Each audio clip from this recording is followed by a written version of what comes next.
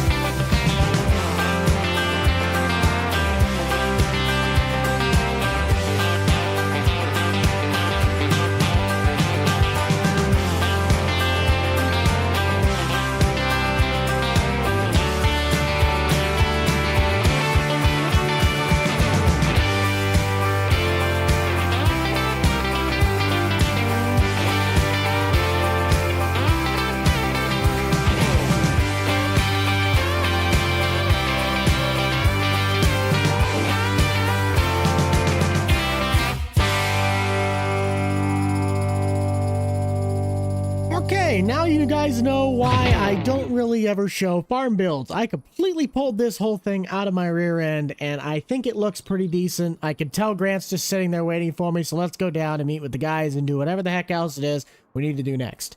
Grant, are you done stalking me over there? Yes. Where'd you find that? Riddleman Buck, long time no see, man. I know, it's been a while. Yeah, it kind of sucks how we're meeting now, but I mean, Grandpa died. He went in the best way possible on the farm, doing his thing he loved. Question. Good to see, but was he watching Alabama beat up on Tennessee on the sidelines, or is that just the way he wanted to go? That's the way he wanted to go. I'm serious. In his Gleaner Combine, and that thing tipped over. He was probably watching that game. I wouldn't be subscribed. You know him. You know Grandpa pretty well. Gleaner. A combine's so great, they only sell 5 a year. Thank you, Tony Reed.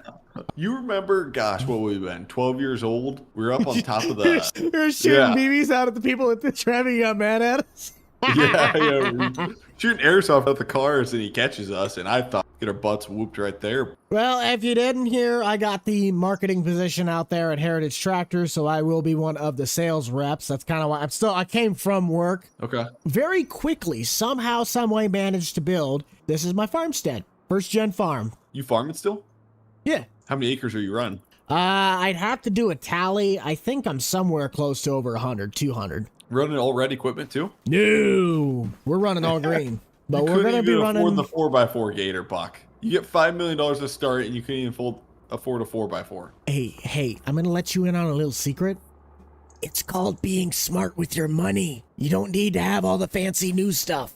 I'm going to be honest. I love John Deere, but, dude, the Gators are just junk. Like, they only go 35 mile an hour, man. Go get something else that can go 55 down a road.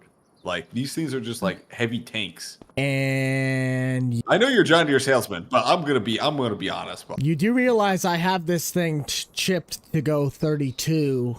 Oh, correct? Oh, wow, 32. My when gosh, you gotta take your, when you have to take your side by side to the dealer because you got to replace $10,000 worth of parts and maintenance, I don't want to hear it. When this thing is still running, when the apocalypse comes in, the only thing that is better than this is a Kawasaki Mule. Prove me wrong. They are 32 indestructible. mile an hour. The zombies will catch you, Buck. You'll be eaten alive in this thing going 32 mile an hour. I'll be gone. I'll be in California by the time the zombies... Isn't that where the zombies come from? That is true. That is true. But anyways, Buck, give me a tour. But right behind you, we have the AGI grain leg. I'm going to be doing all of my own stuff from the farmstead. A Brock grain dryer. Technically, that is a dryer right there, but I wanted the more sophisticated system. So if I want to dry the corn down, drive it into this bay, dry it out, take it out of the auger spout there. Or if we're just storing, that goes into this one, which goes into the 2 back bins. The main storage shed is the bright red shed in the middle of the yard. If you probably couldn't figure that out, well, then you might need to get your sites checked. Off to the left is like my not hobby shop, but secondary storage for smaller implements if I want to just try and get something out of the weather. Fuel tank right behind you. And then this is the cold storage. It's a Quonset behind the roundabout, because this loop will go all the way around back to the front where the grain bins are. Pretty nice Quonset. I mean, it's not like horribly big, but it will get the job done for getting stuff again out of the elements, which is what we want. And then there is a hayloft in the back, which if I want to do some square bales, which is what I kind of ideally want to do, that'll be where those are stored. This is just an old cattle pen area that if I wanted to do like small cattle operation, you could just house a couple of them for beef. Kids could run 4-H out of here too. Yeah, something of that. I got some old junk stuff behind the main shed with a small storage shed on the side. That'll probably be where like you put the mower or something else. I got a pond, so if you want to come down and fish sometime, might get a couple fish loads in. Yep. And then it just wraps back around. I got greenhouses and chicken coops in the back behind the house. It's really all we got. It's a small, simple farmstead. This is nice, Buck. This is really nice. Thank you, sir. Well, if I know I'm going to be selling you equipment 24/7, I got to have a small enough farm that I can actually manage. Oh, yeah, and there's propane behind me because we sell propane and propane accessories. I know where it gets propane now. Do you deliver? Not necessarily. I have to get my hazmat license so that way I can transport it. But if I do end up getting that, then yes, I can become a distributor of it. Perfect. I'm going to, I got to get running. I got to head down to Nate's place. You can hop in if you want. You can take the gator? Because I'll tell him you'll According be to there in you, 2 I'll be days. there. As I say, I might get there in 3 to 5 business days, but we'll see. Hey, your door's locked. There it goes. Oh, there you go. There you go. Perfect. Hey, well, now I gotta shut my gator off. Hold on. 20,000 miles on this thing, Buck. Grandpa didn't use a bunch, but when he did, he worked through pretty hard. He pulled 2 DMI wagons with it. 20,000 miles or 120,000 miles? Because you remember 20. how the gauges work on this. Ooh, I might be wrong. What did he pull? With this? Sorry, I was... That was, yeah, 20,000 miles, and he sends it right into a dang tree. That's the way we do it. So what else is new in your place? Grandpa leave you everything he had? Yeah, I mean, I could show you. It's just right up there to the right. But yeah, he had good equipment. He just kept everything outside. So I'm trying to clean up the farm place. He wasn't the cleanest guy. I'm going to get into some cattle, some pigs. We're getting into pretty much everything. Oh my gosh, what co-op is this, Buck? So that is, just keep going. Just don't take that. Don't take that. This is the entrance to the co-op. That is our actual cooperative. It does have all of the different services. They'll do lime applications, side dressing. I think they might do grain shuttling, but I can't remember exactly.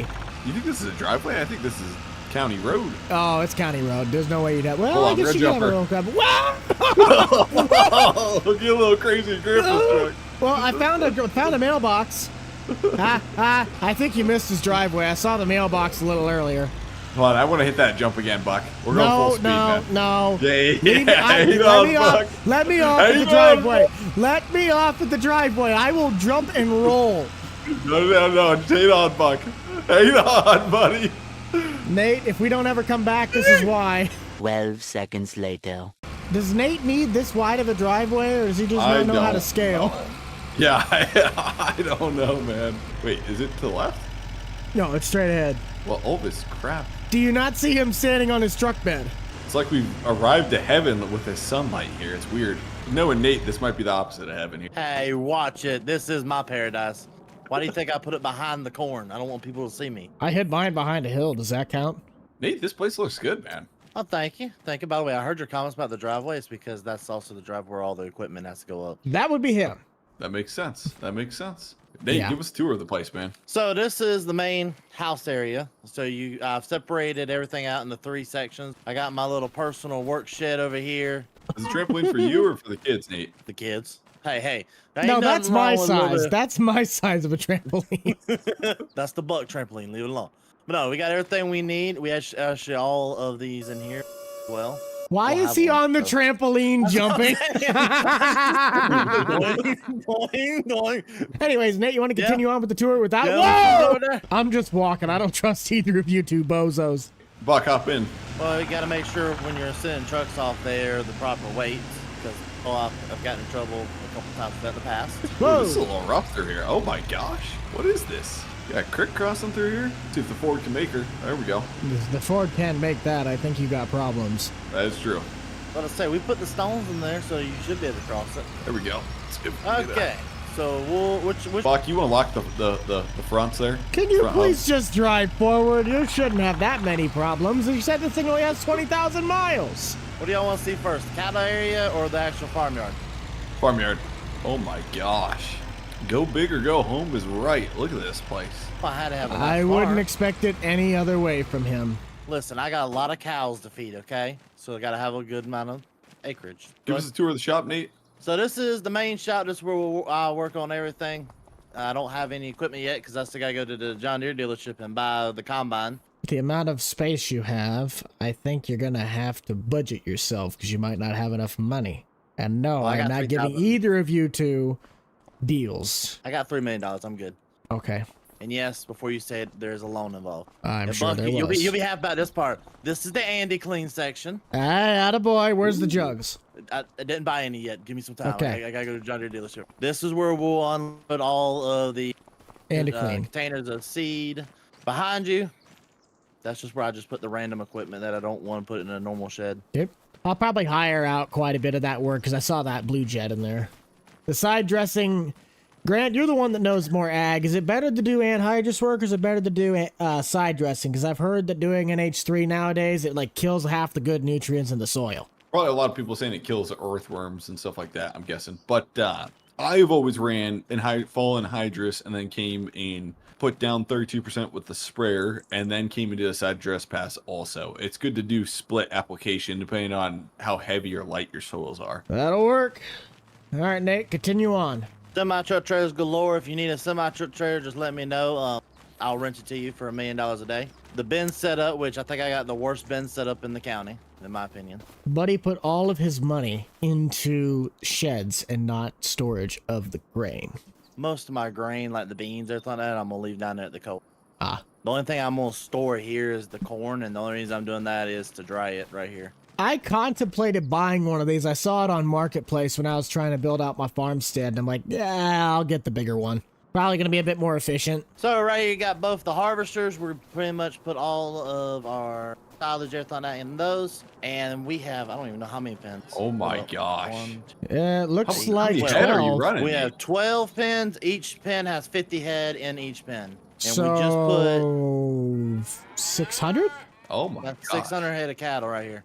This is the main money maker of the farm, the full feed lot. After you make modifications to your account because you can't actually make money. No, I will this time. I figured out if you I will this time. I've learned lessons and I learned, okay? I can learned make something. money and make decent money. Boys, I gotta get going. The wife just called. I gotta get home. So I will see you guys later. Are you guys gonna be at that Syrian auction sale in a couple days? Probably, yeah. Yeah, that retirement Yeah. auction. Okay. I'll see you boys there. Keep your checkbooks at home. That'd be great. No, I got some stuff I'm planning to buy from him. There's a couple Alright. nice combines there that I want to get bought. So we'll see you boys later. Oh, sure. All right, well, see you, Grant. What do you think about my feed mixer this time? I want to get one of these on another operation that I'm helping with. Yeah, it only cost me $30,000 too. Where the And heck it did you holds, like, find that? 30, Well, I guess how many Facebook. miles are on it? Well, I know how many miles are on the truck. 340. 340,000?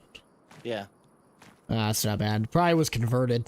most likely was converted. I'm not complaining. I mean, it runs perfect, and I couldn't really ask for a much better machine. I mean, I went through her top to bottom. It does the job. And Well, I mean, the place looks pretty dang nice. It's very spread out. I think I have I haven't seen Grant's place because he got old Grandpa's farm. I got the smallest farmyard of you all.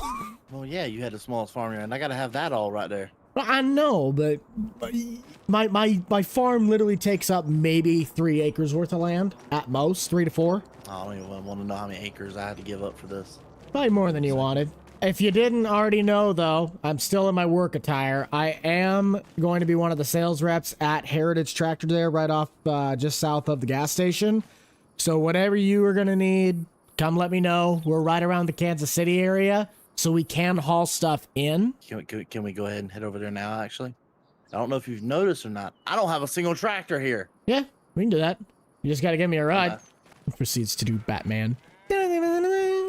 It's a very hungry customer.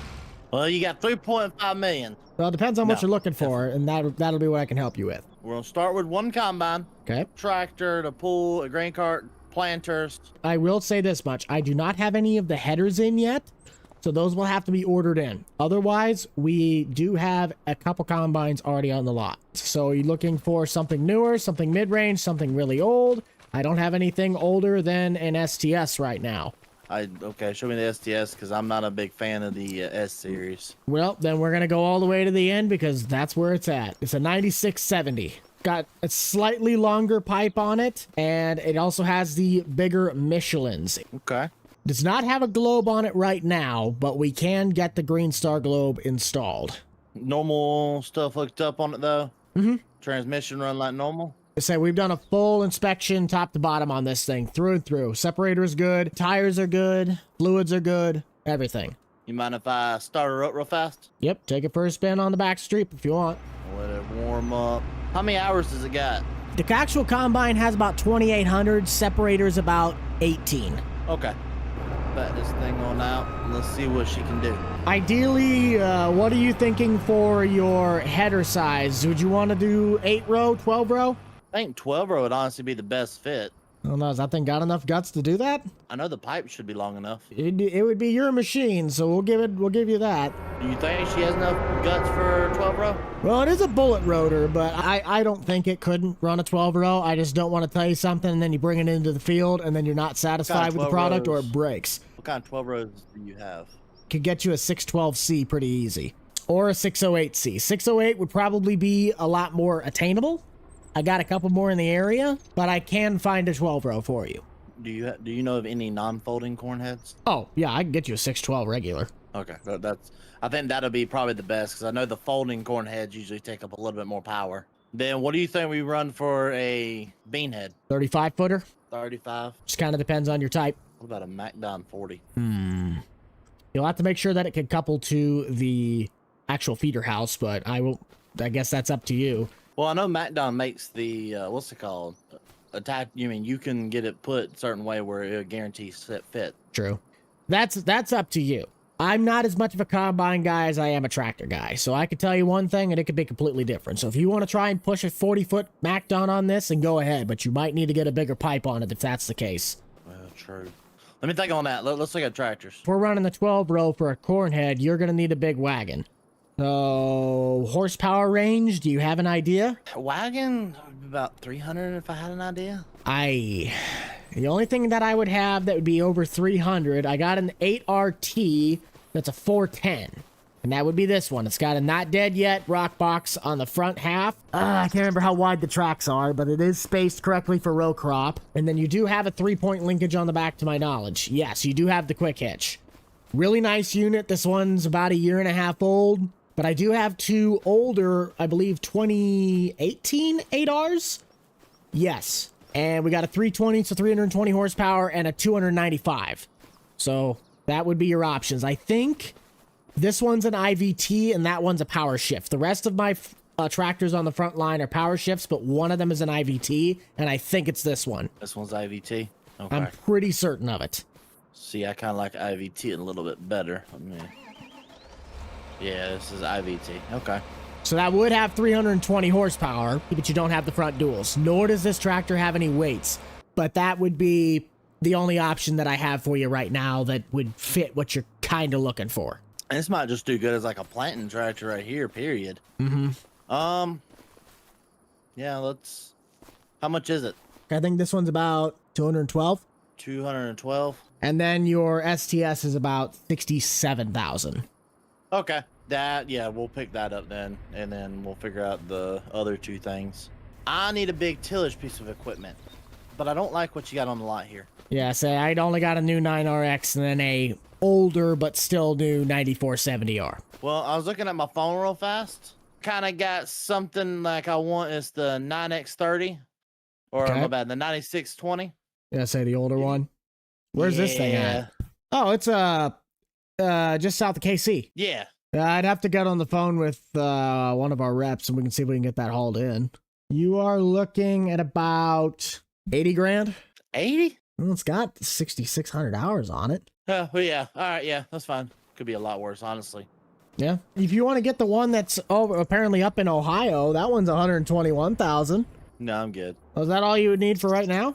I think until after the auction, because I know of a couple pieces of equipment. I want to see what kind of small tractors they were going to have at the auction. You say you're going to need some other stuff, so let's go back and take a look at your tillage and the planting situation. So if you're running the 12 row, you're going to want at least a 12 row or a 24 row planter. I do have two 24 rows and a 12 row on the lot. The rest of the stuff is 16s. These are the two 24 rows. They're brand new 1775s. This is a 16 row, but this is our other 12 row. It's the 1760. I actually want this one is actually what I'm looking for. That's what you're looking for? for? It's kind of compact. It'd be good to get down the road with it. How much are you looking at for this? Off the top of my head, I think it's 33. See, 33,000 sounds a lot better than 330,000. Yeah. Well, you don't have the markers, not the marker. You don't have any fertilizer units. You don't have big seed bulk. I mean, this is about as bare bone basics as a planter gets. Don't they make attach on, like bolt-ons? They do, yes. Oh, crud. What? It don't got the row cleaners. We can get you a set of Rietters. Yeah, we're gonna have to get some road cleaners for this. That'd be about my biggest complaint. So Well, we can get that on in the shop and see if we can get you a set of 12. But if that's what you want to do for that, 33,000 for that, and then if we do throw on some labor for the road cleaners, you can take it home already ready to go. okay. Do you not have a cedar? I have a 1990 CCS coming in within another week or so, but I can't guarantee when that one's going to get here. I think one of the places had like a 1520 John Deere cedar. Oh, a box drill. Yeah, just a simple box drill. I need something that I can plant grass with. If you know of one that's on one of our other dealer lots, give me a ring and we'll get something hopefully brought in. But I don't have anything right now. Tillage, for Deere stuff, we have a 3-section 2410. Pretty standard cultivator. It does have the drags on the back. It does not have rolling baskets, so maybe not the best for this soil type. But 2700 7-shank. And then we also have a 712 field mulcher. Really nice. Got the chisel plow in the back, but the breakup discs in the front to help break it up, mulch. And then you also have the sunflower cultivator as well as a DMI Tigermate, which is basically just a rebadged case, or at least it kind of looks like it. I want the DMI. You want the DMI? That'll go through the field really nice, in my opinion. Plus, this one has the rolling baskets. Yep, that was a big. If it wasn't going to be you that bought it, I wondered if Grant was, because Grant's been after rolling baskets for a while. Yeah, no, rolling baskets, in my opinion, are the way to go. So is the Landau the only one that's like deep tillage that you got right now? Probably. It labels more as a vertical till, but you do also have the rolling baskets. It's going to take some power. I think your IVT would be able to pull it, or especially your 4-wheel drive that you're looking to get. Yeah, for deep tillage, other than the ripper, this is all I got right now. I'm gonna leave it on. I'm gonna leave that here, and I might come back and get it later. I want to look around, see if I can find a sunflower. I mean, everyone's got their personal preference. I mean, I hear everybody go, Deere has the best, Case has the best, and then there's specialty companies like Salford. Hold up, Daddy seen something he wants. Is it the Oliver or the Case? How much? I don't know because it's red. Figure it out. That's a beautiful tractor right there. How many hours you got on her? Give me a second. That thing's got 4,400 hours on it. Okay. And you're looking still at about 75. I think it's 68,000. You know what? I'm actually gonna take it. Okay. I'd rather can it be find green, but it'll work. You gotta have some red equipment, okay? You gotta have some. Do you see Can't my just be hat? green. Do you see my hat? I do, but you gotta have Do me a some favor green. and get rid of the 4-wheel drive sitting next to it. Oh no, I don't want nothing to do with that. I want my John Deere. I want nothing to do with those. But this is here, and it also, you can get triples. Hold on. You want to smell? You smell that? That smells like a impending explosion. It also smells like you're only able to go like 12. Exactly. I'm not doing that. And then the only thing we have for grain transport's the DMI, the Parker, the Kinsey, and then the J&M. J&M's 1,400 bushel. This is a 1,000 bushel cart, and then a small little grain wagon if you wanted something for feed. And then the Parker's 300 bushel things, maybe more. I don't know. J&M is new, right? And No. These are both older models. Really? I thought this was a newer. No, the stickers on them. Look at the stickers. Oh. This is just a very well-maintenanced one. The Kinsey one, I think that's still like a $40,000 cart. And then this one, slightly newer. I think this is a bit closer to 45, 50. So 40,000 and 50,000 pretty much. And I'm getting, this thing holds way more bushel. You know, the J&M for the price holds way more than the Kinsey. The Kinsey was in a better condition though. I think that's why we put it like that. The Kinsey was pretty well taken care of. Like, this one's great, don't get me wrong, but I think that one was a little bit more well cared for. I do have a question. And that would be, how hard do you think it is to get a set of tracks for this? that is not a me question, nor am I going to be the one that does the install. I know you wouldn't be the one doing the install, but you are the salesman. Like, I'm just asking because, I mean, don't get me wrong, I love the dual this, but tracks just do so much less damage. Why don't we just get you one in that actually has tracks from the start so you don't even have to worry about it? Oh yeah, I mean, if you can find me something like this that has that, that'd be amazing. I just gotta don't know find you what's an Elmer's. readily available. I'm going to get you an Elmer's, but that'd be newer. How much would that be? With tracks on it, you're looking probably closer to 100 because they're 150 brand new. Okay, so we're staying with this one for right now, and we'll figure out the tracks later. You got $3 million. What do you got to worry about? Still got to buy more land. That's what I got to worry about. And then I don't even know how much the other stuff's gonna cost me. Anything else I can help you find? Because we got side-by-sides. This would probably be the cheapest gator that I have that's also the fastest. Otherwise, the only other cheap one is the 4x2 on the end. I mean, I kind of wanted a closed one. Yeah, but you're going to be spending probably close to 30 or 40,000 on these because I got AC and all the bells and whistles. I know, that's why I want them. Hey, you gotta have something nice to crop scout in. I think I can get you in this one for 35. We'll take it. Okay. Let's do all your paperwork and get you on the road. And you're delivering everything, right? I can, but it's probably going to be a while. What's a while? Next week? Next month? We can probably get a few things out later today, but I know I can't do it right now. Honestly, what we probably should, probably only thing I'm worried about is grain cart tractor, and the combine and the 2 headers. Everything else, in my opinion, can sit until after harvest. Yeah, so minus the headers for the combine, I got you at 585,000. All right, let me go ahead and send over. Do you need a lawnmower? Not yet. So I got some real nice stand-ons behind you.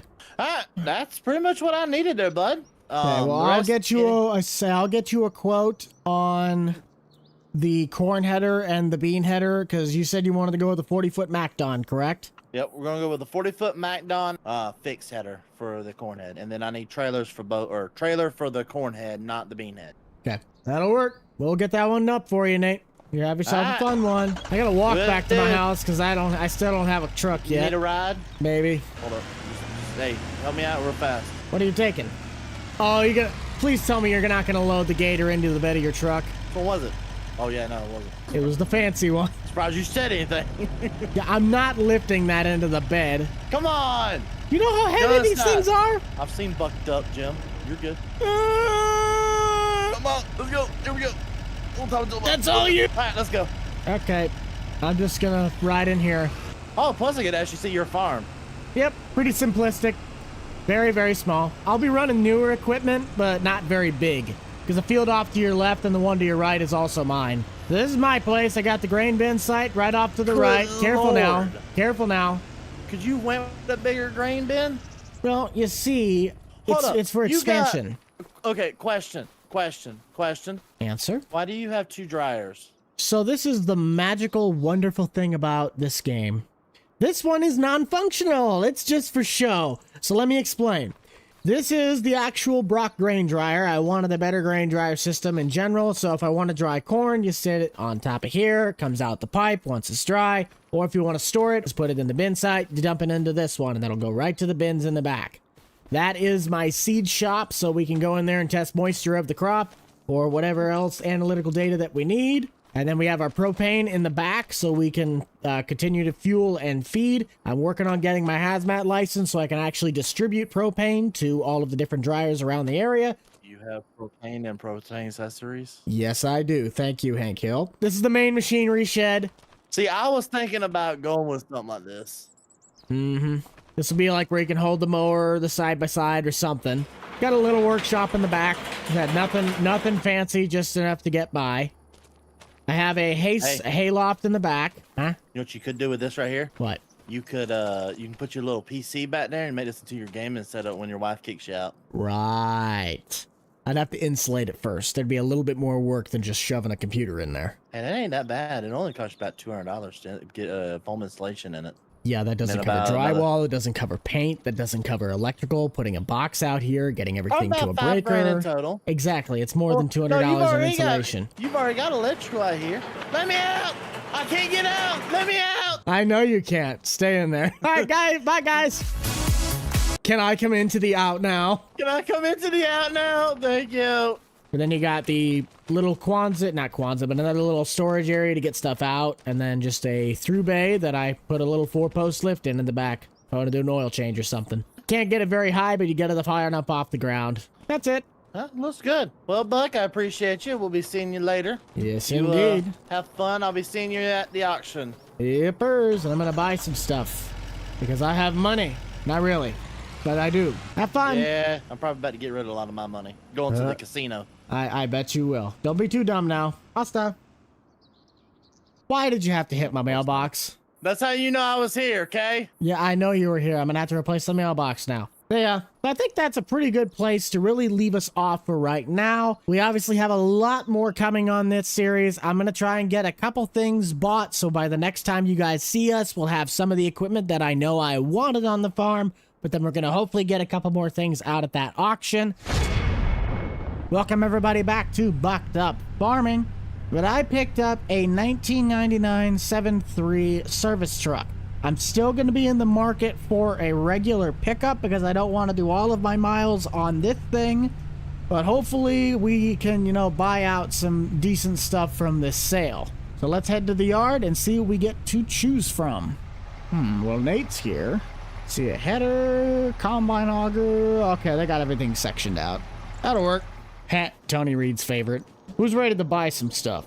Oh, I've been ready to buy stuff. Where did you... He don't know how to park at these places. Okay? But that was the end. Did he drive all the way down? Yeah. I'm like, where did he come from? Buck, pink looks good on you. The picnic table looks good on me. I ran out of shirts. Okay, laundry's tough. Taking a quick look at what we got going on. Ooh, okay. I might look at this. It does come with the plow bracket. That'd be nice to put on a truck. Bobcat, Kawasaki, lawnmowers. Ooh, I kind of like that 330. I already have a lawnmower, but don't really know if I'm going to buy that. They got a pedal tractor 4020. That's worth some money on its own. Don't need a planter, but I will need hay equipment. So this section, I'm probably going to be fighting for, and at least I have the capital to do it. Tillage equipment, might need the cultivator. The only thing is it does not have rolling baskets, but I got something for that, and I will need a sprayer. Forklift, probably want to fight for that. 4020, that's a... Wow, that is really, really nice. Oh, now that I'm gonna... Ooh, it comes with a mower? Oh, we might have to buy that. And other tractors don't need. Cool. Look who showed up. Hey, what's up, guys? Heard there's a little auction today. Gonna maybe bid you up a little bit, Buckaroo. Long time no see. Buck, I thought this guy quit I gotta from deal YouTube with and both of farming. you. I thought this guy retired. I heard there was an auction. Riley Searing Auctions had it listed. Heard it was going, and thought I'd bid you up a little bit. Don't Hey. you have some alfalfa to be cutting? Yeah, I don't need any of this equipment. You gonna buy your third 4020? Yep, looking for my third one there. So I hear it's gonna go 30,000-40,000. We'll see. Oh, it's got pretty more than that. I feel like 1,000 hours on it. Maybe, Well, maybe I'm wrong. you're just in luck. I have no need for it at all. Are you quiet over here? Yeah, I'm just, patiently kind of scoping out the competition here. I see what you're doing. It's the quiet ones you got to look out for. Yeah, Guys, yeah. we might have to look out for this one. He's got the sunglasses on too.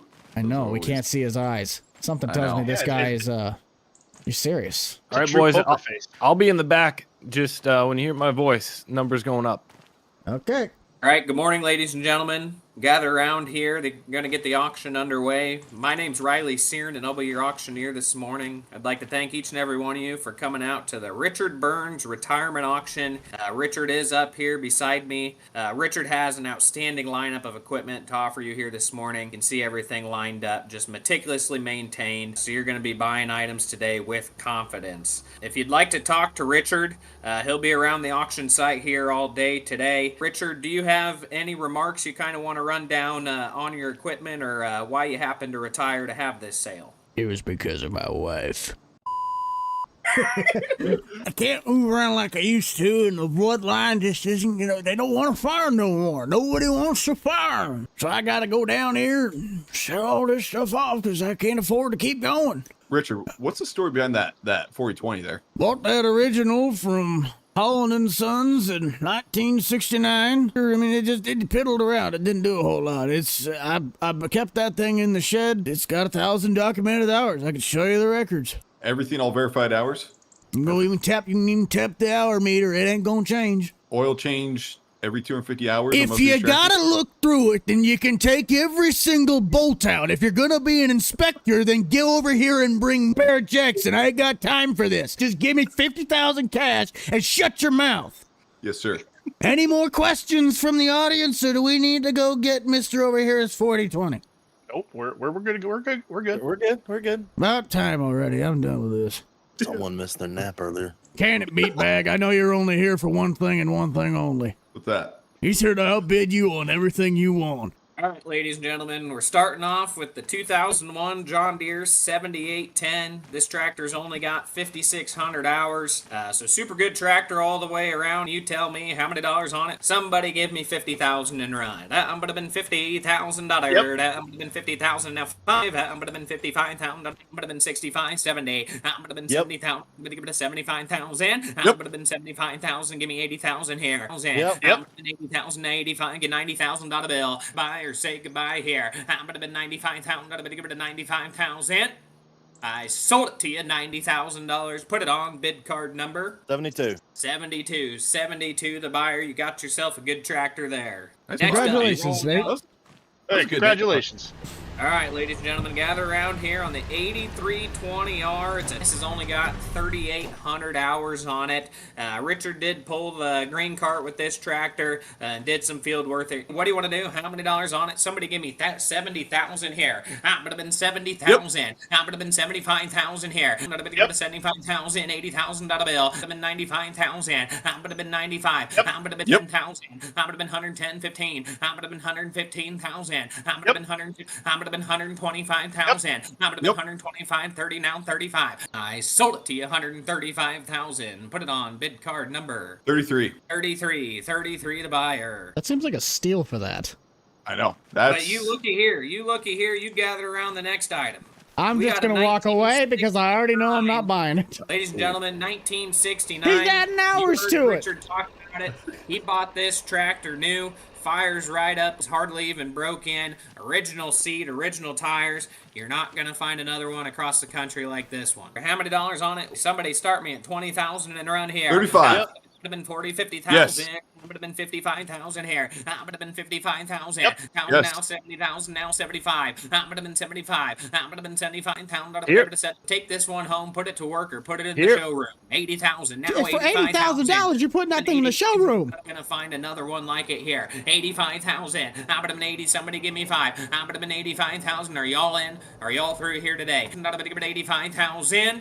I sold it to you, $80,000. Put it on bid card number. Number 4. Bid card number 4 for the Gosh, buyer. I Give them knew a round Spencer was going to of buy applause, that ladies thing. I bet he had his eyes on that thing. That's the only reason he came. For $80,000, you better have a cab. Just Here so we've you know. got the industrial unit. 301A. You get the mower too. You got the rotary mower on the back. It's all going. One unit. Somebody give me 10,000 here. That would have been Dibs. 10,000. That would have been 10. 12,5. That would have been Yep. 12,500. 15. Now 17,500. Yep. That would have been 17,500. And now 18,000. That would have been 18,000. I sold it to you 17,500. Put it in bid card number 35. 35. That's a Card good buy, number. Buck. I think that'll be nice for the ditches. Yeah. This is the Massey Ferguson 98. Yeah, I think I'm out on this one. I know I promised you guys a Massey tractor, but we don't have a whole lot in. Yeah, I think I could get something better. I might try and get the baler down there. That's a Massey Ferguson. So I will come through with my promise, just not a tractor. That would have been 8,000. What's wrong on this one? That would have been 8,000. That would have It's been red. 8,000.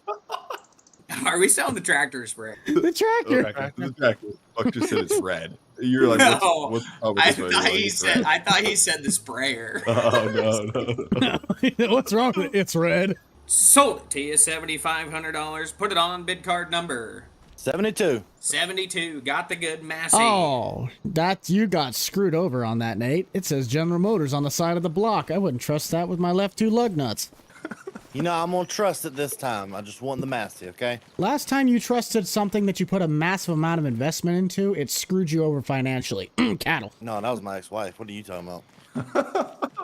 What's the difference? My You know, you're not God, wrong. dude. You're not wrong. All right, driver, pull it. All right, bidders and buyers, pay attention here. We're going to make a package deal. All the hay tools all together. One package. It's going to be one money here today. Go over, inspect them all. We're going to get underway. I said that baler's like brand new. Do you know, has he ran Richard. a single bale through it?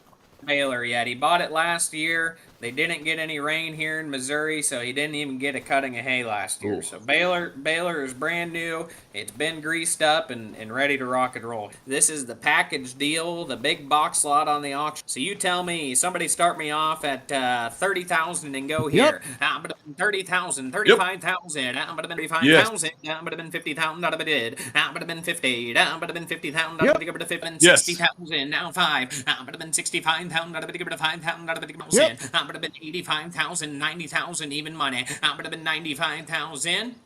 Yes. Oh, you! I hate you. 85,000 here. I'm gonna 90. Get 5. I'm gonna 95. Yes. I'm gonna 95. Now 100,000 here. I hate you with a passion. Opportunity employers here today. 110,000. 120,000. Yes. 120,000. Now 125 grand. I'm gonna 125,000. Now 30. I'm gonna 30. Sure. Go for it. I'm gonna 130,000. I sold it to you 125,000. Grant, put it on by number. What? 33. What? What? 33. I threw a bid in. What? Auctioneer, you completely missed Buck. He said when you said 30. No. Well, just take it. I can buy a baler cheaper for that. Just take it. I'll Take let it. you guys Nope. handle that after the No, auction. I'm not dealing with that. Get your butt out of here, Buck. I got it, boy. You have more money than brains on that one. Wow, that was, yeah. Sorry guys, lost out on the Massey. I'll try and buy something later on. And that was a bidding war if I've ever seen one. Oh, I thought I had it. We got 2 good units. Richard didn't run these 2 rampant. That Kawasaki was actually his wife's. We're going to sell them choice. So you tell me how many dollars on it. What do you want to give here? Somebody start me off at 5,000 and go. I'm going to 5,000. I'm going to 5,000. I'm going to 8,500. Out of 12,000. I'm going to 12,000. Now 12,500. 12,500. 15,000. I'm going to 15,000. Now 15,500. I'm going to 15,000. I'm going to 18,000. I'm going to 18,000. I'm going to 18,000. 19,000 here. I'm going to 19. I sold it your way. It doesn't 19. matter if I keep saying. Is he just going to keep bidding it up? 72. 72. Which unit are you picking here today? Kawasaki. He's taking the Kawasaki. Runner-up bidder. Do you want the Bobcat for the same money? $19,000. I'll take that. 35. He's gonna take it. Bid card number 35. We've sold the Bobcat and sold the Kawasaki. 19,000 apiece here. Moving on. Yeah, I got the better deal out of that because you know why? I know this one had a 3-point on the back. Gather around here. We've got 2 tracts of land we're gonna sell. It's been in the Burns family for many generations. Richard decided to sell these because his wife Carrie wants to buy a vacation home down in Florida. NCCPI on these tracts is 60. We're gonna sell them choice. Great farms, good building sites. Do what you will with them. Somebody give me $5,000 and run here. Been 5. Would have been 5,000. Not a bit 5,500. That's in. You're all out. Now 6,000 even money. Not a bit of 6,500. Now 6,750. That would have been 67.5. 67.50 here. That would have been 67.5. That would have been 7,000 and 7 1/4. 72.50. Now 7,500. That would have been 82.5. That would have been 82.50. That would have been 82.5. Now 8,500 even money. 8,500. That would have been 8,500. Now 87.5. 250 here. Now 9,500. That would have been 9,500. Richard did just tell me this has been in his family for 78 years. 10,000. Jump in. That would have been 10,000. That would have been 10,000. That would have been 10,750.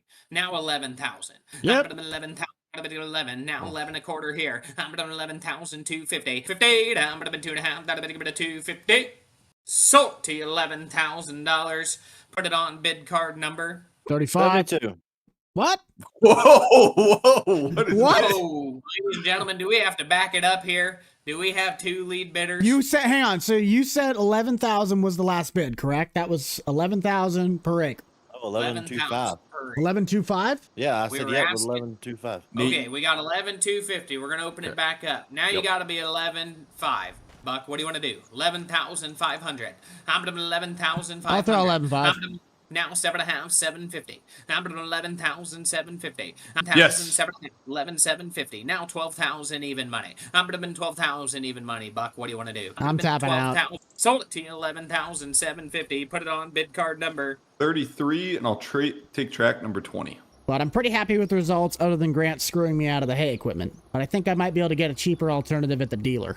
The first thing that we ended up buying was the John Deere 301A. But this tractor I actually know of. I've seen one of these in person. But I also bought the forklift for $10,000. Bought the sprayer for $8,000. I wanted the Tiger Mate, but I didn't end up buying it. I did buy the Western Plow. It comes with the mount. I got that for $2,000. Obviously bought the Bobcat via the choice, and I knew, because I looked at it earlier, it has a 3-point on the back. So if I wanted to get one of the soil probes, I could actually use that. Also picked up the Novelty 330 for $2,500. And out of the two pickups, even though I wanted the white 350, that's got a 6.0 in it. Nothing against them, but this had a 7.3 IDI, 285,000 miles. It's been through the ringer. It's probably got leaking axle seals and anything else in between. So I paid $11,000 for that. And I bought the grain truck for $20,000. With the land at $114,000, implements, it was $71,000 plus the $114,000 puts us at $185,000 totally invested in the auction. That's pretty good for a chunk of land. We still got to write the check though. So let's get that done. And we'll head back to the dealer and try and get Nate his stuff shipped off because we got him on the trailers. Speaking of Nate, I think he's chasing me down. Hey, Bucky boy. Hang on, I'm writing a check. What you need? Hey, I got to talk to you real fast as your dealership person for a minute. Oh, okay. So what's the deal? Or what's the spiel? Well, I mean, technically this is a better combine. Yes. I think I'm going to keep the combine. You're going to keep the combine, but you don't want the 96. Yeah, I think we're going to let the 96 stay there at the dealership.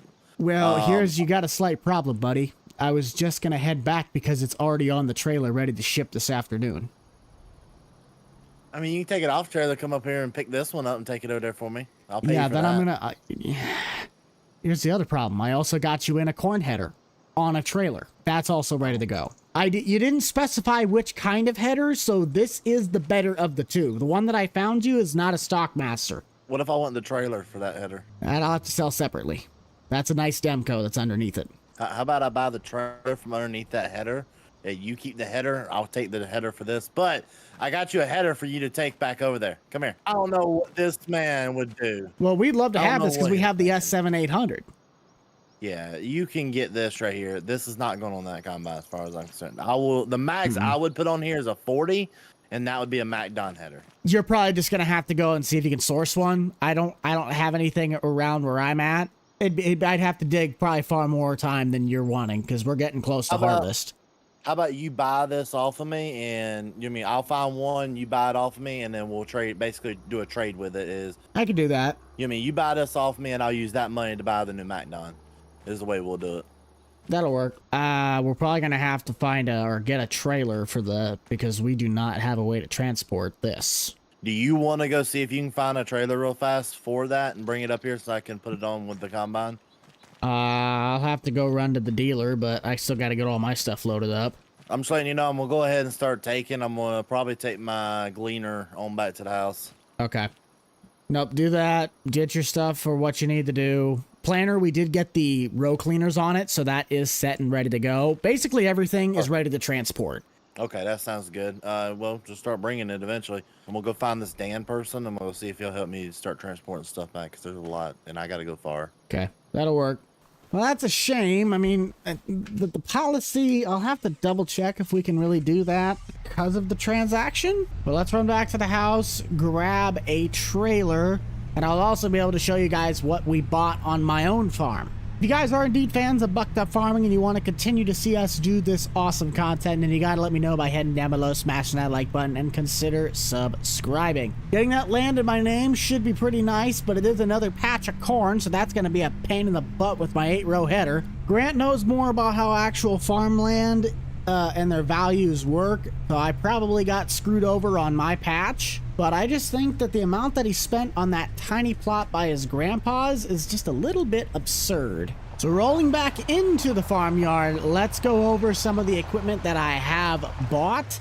That way you guys can judge me for the comment I made to Grant earlier. Obviously, we had the Gator beforehand, but here is our harvesting setup. So we have a S760, a little smaller with a 608C. Probably should have went with a 708, but I couldn't find one that was within my area. 8345R, it is a power shift, along with a 1300 bushel Elmer's Hallmaster. I got a 6420 loader tractor. This is hopefully going to make a really nice addition. That way we can at least have something with loader arms. Even though I just bought a forklift. Dang it. I don't necessarily need that tractor as much anymore. In the side shed, we have my lawnmower. I went through Heritage and got one of the 1025Rs. It's got a 60-inch deck. You can't just not have the 56 with a plow blade. Not like really gonna ever do anything with it, but it'd be nice to kind of clear everything around. But here is a 2660 vertical till from Deere. This I also got through Heritage Tractor. It's got 2 sets of rolling baskets on the back, so I guarantee you if Grant bought high horsepower, he might be borrowing this from me unless he tries to buy the Landall. In the cold storage, the only thing I really have is the Volvo Semi and a Merit hopper bottom, which is, I kind of wanted that hopper bottom, but I think it came with the GMC. I don't quite want that Semi. Trailers are only 22.5, might as well just go with the grain box. And then the 35-foot Deere on a 38-foot Demco.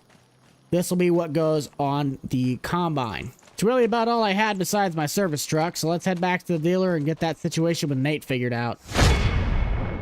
We have an update on the header trailer situation. I basically had to buy one that was brand new. We got to get the 96 off the trailer and back on the lot so we can get the other one picked up from the north side. And yeah, planner's already done. And I believe we need to take the header, while we're at it, off of this truck. We're going to be charging Nate mainly for the road miles, because I'm not necessarily responsible for picking up his auction purchases. I don't think that's in my contract agreement, but we're still going to hold his money on the combine. I really don't know what our policies are when it comes to, I bought this, realize I don't need it anymore, so here's it back. You can't really do that. People try to do it in the auto sales market all the time. If you guys have never heard of Jack Morgan, he covered that exact issue. It really sucks, though, because I was so excited to be able to sell the 612 to him. The only thing he really got out of that deal, in my opinion, has to be the Stockmaster. This is not a Stockmaster header. Maybe somebody will come in and buy this thing. I don't know. It might just be better to put stock stompers on the back to compensate. I'm assuming he wants the combine first. We're going to have to go up anyway. We'll probably just have Corey or Daryl follow us with the Ram, and we'll pick the combine up with the Peterbilt. This will be our first major run with the Peterbilt, so this will be nice to see how well it performs.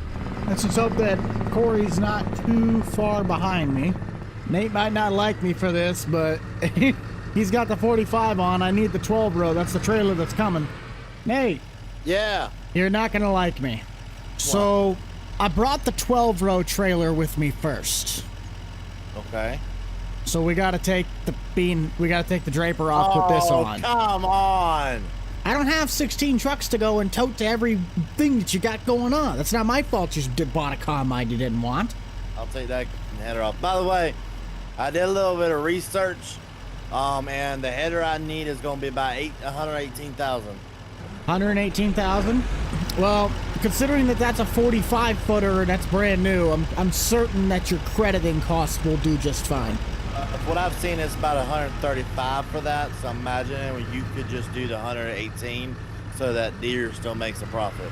Yep, I'll move this out of the way so you can squeak it. Might have to back the Ram up a little bit.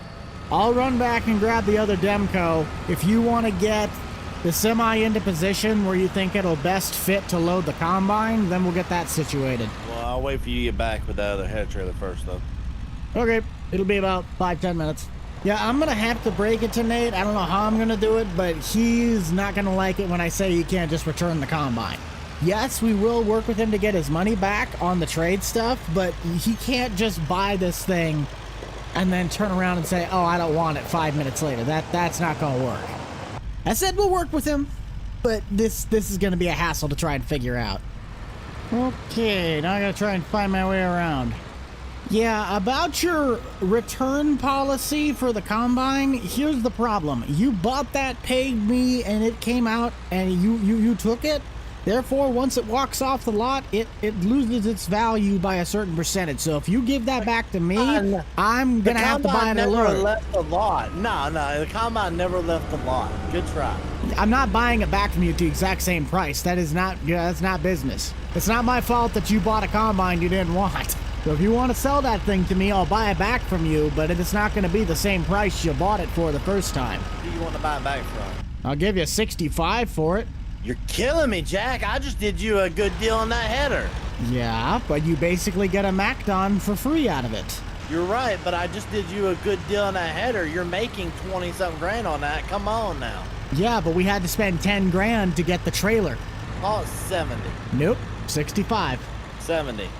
65. The dang thing never. 65. It never left your stinking thing. You are making plenty of money on it. The best I can, because we had to buy the Demco and the amount of road miles we're doing to cover to get all this stuff from you to that, we're going to spend that much in fuel and maintenance, so 65 is the best I can do. No. It's no, either on 65 or that combine will come to your house. If you don't want that combine, you can get $65,000 in cash, otherwise you got a combine sitting on your property. I would rather the combine be sitting on my property and I resell it for 80. And if that's what you'd like to do, then you can. I'm not trying to hose you over here. I'm telling you what I'm trying to do here. We got to run the business. You're not running the business right, though. All I'm going to say is we all heard that man say he was going to spend $200,000, okay? I did not hear any of this. I just wanted to make sure he was, and I messed up. Again, that's not my fault that you screwed up. Yeah, this has absolutely nothing to do with Heritage Tractor. But hear me out. Yes, the combine never did leave the shop. We were taking it out to transport it to his farm. But he paid me the $80,000 that it was going to cost to buy that combine. Therefore, it is in his possession. He pays me to ship it. It is on the trailer ready to be shipped, and he says, no, now I don't want it. I screwed up and bought something I didn't want, so I want you to take that combine back and give me the same money that I gave you. That in business does not check out any way, shape, or form. They will not do that. In my opinion, that is not the dealer's responsibility to cover your screw up. So let me know in the comment section if you think that's true or not. I might be completely wrong. I've worked in sales before, but I've never had to deal with something that was that expensive at that quick of a turnaround. Looks as though Nate got the combine on the truck. Let's head over to his place. I got a question for you real fast. What? Do you know of or do you have any silage harvesting equipment right now? Kind of hard to find in our specific spot, but not to my knowledge, at least on the lot. Okay. If you can look around and find something, we could try and get something hauled in. But, that's all I got. For those of you guys wondering what map we are on Ray County, Missouri. Now, I will say that it kind of feels like I'm in America Truck Sim hauling this thing. And, of course, the back tire of the combine fell off. 12 seconds later. Did about the best I could to get it back on the trailer where it wouldn't cause problems. Oh, shoot, I didn't even think about this. I might have to floor it to get over the railroad tracks. Trailer might be too low. Ah, we're good. Where you want it, Hoss? It's your truck. It's your combine. Bring it up here to the middle, and I got to put it into this shed right here. And by the way, Buck, what I might do is I'm going to go ahead and start looking around for a silage chopper, see if we can do some kind of trade with a silage chopper. For what? For that other combine. Okay. So you get 65,000 credit. That's all we can give you. We'll see. I might have to talk to John. Good luck. Well, that takes care of all of Nate's stuff, at least for the time being. I'm going to try and get the semi parked up and then transport my stuff back. I would use this, but you know what? That's not very just to use company vehicles to take care of personal tasks. Except I need to haul that out. Dang it. That's a task for tomorrow. I think I'm going to start with my new pickup, then grab the tractor. If that pickup runs decent, we might look into getting a gooseneck trailer for it to tote around. This would probably be the more ideal pickup to do that, but it's obviously got the service box on it. I know the boys kind of want to get to the harvesting season, so we're going to have to get everything organized and planned out ahead of time. Let's just double check to make sure that land is now in our name, which, yes, it is in the process of shifting over. That is awesome. Hey, you know of any good trailer dealers around here? I don't know of any good trailer dealers, but there's a trailer. It's the only one I'll ever buy. I gotta look up the name now. Here, let me grab my B&B? B&B trailers, dude. B&B well, or mid-zone? I'm looking for more of a gooseneck, because I gotta see if I can. I bought the 7.3 behind you, and I think this had a gooseneck in it. Yes, it has a gooseneck ball. Beneke Trailers, or Beneke Enterprises. B&B trailers, dude. By far, some of the best trailers, in my opinion. Maybe we'll figure something out. I don't know. I gotta get this truck loaded up. Okay, sounds good, Buck. Yeah, I don't mind the 17-foot trailer that I already have, but if we're going to be toting things around, especially in bulk, it probably wouldn't be a bad idea to invest in something like a gooseneck. I'm kind of limited with the older truck for its towing capacity. Let's just kind of see what's on the market. Well, there's a Lamar tilt deck, except I'm not really looking for something like that. Classic PJ, as well as the bigger one. And it seems to be about it. I need to look on Marketplace. Maybe I can find something on Marketplace. I don't know if it's just me, but it seems like everybody on this save currently drives a Ford. So there is definitely nothing wrong with that. I'm just kind of shocked because I know we got some... Whoa, hello, that's loose on the gravel. But I know we have some Dodges and Chevys in. Probably take this truck into our little side shed so we can do an oil change on it. Look at all the fluids, make sure it is checked over nicely. And I think... trying to decide which pickup I'd want to put the plow mount on. This would probably be the more ideal choice to put on, but the service truck would have more weight to it. Let's go grab the rest of that stuff. Oh, cool. The map finally updated. Yep, that plot is now mine. Trying to think of the best way to haul this stuff back. I wish there were some trailers on this sale. Well, I guess we'll work with what we got. Yeah, this thing is awesome. I really and specifically wanted this tractor. When I saw this thing was on the sale, I had to have it.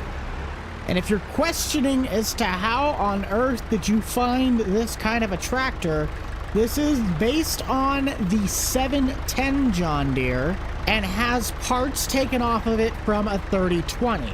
The wheel set is from the 3020. This faceplate is from the 3020. The side vents are from the 3020, and then the exhaust pipe. The rest of this is all the 710, and then I made the badges for John Deere, 301A, and so on and so forth. Oh, also the canopies from the 3010. I think with this being our scale representation, we should be able to haul this back and the Bobcat on the next trip. Might be able to... we'll just come back and get it. If you guys would like to check out the wonderful provider of our servers when we are doing Bucked Up Farming, that is G-Portal. Really, the best part about it is that I got a link that you guys could find Bucked Up Farming servers right down below. You guys are really going to get a long haul video for the day. We didn't have a video come out on Thursday like I usually do, but this will probably be a pretty dang long episode. We're going to stop by the dealer real quick because we have the transfer ownership mod installed, so I will have this transferred into my farm's name. You know, I just now thought about it. Why on earth would I put the plow mount on this pickup? This is a two-wheel drive. I also really got to learn to mark these intersections. I've used this as my main drive like every time, and that's not the main entrance. But that's slightly by design because that's our good stuff. I cannot wait to mow the ditch sides with this thing. If I didn't buy this thing at auction, there was a specific Massey Ferguson that I was looking for, but the 6420 kind of took the usage of what that tractor would have provided. So really there was just no place for a Massey on the farm yet. If I'm gonna buy anything, it might be the haying equipment from Massey. So to my AGCO fans, please be patient. I will come through with my promise, just not as fast as I thought I would. Just gotta cram this thing up against the wall and get it out of the way. That thing's gonna be real fun. As for the top kick, I see this being a pretty versatile truck. With having that plow mount on the front, I really think I'm going to look into getting a snow blade. The other thing I'd like to maybe get into is seed production and running my own seed treatment. However, I might run that operation out of... might even have to build a new shed for it. I don't even know where to start for that. I think we'll put this down in the Quonset to get it out of the way. But the shed wouldn't need to be like huge, we just need to have the system enclosed.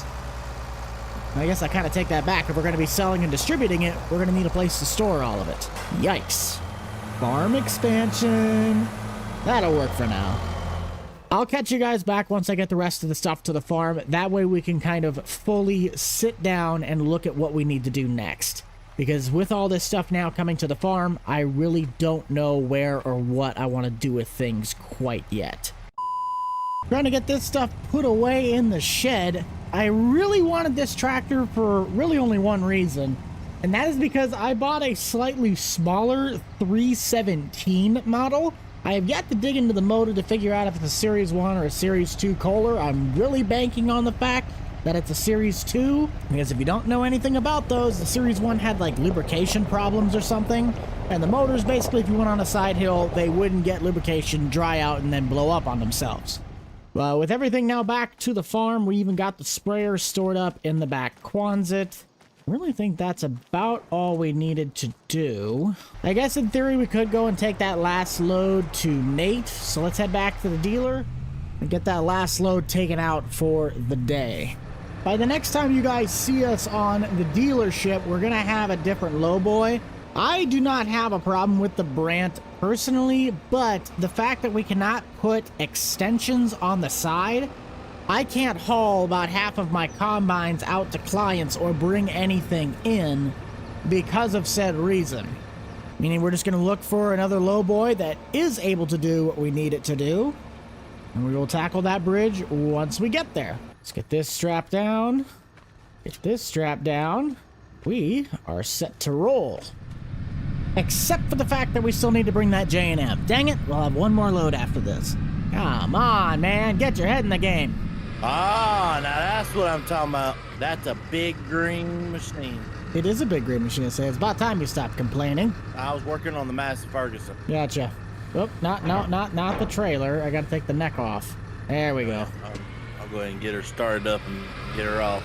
The only thing I still gotta haul back from the dealer, besides, you know, the combine, is the J&M. Don't haul that combine out here, because I'm probably just going to use that on a trade-in for a forage harvester. Okay, well, it better be pretty quick. I'll give you a week. Oh, well, I got less than a week, bud. I've got to have the forage harvester ASAP, so I'm actually about to call my bank here in a minute and get the finances for the forage harvester equipment. Okay. You said 65, right? Yep. All right, I'll calculate that in. I'll call you a little bit later. Sounds good. A very arrogant yet confident team leader once said, I love it when I win. we had a really weird cold spell fall across us on Ray County this week. I'm going to try and dive just a little bit into corn harvest, but I have some plans that I want to run across you guys. Let's go head over to the gas station, meet up with the crew, and we'll try and dig ourselves a little bit out of this snow wave. I could probably use my truck to get this stuff out, but I feel it'd be just a little bit better to try and use the box blade. I might take my pickup to Coffee. I don't know how bad the roads are yet. If you have no idea what Midwest weather is like, seriously, it's 30 degrees today and it's supposed to be 78 and raining tomorrow. I wanted to start at the plot that I bought on auction, but I just don't think that the travel and transport is worth possibly taking the combine off the road. So we might start with the patch that's behind my grain bin, or we might start getting into this big plot on top. You freezing yet this morning, Dan? This is some crazy weather we're having, especially for October. Let's get inside. It's a little nippy out. Is her? I don't know why I'm still wearing my sun hat. It's overcast right now. What's a hat? Stacy, can I get just ring me down for 2 large coffees? I'm gonna drink them all. 2 large coffees? Yeah. What'd you expect from me? Creamer for me, though. Creamer for you? I just drink mine straight black. So what got you up and down in this area? Got contacted to come and help. Nice. Well, it's good to have you back, but how were the roads? I mean, they weren't bad. I mean, some things were a little wet, but other than that, it was just, smooth sailing. Yeah, that's about what I thought. Oh, here we go. The coffee's right here. Ah, there it is. That's a Homer Simpson donut. Well, no, because it's missing the pink frosting. Ah, yeah, it's missing the pink frosting. Do they have hang on. Do they have a sample tray of brownies? Ooh. Don't mind if I do. Hold on. Where's everybody else at? They get snowed in? Maybe the side roads that they have to take are kind of packed down, but main roads are completely fine. I might journey up to Grant's, because I haven't seen Grant's yet. I mean, if you wanted to come with me, you can. Sure. Just brace yourself. It might be you're a little tall, but you'll be fine. I think I got a handle on things. Yeah, it's like I could have taken my truck, but I didn't know what the situation with the roads were like, so I'm just going to pick something heavier. Yeah, I mean, my truck handled fine. I mean, the roads seemed fine and everything, so I wasn't 100% sure. I think your tractor will probably handle things a little bit better. Rather be safe than sorry. That is very true. Well, there's like no one on the roads either. I mean, I don't blame anybody. I wouldn't want to be out on this. I feel like I see something over the horizon. I think you're right. I think that might it be Nate. That might be Nate. I think so. Oh, Grant's not up yet. Look at his driveway. Yeah, hasn't even been plowed yet. Well, let's see if... Yeah, that's Nate. Did you make it up here all right? Yeah, I had to buy a snowplow the other day when I saw there was snow in the forecast. I have to say, I bought that one at the auction. That came in handy this morning. I didn't think we would need it right now. No, we just had because what, it's supposed to be like 78 tomorrow? Yeah, I don't understand it. There's your Midwest for you. Exactly. They're predicting like 80s in November, but yeah, right now we're going 30s or 25. My bad. Well, what do you have on your books? I know Dan says he's going to be helping with you, but he's currently still in the tractor. Kind of warming up a little bit. I got a lot of harvest to get done. After I got done with silage chopping, I decided it was time to get started on bean harvesting. Mm-hmm. Well, I'm not going to touch beans right now. It's either beans or corn, and I'd rather not touch the corn yet. These don't even look like brownies. They look like just brown bricks.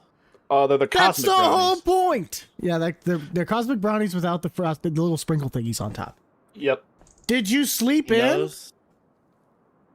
I was up late last night. And apparently he doesn't know how to put a jacket on either. No, it's 20 degrees out and this dude's walking around in a polo. Jackets are for wussies. Tell me that when you get frostbite. Not like you're gonna get frostbite in 21 degrees, but hey, anything's possible. You guys get breakfast already? We got breakfast, lunch, and dinner. Ooh, you get some for me? No, Oh, I thought you were my No. friend. not when you take We 5 gave yours hours to to get Dan. here. Yeah, Dan got free breakfast. Nate, do you have that second combine you bought by any chance? Because I'm looking to buy one. Nope. I sold that. So, Buck, it's at your dealership? Yeah. You got a couple combines there? I got to get one bought today. I have, yes, literally the setup that Nate bought, he sold like half of it back to me. Okay. I've got a Kinsey grain cart I need to trade in too, because I accidentally bought two Kinsey grain carts. So what's on everybody's agenda? Because I know Nate says he's diving into beans. I'm going to try and take on a little bit of corn. What about you? I don't think dude, Nate, I love you, Nate, but beans, man, beans in snow, you're going to be cursing a storm up there. So I'm going corn. I got more beans than anything, so I'd rather go ahead and get the beans off before more pods drop on the ground. It might I be. trust It my might, Mac Well, Hannah. I'd say you got the Macdon now, didn't you? they might be About to frosted out to where they actually harvest really good and they're really brittle. I could be wrong. Well, the crop isn't really going to harvest itself. So if you need to do anything at the dealer, Grant, you're going to have to stop by like now because I got to get stuff prepped. Okay. Well, it's already I'm gonna run technically there. prepped. I've got a grain cart. I think I could pull it with my pickup truck. I'll be over to the dealer soon then. Oh, if that works. jeez. Grandpa put 20,000 miles on that truck just for you to absolutely destroy it. Hey, dude, you should have seen some of the stuff Grandpa pulled with his truck, man. He about pulled the Titanic. He would have if he could have pulled the Titanic with this thing. I'm serious. I think he was you a and good him man, worked though. on the same brainwave a little too much. If you guys do enjoy Bucked Up Farming and you'd love to see us continue to grow our series, you gotta let me know. Consider smashing that like button and subscribing down below. If Grant's gonna buy any combine from me that'll be affordable, it'll be that 9670. Luckily now we have a trailer that can support hauling a wider load, so we should be able to transport it if Grant needs us to.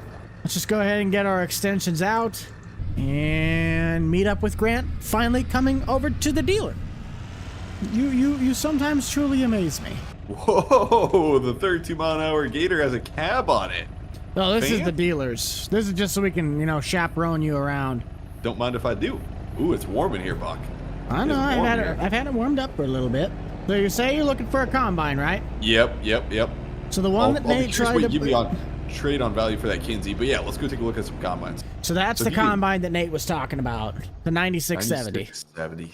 Oh, That is the only combine that I have that's not brand new. Where'd you go? There you are. You don't have any other used combines here on the lot. Well, they're used going down the line, but I've also been having people buy. It's harvest season. So we got a 770 and then a 780, but the 780 has a static hopper and the wide tires, but the STS is going to be the cheapest.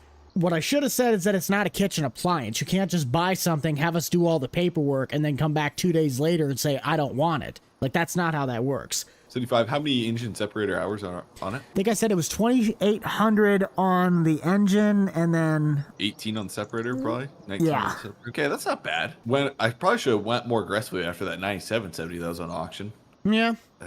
Does it come with any globes? A couple other ones come with globes. So this one has all of that Green Star prep in it. We don't have a globe. I think the guy, when he brought it in, had a 3,000 globe on it, but it does have the ability to run a 6,000. The only header, though, that we have on the lot is a 612C that is not a Stockmaster. So you'd have to probably get stock stompers if you wanted to try and at least do something with that. Yeah. Well, okay, what about if I added a hopper extension? Do you guys have any in stock that one of your mechanics could install quick?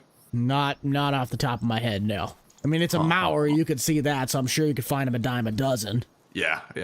No, check it out. If you want to take it for a quick spin, you can. This does not have rear wheel assist. It's just a 2-wheel drive unit. Yeah, that should be fine. What's your best deal you get on this 9670 buck? Considering all the nonsense we did with Nate, I can't sell it for any less than 75.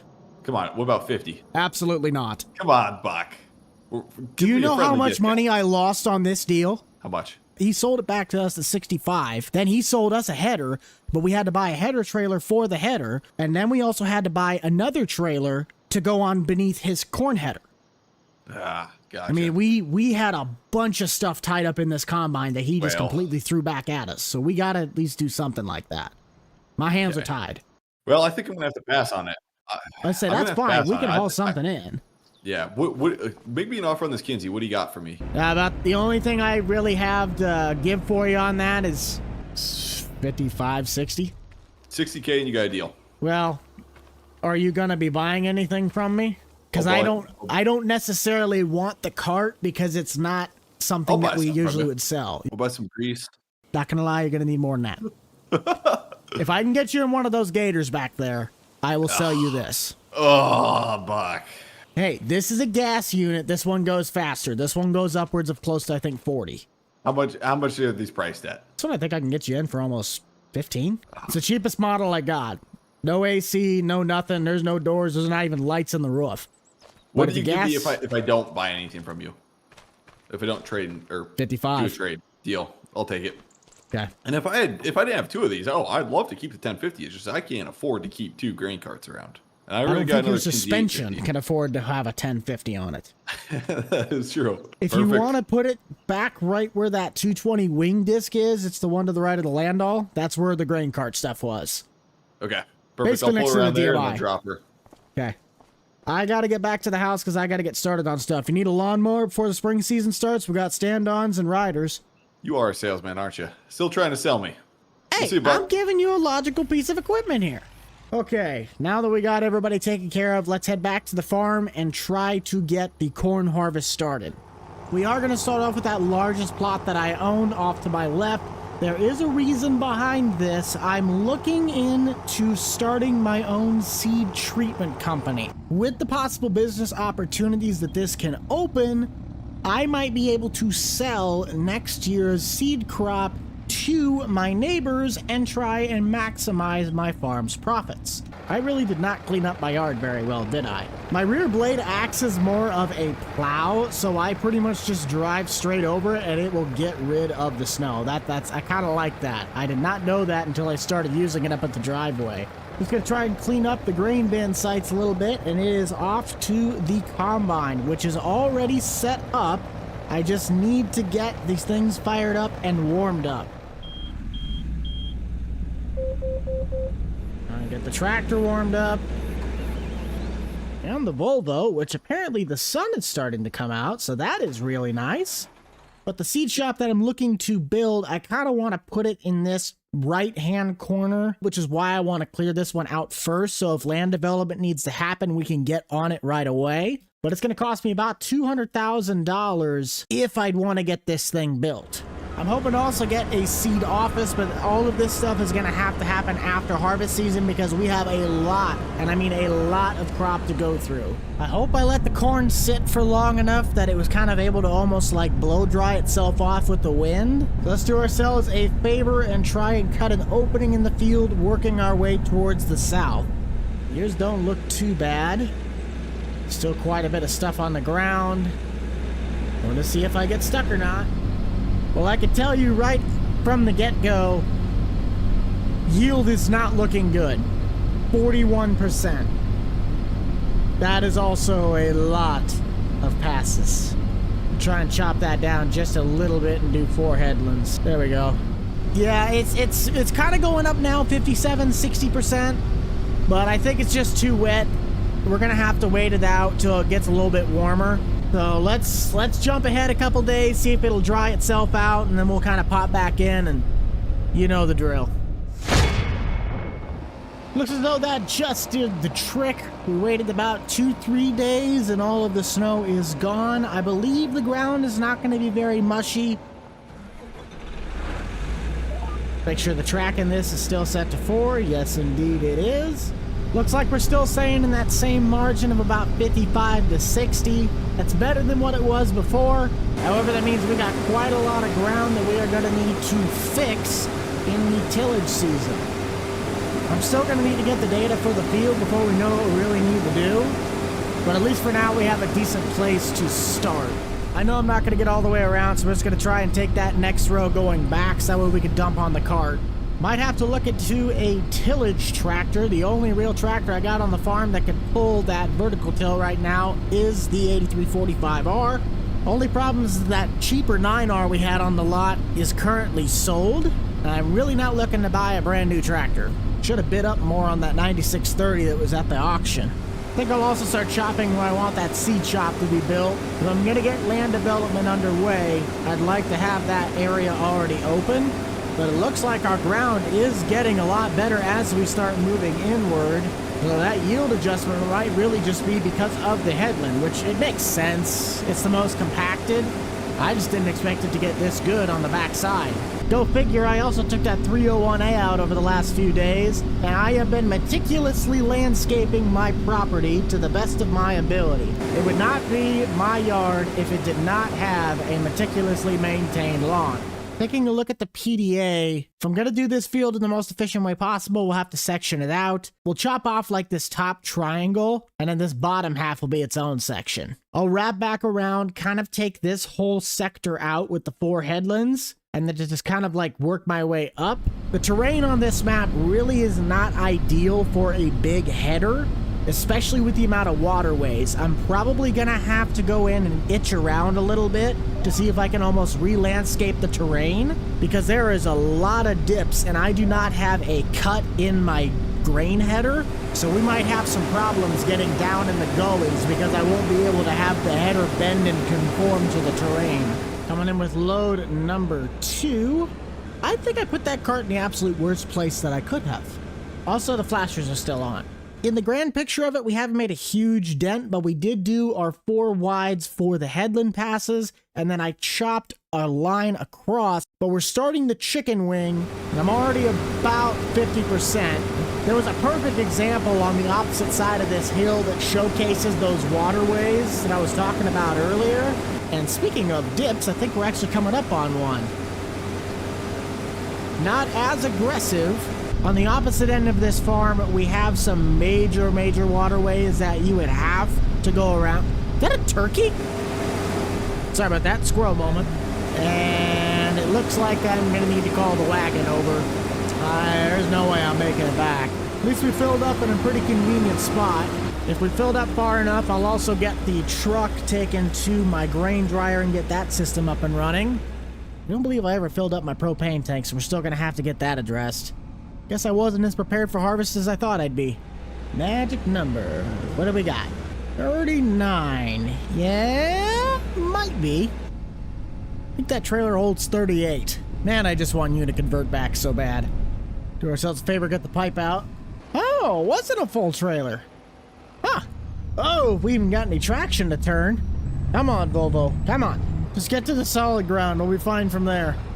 Never mind. No, we're not. Take a scoop out of the hopper and bring it into my grain analysis shed and see what the moisture level reads. I'm not anticipating anything less than probably 18. It's going to need to be dried down quite a bit. But I kind of overshot the grain dryer. Just going to readjust. There we go.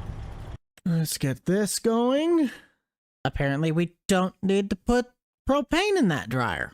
Well, that's convenient. I mean, not really realistic, but that's going to save me a lot of money. Corn is in the bins, and the moisture level was actually lighter than I thought it would be. It was at 17.6. So not too much that it has to dry down, but definitely with the amount we're putting in, it'll take a little while to cycle through it. Yeah, this is really not performing that well. 39%. Probably due to quite a bit of runoff. This is pretty much at the bottom of the hill. And then it goes straight into what looks to be maybe a creek bed. We could try to do a little bit of work to this ground, but I'm not expecting too much to be made out of this chicken wing. What might be ideal is if I do end up getting into the hay work, we section this part of the field off and turn this into alfalfa ground. That might be our best case scenario. That is if alfalfa is a crop type on this map. It is. Okay. It'd literally just be for the fun of it, but that would be my ideal ideology for this plot. Instead of putting this into a crop, we might just put it into something like grass. I'd have a little bit of a drop here. Hold on. Yep, there's a little bit. Ooh, we got another big dip coming up. Finish out this straight line and then cut it back across where we cut all the way. I have to take out the pipe on the tree line. Get it as straight in line with that pass as we can. We're gonna shift over, what, 2 rows? There we go. I think we got it now. Maybe 1 row off, but it'll be fine. Problem is the GPS isn't set to do all of these weird looking tracks. It just wants to go north, south, and then the 4 headlands, not these individual lines that you would do to map the field properly. Maybe I'm doing this field crazy. I don't know. This is just how I would probably do it if it was real. Slow it down, slow it down, slow it down, slow it down. Whoa! That was a little bit deeper than I thought. That's what she said. This will all be able to be completed by just doing the headland runs, but there's a patch in the middle. That's not able to be mapped. It's just a little bit too wide. Since we have the cart on this side of the farm, we'll probably just knock out this whole like head shape, because the rest of everything can be done through the GPS lines. I just kind of feel guilty because I keep dumping on the wagon when the combine's not full. I'd rather be staying ahead of schedule than getting behind. Come on, get to the end. Come on, man. Don't do that to me. That's all right. I got most of this cleared out. There is maybe 1 or 2 passes left. Kind of jumping back onto the topic of running the seed treatment company, I'm going to be doing some contract deals with Whiffle's hybrids as well as Pioneer. That might not really be very realistic, but if I'm going to be working with clients like Grant uses Whiffle's on his farm, and Spencer actually uses Pioneer on his stuff. And the biggest difference that I have been told, and I know it can range from different hybrid to different hybrid, but Whiffle's has a smaller stock. And it kind of didn't matter if the stock was smaller or not, because Grant ran a corn header that had rollers that were so bad. Hopefully this year, all the work that they did should fix that issue. Hang on, this is gonna be a tough one. I think we got it now. Anyways, the seed shop I'm looking would host those 2 different hybrids. That way the guys can have a better choice to see what crop will work best for their farm. That is going to be our plan of attack. I'll have to dump quite a bit of money into the treatment process. So that's why having that $2 million is really going to be important, because I'm not going to be looking very rich for very long once I start investing in these companies. Well, I think we'll just kind of tune you into 3,800 the buck while we get this chicken leg harvested out. And then we'll check back once we're ready to start moving on to our next section.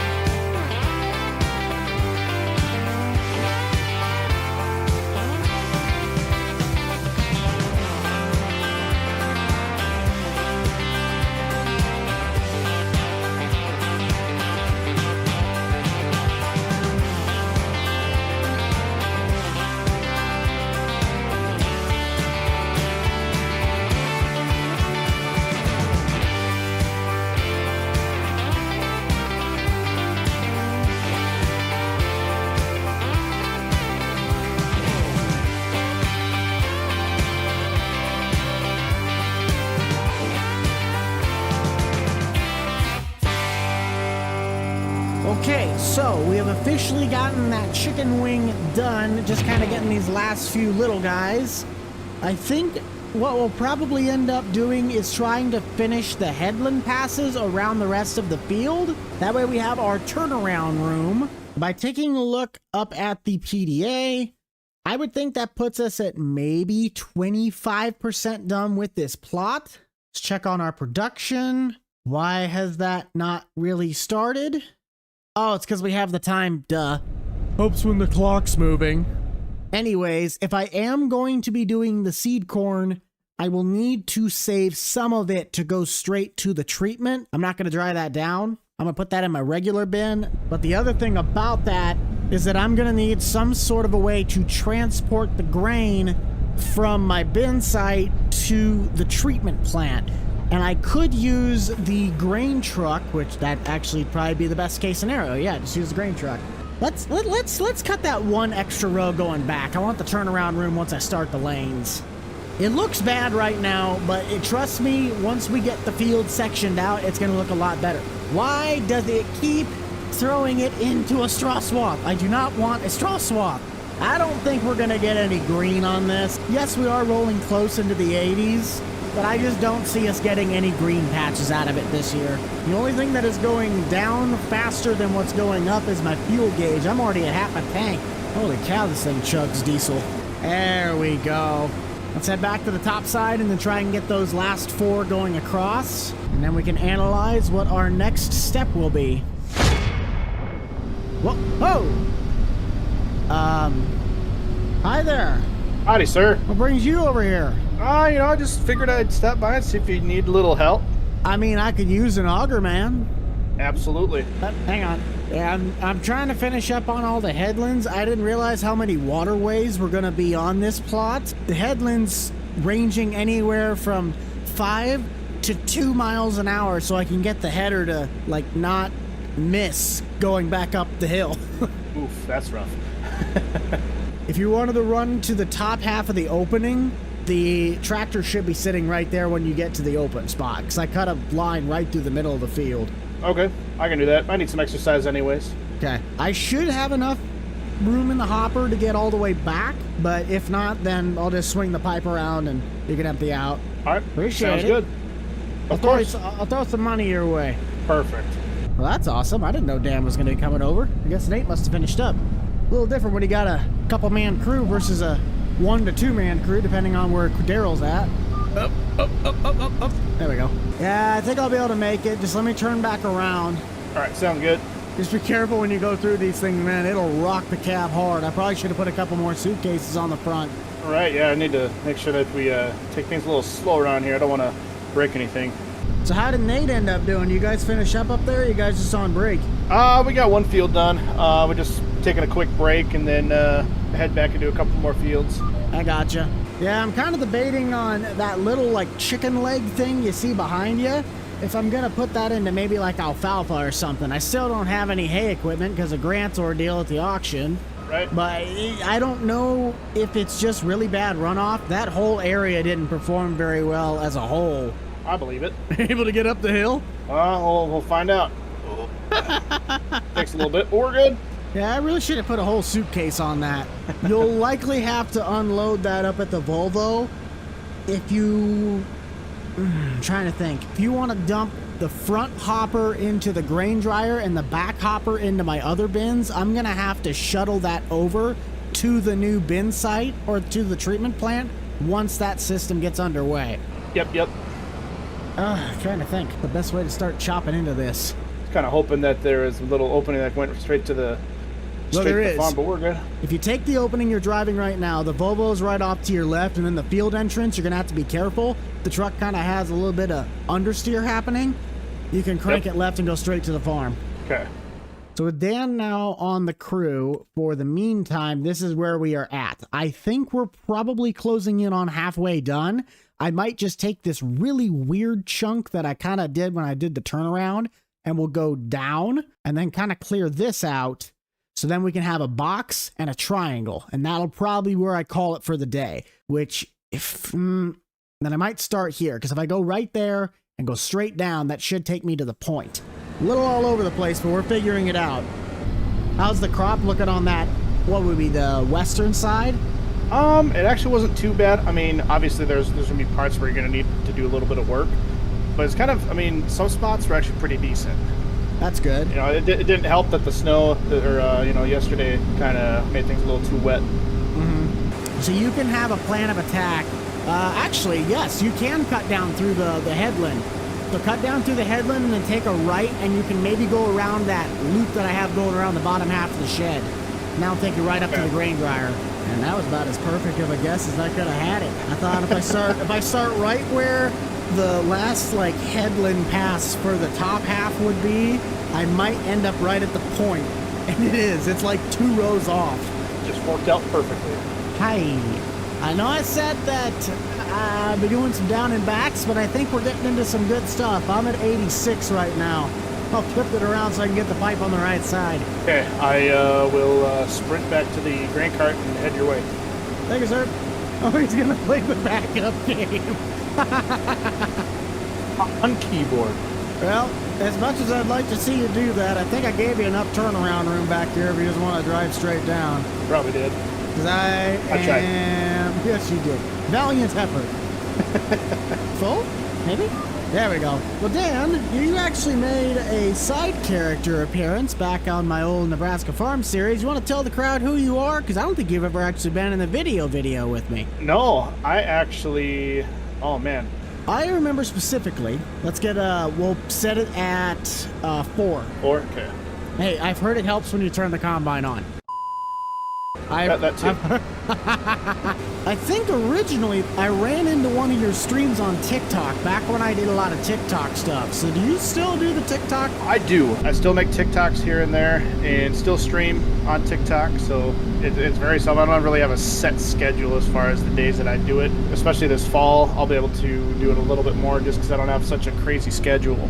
It's great to have you back on here. I haven't seen you in however long, and then Nate's like, "Hey, I got a guy for the auction." I was like, "Oh, Dan!"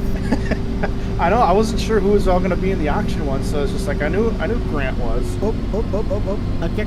And then also I saw your name. I was like, "Yes, we are." This is good. Reunited, and it feels so good. It does. But I'm glad to see as far as the growth that you have made. You know, hitting 100,000 and beyond as far as that. So it's been great. We still got to push you to get to 50K. How close are you to that? Are you still kind of growing on it? I am 17,000 away. 17K away. You guys already heard it. Go find Lieutenant Dan. He's in the top right on both TikTok and YouTube. I will be heading back to your left. I just did that one because that's the only way the pipe would sit correct. Yep, no worries. You're good. I'll unload here and... Amazing how much faster this goes when you got an actual cart guy. It's pretty nice, isn't it? It is. Man, this plot is just full of red. Now, there's some good yellow patches, but for the most part, it is just straight red. You haven't been over to my farm yet, have you? This was probably, other than seeing it on YouTube, this was the first time I've actually ever been by it. Well, what are your take on it? I like it. Are you gonna run cattle or? I have that more as maybe a side hustle. Grant said you could probably run like FFA out of it or something. That'd probably be.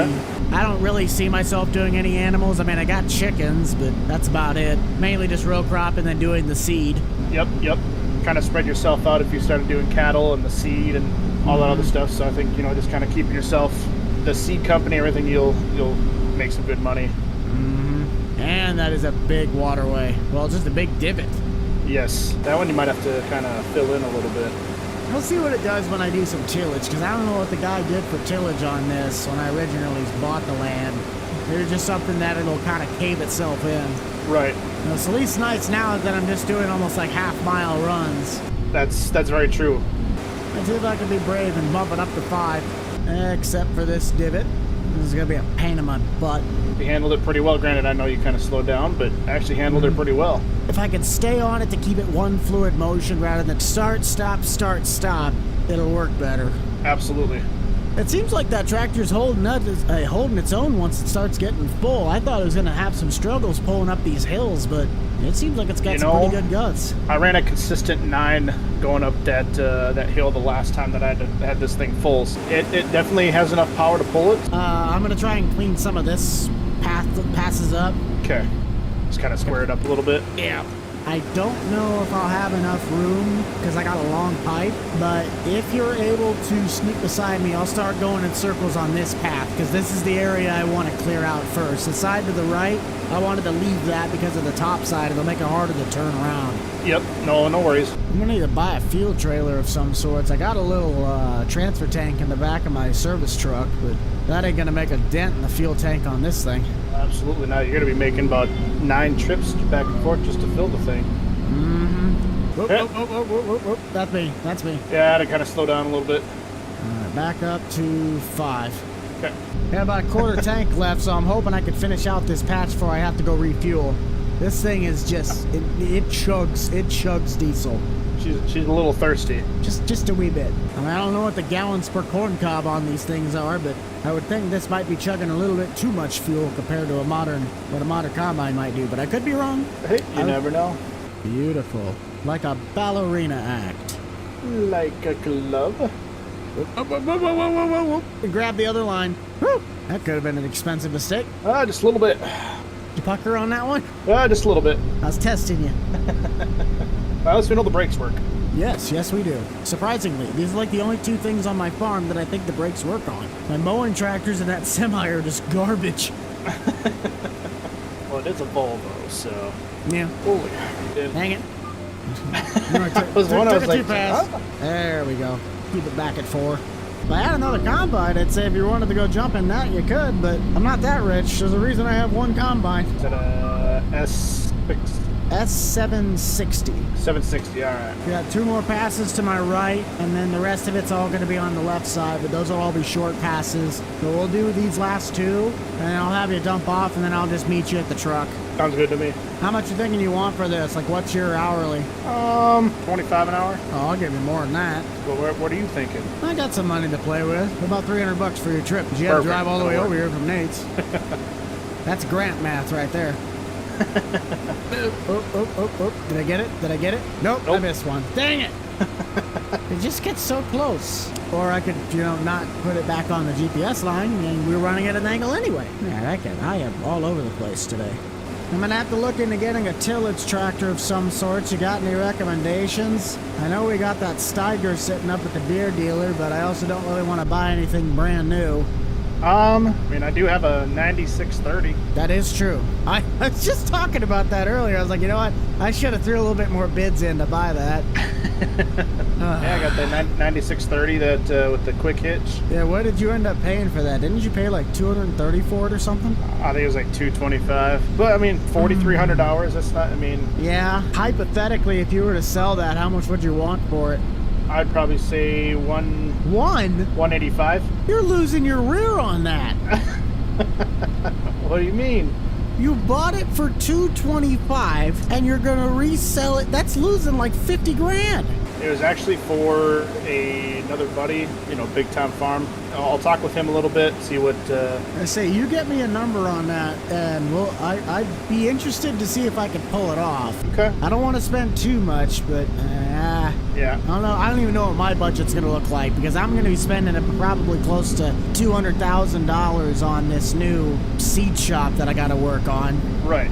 And I'll talk with him as far as that too. Maybe you could work out as far as, like a seed deal, working as far as that, and then with the payment of the 9630 as well. We'll look into it. Figure it out. You know what? I'm actually just going to pull a 180 and finish this last pass on my left, and then I'll just have you run back to the truck. Okay. Wait, I was looking backwards when I said that. Would that be your... I meant my right. I was wondering that for a second there. I'm not that bad. I know my directions. Take it down to 4, 3, and back up. Wonderful. It goes orchestrated. Thank you, sir. You're welcome. Well, that is awesome. I really do appreciate Dan coming over here to help me out. If you guys haven't checked him out already, you got to. Dan is such an awesome guy. But I will be finishing up this little segment, and then I got to get some fuel in the combine. So we'll meet you guys up at the fuel tank. We'll pay off Dan, and then I think we're going to wrap it up for the day. This is a long haul. I mean a long haul of a video. Holy cow. Where do I need to forward this check to? Okay, just give you it in cash. You can go ahead and just give it to me in cash. We're good. Come on over here and I'll get you my wallet out. So thank you, sir. Absolutely. Oh, that'd have been a bonus, $3,000. Thank you, good sir. Appreciate your time. And it's amazing how much faster you can go when you got an actual second person. Absolutely. It makes things a lot easier. Well, I think I'm going to head inside and get me some lunch. I mean, if you wanted to technically join me, it could. I could make another sandwich or so. But I'm going to take me a break before I get started with the planning on that, what would be the bottom left half. Yep. Never say no to a sandwich. No. Here's your sandwich. Eat your sandwich. Thank you, sir. This here is the Thunder Creek fuel trailer, but I ordered one in white and got the more aggressive tire package. Our plan for today is to try and knock out this southern portion because I want to get the vertical till on the 8345R. This is going to be kind of stupid to take the cart off the tractor, but I need to start doing some land clearing to do the planning and mapping for the seed shop. I'm also going to try and get the soil information for this, but that's going to be a decent chunk of money at $16,000, and I am working out some negotiations with Winfield and Pioneer to see how I can get my seed treatment contracts with the supplies coming in to what's going out. From a realistic standpoint, you would have the stuff sent in to treat and then you would sell it out for those companies. But I'm going to kind of do it the route where you would have to do your own crop of a specific kind, clean out the combine as best you can, and treat that seed separately so there is no cross-contamination. And the product going out the door is exactly what they want. That is a big fuel tank in this. Am I going to have to restock the tank? Anyways, I hope you guys enjoyed today's episode. Let's navigate our way up to the plot and start getting the combine rolling. Since last time, I did go ahead and buy the remaining suitcase weights to fill the rack on the 8345R. With the amount of weight we're tugging with that tractor, we're going to want to make sure we can keep the front end planted. I think if I'm correct, you have to unload the fuel from the truck now. You can't do it from the combine. There we go. Don't remember how much fuel is in the tractor. Oh, this thing's fine. Now, we will probably have a shorter episode today. Not very many people are on the server besides Nate, so hopefully we might have an interaction with him at some point. But I know he's got enough harvesting to do on his own end. If you guys do like Bucked Up Farming and you want to continue to support us and watch the series grow, you got to head down below, smash that like button, and maybe consider subscribing. Harvest is on its way, so to all you farmers, let me know in the chat, are you excited for the upcoming harvest season, or if you've already started, how is it going? When I talked to Dan on shuttling the grain to the new bin site, I'm gonna have to kind of like restart that. I talked to one of my local farmers who owns his own seed treatment, but he does it through channel and does soybeans. You have to have exactly what the brand is looking for, not just chop corn out of the field, put it in bags, treat it, and sell it. The plot I'm looking to use for said task is the cornfield just off to the left in between the 3 bean plots. We'll work out negotiations with probably Winfield and do a corn plot in this one, and then a smaller field, maybe up at the neighbor's 24 as our bean patch. I still forget that I got this one plot way up by Nate's and Grant's. We'll have to make sure we remember to get that, but at least those are beans, so they can kind of wait. I'm pretty heavy on the corn crop this season, so that's why I'm trying to knock it out as fast as I can. I think the combine should be filled with fuel. Yes, indeed. Well, let's get everything turned on, start threshing the rest of this plot. What the heck happened to my Navi lines? I am not going sideways. No. There we go. I don't know why the heck that defaulted. To be quite honest, I haven't minded the 8-nose system. Yeah, it's taken a little while, but it feels more realistic to have an operation like this. Not everybody can afford the new equipment, but not everybody can also afford the bigger equipment. I think we're going to take the other 16 rows going this way and coming back. I just cut this across to separate things out. Just don't have enough room to really turn around. I do want to check the used market to see if we have one of the soil probes on sale. It does not look like it. Dang it. There is a 4-wheeler. I don't need it. I have 2 side-by-sides. This might be nice, though. Big rolling baskets. A real disc. I don't really know what the application for this would be. I don't think it's vertical till, but it is a really cool looking implement. I haven't really been able to utilize that yet on this series. I'm sure something will come around. I think we'll dump off at the cart and we'll start working our way from east to west. It makes more sense to work towards the exit than it does to try and work further away. Hopefully performance of the videos hasn't been too annoying. We had that snowstorm last time and the game was just lagging like crazy for everybody. The thing I'm the saddest about is that when I look at my plots, look at Nate's down in the bottom left. He had a bunch of green patches towards the middle of the plot. If mapping is correct, right by the number 46 should maybe pull green for me. I just have not seen any green. I gave Daryl the whistle that I needed him down here since we're getting to be about 75 as we'll get the pipe out. I would love to set the AI up to harvest this plot, but because I didn't start with them, it is going to be a nightmare to get them to do what I want them to do. As for the other plots, I'm going to let them take care of those since they're a lot smaller. But I truly think, because of areas like this with the waterway, running this 8-row header really has saved my rear end. What I might end up doing is kind of how Spencer's ground is. He has an actual grass path that cuts through the ground. We got so much corn or just so much real estate to work with. It might be more effective on runs like this to legitimately make a grass path that chops it up, because it will also help section off the field where you could do a patch there, and then another patch here and up here. Not saying all of these need to be worked on. These ones I might try and smooth out, but just try and minimize what these will do to the combine, especially like right there. For corn, I'm obviously going to stick to this 4 headland loop. It gives me just enough room to turn around without having to feel like I'm going to hit something. But as for beans, that might be a different story. Beans, it obviously doesn't matter which direction you harvest them, but I think it's about the width of a 12-row that I have. We'll cross that bridge when we get there. I love how I need to have this specific area cleaned out. What am I doing first? Everything but that. I think I'll send you guys off to 3,800 the buck while we get some more of this back and forth action happening. And a huge shout out to the hosts of our servers, G-Portal. If you guys like making memories like me and the crew, go check out the link in the description down below or my website, BuckedUpProductions.com, and get yourself a Bucked Up server today. Where's my radio dial? There it is. Let's harvest. 8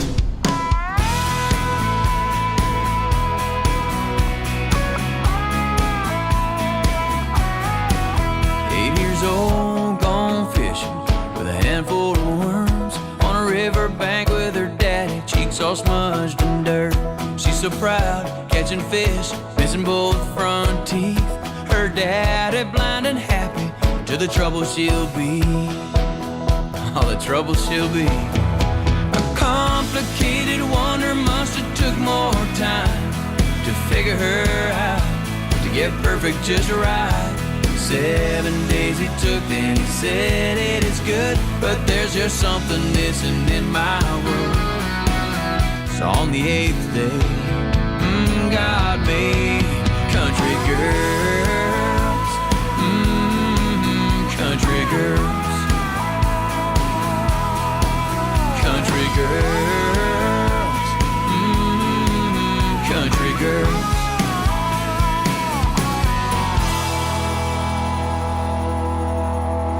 Starting to get a little concerned.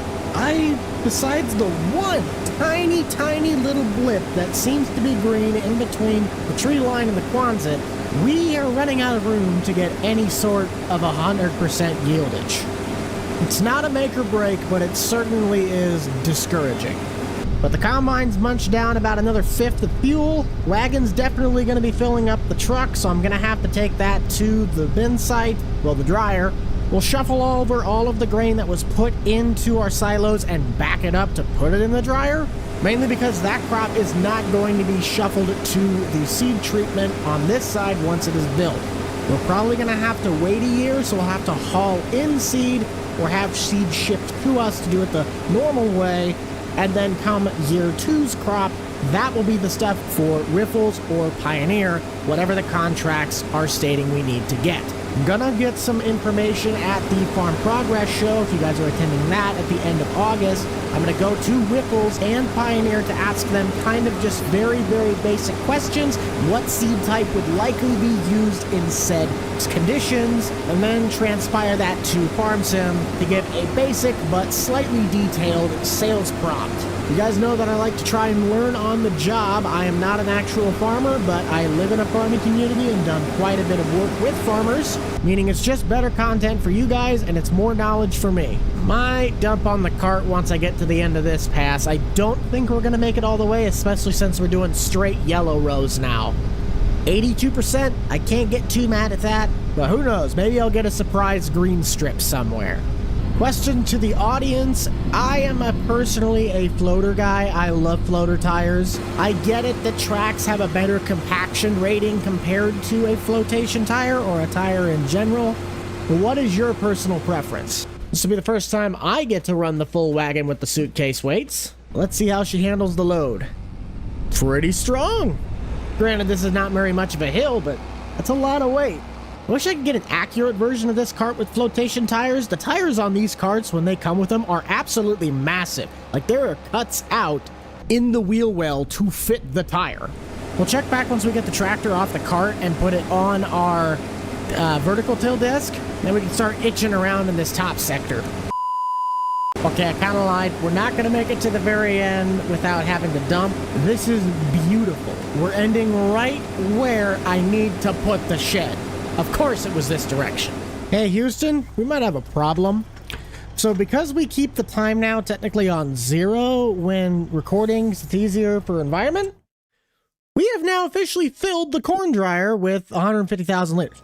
So there will be no shuffling of grain. That's all right, that saves me a step, but now I'm gonna have to really be on top of that once we start skipping ahead time and I can take the stuff out. I failed to mention this, but we also did end up getting a Brandt gooseneck. It's not the exact trailer I would have liked to have, but you know what? I think it will get the job done. It's longer than that short frame PJ, but it's shorter than, you know, the massive behemoth that might be considered the USS Missouri. As stated in the beginning, we're not going to be doing the entire thing. I'm just going to kind of itch around to see if we can knock some stocks down and get a general concept of where this dirt work is going to have to take place. I'll have to move my truck, but I think that's going to be more of a grass area anyway, so I'm not going to worry about that quite yet. I'm going to start by finding our field entrance. Let's take a look overhead at what the shop is going to look like. Honestly, this VT is about the exact size that I'd want for grass on each side, plus the roadway. And this is the seed shop we're looking to build. So if we logically set the shop right there, that gives us enough room to be able to swing a truck around to get back down to my area for shuttling, and people to get the semis in from the roadway on the left. It means about $3,000 worth of dirt work to get this because the base shed costs $80. And in the seed office, I kind of want to put that right up against the tree line, but that'll be about another $30,000 plus getting parking and everything else organized. So let's really just till up what would be the roadway and then kind of make a box on where I want this stuff to sit. An immediate turnaround to junction this way. It's leaving a nice dark dirt. And then this will curve back down to my house. Try to make sure I'm going straight 90 as best I can. And I will intertwine this with the road that goes around the back loop of the main shed. Keeps it out of the way of my Quonset, but it also keeps it a nice, consistent path. Front discs are doing a really good job mulching. Let's grab our gator and take a look at that. Be a little bad for my lawn, but it'll be fine. Oh yeah, you'll easily be able to get a semi through this. I can envision it now. Bucked Up Seeds, the best seed dealer in the entire county. Yeah, that's a pretty solid layout. Dirt turned over real smooth. And it looks pretty straight from above. Just look at what our seed shop would look like next to it. Yeah. Might back it up a little bit because of that truck ramp. That means if we just kind of cut the box right about where the curve starts, or pretty much the end of my tree line, we'll set that gator about 20 yards north and finish it out. And this makes me excited. Still waiting on the county to approve my build permits, but I could till up my own field. That won't be a problem. I'm hoping to get the shop built within the next 2 episodes. We'll just see what Father Time has to say about that.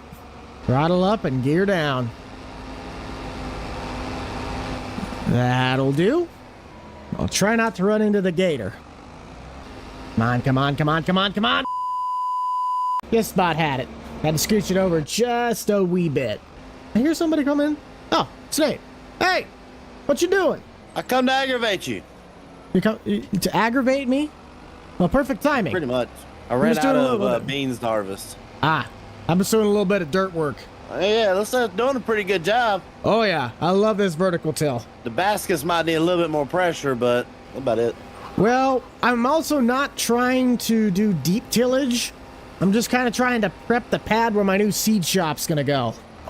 Is this where your seed shop's gonna go right here? Yep, main entrance is gonna be right where you came in, and then I'm gonna have a loop around that connects back behind my shed so I can shuttle grain back and forth without it being a hassle. That makes sense.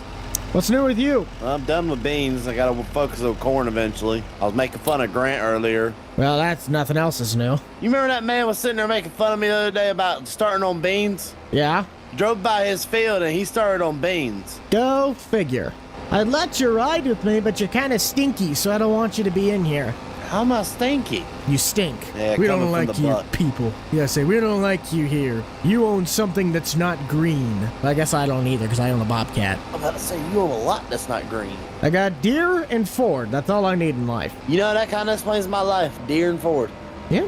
And my one Case IH tractor. And my That Massey. I will not admit that I sold you. Oh, no. That was all you. I made sure to get the biggest Heritage tractor thing for it. Oh, did you now? Oh, yeah. Fine, be that way. Well, I'm gonna head out and get some lunch after this if you want to go with me. Yeah, that sounds good. That's part of the reason I came. I also came over here to do this. Lizard. Of course you did. Nope, I just got to finish this up and just kind of take a look at the overlay of my blueprints, and then I can do whatever I need. Be a nice little seed shop you got right here. Working out contracts currently with Pioneer and Whiffles. They'll have to haul in seed like normal for the first year, but I'm going to kind of specialize in just making the crops that I can treat myself. But I'm going to have to be really, really diligent about cleaning out the combine and getting it where it is. There's no cross-contamination at all, and it goes straight to the bin, the stuff that needs to be treated. So you plan on planting seed corn? Yep. I'll have a certain plot dedicated towards it on the opposite side of the road. It won't be very good big. Lord. Yeah, it's going to be a hassle trying to get some of the stuff to do that. I might even look into getting a separate unit, like a separate combine just for it. I'll figure it out. Be careful with that. You don't want to end up accidentally messing that up. No, I know. The regulations on it are going to be insane. It'll hopefully bring in some money because then I can sell the pallets to you guys if you wanted to buy something from me. You don't work with any channel or anything like that? They didn't provide the deals that I was looking for. Pioneer and Whiffles are really about the only ones I was able to get, or at least the ones that I'm willing to do the deal with. Oh yeah, that'll be beautiful. That will be beautiful. Is it as beautiful as me? Actually, it kind of smokes you. That's a lie. That is a lie. So if you want to take your pickup, we can. I've just set this over by my pickup. Let's take yours. Okay. I don't want to waste I got diesel. the fuel trailer. Let's say I'm wasting diesel too. Plus, I got the fuel trailer But on you the back. hold on. You got your fuel right behind you. But that's for the tractor. It's red. So you telling me we check this truck right now? It ain't gonna have no red diesel in it? Oh wait, is this a gasser? No, this is diesel. It's 7.3. Yeah. Okay. That's what I thought. So That's you what gonna the tell me back this ain't tank's got no for. red That's diesel? that's what the back tank's for. Okay, the front tank is regular diesel. The back tank's red diesel, but the back tank doesn't work on this. I still got to figure out why the switch isn't working. Is it the switch isn't working, or is it working really well? You just No, it actually. I bought it. I bought it that way. It didn't work when I bought it. This thing's okay. kind of clapped out, like 280,000 miles. Axle seals are shot, but hey, got a good engine in it. Little scary with how many miles you just said on it. Is it original engine transmission? Transmission, I think they said got replaced, but the engine is original. It had its injectors replaced. What was it, 30,000 miles ago? I don't know. You the owner. If you don't know, that's kind of scary, bud. It'll be fine. I'm just gonna have to be that guy. At least you parked in the back. You got to do it the right way. I mean, it would have been different if you would have parked up there in one of the premium spots, not in the back. Mm-hmm. So what are you Actually, I think thinking? Chili cheese dog? Yeah, that'd be pretty good. Would with some Funyuns. How many boxes of M&Ms? I mean, I'm more of a Reese's guy, not a Reese's Pieces guy. So yeah, I'll take it. Actually, where's the Kit Kats? I want the Kit Kats. They don't have any Kit Kats. What the heck is wrong with these people? Do you need a bag of chips? You know, they don't got my favorite kind. Hey, Nate, you got to come up here and get your favorite stuff. You're gonna need that for your pickup. I'm trying to need Def. Yeah, it does. 2015. Did you delete it? Maybe. Gotcha. Well, the only thing I need to do left is talk to my agronomist and get the field data for the plots that I'm working on. So I might get on the phone with them for that, and I will just start working on more plans to approve the seed shop build. Yeah, I gotta eventually, once we get done with lunch, I gotta finish baling field 9. I'm doing some bean stubble. I'm gonna actually, this year, I'm doing something a little bit weird. I'm gonna bale my bean stubble on one field, and then all my corn fields that I got left, I'm gonna bale all the stalks. Hey, whatever works to get straw, you know?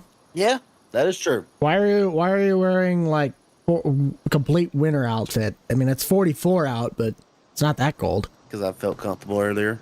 Okay, you do that. I got warm and comfortable. AC got stuck on, yeah. All right, well, Stacy, here you go. Mark it down. 2 sandwiches, as well as, Bingo over here had to get some Funyuns. Thank you, ma'am. Okay. All right, have a good one. That cost $18 for all that. Prices are outrageous.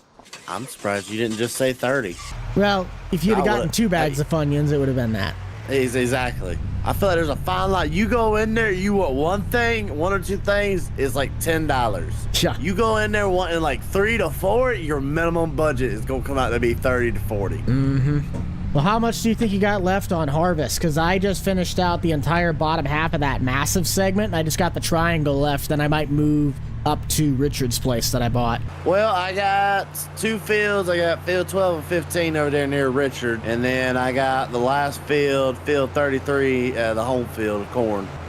Oh, shoot, I missed the turn. Then I'm done with corn, and then I need to start focusing on getting, what's it called? I need to focus on getting my last 2 fields planted with wheat. Gotcha. You gonna be planting any wheat this year? Thing is, I don't really need it because I'm not doing animals. The only reason I do it is just to have a cover crop.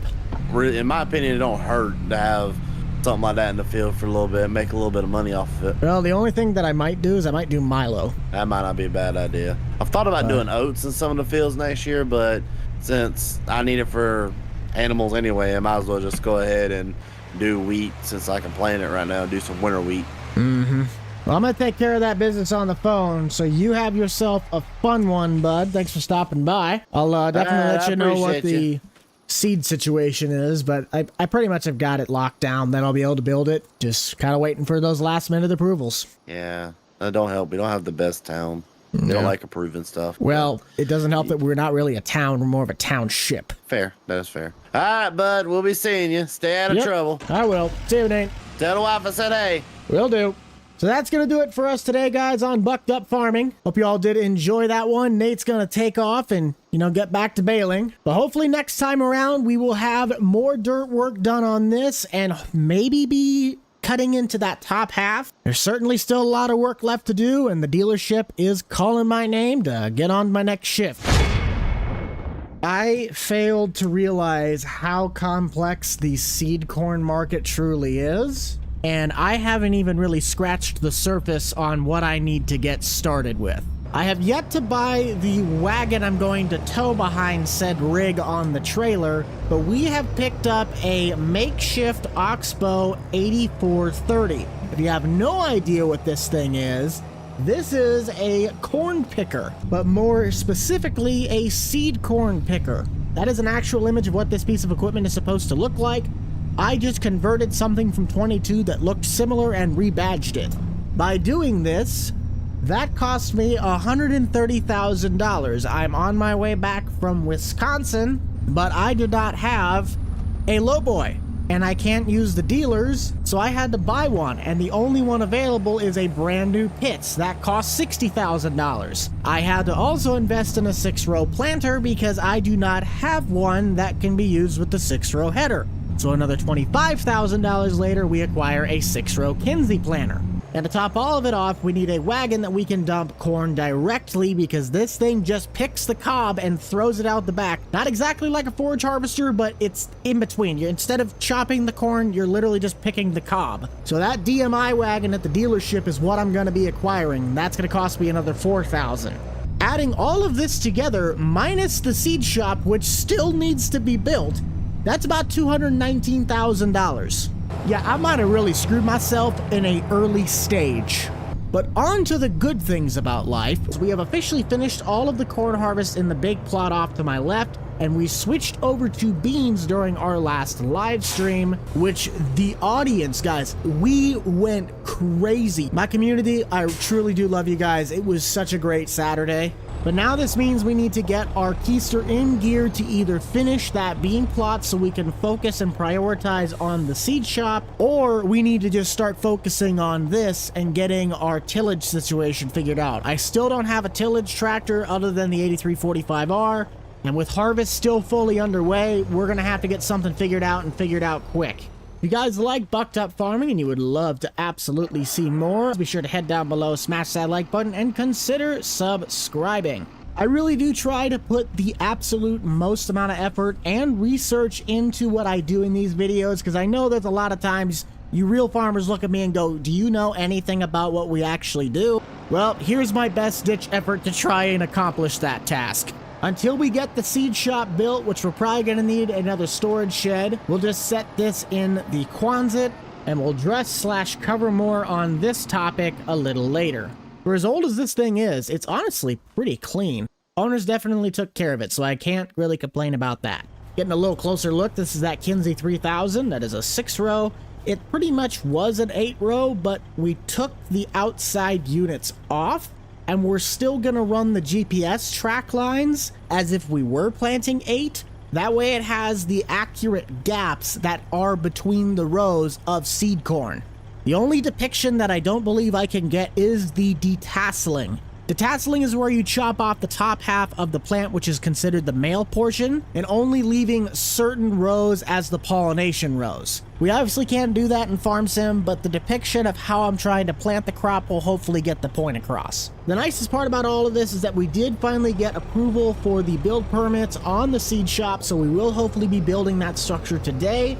I also might check out over at Grants, because once my bean harvest is done, I kind of have to wait a bit for the other plots. It rained overnight on the northern half of the map, and that stuff is just a little too wet. And I kind of don't want to switch the combine back over to corn. I'll see you guys over at the combine. We'll start getting beans going again. I want you guys to hit the comment section. What has been your favorite part about Bucked Up Farming? Has it been the realism return? Has it been the RP? Has it been the dealership? Or has it been our gameplay style where we're trying to incorporate all of these different businesses? But this bean field, for the most part, has been pretty dang green. Having a 35-foot header really has made me appreciate how big farm equipment has gotten. I love that 8-row, but wow, does that take a while. This plot does also have one major waterway that comes across. I don't feel like it's as aggressive as our corn plot, but I do have to make sure I slow down to get the bean header an accurate way through the gully, just like that. And I have found out that the combine, sadly, even though it has the ability to run an AI worker, apparently the combine has a problem running an AI, so it looks like anytime we go to harvest, we're gonna have to do the combining ourselves. It sucks, but you know, it is what it is. I haven't even checked what the prices for this stuff was. Corn sitting at $462, maxes out at 1,000, and soybeans July at $16.23. Wow, we're gonna have to store those for a little while. My corn dryer makes this kind, so how much will this sell for? Ooh, that's the good one. We'll wait until January and try and sell that to get some of our money back for this seed shop. Ooh, I didn't even think about refilling the combine. Dang it. The service truck currently has the fuel trailer on it because I had to put the header trailer on my other Ford. I didn't think about this from a grain storage perspective. If I am to store dry corn, wet corn, and beans, I'm gonna need a third bin because I only have 2, plus the dryer.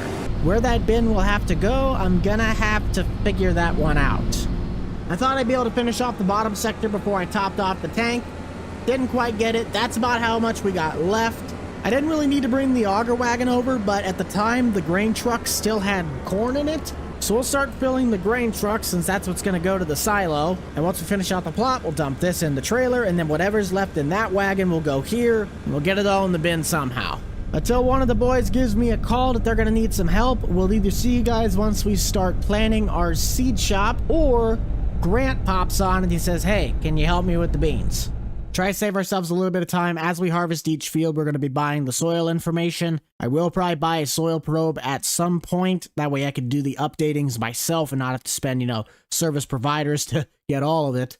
2,600 for the beans and 8,000 for that. I thought that was a lot more expensive. The heck?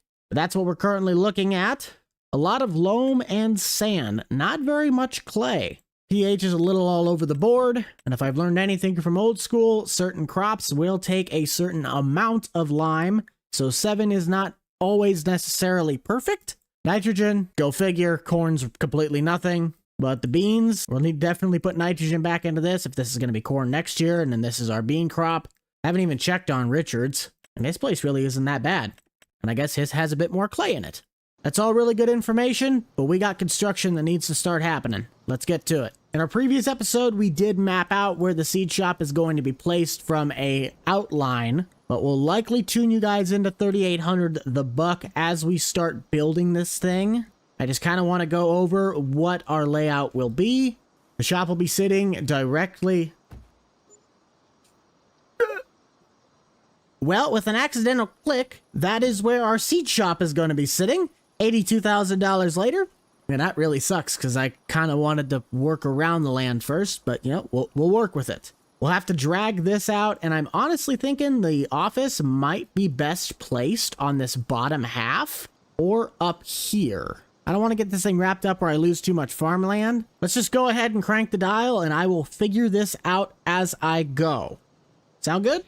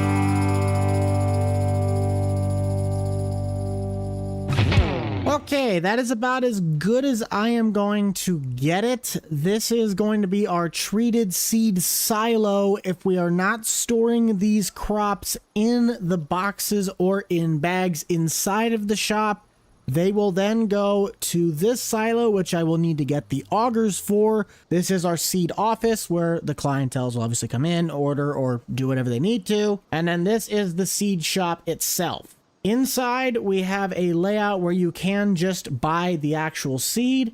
I did not apparently put shelving in here, but that is besides the point. Here is our seed treatment. I think we will set that right there. And then I will build my shelves. And this I'll have to try and fix with a ripper or some sort of a plow since I screwed that up when I was trying to landscape.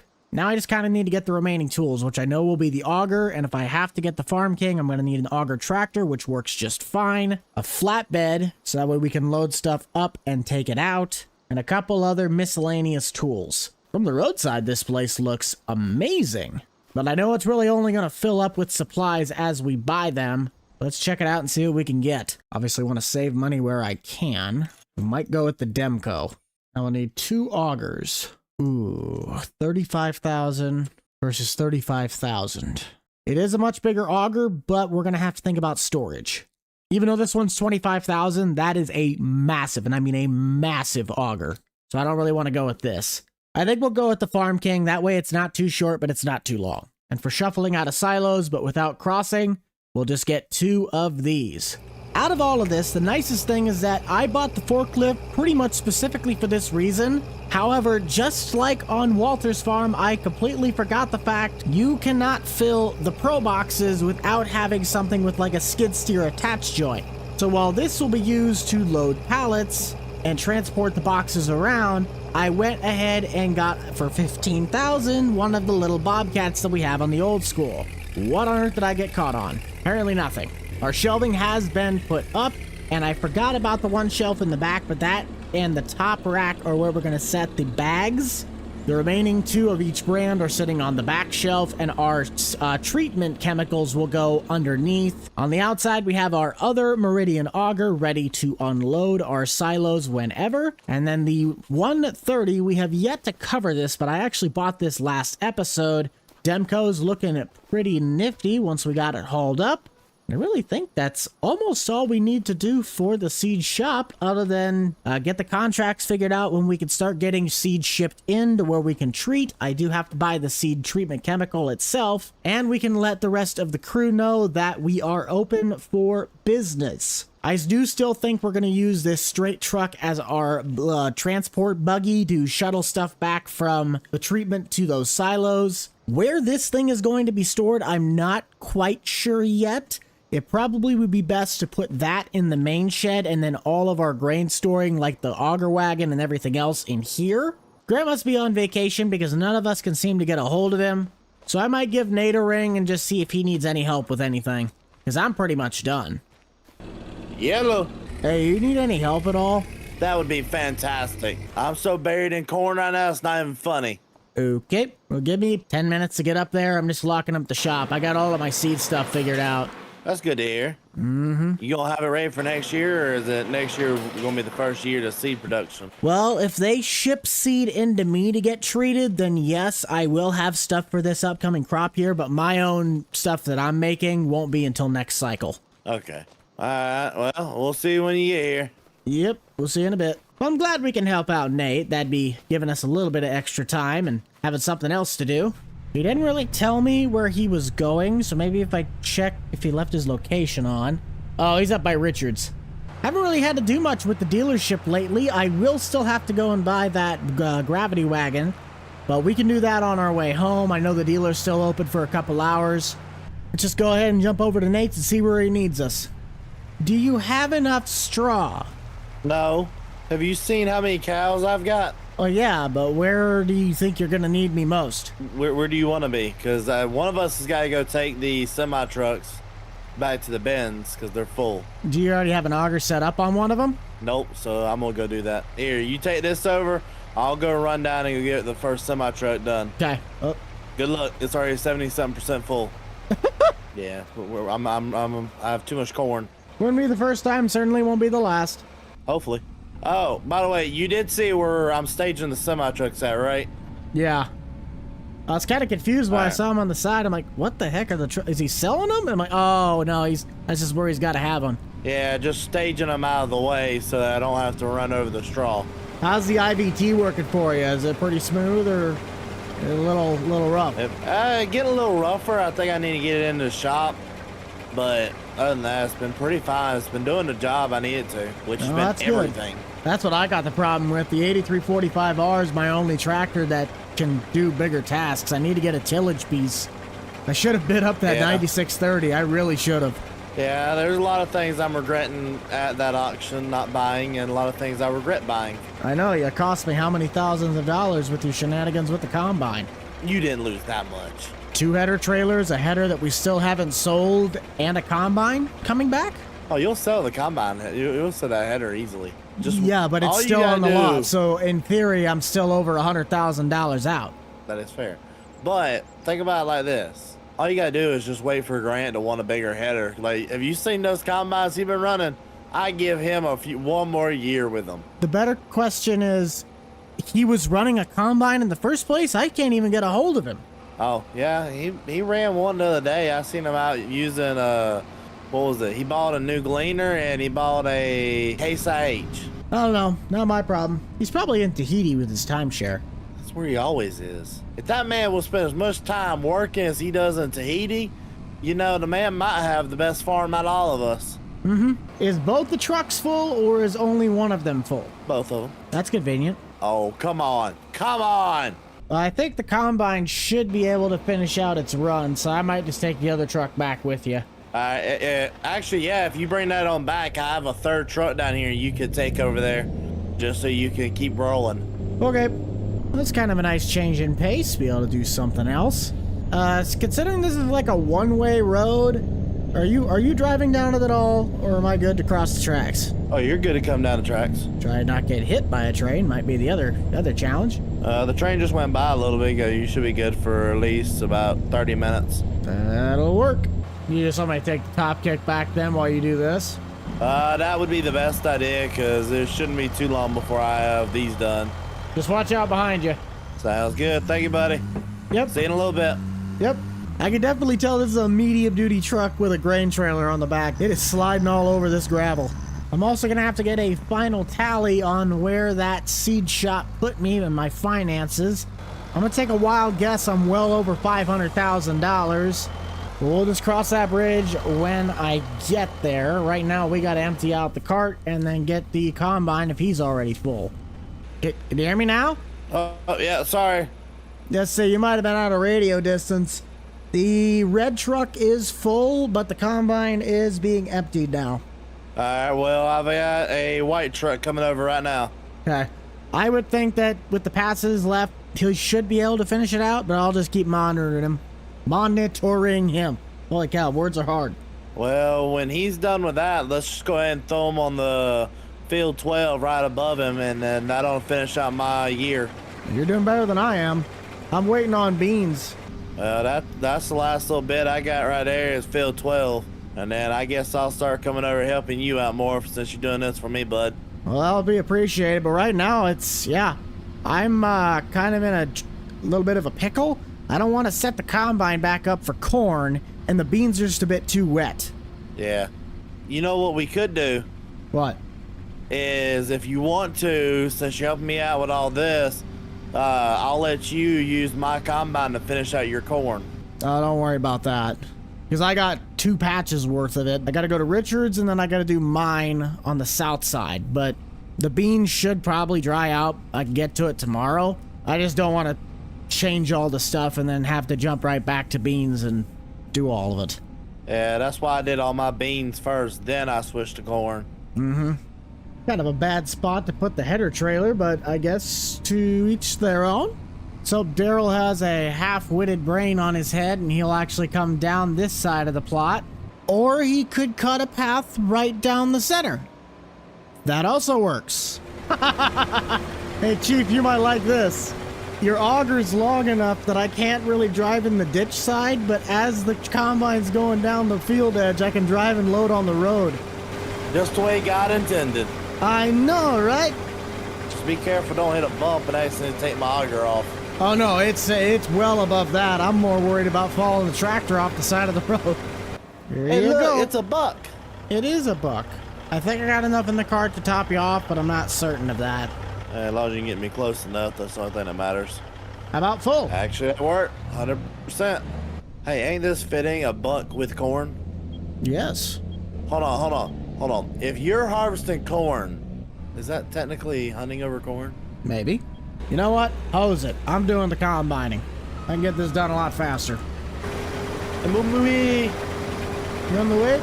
Yeah, the radio turned off here saying anything. Yep. Did you almost roll it? A little closer than I wanted to, okay? You know, this swamp thresh really handy. It keeps me right where I need to be, right for your auger. Yeah, I'm not gonna lie. I think you honestly could have fit that whole field into the hopper of this combine. No, You were pretty you full. could have fit the entire field in that wagon. Now that I believe. It didn't do too hot around the tree line. Yeah, but it's more land at the end of the day. It's either have it or don't have it. And I'd rather plant it. Oh, good Lord. 15 did pretty good. It did. Oh, hello. I took that way too quick. Woo! I knew this was going to be a problem. This is why I like my 8-row. Yeah, it has to go a lot slower, but when it comes to these waterways, you can't pick it up, and they kill the yield. So that over there, it didn't do that bad at all, actually. Now, next year, it should be a lot better because I found out that these were not properly nitrogen. And then on top of that, I need to get pH as well for all of them. And there you go. Now, all I gotta do is go and get the demo that Marty got me the other day and bring it out here and start baling. What the heck did he get you? A baler? Oh, he got me a full baler setup. That should be it. Yeah, Marty got me a 561 baler with the accumulator, everything like that on the back. Ah, He also got me a good 6R that I'm using to pull it with right now. See, I'm starting to think Marty likes me more than you like me. why? Because it gives you more free stuff? Exactly. That's not my job. I gotta test it out before I buy it. Fair. Oh, you actually weren't kidding. I didn't even need the other semi-truck. Oh, look at that setup. I know, this is what I've been using the bale with. I might actually have to buy it. It's a pretty nifty looking rig. You don't get much better looking than this, in my opinion. Well, if it had, duals on the back and skinny row crops maybe, but that'd be about all I'd have. Well, it's a baling tractor. You don't need the duals. Well, unless you're loading Trust me, bales and then it's weight. True, but I have the weight over there near where I was doing bean bales. Well, I mean, do you need anything else? Because other than that, I really don't have anything besides my own stuff, and I gotta wait. Nah, I think I'm just gonna sit in this tractor for the rest of the day and collect bales.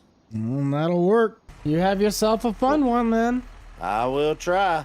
Tried to clean the place up just a wee bit, put the auger alongside the storage bins, plus the trailers are stationed at the top. Blew out the combine so it's ready to transport whenever. And I think I might move the Oxbow up to this shed until I get seed brought in to treat. I don't really want to be taking up extra space in my current storage sheds. I'm honestly really excited to get this thing going. This will be interesting to see how well it works. Oh yeah, I still got to go get the DMI wagon down at the dealer. Let's go take care of that. With all of this equipment now bought, excluding the treatment chemicals, our grand total comes to a whopping price of $369,950. I am just going to call that $370,000. Wow. Dealer's been paid. Now I got to find out where we're going to store this thing.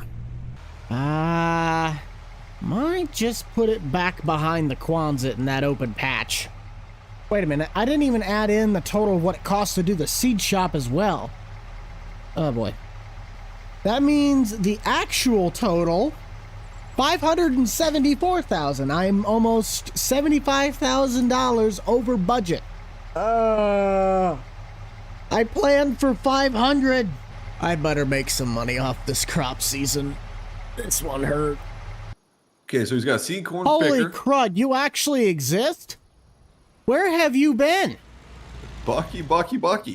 I saw I had like 10 missed calls. I was just taking a 30-minute nap and then I had 10 missed calls from you. I was like, okay, Buck. 30-minute nap, my rare end. Buck is definitely trying to sell me seed. He is definitely. This guy is aggressive. No, I was not. Oh, fuck, you got to at least take me out for lunch and dinner and take me out for golf if you're going to try and sell me some seed.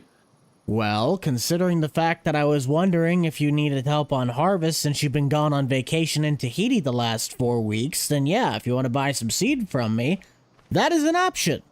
But Nate's completely done with harvest now. We did that. And I'm across the road trying to do beans because the corn stuff got a little wet. Well, no, I swapped to beans and then things got wet. So I'm just kind of sitting here. How many acres you got left? Richards, a plot up by the turnpike, and the stuff's on the south side. That's not bad at all. Okay. You got early order discounts for seed? I don't have anything right now. You don't have anything. So you don't want No. a seed order right now. This shop just got built. Like, we finished construction 2 days ago. Give me a tour. Give me a quick tour, man. Okay. Well, here is our seed office. So when you come in to order, this is where we will do all of your paperwork. If you're selling Wiffles, all I want is 7876 and 8086. That's it. That's it. Okay. Those are the only 2 hybrids I want. Okay. And then this is the main seed shop itself. Off to the right, we have our pro boxes. Might reorganize this and put the seed pallets themselves, like the bags. That might go on the bottom shelf, and then we'll have the rest of them stacked up along the back wall. Mm-hmm. But either Pioneer or Wiffles, whichever hybrids we end up growing, that will be treated in this specific silo. So we have the seed come in, and it will go into here, mix with our treatment chemicals, so that way it can be prepped and sent out to the silo outside. One of them is going to be treated, the other one is going to be untreated, otherwise they go in bags or the pro boxes to be sold. Okay, so for beans, what are you offering up for beans? That one I'm still working things out with Pioneer. Those will be a little bit easier because I can run my traditional combine. You probably saw the Oxbow outside. That is what is going to be used for seed corn. Perfect. Yeah, if I get some Z-Series Pioneer beans, like a 3-1, 3-2 bean, that's what I'm shooting for. That'd be perfect. I don't know if we'll have it. We might have it. We'll see. Depends on what the contracts are. Okay. But that is the seed shop itself. The Oxbow hopefully will work well for me. I did more research, didn't realize how much more in-depth seed corn production was than anything. The plot across the road where I have corn standing currently, that'll be the seed corn plot. Seems like a little underpowered tractor for that auger, don't you think, Buck? It was mainly to transport it. I got another one I can put on there. We'll plan on that, Buck. I gotta go. I got 2 combines around. They're probably about full. I'm grain cart guy, 1 main operation. There's nothing to do here. I'm waiting on beans. If you're open, I kind of want to take one of these combines and switch it over to corn and get started on corn on field 41 here. You don't happen to have a grain cart, do you? Because I got the grain cart running on beans right now. I got the Elmer's sitting down there on my 8345R. That's a 1,300 bushel. Buck, what would rent be for to use that grain cart there? Well, I'm not taking it off the tractor. Okay. I've already taken it off once to till up this plot to get the planning for it, and I don't want to do it again. Okay. I may pull one of my combines off and then run corn here so we can start knocking out corn, especially if I got you to help truck. Let me do some organization. I'll give you a call in a sec. Am I just going to drive the tractor up there then? Yeah, come to my farm. I'll have you drive one of the tractors over. I say I've never been there. I've actually haven't been to the farm yet. Okay. I'll just take the wagon with me.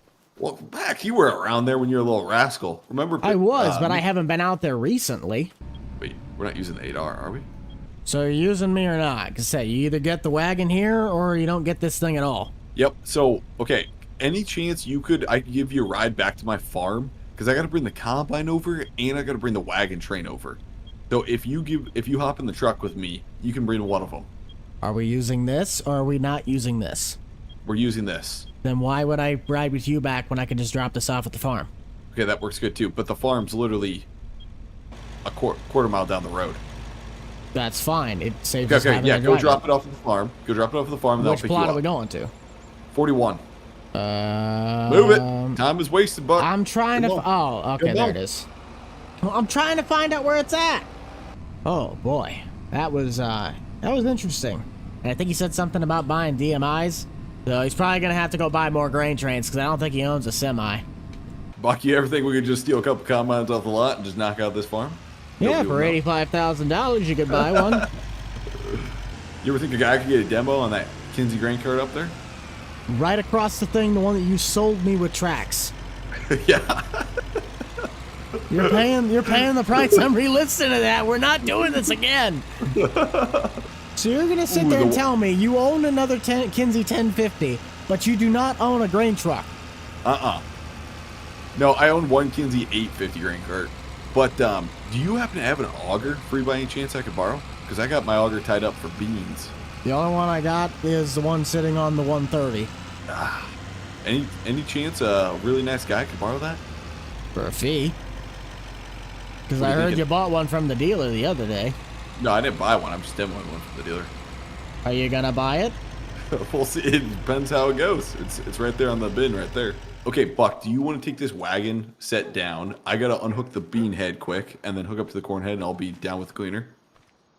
Sure. Okay. Take care of the 1086. That was Grandpa's favorite. Pretty nice tractor. Kind of pointless to run the hazards. The wagon don't have any lights. And the tractor, unless you're colorblind, you should be able to see this thing coming from a mile away. Looks like you guys are going to get yourselves another long haul episode. If you haven't taken a chance to check out the provider of our servers, that being G-Portal, the links to Bucked Up farming servers can be found in the description down below. I still feel Nate might be on the right track of Grant's going to want everybody to help him finish harvest because he is way behind schedule compared to the rest of us. Jumping back to that seed corn topic, if you guys missed out, this is exactly why I'm going to Farm Progress, because the numbers that Grant was rattling off, I have absolutely zero idea what he's saying. I know they're different hybrid types, that's really about my extent of my knowledge, but I'm trying to learn. And if you want to try and meet me at the show, that is a flyer that I made. Grant will be there with Spencer on Tuesday. I think he said his times might be a little bit closer to lunchtime at noon. But that is an option for you guys if you are planning to attend the show. Now we just gotta wait on Grant to get the combine over. Thing about it is I have no idea how long it's gonna take him to get over here. I might as well just go and grab my grain truck because I know those little DMI wagons are not gonna keep up with that. There's no way possible. We'll see if he's willing to pay me for my services. I don't know if he's gonna remember to, but we'll throw in the grain truck for free, just because this was my own idea. If he pays me the way that I paid Dan the other day, I think I might be coming home pretty good. Ah, yes, the pheasant feeder. Buck, why are you running a semi? I got my wagons, boy. You're gonna tell me that a 1,300 bushel cart isn't gonna overload 2 wagons? Nope. Well, it's already here. Okay, combine is combine. Ooh, I love the corn stalk textures. Oh, those are awesome. I am really good with that. That is totally fine by me. So, considering those are not very well-known combines for reasons. Whoa there, Buck. Don't make fun of my gleaner, man. Gleaner, gleaner, gleaner. A combine so great they sell 5 a year. Thank you, Tony Reed. If he has an 8-row header to do field 41... there's no way he's not going to ask for help. Look at the field size compared to these two. It took me 3 episodes and a stream to get that chopped through. To go use your auger? Huh? Can I use your auger then? That's at the seed dealership? I guess. Okay. Do you have a tractor around here that I could pull her with? Otherwise, I'll pull her with my pickup. Just take it with the pickup. Can I take yours? Take what? Your pickup? Do you know how to drive stick shift? Yes, sir. Been driving stick since 2 years old. Right. I saw you drive that Volvo the other day and you stalled it. I'll figure it out. YouTube. I'll watch YouTube. No. You are taking your own No, you are not driving my pickup. This just in, I lost my auction purchase. Might as well start heading down to the gleaner and seeing what he's at.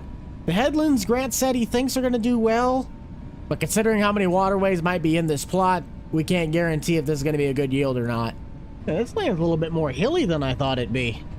Okay, gleaner, where are you at? There he is. Those branches that I'm not going to find an opening unless I can catch him right here when he starts trying to turn around. I'll probably have to, yep, I'm going to do that. The T-Rex got enough length? Yes, it does. I'm running out of room, but he is empty. Pretty sure we have enough grain in the wagon to give Grant at least 1 full DMI. The gleaner hasn't stopped once, so that means I'm doing my job right. He's probably right that we don't need the semi. I didn't really realize he had only an 8-row on the gleaner. But once he starts having to truck those wagons and then come back, I just think it'd be good to have 2 transport units on staff. You take the duals off that? Apparently he doesn't speak English. And yes, we will fill up 1 wagon. We might start sifting for one of those tillage tractors. Ideally, I'd like to get one of the 30 series that Dan bought, but I haven't heard anything back on that deal, and I'm not really going to be willing to wait because with all this stuff coming up, we're going to need a tractor fast. The only other model that I would probably be interested in would be a like 2016-ish 9R. We had one on the lot earlier, but that one sold. We'll check out Tractor House and Auction Time to see if there's anything local. Maybe just check on the dealer site, see if we can have something hauled in. We'll figure it out. This will easily top you off. There's no way it doesn't. Perfect. Did you see that your front one's full? Yep, front one's full, so top me off and then I'll get taking it. Hang on, hang on, hang on. Hey, how fast does that grain car go? We'll unload on the go on the road, baby. We'll go down the road. No, absolutely not. But it's got a pretty quick unload, Auger, so give me just a second, we'll get you going. See if I can get this right on the first shot. No way, Buck. No way. Want to bet? Oh my gosh. Try me. There we go. She is full. Does this mean I get to be your cart man from fall? Toodles. While that gleaner's doing some back and forth, let's just go take a quick look at some tractors of local listings and see if we can find anything we like. That's a pretty nice unit. 5,700 hours, 172. It's got steel tanks. On something maybe more with a poly tank. It's all got steel tanks. It also could help maybe if I didn't look exactly for a 9420. About 9460. Ooh, hold on a minute. Marty, are you coming in clutch? 9460, huh? It does not have a very big rear end on it, but it would be a good tugging tractor. 2,700 hours, too. There's a nice unit. 9420, $159,000, 4,900 hours. That might be something we look into. Anyways, where's that gleaner? Ah, there he is. It's kind of unfair because the price tag says $370,000 like this thing's brand new. It's not, but this is a in-depth view of the tractor I'm looking at. Pretty nice unit. Sucks it doesn't have weight, but it does have some nice 710 duals on it. All it needs to be is a tow pig. No 3-point required. Oh, we gotta chase a gleaner. Hey, what's your ETA back to the field? Ah, he's out of radio range. I wouldn't think it'd take him that long to dump those gravity wagons, but I guess we will dump on my truck. Told you we were gonna need that. You got an ETA on your route back to the field? I'm dumping in my truck. Ooh, I'm 5 minutes away, Buck. So don't dump it in my truck. Hold it. Hold it. You got 1,300 bushel in there? I'm about halfway, but I'm just trying to keep the wagon empty. Probably dump it on your truck. Actually, wait. Dump it on my wagons and then dump it on your truck. All right. I'll be swinging back around with the gleaner by the time you get here. Perfect. Looks like you got some wild turkeys in this ground. Gobble, gobble. Question. Yes, sir. Thoughts on investing in an 9420R? I don't have the money right now, Buck. Otherwise I would. It'd be me. I need a tillage tractor, and I'm not sure if I'm going to be able to find a 30 series like Dan bought at the auction. I'd buy like 30 series if I were you. Yeah, that's the problem. They're I found so one that's 9420. I'd have to haul it in, but I think it's got like 4,600 hours on it. Yeah, I would probably buy it. I'd buy it. Especially with your seed business, produce more cash flow, I'd buy it. Should. Okay, Buck is stopping me off here, and then I'm going to hit the road. Perfect. I'll probably have to take off in about 10 minutes or so. I got another appointment for the dealer stuff I got to take care of, but okay. Just don't wreck the tractor, but you can still use it. I'll just take the semi back with me. Sounds good. Grant still has my tractor with the auger wagon, so I ended up looking on truck paper to see if there's any other semis that I might be able to invest in for the farm since I'm getting the seed corn operation. And I came across a older, I believe it's a 2006 Kenworth. It was rebuilt 350,000 miles ago. It's got 1.7 million on the clock, but they only wanted 95 for it, and it was very, very well maintained. This thing looks almost new. I don't really know where everyone else is at, but Grant is kind of still stationed at his farm, but we're going to harvest out field 4. That way I can be done with the bean crop, and we will be set to shift back to corn and finish the rest of harvest. If Grant calls my number to run the cart again, I can, but I really want to try and get this stuff done because the pods are only going to get weaker and fall on the ground. Obviously, the semi was already trucked up earlier this afternoon, and that is our new rig. If it lets me, I'm going to try and refuel the combine before I get it over there. That way I don't have to worry about it. But I don't think it will work. No, I'm going to have something on the trailer. Nice. Where is my pickup? That's right, Grant took it. Okay, time to grab the gator. If you guys are indeed fans of the Bucked Up Farming series and would love to continue seeing us grow this one, you gotta let me know by heading down below, smashing that like button, maybe even consider subscribing. Every video might be somebody's first video, so thank you all so much for tuning in. I really hope this works, because if it doesn't, I might be really sad. Of course it doesn't. Oh, I just love attached joints, don't you? Maybe the Bobcat. We'll find something that can attach, don't you worry. We'll find something. Come on, baby. Yeah! There we go. We did blow up the combine to make sure everything was in check. Just see how much we have left. We have 42, 24, and 4. Could we possibly expand? Yes, but I don't know if I want to take on that much ground. And I forgot. Never mind, we still have this plot too. 3 corn to 1 bean. We'll just put up a hope that my cart is in one piece by the time I get back down south, and we'll be right on it. Pretty sure my truck's up at Grant's. I think he took the auger with it. Why don't you guys let me know in the comment section what has been your favorite episode on the Bucked Up Farming series. I would put 20 bucks on the fact that Grant is still standing in his same spot. Why is somebody green? Oh, that might be Nate. Yep, there's my pickup. Usually green's supposed to be Jake, but Jake hasn't been able to get on at all, and Austin still hasn't been able to be here either. It's been kind of nice not having Austin around. It's quiet. Just kidding. I miss him. I want him back. I don't think this field's going to take me any longer than probably 10 minutes to cut through. We'll talk to the co-op about getting some NH3 out, and depending on what the data says, we might also wait it out and do side dressing instead. Grant says run 50-50, to each their own. I believe I'll have to dump on the truck once, but probably not much more than that. That is the one downside to beans. They pay so much more, but you have to have so many of them to actually be profitable. It's taken a little bit of time to get used to, but I really like the wheel set that I bought for this combine because it almost seems like it's road crop.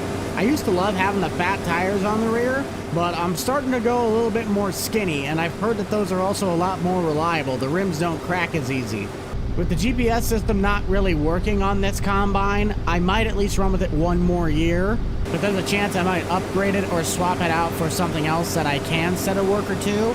That way, kind of like Grant's farm, we can just keep the combine rolling. That 8-row header is just chewing through that one piece of ground, and it wasn't even like 25-30 minutes worth of cutting. At least we're hitting our stride with this plot. We're hitting a lot more greens. As per usual, the waterway is going to be a bright red patch. I slightly don't understand that. Unless the area is too wet, why would it get worse yield in an area where there is more moisture? On the topic of newer equipment, we'll probably still be looking at that 9420R. Haven't fully decided yet if I'm going to commit to it, but since Grant has my auger tractor, there's no point in doing any tillage anyway. Let's try to open up a little more swing around room, and then we'll dump on the truck.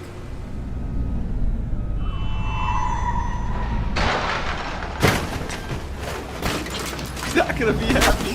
You have literally any amount of respect for anyone's personal Get out of my beans! Get out of the beans! What is wrong with you? Sorry, Buck. Sorry, man. Sorry, ain't gonna cut I was that. just You're having building fun, a new man. ag. No, Buck, that thing's got so much more do power. it in your Buck. own stuff. Buck, that's got so much more power. I couldn't control it. It's a 7.3 IDI. They're known for being slugs. I know. I was dropped in 5th gear, and I couldn't get out of 5th gear, and I was just like, well, I just got to pin it through the ditch. As you're laughing your way around like a high school boy that just stole the car at the gas station. You are so full of it, I can't even... If you have the audacity to ask for my help this afternoon, you can can it. Okay, I don't need your help. I just need your grain cart. Well, you might as well use it. Just keep it in one piece, unlike my truck. It's a Ford, Buck, built like a rock. It'll stay in one piece. Yeah, if you chuck a rock at the ground hard enough, it'll shatter. Everything has its limits. And you might have just put it to him. What am I gonna do with you? Is that a 760 you just bought? I didn't realize you had a S-Series. This is my combine. I've had this for a while. Gotcha. How you liking it? I don't mind it. Are you running a 12 row or 8 row corn head with it? 8 row. Can run 4 or 5 mile an hour probably with it in 250 bushel corn. I pushed it to 6, but I had so many waterways on the major plot that you'd have to slow down to 2 or 3 to get it through the rut. You were pushing it to 6 on the high tops where it was dry. Gotcha. That whole field didn't pull anything more than 60 to 70% yield. Do you need me to run and grab anything for you? No, I need you to run and grab all the parts it's gonna take to fix that truck. Buck, if I wreck it, I'll buy you a new one, man. I don't want a new one. I want that one. I'll buy you one like that with lower miles. I don't want that one. I want that one. I'll fix it. Right. All right, well, I have to get this plot done because this is the last of beans that I have, and then I'm on to corn, but I still got to go look at that 9420 to see if I'm going to buy it or not, and if I do, I'm going to have to use that semi to tote it home. Do you have enough cash to pay cash for it? Take a loan on that 9420. I'd buy it in cash. I mean, it's only like, what, $172,000? Yeah. I'd say get it, man. You could pull a top plow with that thing, too. Improve some of this land. That's true, but I'm also looking mainly at tillage, because right now I only have the 8345R as a tillage unit. And right now it's sitting at your... That's power shift, but it's sitting at your farm right now, so I have nothing for tractors, because the only other thing that's high up on this is a 6420. That's not pulling anything. If you want to get that 8R off there, I've got another tractor that can go on that grain cart. I'm done with this, and I'm going back to corn, so I'm going to need it on the cart anyway. There's no reason to take it off. Okay. Do you want your truck here, or do you want me to keep it safe at my farm? If it still runs and drives, put it back up by the semi in my service rig, and I'll find a way to get it home. Okay, perfect. Sounds like a plan. Oh, what am I going to do with that guy? 12 seconds later. Just keep your mouth shut, Buck. Don't say something you won't regret. On a scale of 1 to 10, how badly do you want me to drill you into a street sign? We'll see you, Buck. Goodbye. Good riddance. Hasta la vista. Leave it to Grant to just go out and destroy something and have no remorse. This is why we can't have anything nice. The title of this video was going to be, I got myself finished with bean harvest, but I think we might as well just rename it to Grant Destroyed My Truck. This just in, a new video title has emerged from Spotter Studio. Grant destroys local farmer's pickup with no remorse. Just kidding, but if you guys would like to check that wonderful company out, they have been helping me with thumbnails and titles for the last, probably 6 months now. And you can get a 14-day trial if you check out the link in the description. Got about 2 passes left, and I really don't know what I want to do with my truck. I have a lift in that one shot, but my height clearance really isn't all there. I might give Nate a ring at some point and see if I can maybe bring the truck down to his place and fix it. Because there's no way Grant didn't take out like a tie rod, bend a spindle, break a control arm. Something's got to be broken. Got the beans all done. We'll see what this will put in the hopper. And when we get back to the house, we're going to take this truck off the grain trailer and put it on the lowboy so we can prep to go look at the tractor. Well, before I get too invested, let's give Nate that call. Hello. Hey, question for you. May have an answer. So, the almighty wonderful Grant borrowed my truck the other day, and he decided to come blazing like a bat out of Hades into the field, and I'm guaranteeing you he probably snapped something underneath that frame. I do not have the clearance space on top of with my lift in the little shed to get the truck up far enough. Could I possibly rent that lift from you in your shed to work on my pickup? Have a lift? Like your shed, the back shed. Can I bring my truck down there and work on it? Buddy, I don't have a lift. I thought you had like a 4-post lift. Oh, the garage over there at the... Yeah, go for that. I ain't gonna lie, I completely forgot I even owned that garage. Grant brings my truck back, and he's driving like 60 miles an hour through the ditch. And he drives over my beans. I mean, I can go drive over your beans. I got a piece of tillage. Nope, that's already done. I gave him a firm ripping. That was for certain. Oh, that definitely sounds like you there, bud. Well, I'm gonna run back to the house because I gotta go look at a 4-wheel drive that I might go buy, and yeah, fun. All right, well, I'm actually about to head out. I gotta go apply at a job at the co-op. Well, have fun with that. Good luck, and don't screw me over. Screw you over. Got it. Perfect. We'll see you later, bud. Thank you. See you, bud. Well, that's great. Big appreciation to Nate. Probably just towed it over with the service truck like I did when I bought it from auction. The truck likely needed to have an overhauled suspension anyway, but at least now I can put that work into the vehicle. if I can help it, the Volvo is technically going to stay on the flatbed trailer. I kind of want it to be more of a delivery truck. The Volvo's a great semi, don't get me wrong, but there are times that it definitely feels like it's limited. Let's head up to that farmyard and go check out the 9420, and so we'll see whether or not we actually come home with it. Took about 4 hours to get here, but this place is hopping. That's a pretty slick looking unit. It's a 2018 9420R, got 4,900 hours on it, and it really was just a tow pig. There's no 3-point, no weight rack, nothing fancy. Just hook it up and tug it. He wants 160,000. We'll see how well it turns over. Sounds good.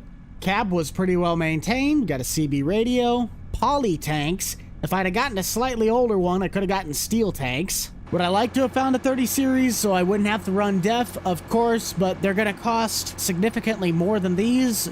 So trying to budget, this is what I could work with. It turns real nice. Let's take it for a little test drive. 18-speed power shift transmission. Shifts pretty smoothly. And a top speed of 25 miles an hour. Don't think you can really get much better than that. I'll talk to Marty and Jim back at the dealer and see if we can pick ourselves up one of those 2,700 shanks. That way, in the prime time of field cultivation, we are ready to assemble. Let's get it on the trailer and we will start heading our way back. What's nice about this tractor is that we can load it properly. Hang on a minute. I forgot that we never sold this shank ripper. Let's just see what they want for this. 12,500. Sold to the highest bidder.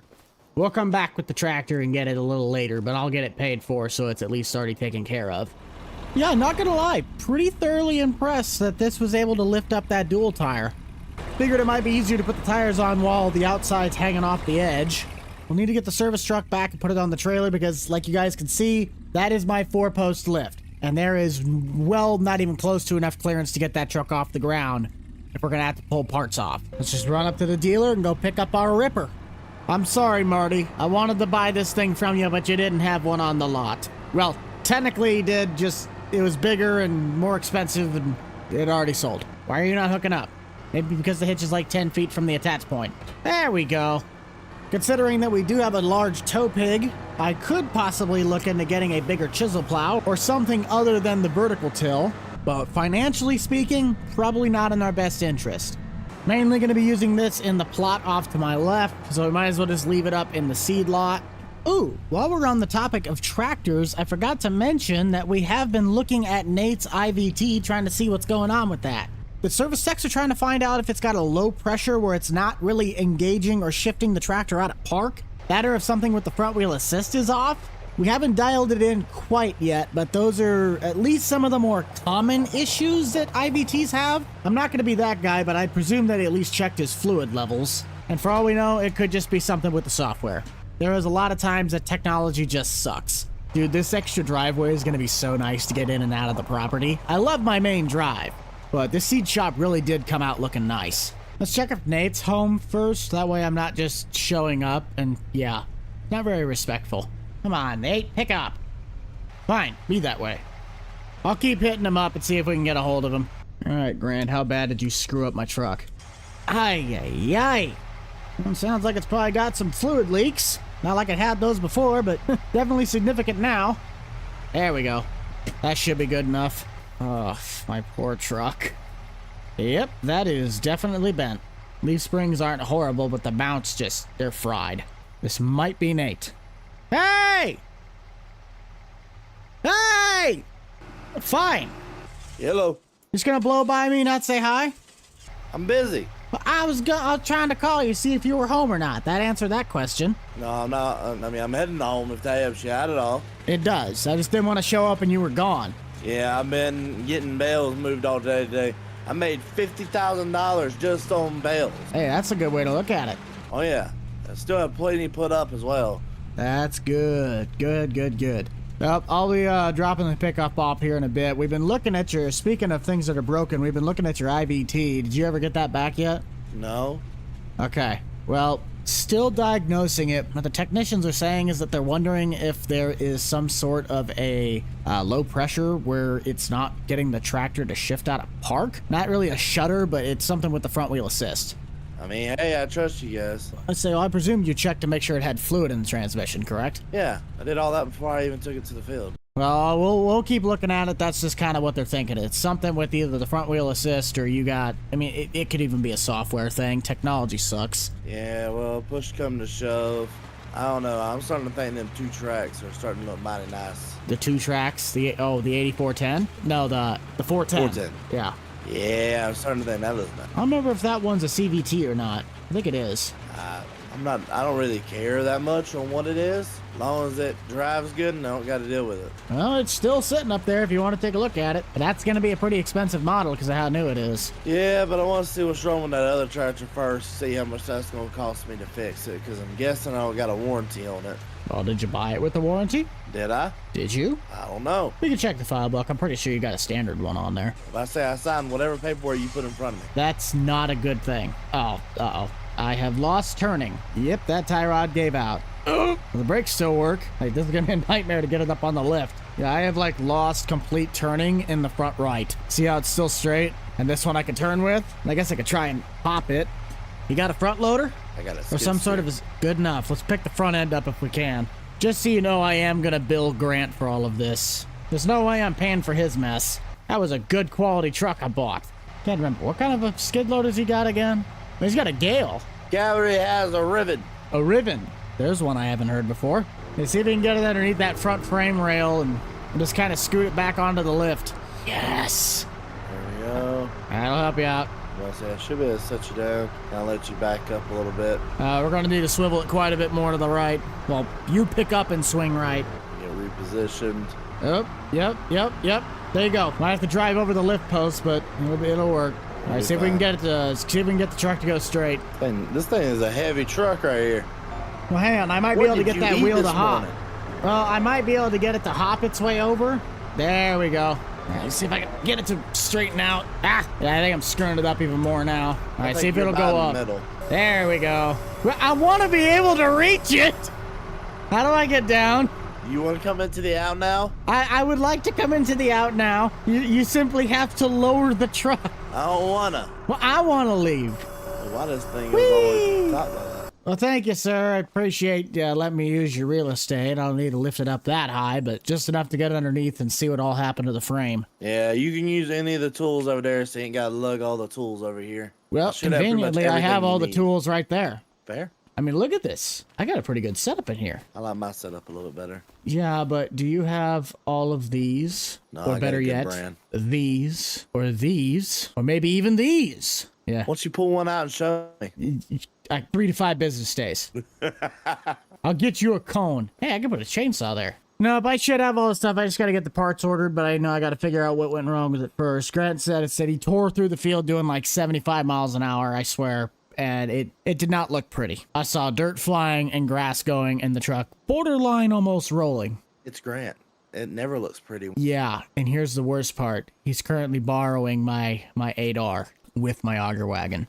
Can I offer you a new tractor, sir? Trust me, you're going to need one at that. Well, here's the kicker. I was driving it all of yesterday, so it hardly moves. He still figures out how to break it. All right, now it's sitting by the dealer lot, so at least I got the boys in there keeping an eye on it. But you know, like I know, though, if anybody's going to figure out a way to break something, it's you. Nah, it'll be you. No, I ain't broke nothing yet. Says the one whose tractor is currently in the shop for a broken thing. I bought it like that. Uh-huh. It was working just fine when we sold it to you. I don't think so. I think y'all hid the problem. This just in. Nate can't accept defeat. Nope, no, I cannot. Don't worry, this one's messing up as well. That's all right. We can take a look at it. Nope, no, you're not. I'm not going to look at it. Well, I said I can look at it, not Jimmy. Jimmy's the service tech that probably was working on it. No, I'll listen, this one, as much money as I spent on it, I'm going to drive it till it blows up.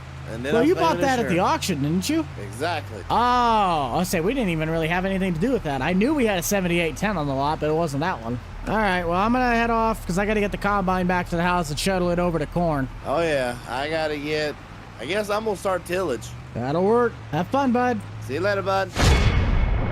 I know Grant said I could take my cart back at any time. Well, that day is today. I really want to try and finish out harvesting as a whole. We got this patch, and Richards, which we're going to start with Richards and work south. As for the waterways, we're going to try and use our new ripper on the 9R to rip some of this out because we're going to be planting that in as grass. And lastly, if we got a little bit of time, I want to take the 6420 and clear some more road ditches with the brush cutter. The 301A is going to be put on the auger whenever I get that back from Grant. I probably should just take that as well. And my truck is still being worked on down at Nate's. That's the spiel, so thank you guys all for tuning in to Bucked Up Farming. Every video might be somebody's first episode, so if you are just now tuning in and would like to follow along, be sure to head down below, smash that like button, maybe even consider subscribing. I'm just going to leave the Bobcat over this way. I trust my boys at the dealer to keep a good eye on it. Oh, looks like Grant doesn't even need my wagon. He's got his own out here. I still got a little bit of corn in that. Get that transferred over. That will work. Doesn't look like we're going to need to put any fuel in this, and our service bar seems fine. The data from Richards ground states that we might have a little bit better yield than the plot off to my left, but as we get deeper into the fall season, the crops are only going to get more brittle, so dialing in the combine is going to be a must. I do have some shipments from Pioneer that will be coming in later this afternoon, along with some Whipples probably later in the week that we need to start getting treated. I have yet to pick up any of the treatment chemicals, meaning we'll have to budget that in. I'll take care of all the numbers. You guys don't need to worry about that. But let's pack up shop, start harvesting corn. For all of our row crop farmers in the comments section, what time do you think you guys are going to start getting into the fields? According to the crop calendar, some of the guys in my area were getting started by September 12th. That's next week, and half of the corn plots right now aren't even green enough or are starting to get green enough to chop, let alone harvest. It's going to be a late one, and considering our weather pattern, we're looking at a pretty wet season. This is all Nate's ground, and he is officially done with harvest. He got his job at the co-op, so maybe we can work out a deal with him. I help him, he helps me. I don't think Grant's going to be with us today, and I know that Austin wants to be joining us, but we're just having troubles getting communications between them. Dang it, Daryl. Why'd you always have to beat me? Oh, dude, we just missed the train. That's a little tighter of a gap than I would have liked, but I dialed in the settings the same way we had at my main plot. We'll see if we have to make any adjustments. Separator on, fan speed's looking good. Let's see what we get. Not terrible, getting a little over 60. We got our first patches of yellow. Wait, actually, hang on. I think that's green. Did we seriously just hit our first patch of green in a cornfield? That's insane. Hey, ding dong. Close the door. What an idiot. Oh, nope, we do have one waterway. Cuts right through the center. Or at least the top half. Ooh, if that waterway is all red, this is going to be one bad strip of farmland. Yep, here comes the red. What did we get that green out of, though? Was that this? Yeah, and that was 95? Yeah, this is all just red. 44. Just look at how many tree roots these plants have to compete with. Might do some deep tillage in this clay just to rip up those tree roots and get it out of the way. The plot will go to beans next year, so it kinda doesn't matter. I might look into getting an air drill, help spread out the population of the plant a little bit, but I'll face that issue once I get there. I don't think I'll make it all the way back around, so we'll just dump on the truck. All of the parts have been ordered for the 7.3, kind of working on installing them. I almost want to talk to Richard and see if he still has that old white Ford. It probably wouldn't hurt to have another truck on the farm to help disperse the load, especially in times like this. I don't mind using my service truck for back and forth tasks, but it really is inefficient, and it also is not very helpful if you need to run an errand and then the combine breaks.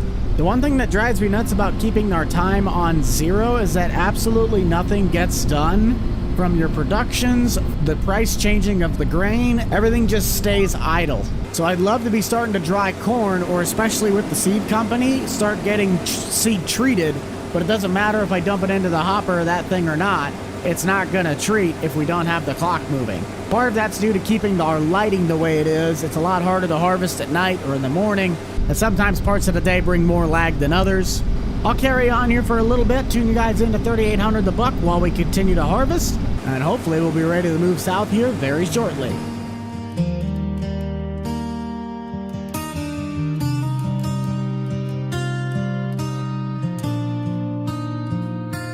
I made it home, but part of me stayed back in that sand where we knelt and we prayed.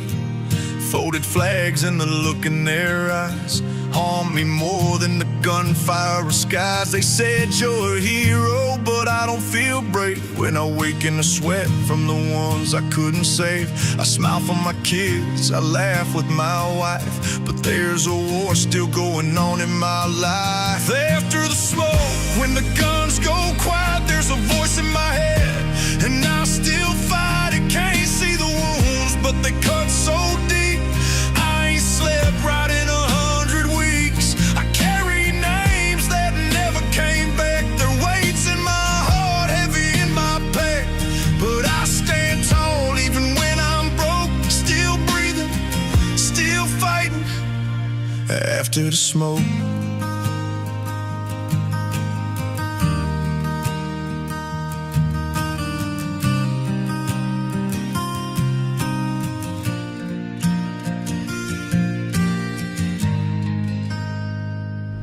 The yield's not doing as bad as I thought it could have been, but we're also working the top half of the plot, which has the waterway. I'm thinking the bottom half of this is really going to come through, and we'll at least get a full semi. The wagon's already half full, and I'm trying to do the whole keep the pipe on the same side rotation. If there's anything that Giants did right, it was doing this steering assist. I love the steering assist part of the GPS, but sadly, I think this combine wasn't scripted properly when it came to 25, so the AI does not really function. I need to practice the on-the-go with the cart, but if I have to harvest with this thing every time, then it's kind of pointless. But look at the waterway. I thought this wasn't going to be as stingy. No way, Jose. The combine definitely dips. Got a little spurt of green in the top left. This land definitely has a lot of potential. It's going to take work to get it set up.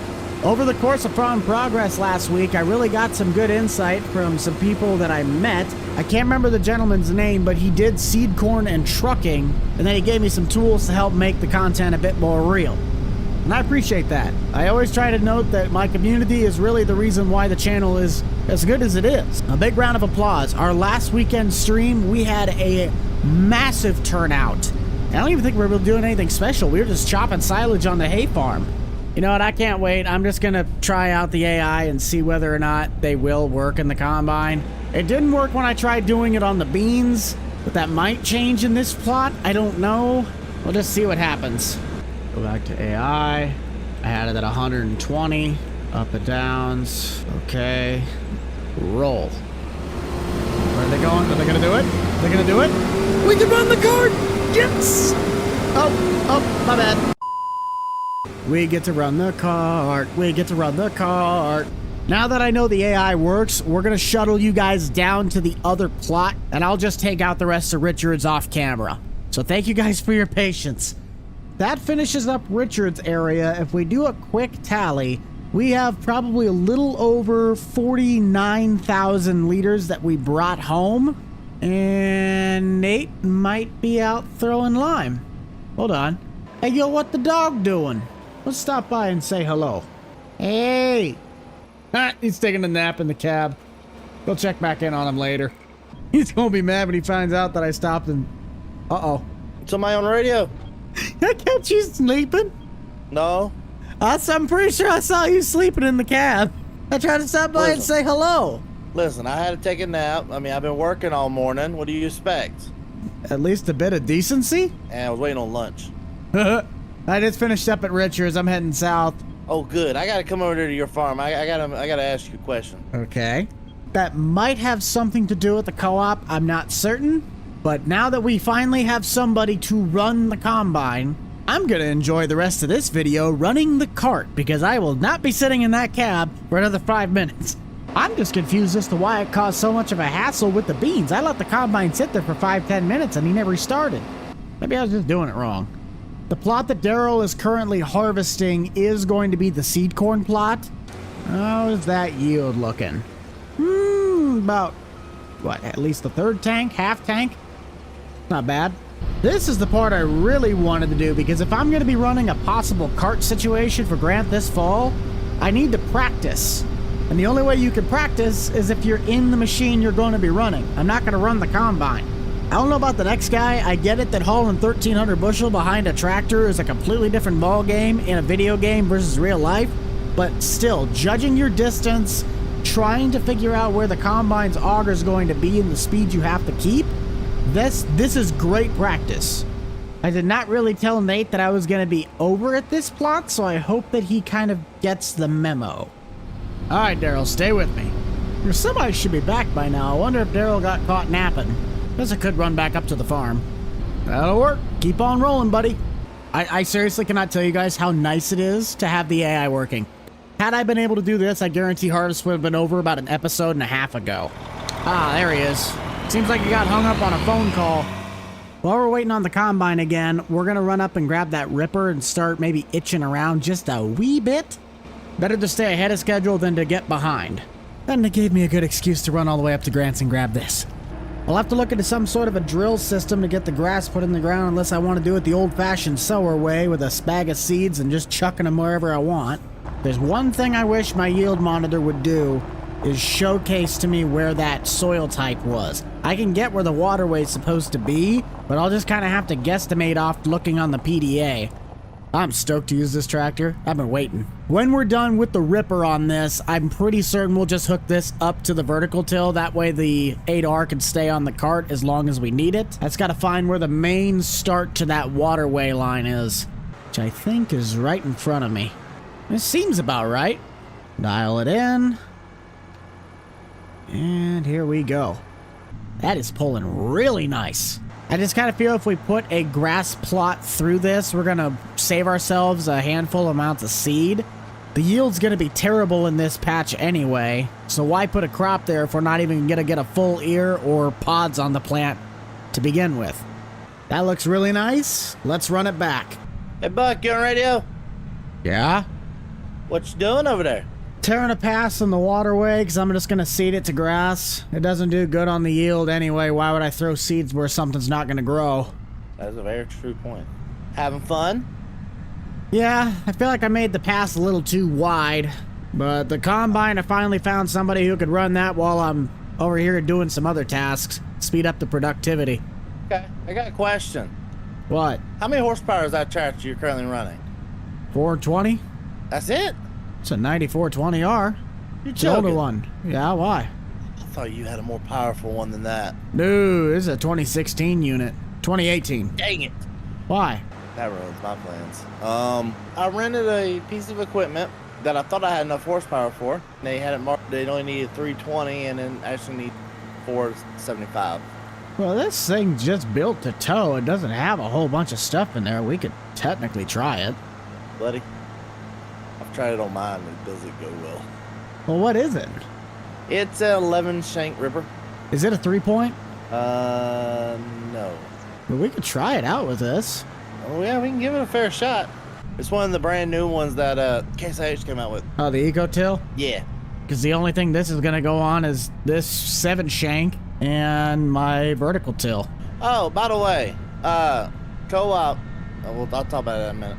So I'm going to need to order lime from you anyway to start balancing pH. I might have you just do it custom. Yeah, that's what I've been doing all morning. I've almost got all my fields done, but we still got a long way to go. I didn't realize how close our farms were when you go through the back roads. What tractor did you have again? I have it on a 9420. 9420, eh? Oh, that's right, the old one. Yeah, the older one, yeah. It might work, it might not. Backing on up. There we go. We can try it out. Where are we testing it? Corn lot up front. That's real specific. The corn patch that was in front of my house. Oh, so I just came from a plot of beans, buddy. I was trying to figure out directions. Sure, that is true. That's technically the back. It would pull it, but nowhere near 7 miles an hour. We were at like 4 to 3. So I gotta beat 4 mile an hour is what you're saying. Pretty much. Okay. Let's find out where you stopped. Only did one pass. And you said that you thought it required how much? 475. 475. Let me drop it in 10, and we'll see what that does. That's 6. That's 6. Okay. And that's she get to the 7. Full 7. It can. Hallelujah. It's definitely... I don't have weights in the front or in the wheels, so I can feel it spinning, but it can do 7. Those pieces of equipment, the more speed you have, especially once you get to their rated speed, you get a better output, in my opinion. Well, you want to do all my tillage for me? Ooh. Are you plowing everything? No, just corn. Why wouldn't you just VT it? I don't got a VT. I got a vertical tiller. I don't. That's what the point of that was, is so I can get rid of these corn stalks with that. Well, how wide of a vertical till do you need? I don't know, whatever I can fit probably behind my other tractor. Well, did you say you were looking for a sunflower? Yeah, at some point. Well, they might be able to get you one that's a Deere at the dealer. 2660? Yeah, 2660. Thought that'd be a next year thing, and either I rent your tractor, or I've already paid $4,000 for that for all of my fields. Well, you can borrow the tractor. We can find out a deal for it, if anything. What if we use part of for you renting this to pay for the offsets of me renting your shed down there to fix my truck? That sounds good. That sounds really good. Okay. Well, obviously, I'll still need a little bit more on top, but we can figure that one out later. If this is all the tractor's going to be used for, then you could definitely use it. Oh yeah, it's just gonna be that right there. The what's it called? I can maybe help you out a little bit with the custom lime spreading. Well, you said you had to do something with the co-op with my stuff, didn't you? Oh yeah, we got to order seed for me. I know you're not gonna have any this year. Pioneer and Whiffles are sending in stuff to get treated now, so I will have stuff for the upcoming crop year. It's just not going to be the stuff I have on hand, like my crop. So we do make some in house, but not everything in house. Because certain people still want their Whiffles, their Pioneer. What kind of bulk deal do you think you could do on like a truckload or two? Well, it depends. Are you ordering bags or are you ordering boxes? You said you do Whiffles and what else? Whiffles and Pioneer. Pioneer mainly is for the beans, Whiffles mainly for corn. I will offer Pioneer corn hybrids, but not as much as, say, the Whiffles. Let's do 3 loads, three semi-truck loads for the co-op, because they're going to need every bit of it. Again, are we doing 3 loads of Pro Boxes, or are we doing 3 loads of the bags? 1 truck of Pro Boxes, 1 truck of bags, and then the last truck is going to be 50% Pro Boxes and 50% bags for beans. Because I've been told a lot of farmers next year are planting nothing but corn. We're in the Midwest. Of course it's all going to be corn. Exactly. They don't like planting soybeans. I say I'm going to still need to get back and finish up harvest because we have that 1 plot to the south of my bin site left, and then I'm done. If you need me, I'll be running. Bye now. Yeah. Good luck. Don't break the tractor. Yeah, I'm not going to do that. And break the tractor in 5 minutes. Got it. Speaking of my truck, let's go take a look at it and see what all still needs to be done. I've already replaced the tie rods. I'm trying to work on putting in the new cab mounts. We still need to put in the springs, redo the brakes, change out that front knuckle, and I'll have to replace some brake lines. Other than that, the truck's pretty much coming back together. It's just sad that it had to come to this in order to redo all of it. Gotta love my neighbors. Can't have anything nice. I'm happy I could be helpful to Nate in his time of need, but that once again means I'm down another tractor, specifically for the reason I bought it. I got plenty of work still left to do. I don't know if we're gonna get to that last plot to the south side of my bins. I might just go out and mow the ditch side so we could get that all cleaned up. What's nice about Richard's ground is I don't really need to worry about that one as much because it doesn't really border the roadside and cause obstructions. But this stuff down here coming off of the county road, I'll probably buzz the bean plot to the east and then my bean plot to the south. So clean up here, here. This stuff's technically already done, but might run it back and go up further on the hillside, down to the dealer. And that should probably be it unless I have to do something down in this area. We're almost done. We are almost done. I'm excited. My corn ground really just did not perform this year. The bean ground didn't do too bad, but if this is what this plot looks like, and this is going to be the same as that, this plot's just going to be horrible. This will slightly be nicer than using the 301 because, well, it's got more power. Stability factor, that part is to be determined. Gotta start with this plot beside the grain bin. I thought we had the real mower slash mulcher mod in here. Guess I won't run over the bushes, but we can clear up that nasty grass. Buckle up, Buttercup. It's about to get tipsy. There's a couple of good farms around my area that they really do take pride in cleaning their roadside ditches. On one hand, it really does just make the curb appeal look so much better. But on the other hand, that also helps improve the safety. Tall grass can really be something that you don't want to mess with when it comes to obstruction of view. Yeah, look at that. Doesn't that look a lot better? It's gonna be a little bit sketchy, but let's just try and get this one patch alongside the bean field.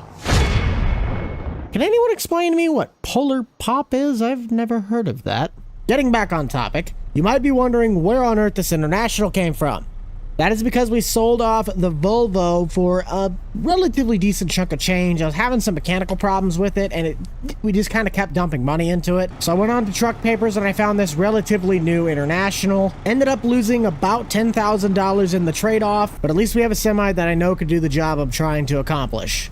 It's a pretty exciting day. Austin Farmer has been able to join us now for the first time. Not sure when we're going to see him, but he is in the server. We have a lot to do in terms of our seed treatment facilities. I have 2 pro boxes full of corn and 4 of soybeans. We need to at least get in the hopper to start treating. We also have a boatload of seed treatment that we need to unload, and I picked up for $17,000 the field probe that goes on the back of the Bobcat. That way we can identify what our crop ground needs to have done to it without breaking the bank of having the providers go out and do it for us. I modified my loading ramp because we sold off our black Load King for a actual flatbed Load King, and anybody that backs up to my loading bay with this specific trailer will not have any problems because the loading ramp is exactly level or very, very close to the deck of the trailer.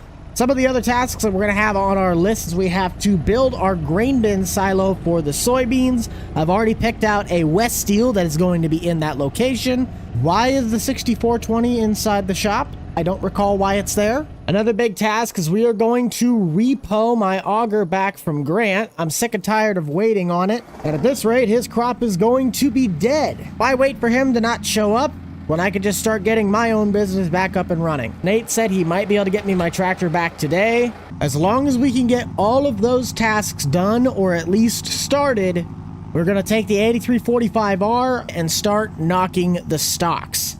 That is the site we are going to deconstruct. It's pretty level for the most part. Why try and reinvent the wheel when we could just tear this down, put a bin site, call it a day? If you guys are fans of Buck'd Up Farming and you'd love to continue to support the channel as this playlist grows, be sure to head down below, consider smashing that like button, maybe even subscribing. We are finally doing something other than running a combine, which is so much more exciting than, well, constantly running a combine and a wagon. I've been really waiting to use this seed shop for the longest time. I wonder if I'm able to take 2 pallets at the same time. Is that a possibility? Yes, I think it is. Nope, that is not a good idea. That is not a good idea in the slightest. It's a little bit more stubborn because I can't shuffle the pallet part left to right like a newer forklift, but it beats trying to carry one at a time. We did invest in a secondary treatment hopper. If you're working with 2 separate companies, they're not going to want their stuff to cross. So to just save the hassle, I ended up getting a separate one. One will be for Whiffles, one will be for Pioneer. We ordered 24 pallets worth of this stuff. I don't remember how fast it depletes, but I would much rather be ahead of schedule than stuck behind schedule.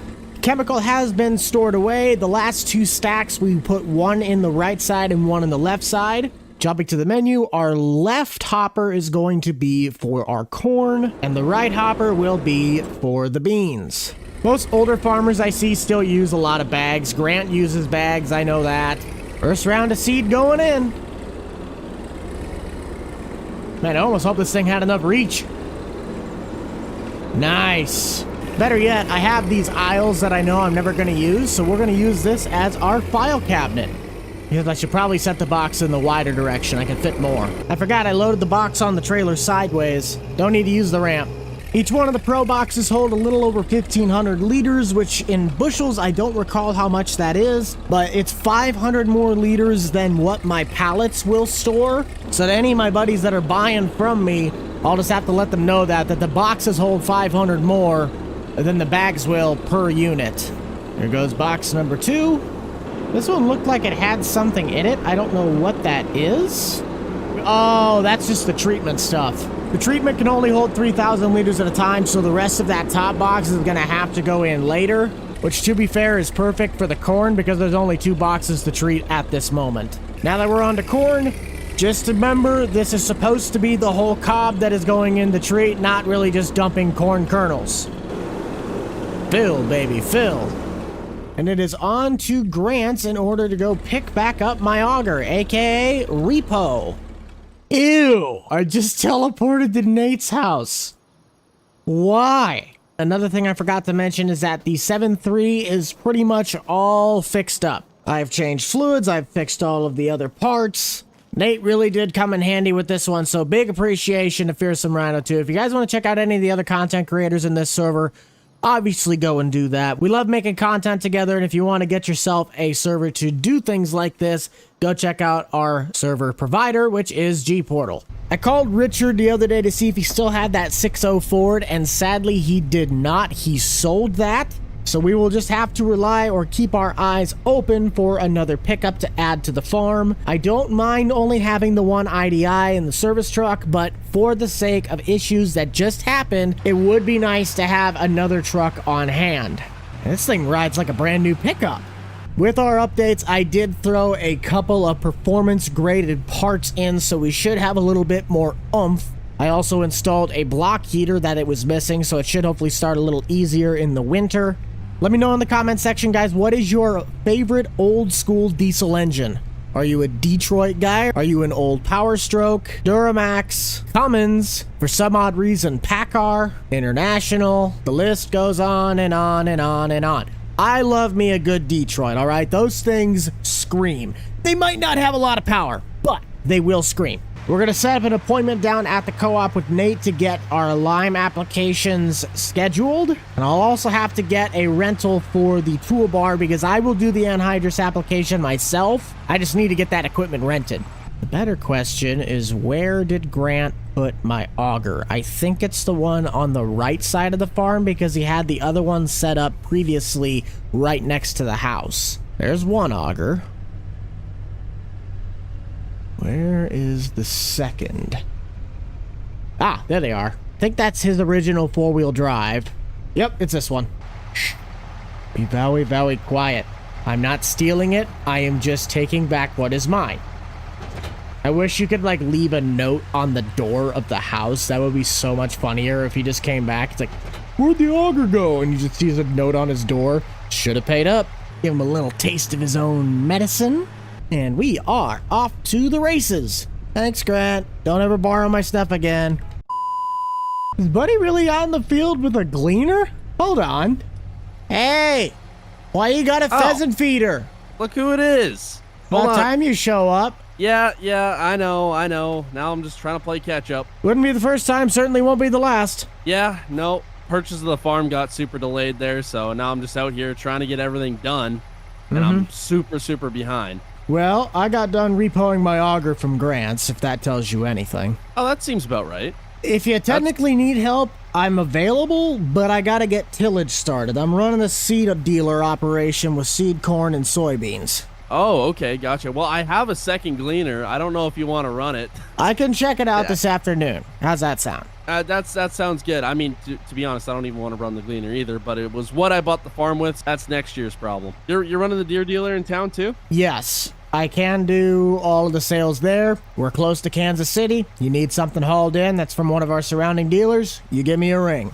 Okay, I'm definitely going to have to trade these in at the start of next year. Just working on the soybeans. They're not yielding very well. Whoever had the farm before me, they did not fertilize them whatsoever. Yeah. I would say I won't take too much of your time. You keep going on this. I got to get this back to set up seed stuff, and then I need to get the vertical till on the tractor. All right, sounds good. If you need me down at the dealer, give me a holler. Hey, quick question. You know any other guys here that would be able to hop on a combine, just like a hired hand? Depends on what Nate's doing. Nate's currently out doing tillage with my tractor. Oh, I'm sure Nate's busy. I'm talking about just like a Jerry, you know?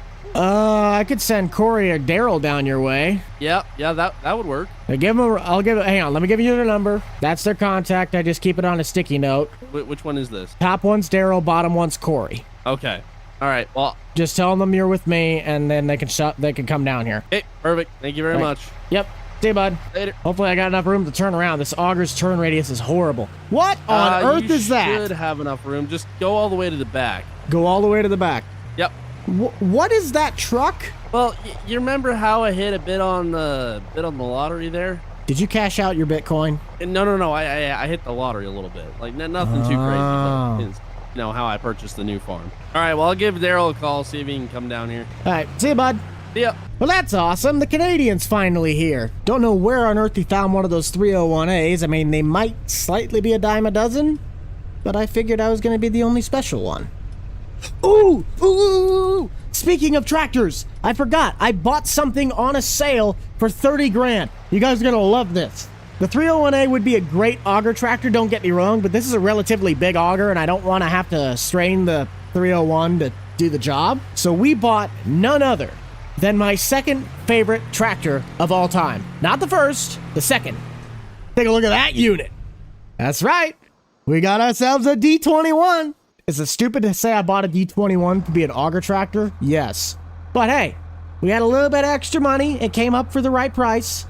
So I took the offer. It didn't really have a 3-point on it, and I don't have small enough implements to really utilize the drawbar. So auger tractor it is. If I keep it nice, I can take it to shows and win some extra money with it. That takes care of the auger. That takes care of our seed treatment. Oh, that's right. I got to build the soybean bin. Let's get up in the landscape, get this shop taken down. I don't know if I'm going to do all of the shuttling today, but we might be able to do that over the next 2 episodes.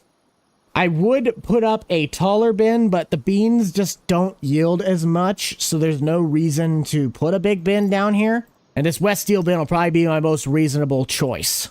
Unless there's something cheaper. Ooh. But that doesn't hold as much. Pretty certain pound for pound this one outdoes the other. We'll just go with it. We'll use our big auger on the Alice for this. We'll just make sure that when we are using it to do the seed treatment, that we clean it out thoroughly so there's nothing crossing. Now I just got to get the VT on the tractor. Still surprised I have yet to need to put fuel in this thing. If he does end up needing help, the combine is still ready to go for field work. I just really want to get it cleaned out so we can park it for the year. And I still need to get on the phone with Nate to get the lime scheduled. Dang it. Let's take care of that. Yellow. Where are you at? Heading to your farm. Well, that was convenient. I was going to call you to see if I could schedule my lime. Oh, that's pretty convenient, actually. I don't think you could get more. No, I just put the tractor on the VT, so if you're bringing back mine... No, not yet. We're not bringing your tractor back. We just got done with field 15. I still got to do field 12, and then I'll bringing it back. I got to talk to you about some other business. Okay, well, I'm just going to be at the home plot next to the seed shop. I got stuff already in the treatment tanks if you wanted to get some pre-orders in. All right, sounds good. If you guys kind of saw in the PDA earlier, this is that waterway that we ripped up last episode. When I'm going to seed that into grass, I don't know, but that'll give us a good representation of what our plot is going to kind of look like. I'm going to have to run to field 42 to start doing the probing, so I don't have to pay the service fee for this. That's only $700. We'll just do it anyway for this season. I forgot as I finished the field, I was going to buy the information. Oh, that's why the yield did so bad. That clay cuts all the way through. Insane. But now that we have the data on hand, we can give that to Nate so we can best prep on how much material we're going to need. I just got to get the GPS set. Oh, come on. Give me a second. I'm setting the navy. Are you setting the Navi or breaking everything? All right, what you need, bud? Well, the co-op just picked up a new piece of land, and I don't personally want to farm it. Would you be interested in picking up some more land? How much do you think it is roughly size-wise? Probably about 5 acres. Let me just see. Where's it at? Field 21. Oh, that's So about we as big bought as the seed corn plot across the road. Yeah. So why did it come with the land on the co-op, or what's the deal? Well, we did an extension to the co-op, and they thought originally I was going to take that over, and I really think I have enough land as it is. Do you have the data for it? We do not at this time. I know the original farmer did have data on it, but It's I don't outdated. have it with me. Yeah. So I'd be looking about $1,250 for a year.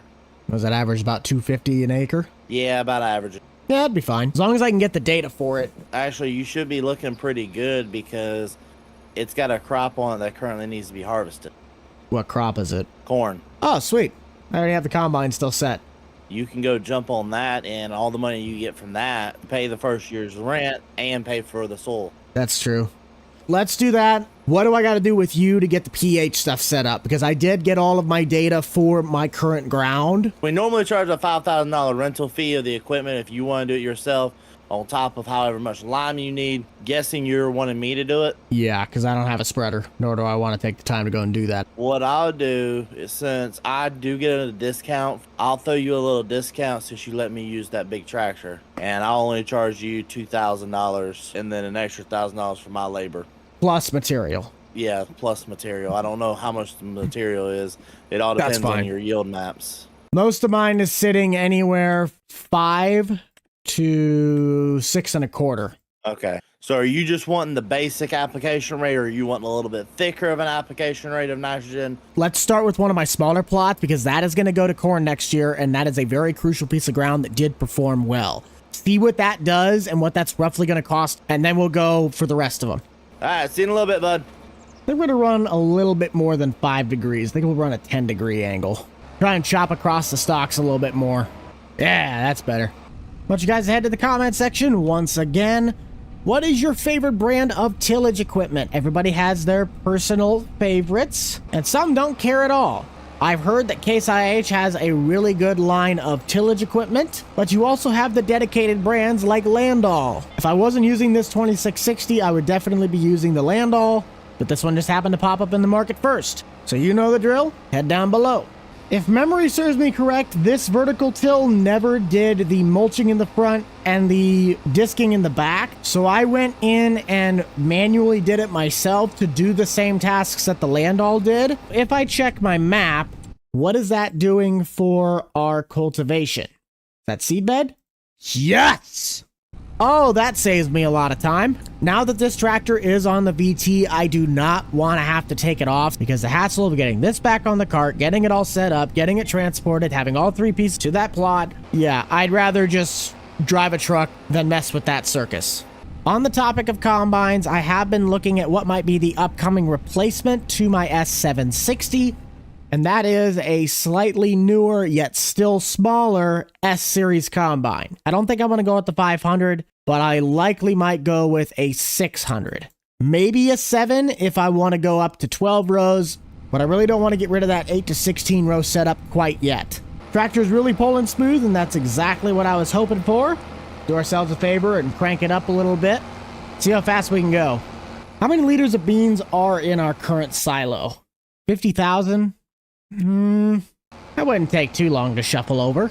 Could I probably get a drive over deck for it? Yeah, but if we're only going to use 1 bin, I don't see that being logical. You know, this plot really doesn't feel that big once you start getting some bigger equipment in it. First thing I'm doing once I get my tractor back from Nate is we're going to take the ripper down to that chicken leg and try and rip up as much of that soil as possible to break it up. But we'll also do that up at Richard's plot because of that tree line. With that big round of clay at the top side, trying to get some air into that dirt will hopefully help dry it out and maybe grow some better crop. I don't think it's really worth trying to put a line of drain tile in, but it definitely could be looked at, especially since I have the tractor to pull a tile plow. I'll definitely keep that in mind, because right now would be the most ideal time to do it since the ground is not frozen. And it's also not really muddy. If it gets muddy, there's going to be some issues. I have yet to work on this weird M shape of rolling. I don't know how much work I'm really going to do to that, whether it'd just be worth it to try and scrape it. But with the main waterway on the south side of this plot, it's kind of started to pack itself back in. I'm going to try and leave the loose ends where the ripper came through to replant.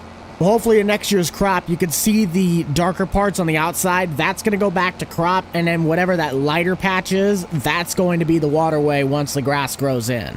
Which I don't think that the GPS registered that waterway in. Hang on. I'll have to slightly reprogram this, especially when we tear out that top half. But I think that'll be a job for the Gator. If you guys have never seen the new technology coming out for the John Deere Gators as an accessory, you can use the Starfire GPS and almost like a snow pole, map the boundaries of your fields. That way when you're planting, cultivating, harvesting, or just buying new land, you can basically draw your own property line for the computer to register. That way there is no confusion between the satellite and the implement that you are pulling. Only problem, I do not have a gator that does that. Might have to retrofit the old one. That'll have to trade it in for a new model from Marty. Could I do it with the cheap one? Yes, I could. Woo-hoo-hoo, we might do that. I'll modify a cheaper gas one and we'll use that to do our mapping. It sucks that I'd be getting rid of the old gator, but for the sake of the farm and trying to stay up with the Joneses, because that's always the most important thing about life, I want the farm to be productively as net positive as possible. Say that one 5 times fast. Slow it down a little bit for the waterway. Right above my tractor cab is a really deep ditch. Curiosity's slightly getting the best of me. I just want to see how this looks through a dry run going through it. Look at that grade difference. Hello. Just take it slow. No need to break the equipment. Wow. Dang, these things are deep. Yeah, see, the calibration doesn't even register the new lines yet, so we've got to be careful. I don't want to rip through that patch that we tilled up, because then we'll just be planting corn right back where we tried to not plant corn. By the time I'm done chopping the waterway and then this whole chicken wing, I think that land that we just picked up from Nate for cash rent probably would reimburse the land we lost. As long as it performs better than that patch, that's a win-win. For this part, I am seriously going to have to do some work. Just watch the tool drift to the one side. You don't want that. See it? Right there. It starts shifting. Yeah, we can't have that.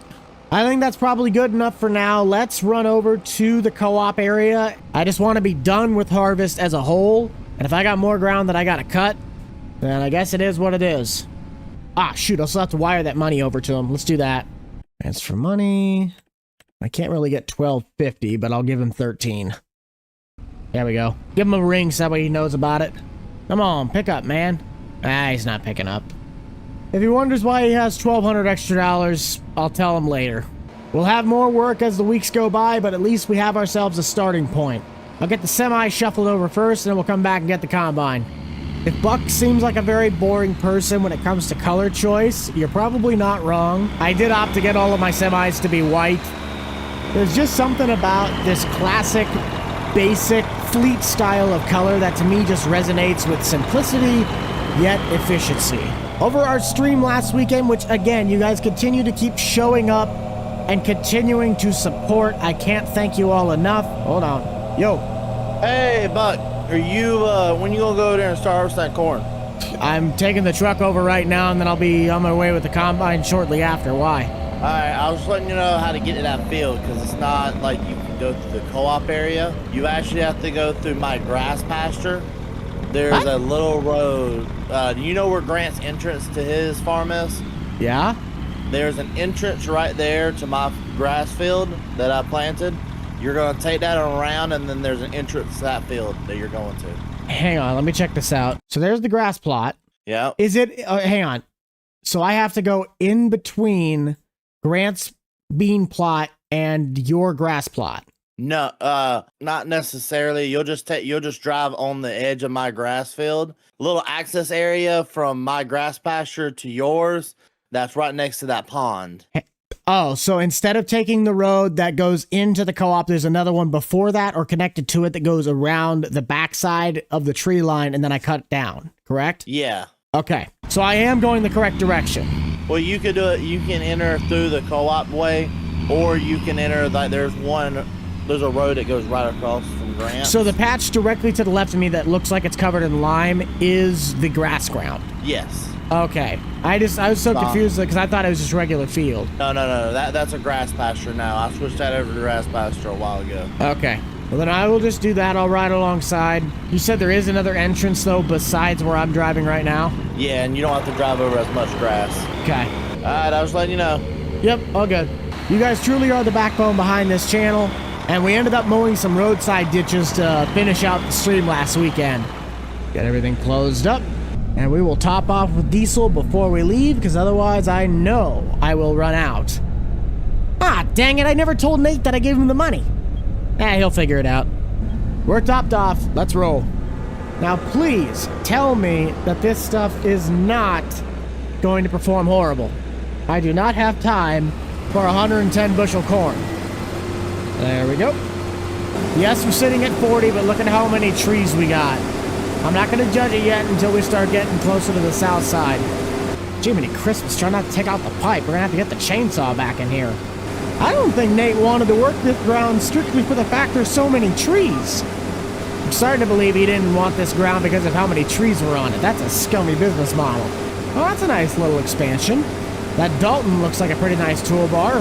These end rows are just terrible. They don't get any light. I got scammed on this one. I'll have a lot of tree work to do if I want to get anything done in this plot.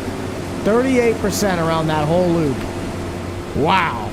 Now that we're getting into the inside passes, we should start picking up on the monitor. I just find it sad that I would have been able to fit a whole 16-row head on this and still not fill up the hopper in one loop. That's not good. But I gotta give the land a chance. Maybe it's just the end rows that are really bad. There's a yellow plot sitting back by the semi, so there is hope.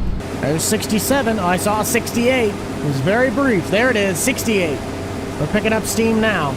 I may just buy a grapple bucket for that little bobcat of mine, and then throughout the winter, when it starts getting where we can't do anything else, we'll come through here and start trimming limbs to make way for the combine. I don't want to have to put a whole new auger on this because some dummy decided to turn the combine without looking and smack it against the tree. We have the 9420 back on the ripper. The combine has been completely cleared out and pretty much ready to be winterized. I still have to finish the vertical tilling on the main plot, and this is going to go up to Richards to try and knock out some of that clay dirt. And we also made a purchase out at the dealership. Hope everybody's having a great start to their day, and if you're not, then well, hopefully we can make your day a little bit brighter with today's episode. Every video might be someone's first, so if you haven't already and you want to continue to follow along, you could head down below, smash that like button, consider subscribing. I forgot to throw on my work shirt, but luckily I think I have one at the office. Not too sure what that one like lime truck was doing out at my seed shop, but I'm not going to worry about that. The thing I ended up buying is right here. This is a 2004 8120. What are you doing here? I've been here for a while, waiting on you. Waiting on me? Well, I was showing my people what I just bought. You bought that ugly thing? Why? I thought you had enough good horsepower. Well, considering that Grant has borrowed my tractor, you have borrowed one of my tractors, I don't necessarily have a third high horsepower tractor to take the reins on something if those are gone. That is fair. It wasn't that expensive. It was only $95,000. That ain't that bad, actually. No. You made that up just in selling seed alone. Well, what can I help you with? Well, I want to know, what year is this? What's the info on this one? This is a 2024 9R 540. It's brand new. Oh, it's brand new? Yeah, we had a 2016 in, but that one sold a while ago. This one? Yeah. Like 300? Like, it is brand new. How much y'all wanting for it? I think you're looking at about 550. So with my 25,000, I need to be looking another direction? Probably. What I can do is I could try and find you something that's in more of your price range, but it ain't gonna be one of these. Yeah, I'm good for right now. I need your help getting a part. I don't know what the part number is for it, but it's the spinners on the back of this spreader. They're kind of they've been worn in a little bit. I'm starting to see worn spots on them. I want to replace those. I hate to break it to you, buddy. Why wouldn't you just go to Home Depot and fabricate your own? Hey, they just told me to take it up here and get the part. All right, so it looks like I have 5 of them. All right, that works for me. When do y'all want to put them on? You can't undo 2 bolts? I'm kidding. I'll do it. I was going to say, buddy, if you can't undo 2 probably 15-millimeter bolts, we got problems. Well, here's your box of parts. All right, thank you, buddy. And, yeah, have yourself a fun one, even though I'm not in work attire. Hey, invoice the co-op. Okay. Didn't say nothing nice about my parking job. You parked in a very nice way. I appreciate your level of perfectionness, but you ran over my mower in the process. Now get out of Dodge. No, I didn't. I didn't even touch your mower. I wondered why that truck was sitting in my yard. He's spreading lime on it. Running the numbers, it's going to cost about $1,200 after tax, so we'll just get that invoice sent out to him, and we'll get ourselves paid. Grant still has yet to pop onto the safe, so he has not finished harvest. And more importantly, this is Andy's tractor. A really, really high quality one, and it sounds amazing. Listen to that puppy roar. We'll come back for the service truck in just a little bit. I'm gonna wait for Nate to do all of the lime work on this, and then we'll go back over it with the vertical till. In the meantime, we will grab the 9R and head up to Richards so we can start deep tilling along that pesky tree line. Another task we're going to have to tackle later today is getting the soybeans transported down to the new bin. I think I only have about a truck and a quarter, maybe truck and a half to transport. So not like that's going to take very long, but the Alice has been stationed at the auger when ready. We have our first full round of seed completely treated. I'm just going to put my money in using the ripper to kind of break up that soil so there can be a little bit more airflow. Austin is also in the server. Whether we're going to do something with him or not is up for debate. I just have no idea where he's at or what he is doing. Everything still should be calibrated for when we ran the ripper the first time. Let's drop it in gear and watch those roots slightly disappear. Checking out the PDA. I want to see how large of a pass we're going to have to make. Try 2 to 3 stably, and then we're going to rip down this waterway and maybe even just a little bit on the field edge. I don't think we're going to get to it today, but you guys saw in last episode that we really need to break up some of those tree lines that are in the ground that Nate's letting me rent. This side's not bad. I don't have any obstructions with the combine. But there's way too many things that are getting in the way and possibly going to damage the equipment, and mainly to the combine cause some serious damage. Let's crank up the speed if it lets me. Why don't you guys let me know down in the comment section, out of all the tractors that I have now on the farm, which one is your favorite? We have the 9420R, the 8345R, 8120, 301A, 130 Farmall, and the 6420. There's a lot of options for you guys to pick from. I still think the 8345R has to be mine, but the 301A definitely is sneaking its way up that ladder. Should be the last pass. Yes, indeed. I don't even think we need to go back down this way, so once I get to the waterway, I'm going to start pitching it left. That should be right now. The soil looks really nice underneath, but I can see the moisture that's been locked into those dirt clods. When we come back over with the VT, hopefully that'll be able to knock those out, but we'll have to make sure there's no rocks in here. Want to know the fastest way to destroy your stuff? Run some rocks through it and watch what happens. Compared to some of my other plots, this waterway is not as deep, so I'm not going to do any re-landscaping, nor will I plant the grass patch that I did on the main plot, but we'll definitely have some reshaping we're going to need to do over the next couple weeks. Just got to do that little patch on the south side, and I think we are ready to head over to Nate's, maybe? He said he got me that field data for the co-op side, and I'm guaranteeing you that this whole outside ring has to be just covered, and I mean covered in clay. Oh yeah, look at that. Now, where do I gotta start? Oh, perfect, right there. Trimming the trees in this is definitely going to be a winter project. I'm not going to worry about that until we get every bit of other work done. I'm not going to worry too much about the seed corn plot, but I did invest in a old-fashioned 825 row crop cultivator. I found one that was configured as a 12-row 30-incher. I think Austin's on the other side of that tree line harvesting corn. And I don't know what Nate's doing. Is he just kind of sitting? Yeah, he's just sitting there. Okay, then. That gives me time to go up and get my service truck. That we can also switch over the beans. Best month to sell the beans is going to be July. We could sell the dry corn over at the co-op, but that we're definitely going to wait. Because if we got $30,000 right now, and that could easily be worth $62,000, we're going to hold out at least 2 more months. The row crop cultivator I mentioned earlier is right there, and the 8120 might be the candidate to pull that, but we also could probably put it behind the 6420. Beautiful. Make sure it's dumping. Yes, sir. Did Nate ever get going again? Yes, he did. Look at that dude go. He's hauling. Let's go knock stocks in the chicken wing. And if Austin catches wind of us in that sector, maybe we'll catch up with him on a conversation. Or I could just be nice and reach out myself. Oh man, Austin's really taking that plot out. It would be kind of stupid, but we could definitely section off this little corner and still farm this, but turn all of this into grass / maybe even conservation area. So let's do that. Let's save this chunk, and we'll turn the rest of this into the grass ground that I was talking about earlier. Everything in this middle chunk is just horrible.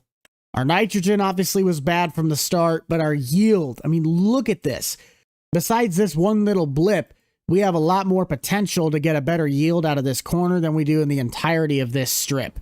Something else I'm going to look into the farm before seeding happens is possibly investing in an air drill. I've tried learning the differences of which application works best for which crop. And the planter obviously spaces even rows of 30, 36, 38, however wide you want to plant them. And then the air drill will plant an offset of that same distance, but it almost plants it more like a patch. But unlike a planter that plants every seed the same width and the same distance apart, the air drill is going to put it almost like a zigzag pattern. Because if I can get higher population of beans in a field, and we have a little bit better chance of getting at least a couple more bushel. I don't know if that's true to how seeding works. You row crop guys can let me know down in the comments. But we'll address that bridge a little bit closer to spring. If my words aren't making any sense right now, I can tell I'm hungry and tired again. The words don't work when the body needs fuel. How's it coming over there? Oh, it's actually coming really good. We've actually got one more field left of yours. Nice. I gotta go up to, what do you call it, Daryl's. I'm gonna head up there, finish that out, and then I'm done with all your linemen. Oh, you mean Rich? Yeah, Richer. My bad. Okay. Richer. I gotta go up there, finish that field out. I think, honestly, one load will get that done. Yep. Be careful when you're going by the tree lines on that. I went ahead with the Ripper. Might be a little soggy up on that. Okay. You'll be able to see it. I should know what you're talking about, because I remember being up there for the auction. Are you gonna be around the farm when I get done with that? Yeah, I think I'm going to shuffle over some of the treated seed out of the silos and get them into boxes and bags. All right, well, I'm going to come back and finally have you your final total. Perfect. That'll work. Thanks, Nate. All right, see you in a little bit. Probably better shut off the tractor if we're going to do some other tasks. But with Nate doing that, that'll definitely help me out. Let's see. Yeah, we got this little box left of beans that needs to be treated. If each one of these has 4,500 liters, we'll put 1,500 of that into one of the boxes, and then the rest will go into bags. That should help us start stockpiling our seed supply. Oh, that's right. I'm going to have to use the skid loader to load it. I can at least grab the boxes that are going to need to be treated. Just have to remember which one is which. Beans is going to be on my right and corn is on my left. We are filling. Now I just got to get some bags made. What? Well, I got your final damage. You ready? Hit me. How much you think? 35.7. 23. That's not bad at all. Do you have any orders that you need to place in for the seed dealer? Yes, I was actually going to bring one of the trailers over. Full load of boxes for beans, full load of boxes for corn, and then a 50-50 split of bags, correct? No. Full trailer load of pro boxes of corn, full trailer load of bags of corn, and a 50% pro boxes of beans and a 50% bags. So we're stacking this 53-foot trailer full of boxes. Well, yeah. Holy crud. Okay, we're going to have quite a few units going out the door. Are you talking one layer of bags, like one pallet layer, or are we stacking them two up? Yeah, one layer. One layer. Trailer, where do you actually want me to drop the trailer at? For right now, set it next to my current flatbed over by the seed silo, and then I will just... You're leaving just the trailer, right? Yeah. Let's say I'll put it at the loading ramp and I'll get stuff loaded up. All right, and then just give me a call. I'll come back over, pick it up, unload it, and bring it back. Okay. Do you have the price of how much everything is going to cost? Not right now. Hey, it's fine. Now listen, we're going to get the job done one way or another, and we're going to supply the county with seed. Yep, and how much, where do you want me to forward that money to? Co-op? The bill? Co-op, yeah. Yep, you said 23.2, correct? Yep. Okay, that money has been shifted over. I appreciate it, and I'll be hearing from you. I'm gonna go grab that truck, bring it over, or trailer, bring it over here, and I think I'm done for the day. This tractor's already starting to make its mark. I will end up getting a Starfire system through Heritage. This might just be the tractor we use to plant the seed corn while we're out planting the main corn. The only other task I can maybe think of is if we ran the air drill with this. I can take care of that task later. We just have to get onto this seed production. Otherwise, we're going to fall behind and orders are going to start stacking up. Each one of those pallets holds 1,050 liters worth of seed. If the treatment hopper holds 4,500 and a Pro Box holds 1,500, I could get either one Pro Box and 3 pallets of seed or 1 pallet of seed and 2 Pro Boxes. But I have to buy the pallets from the dealership because you can't store the seeds in the bags from this silo. So anytime I buy a bag, I just reimburse the account and then I will delete the seed that I'm not going to be putting in a Pro Box because that seed is allocated to the bags. If it doesn't make sense right away, don't worry, we'll figure it out as we go. It's a nice looking semi you got there, bud. Oh yeah, by the way, I made a mistake. It is a 53. That's fine. It just means I get to charge you more. Oh, pretty much. You want it over there on the other side of the flatbed, right? Yeah, park it on the right side. Just make sure you don't take off my mirror. I am, however, going to make one alteration to my setup for organization. I threw another set of signs down. I can set the empty boxes on one side, and then the boxes that still need to be treated on the other. So we'll have 2 rows of Pioneer, 2 rows of Whiffles. The bean hopper's empty, so we can empty out the rest of this box and throw it into our assembly line. And we'll throw the pallets up on that top shelf. Let those beans start getting treated. And I think I'm actually going to start setting the bags above the Pro boxes. And then we'll decide what goes on the top shelf later. Okay, on to corn. I have more buyers of the bags rather than the Pro boxes. So I'm going to do the 3 pallets to 1 box ratio for a little while until I stockpile enough for the orders that we get caught up. Now I just got to find those pesky seed bags for Whipples, and we'll get those ones bagged as well. One thing that drives me nuts about this forklift is I don't think it was properly scripted. I should have a little icon saying how much I have on this, so I might sadly have to look into a different unit than this. Let's be real, I could have probably gotten a better forklift anyway, but now I gotta try and budget one of those in. Which, how much would that cost? I don't even know what a forklift costs in this game. Ooh, I could get me one of these. The Home Depot special. Otherwise, it's $55,000. You know what I just thought of? Why on earth would I invest in a new forklift when I could just go and buy one of my favorite skid steers of all time? The Teleskid JCB! It'd be perfect for this. Well, might be a little overkill, but I bet you I could find a pretty decent used one on the market. That might be what we go with. What's cooking, good looking? How's it going? Not too bad. I'm making some big financial changes. Oh, yeah? Yeah, figured out that my forklift is not really that great. Fair enough, fair enough. You Well, what can I getting do some seed for ready you? for next year or what? Yeah, so I already have the Whiffles, 3 pallets, and 1 Pro box. Same for the beans. Well, that's just pretty much what I'm going to keep cycling through. Nate just dropped off his 53-foot trailer. I got to fill that thing 3 times. Oh, boy. Well, that sounds fun. It is. I'm going to have to get some here too soon. So if you want to put an order in at the box, I won't have a accurate price tag until you tell me what I'm putting in. Gotcha. Well, I'm probably going to need a ton of Whiffles. Well, I meant to swing by you earlier because I saw you out in the Gleaner, but just kind of was working on land development at the time. Yeah, Daryl was helping me out a little while ago. Oh, good.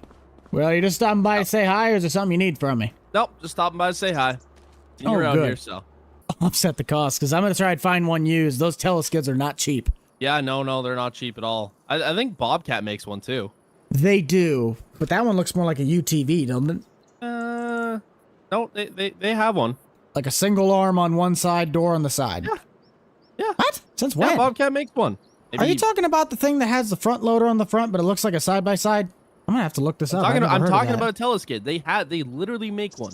You want me to look it up? You want me to look it up? You want me to look it up right now? Yeah, look it up right now. I'm telling you, they make one. Bobcat Teleskid, huh? No, they don't. Yes, they do. No, they do not. Maybe they quit making them. I don't know. Say the only picture I see of a Bobcat is one where it's got 2 arms on the same side. It's got arms on each side. Hold on.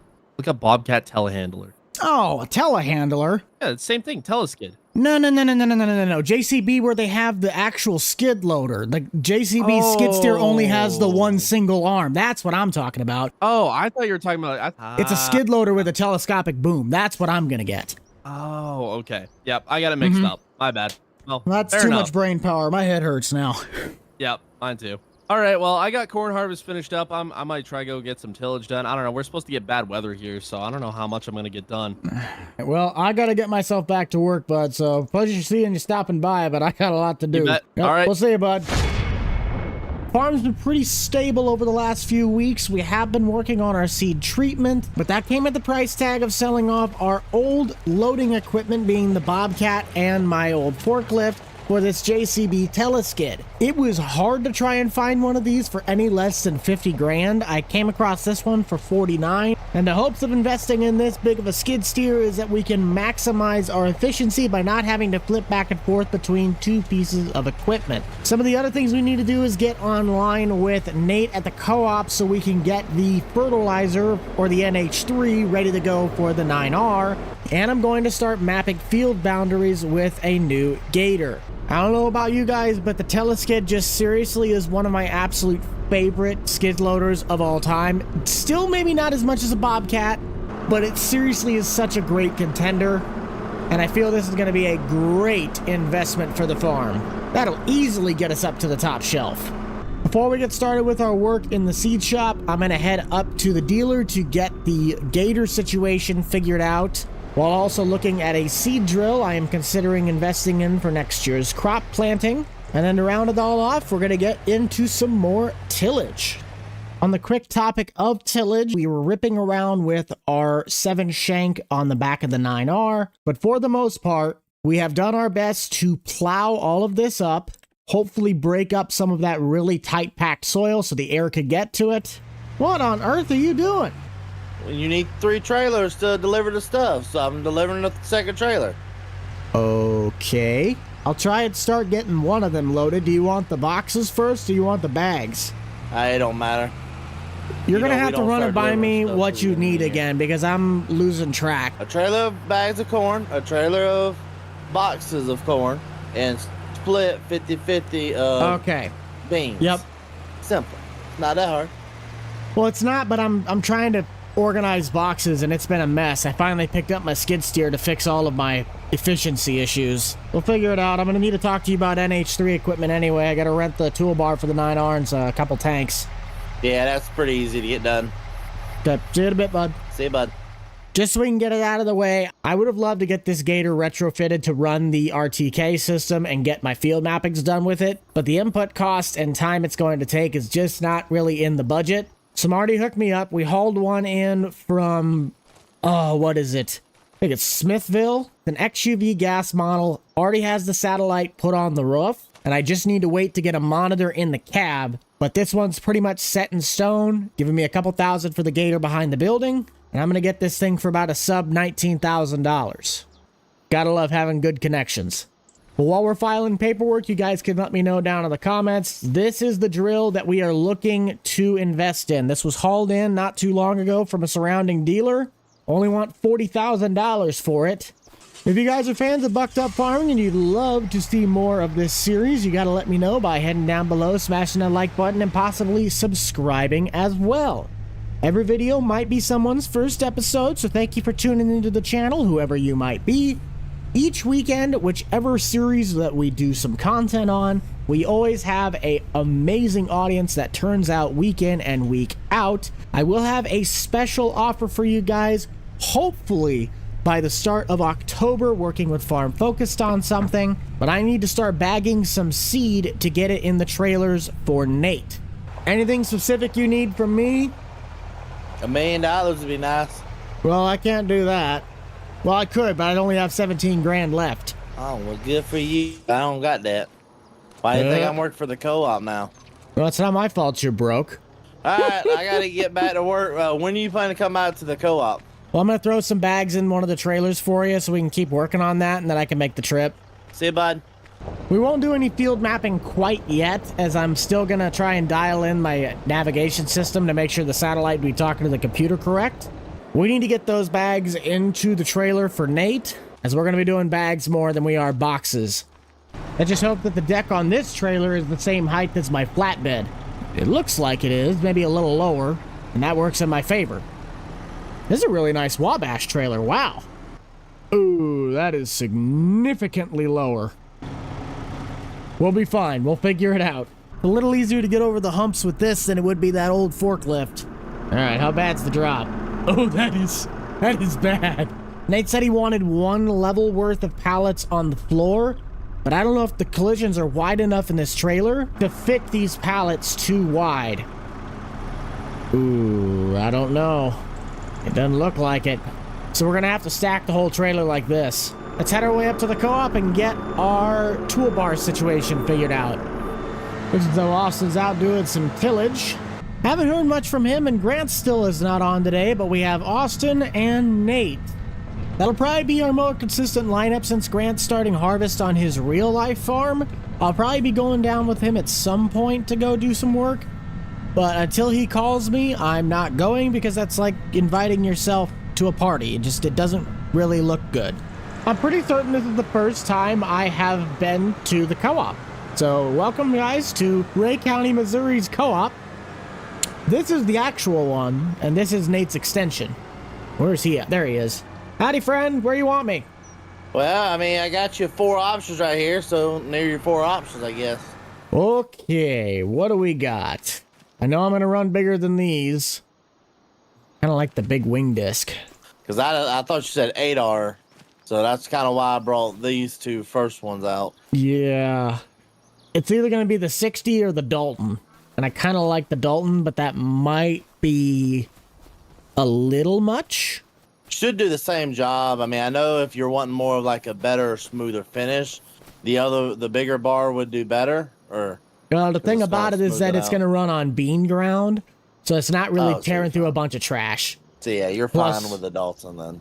And you were saying, or is that just lime that costs $5,000 for rental? The lime equipment was. These are like $8,000, especially the Dalton right now because that's brand new. Nobody's used it yet. Dibs. Depending on which tank I pull, usually I just like pulling the smaller tanks, but I see you at least got a tandem set. Oh, I actually went ahead and filled both tandem sets for you.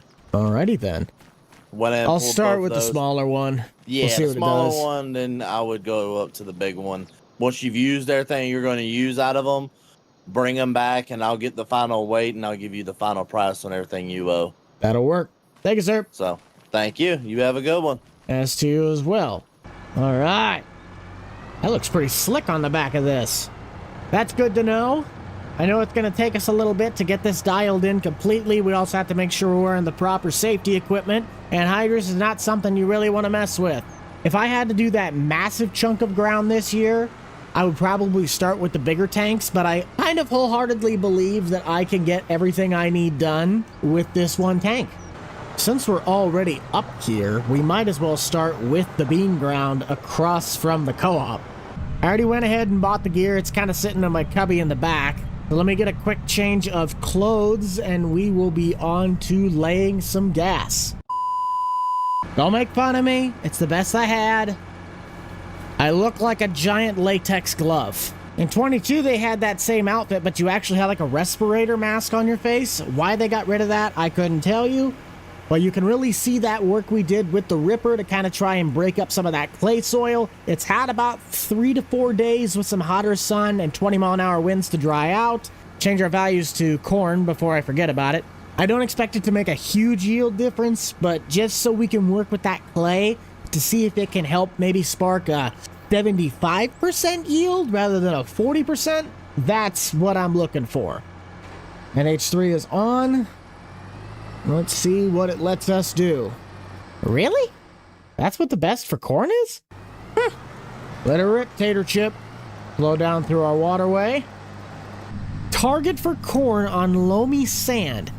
We're hardly using anything. Let's just check our soil types as it does this. Really? Loam just does not take very much nitrogen. For you guys who actually do anhydrous work, down in the comment section, let me know which soil type usually takes the most amount of NH3 and which one takes the least. If 22's way of nitrogen plays out the way I think it would, clay always takes the most and sand takes the least. How can it say that there's no crop detected? There's bean stubble right in front of it. This waterway isn't as aggressive as some of my other ones, so we're not going to worry about making a grass pad out of it. I'll just have to make sure we just take it slow with the planter or the drill, whichever one we use. But speaking of plots that we're going to need to do this to, I will have plot 44-4. Thought I had one more. No. We did not really have a lot of bean ground. We're going to need to invest in some ground because I do not have any more, and all this crop rotation is going to go to beans next season. Maybe we'll end up doing what Grant was mentioning way earlier in the series, which is a 50-50 application split between NH3 in the fall, and then we'll just side dress in the summer. But for the meantime, we'll just deal with the results as they sit. At least our build for the NH3 won't be very high. We've done this whole plot and hardly used 3%. Because we do not have much what would be corn ground for next season, I might start working out a deal with these farmers in this plot to get 45, 39, 40, and 43. The actual field boundaries for the sector goes all the way from here up to Nate's and back, but Nate already owns this, and he'll probably end up buying out 38. I'll just complete my portion of the sector.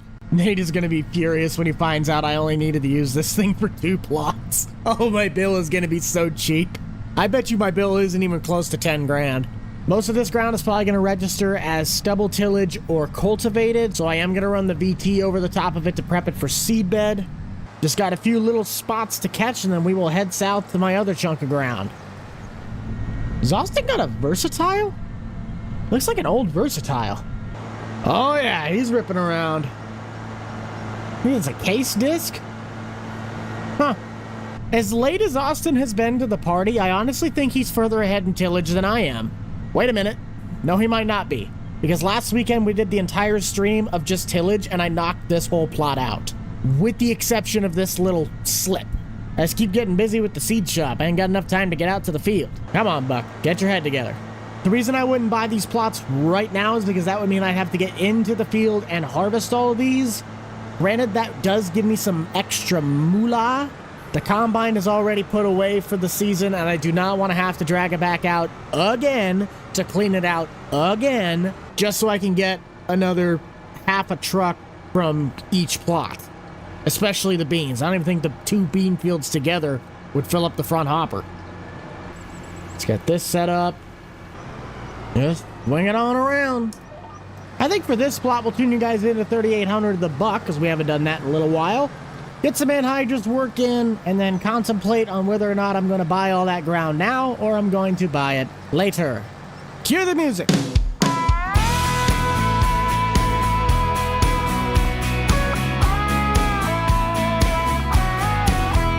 years old, gone fishing with a handful of worms on a riverbank with her daddy, cheeks all smudged in dirt. She's so proud, catching fish, missing both front teeth.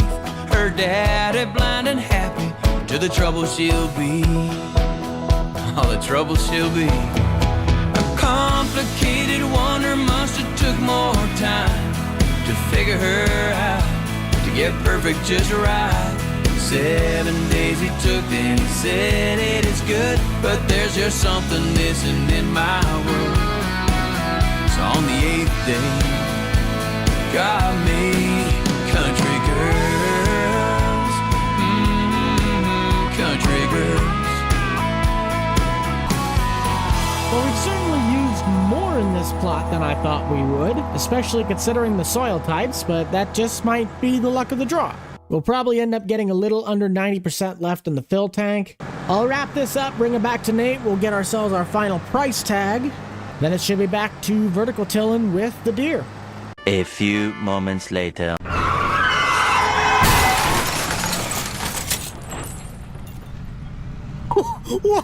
What an idiot!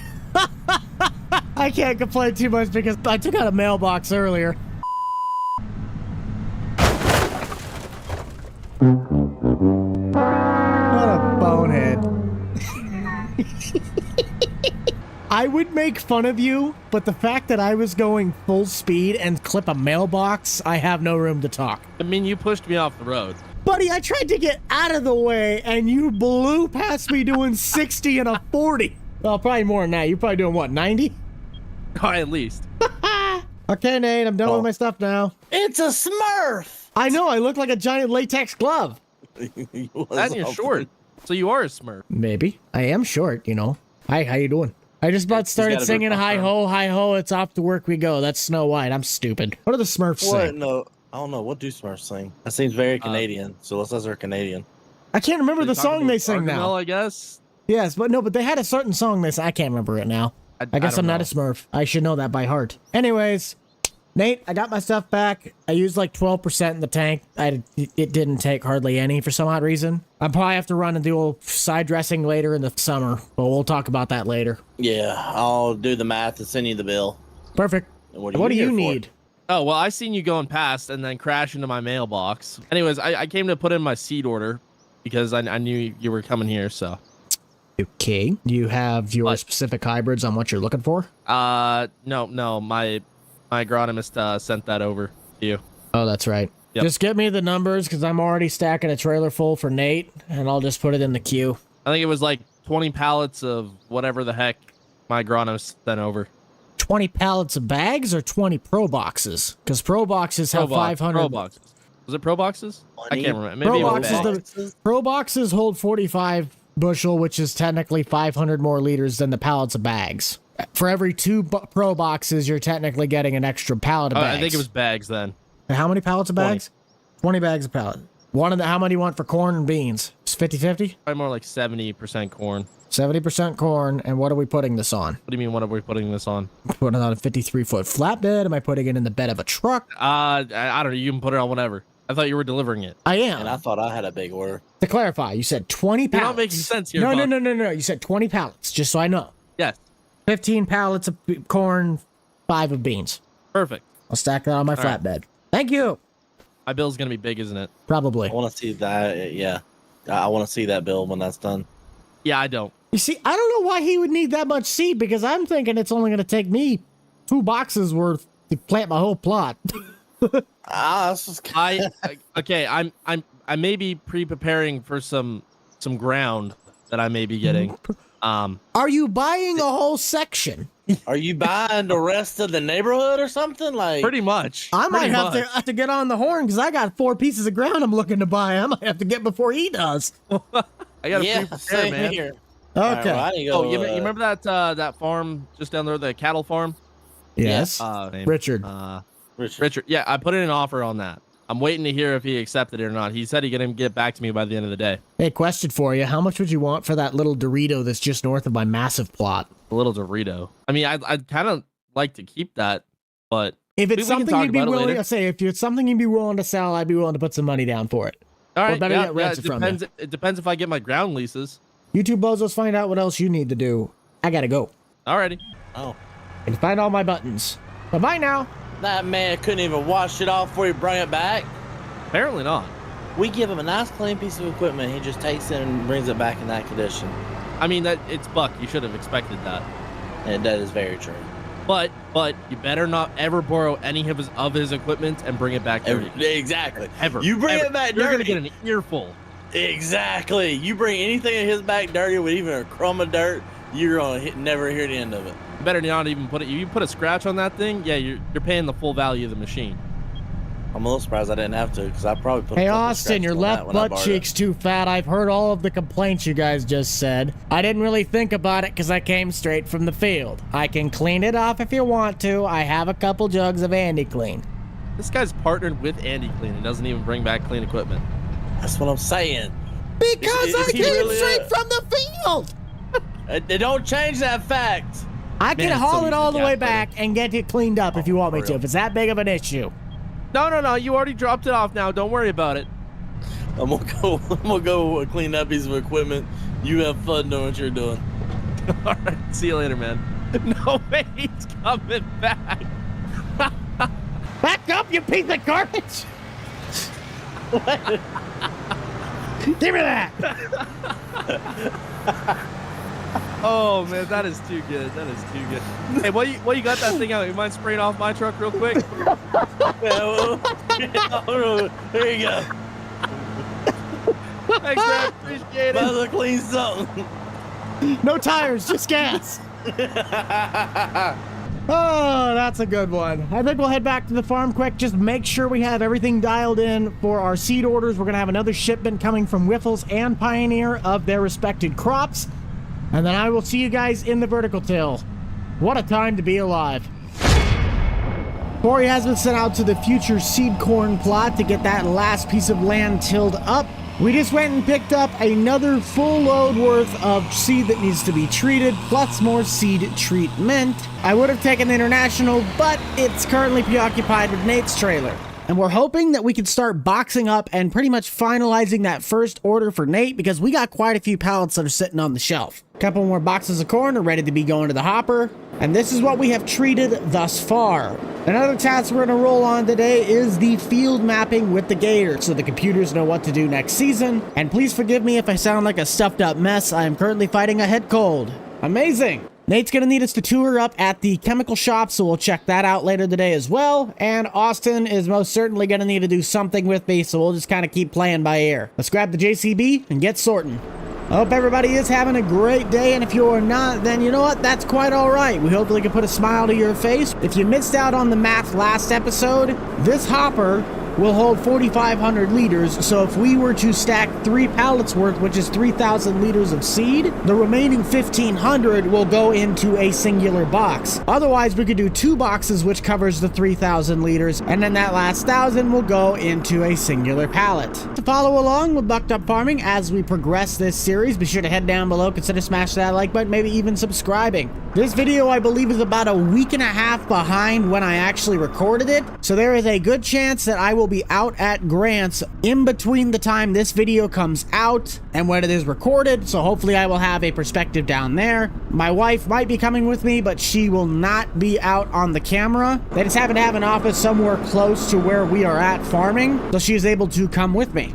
Running the seed company has been somewhat of a blast. It really has kept me busy, and now that I'm finally starting to utilize the AI characters, I can focus a little bit more on getting this system organized and running it smooth since we have orders starting to stack up. And we get to use my favorite feature, the telescopic boom. Well, telescopic. I don't know what I said before, but that was not the word.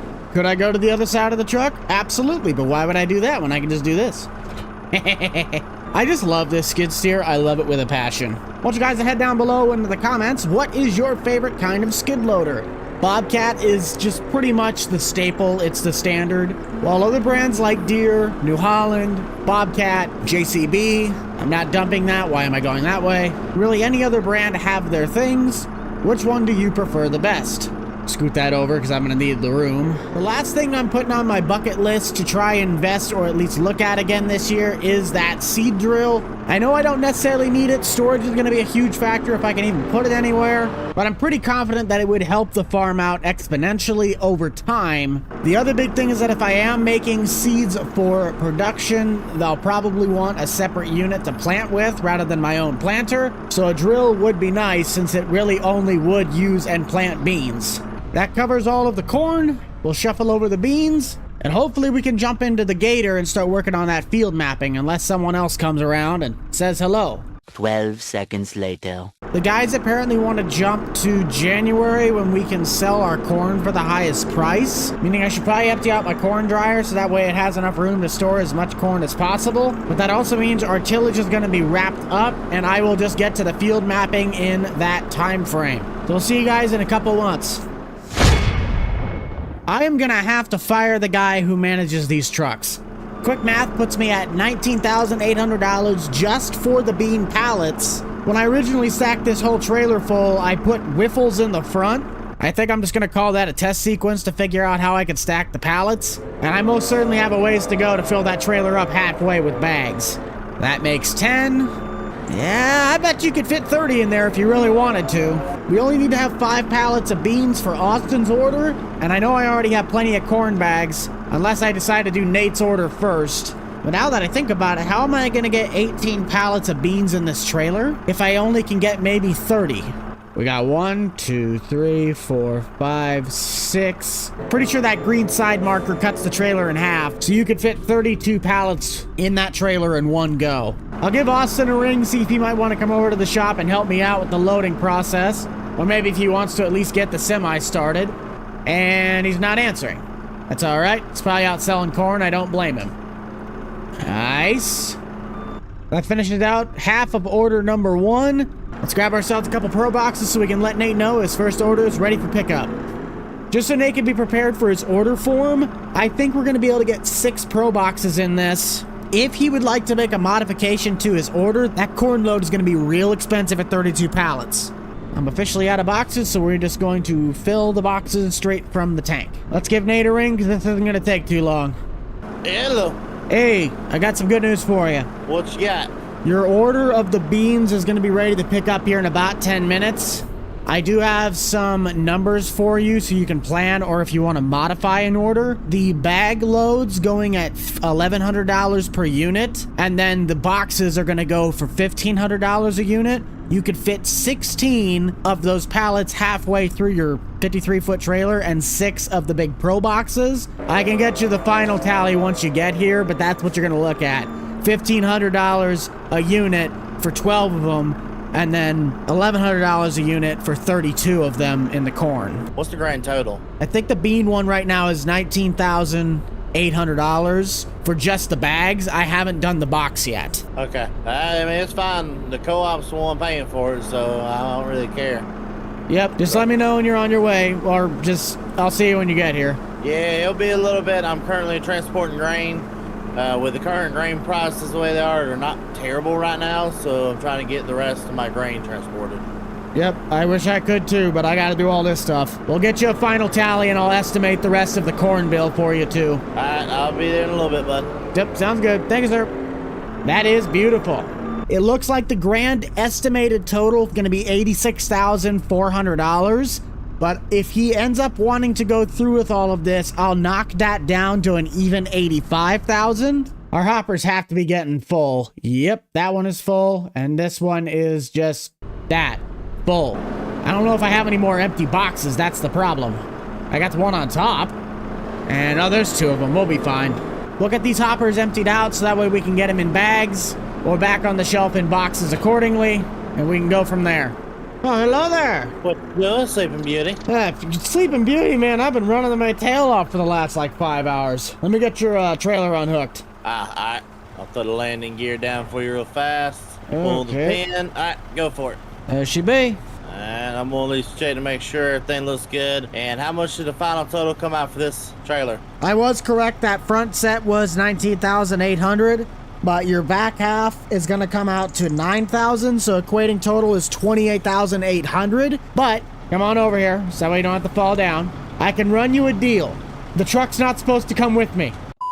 I was the first person. Don't worry about that. That's what we were talking about. That was a new one? $28,800. But what I can do is you can pay up front and get all of the rest of this booked out. The actual total for with the corn is going to cost you $86,400. If you want to just pay up front right now, I will drop that down to $85,000.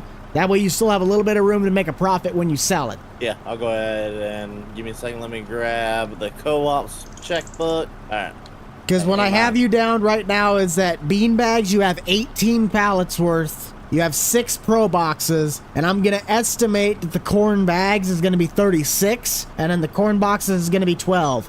You'll have about $39,600 in corn for the bags and $18,000 for the pro boxes. There's your 85. Thank you, sir. I could probably get you your pro boxes today as well if you want to pick that up, but the bags I'm still going to have to make a bit more. I have, I think, 25 of them already pre-made, but that's all I got right now in stock. All right, that sounds good. Well, I'm going to go take this on. How long till you get everything else, the other 2 trailers ready to roll? The other trailer I can have done in probably half hour, but the bags that's still going to maybe take either later today or possibly tomorrow morning. All right, do me a favor with those. Just send me a text. Just leave both of them over there in the trailers, and I'll come pick them up whenever I can get back over here. Because it's going to take us a little bit to figure out exactly who we're selling everything to. Yep, that'll work. So, thank you, sir. All right, we'll be seeing you. Stay out of trouble. All right, I will. I won't be carrying semis. Oh, we both know that's a lie. Well, that's good. Nate got his first shipment. That takes 1 ship off my shoulder. I wanted to save that group of 15 pallets for Austin, but Nate's already paid up, so we're just going to take care of his order first. Just make sure I'm even against the loading ramp, which we are. And it is off to stacking pro boxes. I see my tractor still sitting down in the seed corn plot. I'm gonna have to do something about that. For those of you who might run a seed corn operation, let me know down below, what is the busiest season for seed dealers? I'd presume it would be in this downtime of winter, but I've also never been in this industry before.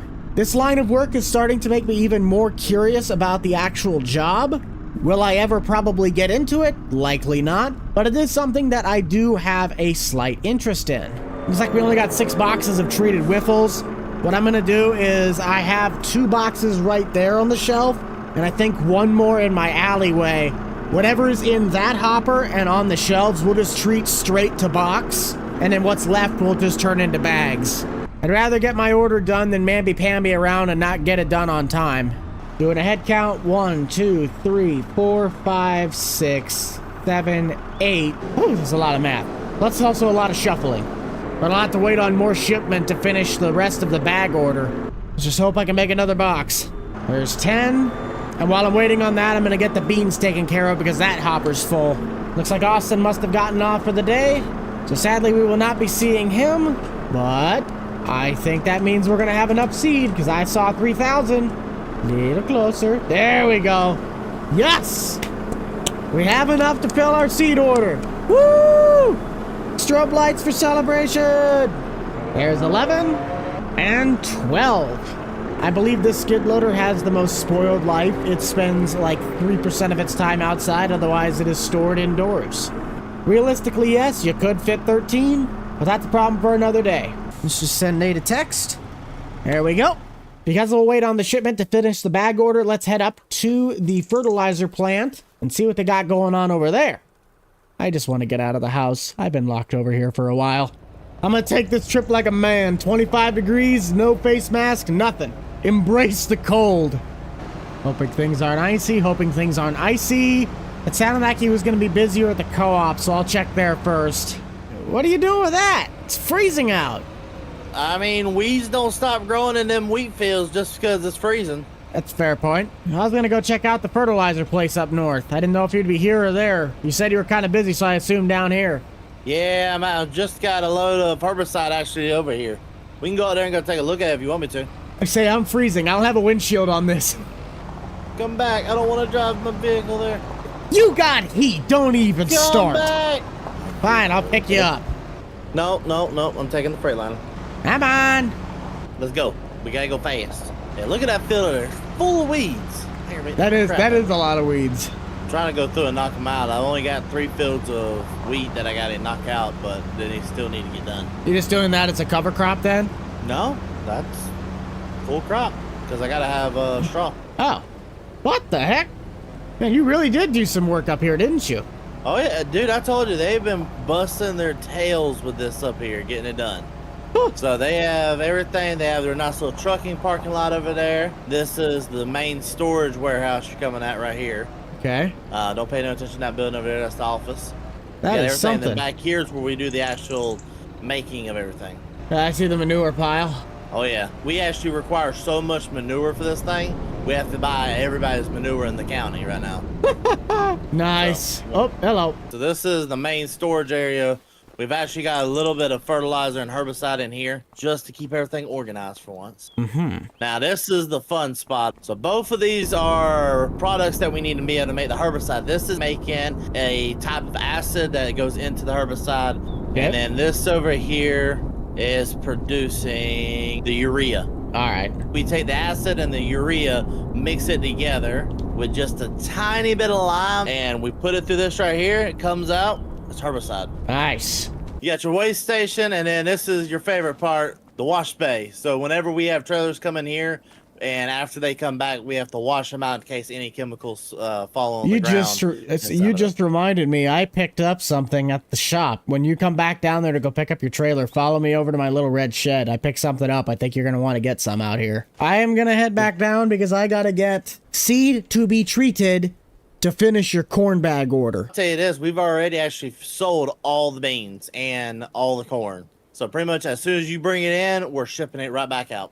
Okay, so that'll work. The faster you get that done, the faster the farmers will be happy. Do me a favor though, tell me what eventually how much chemicals you're going to end up needing for this year. I will have to figure that out with my agronomist because I will have solid stuff done by someone else. I can do my own liquid. Oh, so you're going to have the co-op do the solid? Yeah, because I do not have a spreader, nor do I really want to invest the money in one yet. I don't blame you there. Actually, you gotta take me back to the co-op. There's something that I can show you that's at the co-op that you might want to give a shot. Like purchasing? Not purchasing, but it's something we rent out at the co-op, or even we can do it for you. Is it the side dresser? It's a piece of tillage equipment that also does solid fertilizer. It puts it into the ground. How much horse needs to run it? Because the only tractor I'd have is a 9R. It's not that much. I know our Case 400 pulls it pretty well. I'd be fine. Well, I'm gonna show you what I'm talking about. The Nutramax? No. Oh, no, that thing. Oh, yeah, I see what you mean. Yeah, this right here. I actually just used it on a bit of bean ground the other day, and it did a really good job. You're gaining more and having to put less down, because it's kind of doing what like a side dresser or toolbars or stuff like that, but it's doing it with solids so that during the winter, when everything freezes, it stays whole. The water from the ice and stuff like that will make it expand into the soil. I heard maybe 20% of that. My mind's also in other places. I haven't eaten lunch yet. I'm hungry. I'm hungry too. I don't know if I'm going to jump on that. At least not yet. What I can recommend you is, since you're going to have us do it anyway, why not let us test it out on some of your bean ground? That's going to be beans or that's going to be corn? Either one. Well, the best test plot would be the one that's just right up north. Yeah, okay. I I still got more ground I'm going to try and buy out. I think it's honestly pretty nice, because instead of just throwing it on top, it actually goes into the ground. I think it's going to be more worth it. Well, we'll figure it out. I got so much stuff to do. I'll let you know on that, but when you come down to grab your trailer, it's the other regular Wabash, the tandem. It's not the triaxle. Okay, not the triaxle. Well, trust me, whenever you get that triaxle done, we're getting rid of it. Perfect. That'll work. All right. You Thank have you, fun, bud. It's going to be a cold haul home. Woo! Let's head out to that one plot and try and get ourselves some mapping in. Since I'm lazy, I'm just going to grab the monitor out of this tractor, and we'll use that for our mapping.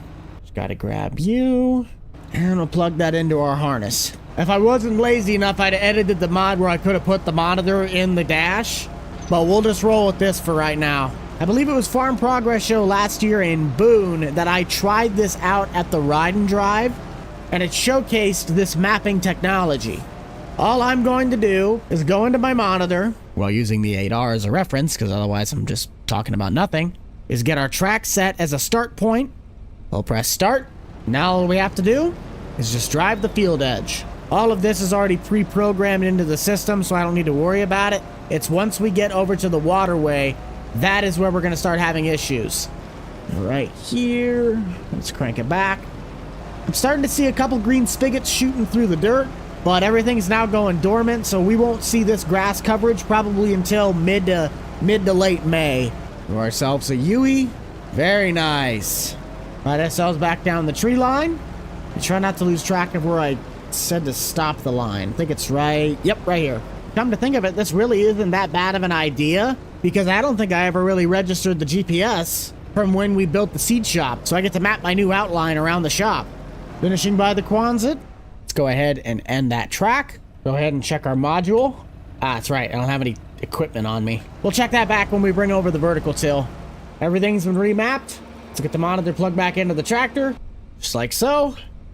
And what the heck happened to this field? I thought I could trust my AI. I went ahead and fixed that. I don't know what happened with the AI, but I just want to check this. How does this register? Oh yeah, look at those new boundaries. That's what I like to see.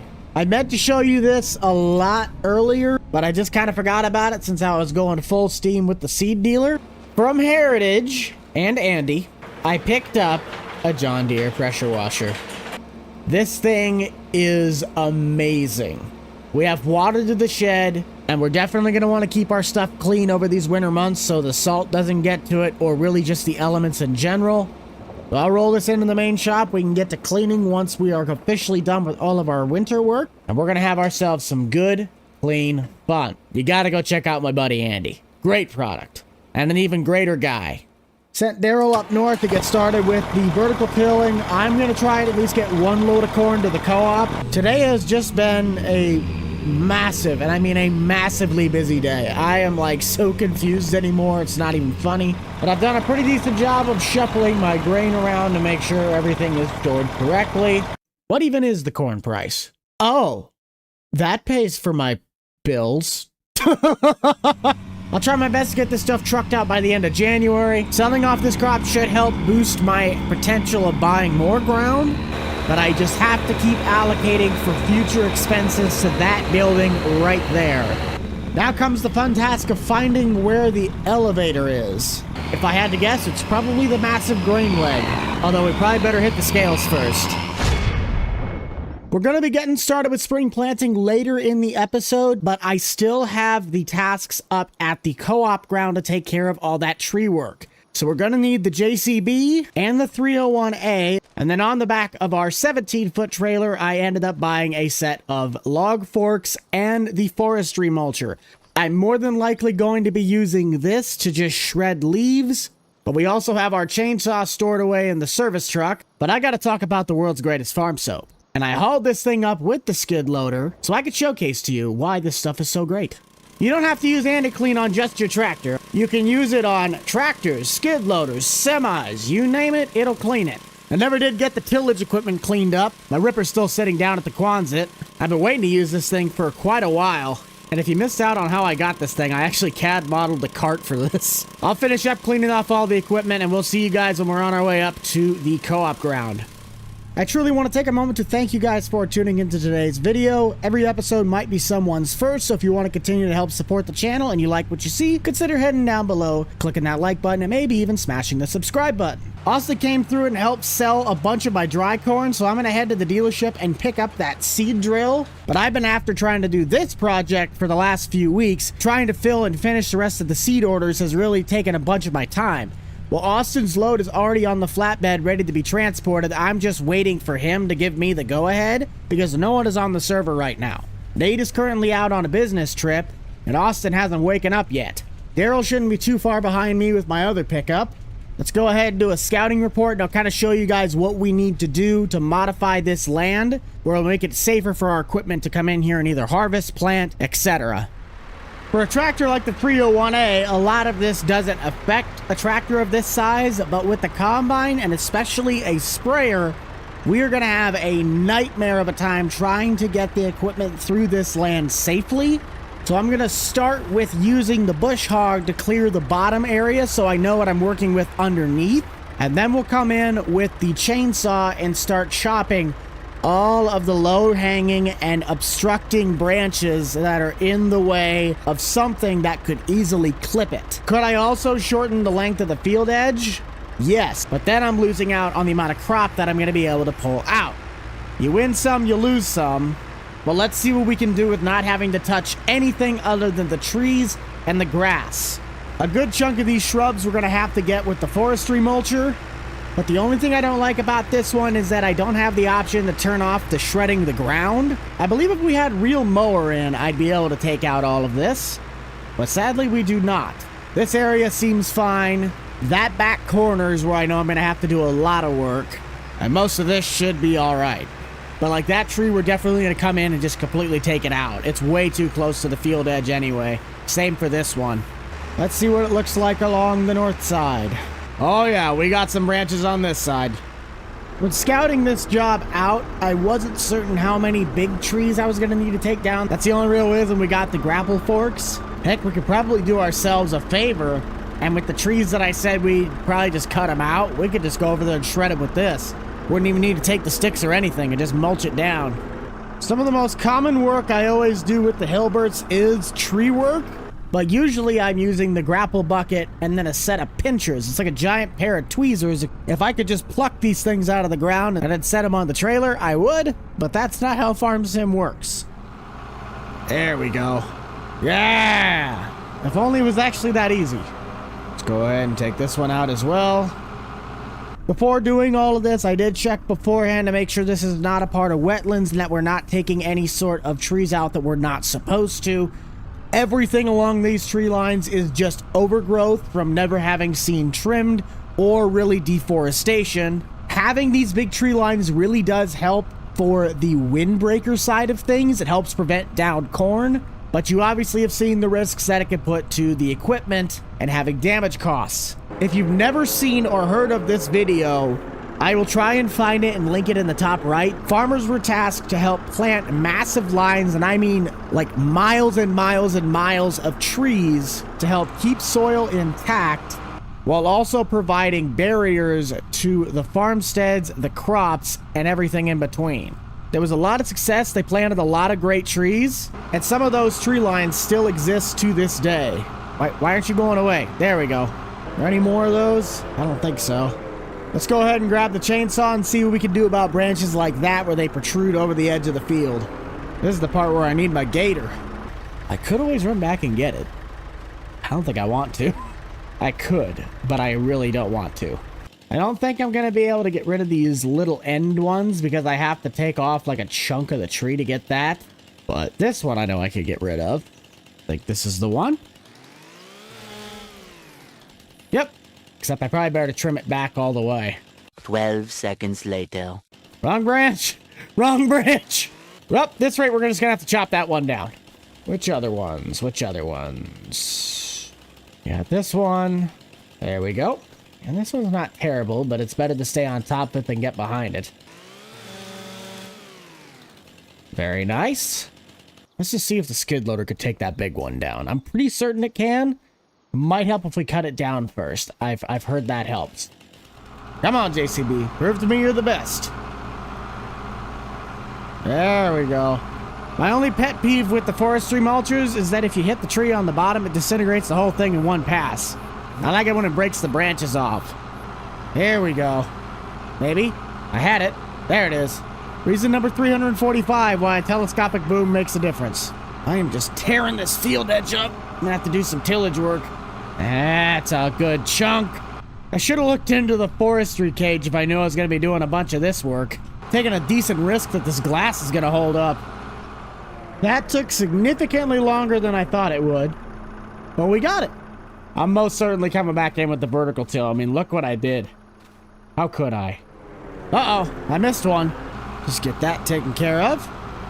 That one's hanging over quite a bit. Let's do this one as well. Got this one. Might actually be a couple on this tree. Very nice. We'll take this whole corner out. I take this one off. Just hope that this doesn't destroy the tree. And I think that's about it. And that looks so much better. And I haven't even really taken out the big chunks yet. Another one of the big limbs.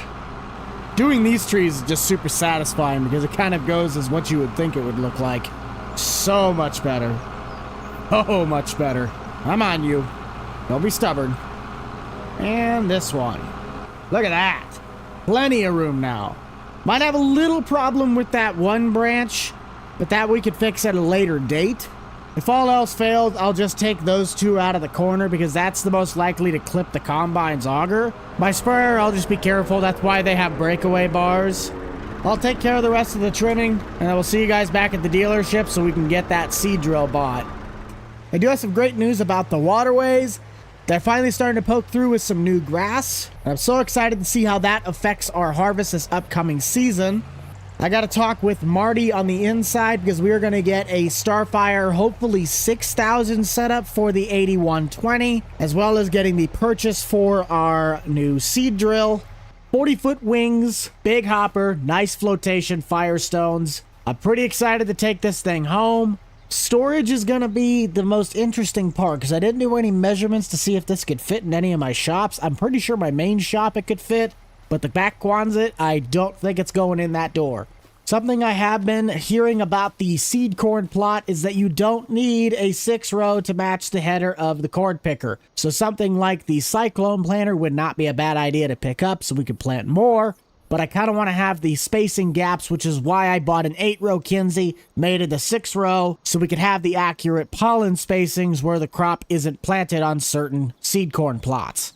There's still a lot to do to prep for the seeding season. I know I still have to do the vertical tilling on the corner plot just across from the dealer. So let's get our funds transported over to the dealer, and it'll be on to prepping for planting.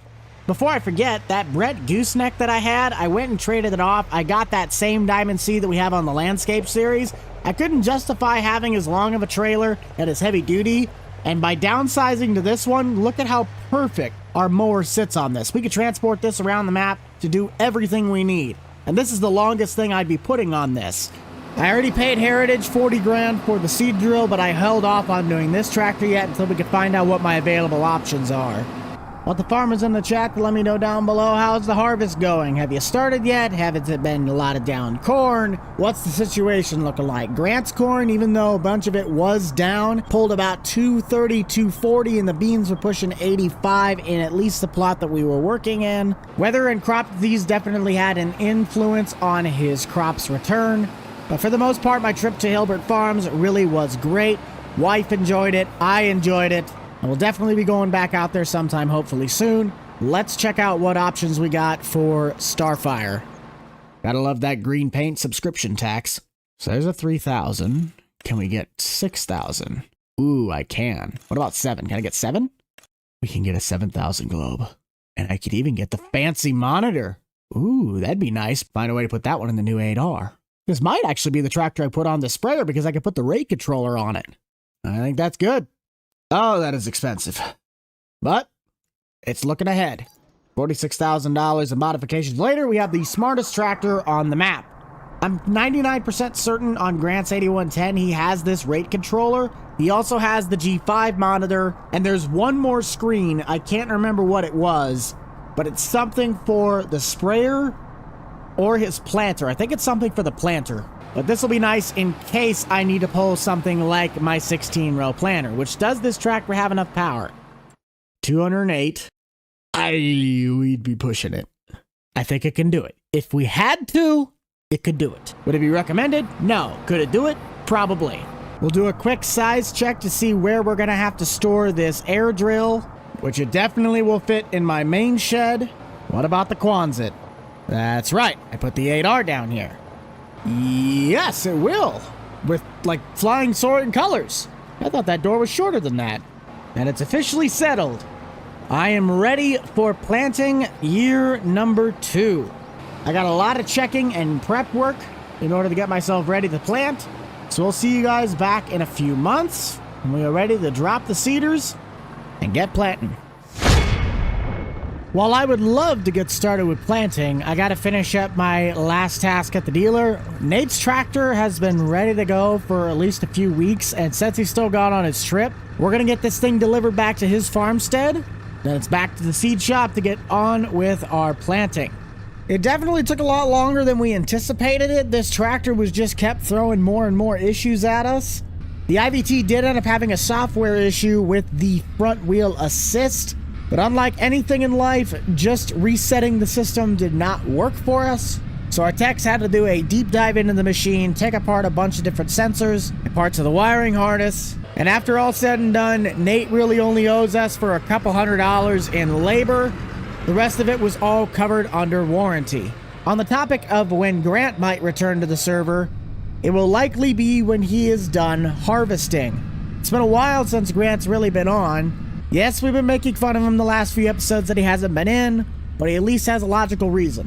Everybody's going to need all hands on deck when it comes to planting, so this is really why we've been trying to get this tractor back to Nate's as quick as possible. There goes the train, which means I'm not going to have to wait, saving me time and money. I'm sure Nate's going to be real excited to see this thing back on the farmstead. He hasn't confirmed with me if he's going to do anything with the trading up to that 410 that's still sitting on the lot with the tracks. But that's just an issue to resolve when he gets back from his trip. Other than fixing it, we made sure we filled up his tank with diesel, so he is set to go. I should start seeing quite a few more planters popping up in the lot, most of which will already be sold. We're just kind of like the pickup point for the guy who bought it. That finishes me off with the dealer. Let's get the rest of our planters set up. With the purchase of our seed drill, that technically means that the 6-row Kinsey now does not have a tractor to pull it. Well, this is why I was telling Nate that I like to come prepared. With the purchase of the 8120, that means that the only other tractor I still have on the yard is the 6420. A 6-row might be pushing it a little bit with that tractor, but I robbed the Starfire from the 760 in the shop along with the 2600 monitor. So that tractor now has guided steering, and that means every single planting unit besides the 1770 down at the shed is set to go. We just need to get our seed corn into these hoppers and drag the auger over from this bin and hope that it will reach because the wings are too tall to back into this door. It's about the only time I've ever gotten to use this auger. How low can it go? That is going to be a tight fit if it can reach. Come on, baby. I believe in you. I just got to get the prompt that I could start filling. Oh, no! No! I'm going to have to take a box from the wall. That's all right. I thought it was going to be too good to be true. I just got to find the right box. Pretty certain it's this hybrid. Yep, that's the one I'm looking for. I think I completely forgot to show you, but when we jump up into our PDA, we did end up expanding all of our different crop grounds. Uh-oh. I forgot to till those two. Looks like we're not starting planting regular corn today. But we picked up 43, 40, 39, 45. I'm still contemplating buying something up north. Plot 13 would be the most likely candidate. I don't know if I want to buy $231,000 of land. Especially thinking about what this might bring for yield, because I'd likely have to do this plot as corn. We are filling. That takes care of one. Let's get the Kinsey backed up so we can get those ones prepped. And we can start heading over to our plots. Monitor looks a little bright. Alright. Seem to be having an issue. I thought I got this planter ready to go, but apparently it does not take seed. Do we have another 6-row planter? We got this. I think we need something a little bit more sophisticated. Yeah, that'd be nice. Only problem is that is in Kansas City, so we're going to have to haul that one in. I'm going to have to do some finagling with finances and a quick clothing change. Give me just a second. Crisis has been averted. I'm bringing it down to the test plot so we can get the GPS set up correctly. My wife is currently over in the 8R doing the vertical tilling. But let's go ahead and see what the lines look like. Here's our track. 4.2. No, that will not work. We need to put this up to like 6.7. It's a little wide. Let's run 6. Man, maybe even a little smaller. Let's do my height, 5'7". I think that's right on the money. If anything, that's 1 row in between. So 5.7. I'll probably get started planting corn on my farm in the next episode. I just want to tackle the seed corn plot and the soybean plot. Very nice. I don't want 3 headlands. I only want 2. That way I just have enough turnaround room. I'm not going to plant the headlands. I just want the up and down rows, but I also have to figure out the best way to harvest this. That's probably about the best way it's going to get. I just kind of don't like how we're going to have to go through the waterways sideways. But hey, we never know until we try, right? Here we go. First round of seed corn going in the dirt. Yeah, I think that is exactly a row, if not 2 apart. That's what I wanted. I just got to check the depth. Spacings look good, and our depth could be adjusted a little bit. Let's keep planting. To the seed corn people in the comments, I'm going to be working on a project that will hopefully make your lives a lot less strenuous while watching me do this. Next season, I'm hoping to invest in something that will make this operation go through the roof, but it's also going to take up a lot more space, and it's going to cost me quite a bit of money. I will cover that topic later in the season when we're getting ready to start harvesting. But for this specific seed cycle, I'm just going to run the setup that I have because that's what I was able to jerry-rig together to make work best. How's the wife coming along? Oh, she's doing pretty good. I have to fix this part right on the opening and kind of up by the tree line. But she's ripping along nicely. Good job, honey. Making really great progress. It looks fantastic. I know this is going to turn out looking beautiful. My wife finished up at the north plot. I'm going to send her down south. I really thought the 6420 might have a little bit more struggles pulling this, but it seriously has been a champ. It really does feel great when I have the ability to make things work.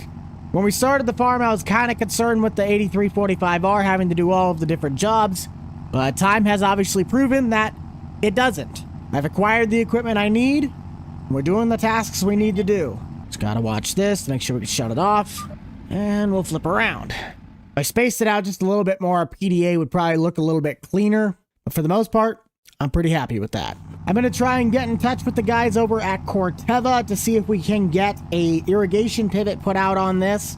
Want to make sure that that product I'm supplying to the community does come out as good as possible. And really the only way to guarantee that is if you supply your own resources, aka water.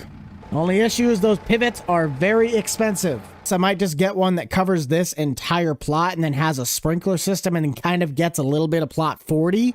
We'll just have to make sure there's no obstructions against that tree line when it stores. And that is a wrap for the seed corn. We'll just set a couple of those there. There's always like 40 of these alongside of a field edge, I swear. If you can't tell this field has Whipples planted in it, you might be blind. Let's test out this new G5 monitor and just see how good this thing really is. Got the crop signs behind my seat. Oh, I forgot to whoops. Got to close that.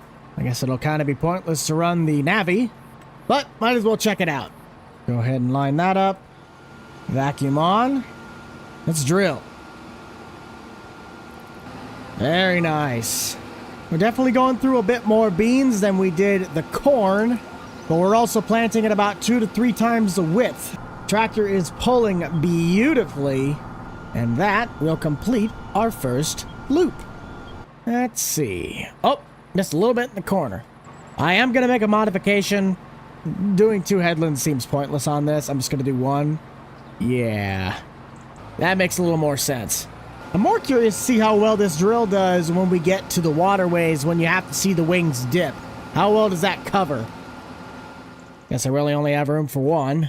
The only thing I worry about with having this drill versus my planter is the ability to come in and spray. Because the drill plants it in more of a patch, yes, the plant does canopy more, protecting it from getting weeds. Now I don't have a driving lane. I'm going to have to make the tram lines and kill the crop, unless I have crop destruction off. Either way, you get the point. I'll probably do our other test plot of beans in field 39, and then these 2 will be corn, and then once my wife gets going again down on field 45, this will also be beans. And that plot 13 is looking real tempting now, because I really do need more corn ground. Find out next time on Bucked Up Farming. Does Buck spend $200,000 on farmland? Oh, looks like my wife actually got called in to work. So I will go finish the vertical tilling. That way we can set up the planter and just get ready for next time. Alright, let's get this show on the road. The only other piece of ground that I could dedicate to a bean plot would be the co-op ground that Nate let me rent. That ground's gonna have to be beans anyway. Might as well use it for that. Just when I thought I could escape the tillage, it comes back to haunt me. I feel like this thing's gonna come in handy a lot more times than I think. I need to do this to the combine. The real kicker is, can I get this thing out without having to move or shuffle over the cart? Come on, buddy. I believe in you. Yes! I've done a little bit of prep work on the planter, but I'm also gonna have more room down here because if I take up too much real estate at the dealer, that blocks my ability to fill orders. As we look at the new PDA, you guys can tell we have the field data for all of our ground that we have recently purchased, but somebody may or may not has either bought or is renting plot 13.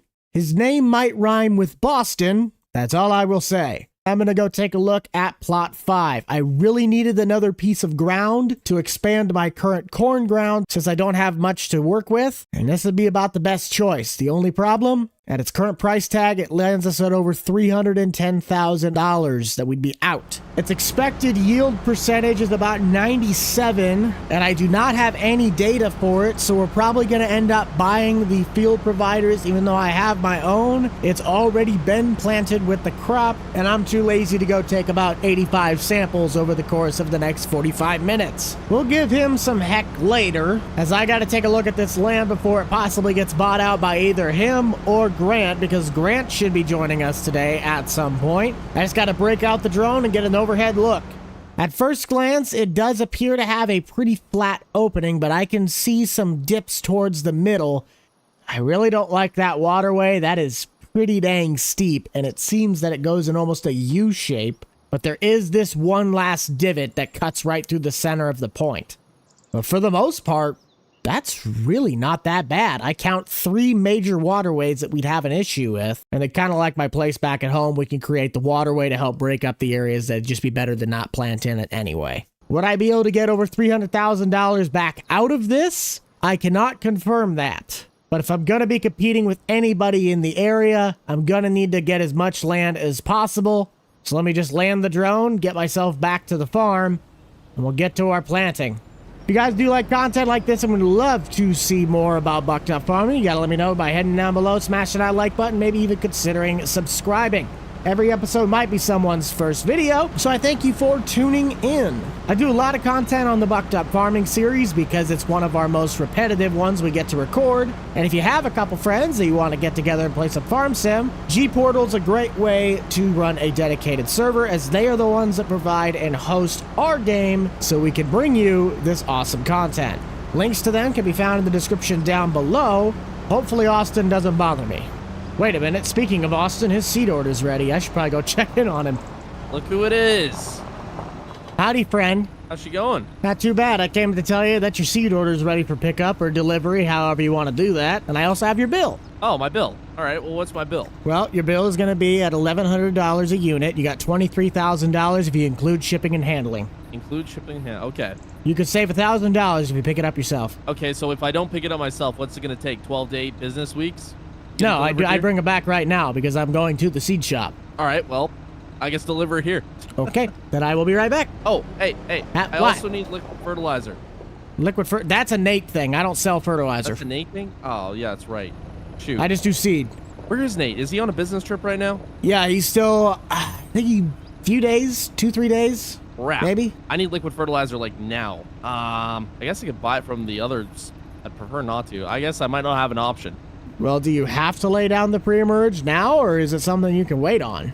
I mean, I'd prefer to do it now. I have it all set up on the corn planter. That is true. Well, I don't really know how to help you because I don't have any of the certifications either to distribute it. All right, well, I guess I'll have to go pick it up myself. Yep, I'll have your seed order. Okay. It's already strapped onto the bed of the International. Just need to quite literally bring it up. Something else we're going to try to do today is get in touch with Corteva and get ourselves a irrigation pivot set out on the test plots. I didn't fully decide yet which plots were going to be dedicated to which crops. So I might look at my farmland layout and try to decipher it now before I get it carried away. But first things first, we got to get this to Austin. Austin's order consisted of 15 pallets of Whipple's 7870 and 5 pallets of bean. Nate has still yet to pick up his final order that is sitting in the white box trailer, but I'm sure he will do that once he gets back from his trip. I've been loving the International, very solid buy, but my Kenworth just is the better of the two semis. It feels better towing, it drives better, and it's geared better. Yeah, Your seed's here. I know you're here. Yep, hold on, just grabbing the new toy. Oh, okay. What could he have possibly bought? Well, it's not that new. I bought it this winter. You bought a Gale. Yeah. What the heck is this? The guy doesn't bring his own skid steer to unload stuff with? Do you mind not jamming the forks inside of the bed rail? I'm trying not to, man. I think you are. No, I don't think so. I've heard it helps when you put the forks the majority of the way under the pallet. Yeah, that's what I'm trying at the moment. There you go. Well, that was flawless right there.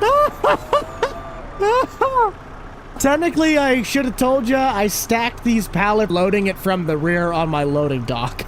I can tell. Well, we definitely did not do that by hand. We 100% got it with a skid steer. Yes, totally. I know how you operate. Yeah. Why'd you buy a 3.1? Why not? That's just a very odd configuration. I bought this with the farm. So That's it was right. The previous guy. Well, So, I mean, the I don't 3-point makes sense, but on a track one too? That's interesting. I don't know. Well, don't worry about it. looks All you cool gotta at do the is just least. pay me the bill. Yeah, it does. It looks great. It's just odd. All right, well, I guess I gotta pay you here. Yep, 23. And there you go, money sent. Thank you, sir. If I'll you catch you need me, later. I'll be out in the field. Okay, sounds good. Oh, one more thing. Hold up. What? Hold up. Okay, you know, which field is it? It's field 24.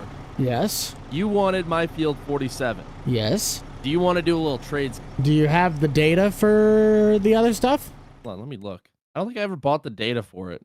Oh, no, I do have the data for it. You Never mind. do. Yes. Okay. What kind of data do you want on it? Well, I need to know roughly what your yield was, soil type, pH, nitrogen, and possibly your seed rate. Okay, well, I'll send that all over to you.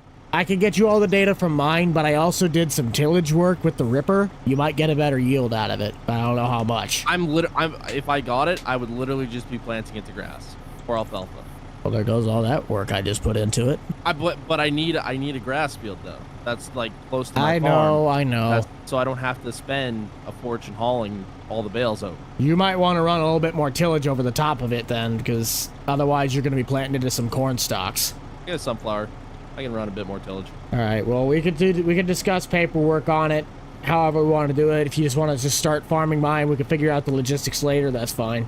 Yeah, that works. Did I end up leasing out a piece of ground from you? I heard in the coffee shop there. Lot 13? Yeah, I ended up getting a lease on that. I know you did. I went and looked at plot 5 way over by Nate's this morning, but that's going to cost me 3 Benjamins and a couple zeros. Yeah, so I leased 49, 48, and 13 and 14. So I got a big lease bill at the end of the year, so I'm hoping the corn pulls through for me. Thank you, sir. We'll see you in a bit, or whenever I see you. Hey, don't hit anything now. I should have enough turnaround room. Maybe not. Nope. I'll clip your forks. Now we're good. Okay, now you should be. Yeah, you're good. Well, I'm going to hit you. I'm out of the way. That takes care of that. Grant is the only one that would need to have a seed order taken care of, but he has yet to put in anything since he has not been on.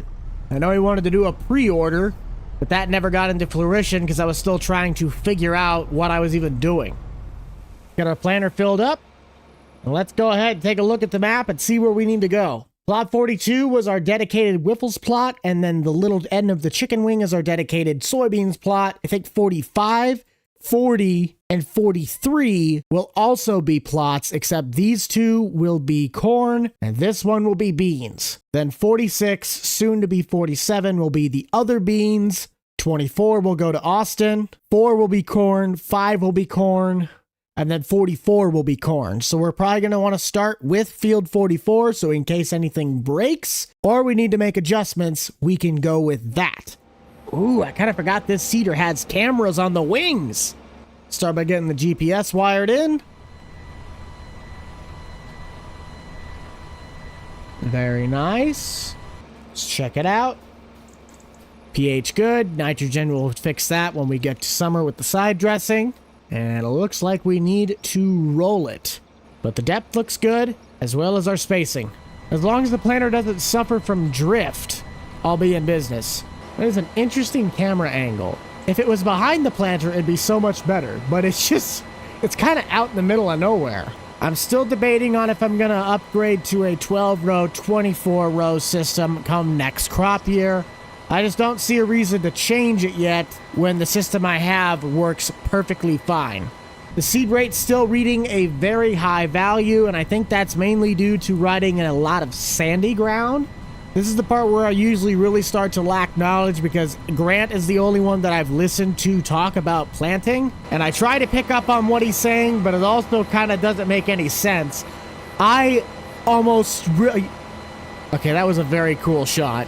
You gotta admit. I don't think we need to do too much tree work alongside that far edge. I just gotta get a pivot that's big enough that it can cover these two patches, and maybe a short one that'll cover that field. This almost feels more like a logical drone shot than my regular drone shots. That's weird. We'll head up to the co-op and knock out plot 4 once this one's done. Don't see a reason why we wouldn't do the stuff further away from home first. Just get that. Beautiful. Try not to take out the trees. And back to the drone. I want you guys to let me know down in the comment section what kind of a planter setup do you run. This is a 1770 NT 16-row planter spaced out at 30-inch rows. No liquid or solid fertilizer applications, just drop the planter and pull it through the ground. There's so many different combinations, and I know you guys will light up that comment section like usual. So have some fun.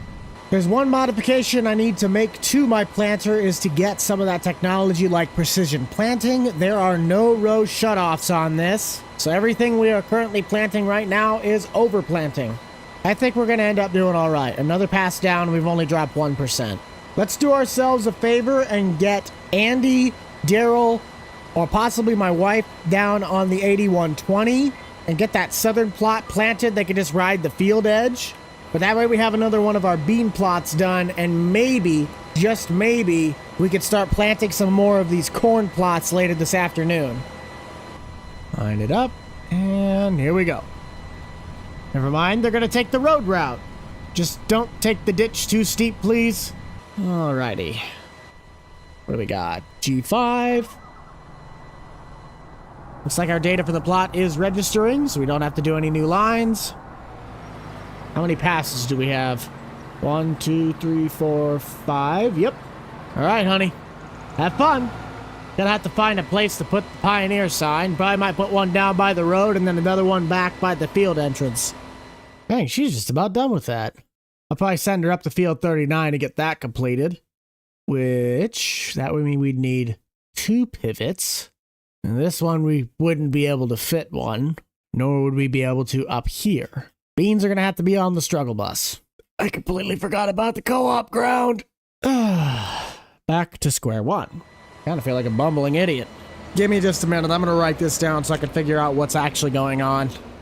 We have 12 available plots. 46 technically counts as 2 because this one is the small one, and then these 2 are the same. But going down the line are bean fields. 38, 45, 40, 39, 46, and what was supposed to be 21. But that limits the amount of corn ground I have by tremendous amounts. So 21 is going to run corn on corn to make 21, 4, 5, 44, 43, and 42 all of our corn ground. It's about as 50-50 of a split as I'm going to be able to get. The monitor and globe setup in the 8120 should likely be going in this tractor, and I honestly don't know if I'm going to have enough time to do it before planting's over. I like watching it go through the waterway. That's cool. I'll have to add up all the new acres and see what my grand total of farmland I own. That's one thing I believe I'm doing better at than my neighbors. I own basically everything I have. I just have a lot of money and a lot of assets tied up in other markets. So my $1.4 million could very well be gone tomorrow. Speaking of land, I should probably put my bid in to see if I can get that farm. This one's gonna hurt. No pain, no gain. Wife gave me the ring that she is done with the beans. I'm gonna run this thing up north to try to get the rest of our bean stuff planted out. I think the signs are still behind my seat. Daryl ended up taking over in the planter. It probably wouldn't make much sense to see a Pioneer soybean thing next to a corn plot, especially when it's whiffles. But we'll just leave the one up by the entrance. Daryl, where on earth are you going? I guess I must have missed something. Let's see, you're supposed to be corn, and this is already corn. Better yet, I think that one's supposed to be beans, and the middle 2 are supposed to be corn. Ooh, that is not looking good for storage. I did not realize that did a massive drop-off. And how do I want to do this? Busting out the drone again. Yeah, I want it to come from this side, because then it would be taking the dip like this, rather than trying to drag the wheel through this waterway and risking the wheel breaking off. Let's put a flag down so they can know where we want to try and dig the well. Question is, do I have a marker of some kind? This is supposed to be for the seed treatment, but it kind of looks like a water sign. It's one letter off from saying water, so that's good enough for me. And I have decided this plot's gonna be beans, followed by corn, corn, top of the hill, beans. I am so sorry if you guys keep getting so much different information, but trying to logically piece all of this together has been a nightmare for my own brain, so I do not blame you. Just got off the phone with my banker about the land proposition between Austin and I. He said that we should be good to go with a transferring of the ownership. I just got to give Austin a call to make sure he's ready on his end. Let's see what he's got going and if he's ready to go through with it. Hello? Hey, got some news for you regarding the banker. Okay. He said if we wanted to do our transactional changes between the land, that we're set to go on my end. Okay, well, I'm actually planting it as we speak. That's good to know. Once you're done planting, let's get all the papers signed so that it's in your name and nothing gets finicky. We'll do the same for mine. Well, it's the same for yours. Yeah, no, that should be perfect. Just wanted to give you a heads up. Yeah, I'll call you when I'm finished up here. Sounds good. Later. See ya. I don't want to sell that ground while he's currently planting on it, because then it might cause some problems. Now that that's done, let's get our Pioneer signs out. Daryl's looking to be just about done. If not, he's already done. I'll take care of planting this last plot. We'll see you guys back when we can either do our stuff with Austin, or we can get a hold of Corteva and get those guys out so we can start working on getting pivots installed. For those that have missed out on my real life endeavors, you would know that I just bought myself a Ford pickup. There's a dedicated video that will be coming out going over what the truck was, kind of the plans that I have for it, and just a general overview. I'm super excited. It was a deal that just couldn't really pass up at the time frame that it came to me. But regardless of what's happening with that, we got our confirmations that we can dig the well. The NR No Fun Club surprisingly didn't throw any hissy fits. So let's check out what it's going to take to get this pivot system up and running. This is where our well is going to start, and we're going to test out a 3-section pivot. But I can't have it any longer from here to the roadside unless I plan to store it against this tree line, which we'll have to have it over there if we're going to be running anything down that road, or Nate will be either. I don't want having something hanging over the edge of the field. So let's try and get this into position. And if this does end up working, the system itself is going to cost us $85,000 a unit. I presume we'd need 2 of the exact same, one for this one for the other. But first things first, we got to get this pivot unfolded. Usually this takes a couple hours, but in the lovely nature of Farm Sim, give me just a couple minutes. Oh boy, that just might be perfect. Wow, hang on. And Austin's changing the time. Look at that from a drone view. Probably better go check on Austin. Don't know what he wants. Oh, did I drive past him? Hey, I'm down here. Oh, there he is. What you want? What the heck? I thought you were supposed to be out in the field. I am. We're just taking a minute because Corteva's out. We're looking at getting 2 pivots installed. Oh, okay. 2 pivots. Man, that'd be something. Mm-hmm. Think that's going to do wonders for your yield? Well, these are for the seed corn and seed bean plots. Ah, okay. I'm going to have to rely on 2 of them not being irrigated, but we can work with that. Gotcha. Well, I just got that field planted grass there, so we're good there.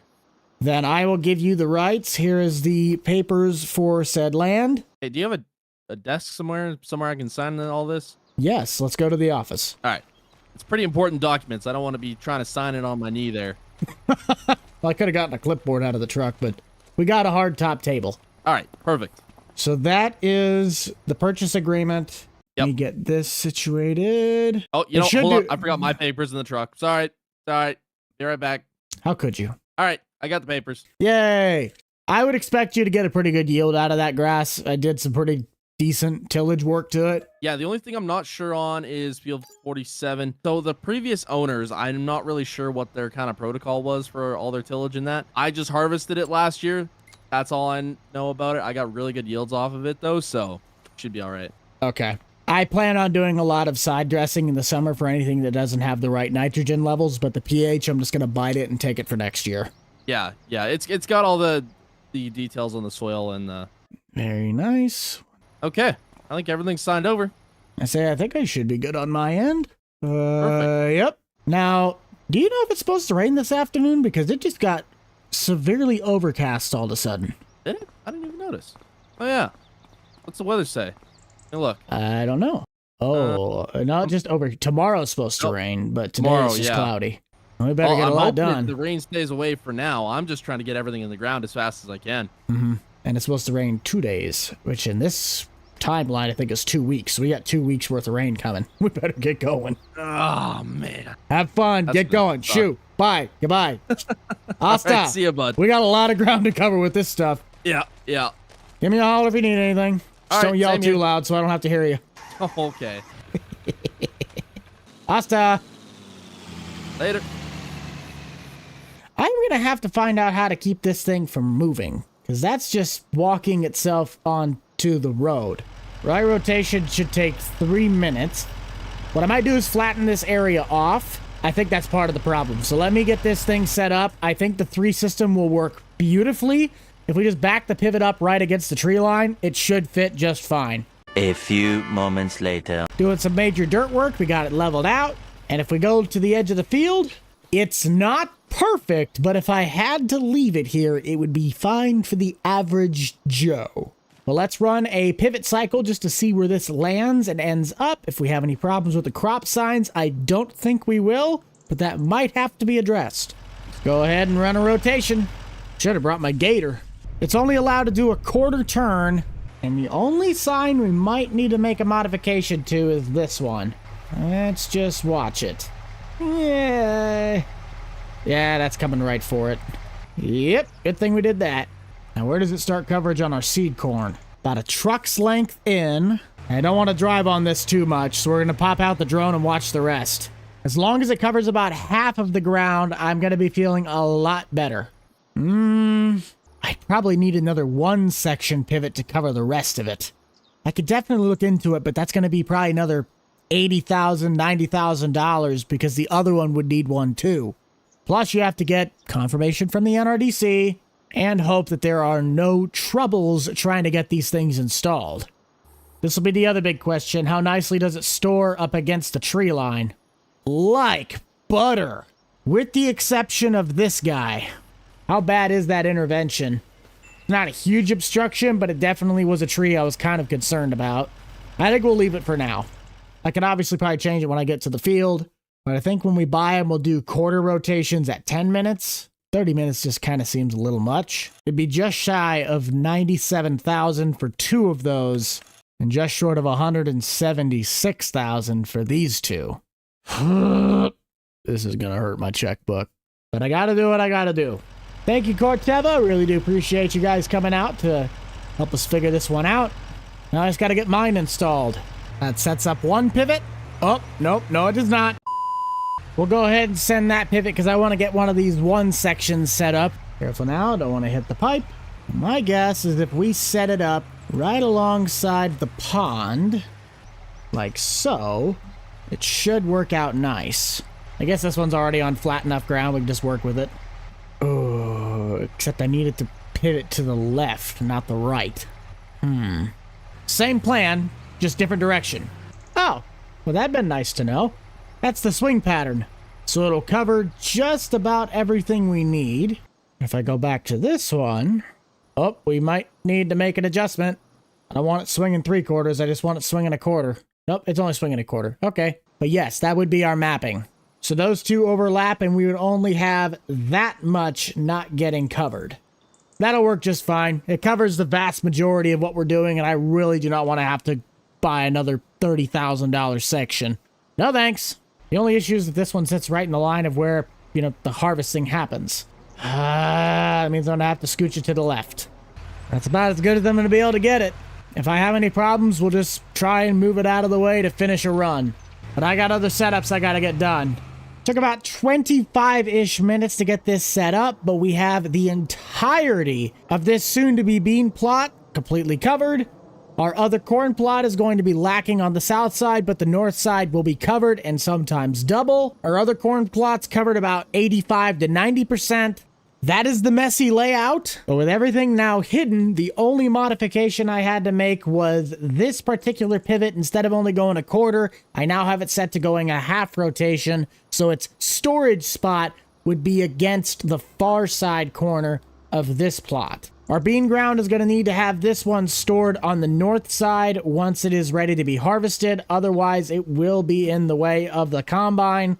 And the same can be said for our other pivots. It has been a full days. Wow. Legitimate content-wise, I can't gauge how long the video would be now, but I'm already at about 3 hours worth of raw footage. So planning this has definitely taken quite a bit of time. I think I'm going to pack up shop with the corn planter and head to plot 4 so that way we can get started with that and hopefully wrap it up top. I have my map listed on what all we still have left to do. We got 5 farms left to plant. 40, 21, 4, 47, and 46. 2 of these are for the seed dealer, 40 and 21. The rest are mine. 4 goes to corn, and 47 and 46 are both bean ground. We might take care of some of that work over stream if we have enough time. Grant still has not popped in the game yet, meaning we probably won't have a good chance at catching him, but maybe I'm wrong. The only thing we're going to need is some anti-clean, because these bro units look pretty dang dirty. Try and get the GPS set. You should be good. I don't recall if this line's smooth enough we can take it all the way around. I'm definitely going to try it. This still just has to be like my favorite camera view. I don't know why, but it definitely looks cool. It does feel more like an actual drone. It bounces around. It's not like it's actually following the tractor. It might be stupid, but because this is the last patch that I'm going to need this tractor on the planter, we very well could swap this tractor onto the seed drill and then put our 8120 on the sprayers. That has the monitor on the bar to the right. But that way, when we get to pre-emerge and side dressing, the tractors are all ready to go and we don't even need to do any swapping or nothing. Trying to picture where the next pass is going to happen, the combine might be like right in line to perfectly split that seam. But if it's not, then one side of the corn head's going to pretty much be digging right into the ground, while the other side be kind of sticking up in the air or trying to figure out where the ground's at.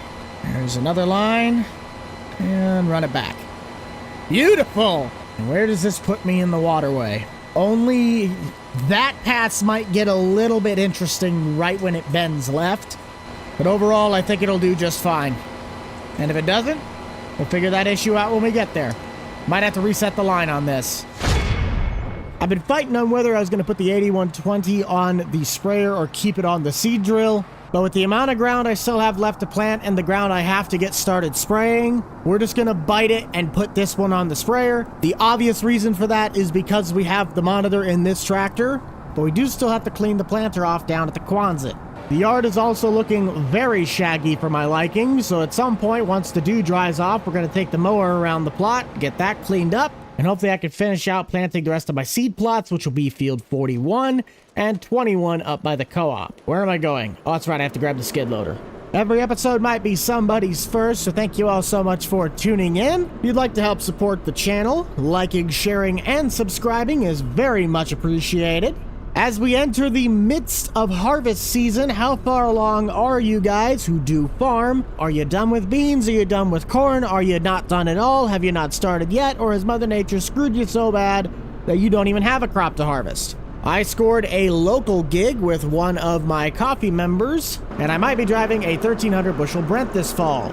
While I won't be catching any footage on that farm, it does open the door as a resume sheet for any of the other surrounding farmers that gives me a chance to get out into the real world and do everything I do on Farm Sim in real life. But let's shuttle the anti-clean machine to the Quonset and we'll get this cleaned up.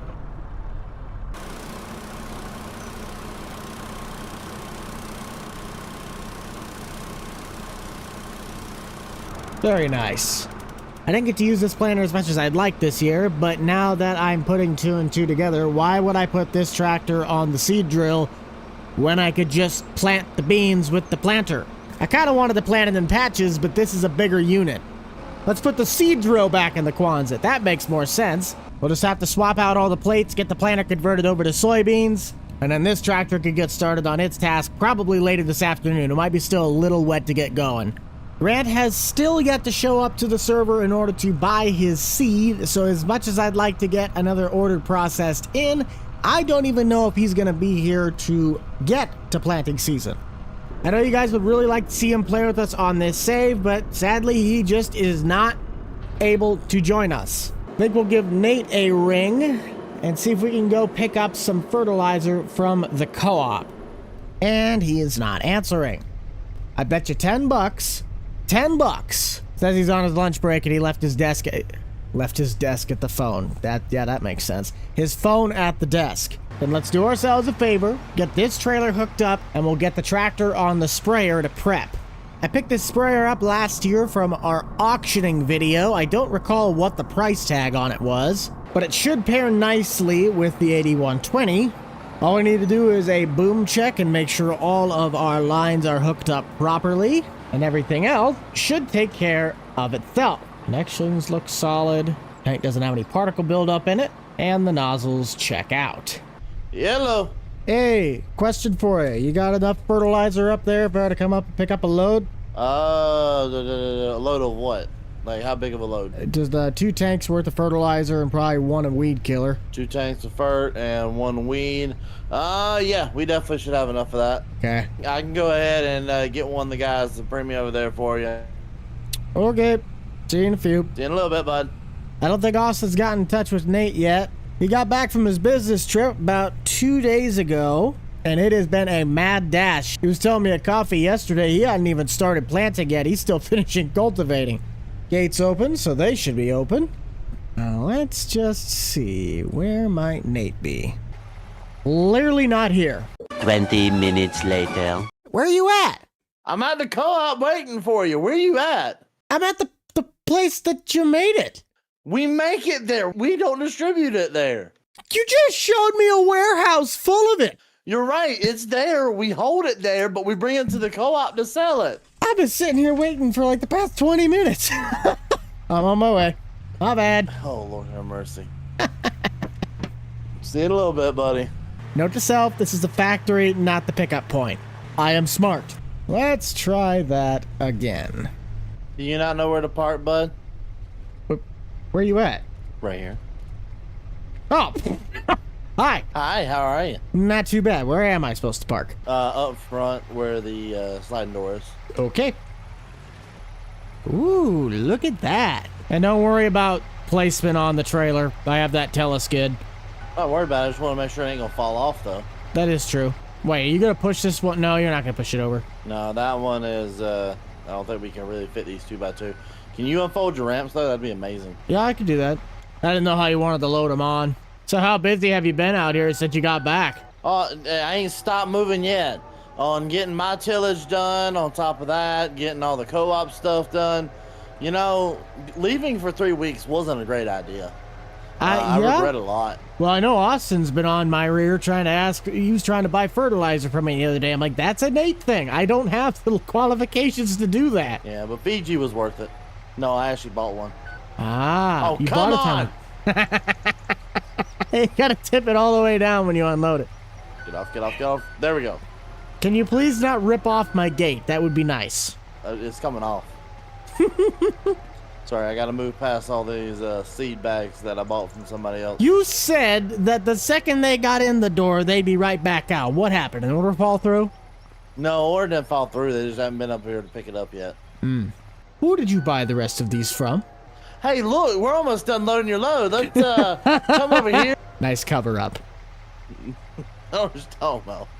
We're going with this. We don't talk about that. They were here before I got here. Oh, why am I pulling out the flashlight? I know you want to flash me, but not that bad, bud.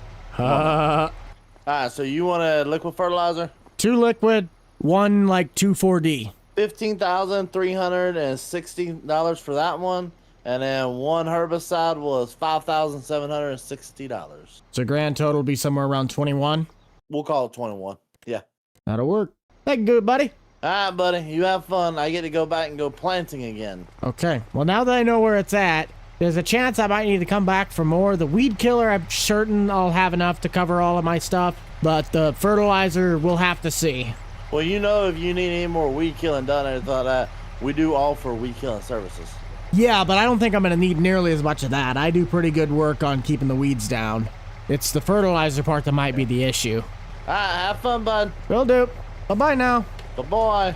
Well, that takes care of that. Let's get our fertilizer loaded up first, so the 8120 can get out and test on a corn plot, mainly number 5 across the tree line, and then we will be off to trying to finish the rest of those seed corn plots. I forgot to mention it, but we are also going to be working on the pivots to try and make sure they can do their path and swings. Could I probably get out and start with planting? Yes, but I think the ground is just a bit too mushy towards the south. It's a little drier up north. And speaking of spraying, I think Grant needs to get on it with his ground, man. That is a lot of weeds. Nate still wants that 410. It's currently sitting at the dealer. Haven't really got to do much with the dealer recently. No one's been buying anything. My bigger question is, what am I going to have to do to balance the nitrogen to best get a chance at performing well? Steering assist. Ooh, not too many passes. There we go. And line. And roll with it. Wait, hold on. Oh no. Oh no. We never updated the precision farming, so we have lost all data for everything that we have done. Oh no. I gotta call Nate. Yellow. I just found out a massive problem that's gonna affect us all. What? couple weeks ago, all of our systems got that update, like precision farming stuff, and none of us upgraded it. So now we have to reinstall it and then re-download all the data for all the fields. What do you mean? Go check your menu. All the data's gone. Oh, man. Yeah, gotta love software. That's not good. Well, technically yes, but also no. No, it's not good for me at all. You had a lot of ground that you had data for, didn't you? All my ground had data. Not only that, though, my planner was set up for that data, but since we don't have that data anymore, I guarantee my planner stuck with the first bit of data for the first pass and kept it all the way through this entire field that I just did. Yep. And now that I'm looking at all of my stuff, I need to spray a few fields, but the ones that I'm looking at don't need anything. They're already double fertilized. I think I'm going to hit the update software button here for a second. Yeah. Same. That is rough. One massive software update later. It doesn't look like we're going to need to do a lot to 5 and 4, but 40, 42, and 21 will need stuff done. This so-called software update was quite literally the mod was outdated, and sometimes when precision farming updates, it completely deactivates the mod because it's not compatible, and if you don't update the mod before saving the game, you basically lose everything that you did before. Let's try this again. Now it feels like we're starting to do some work. Having the precision farming definitely helps save me the input cost to how much it would be if just farm sim regular dumping.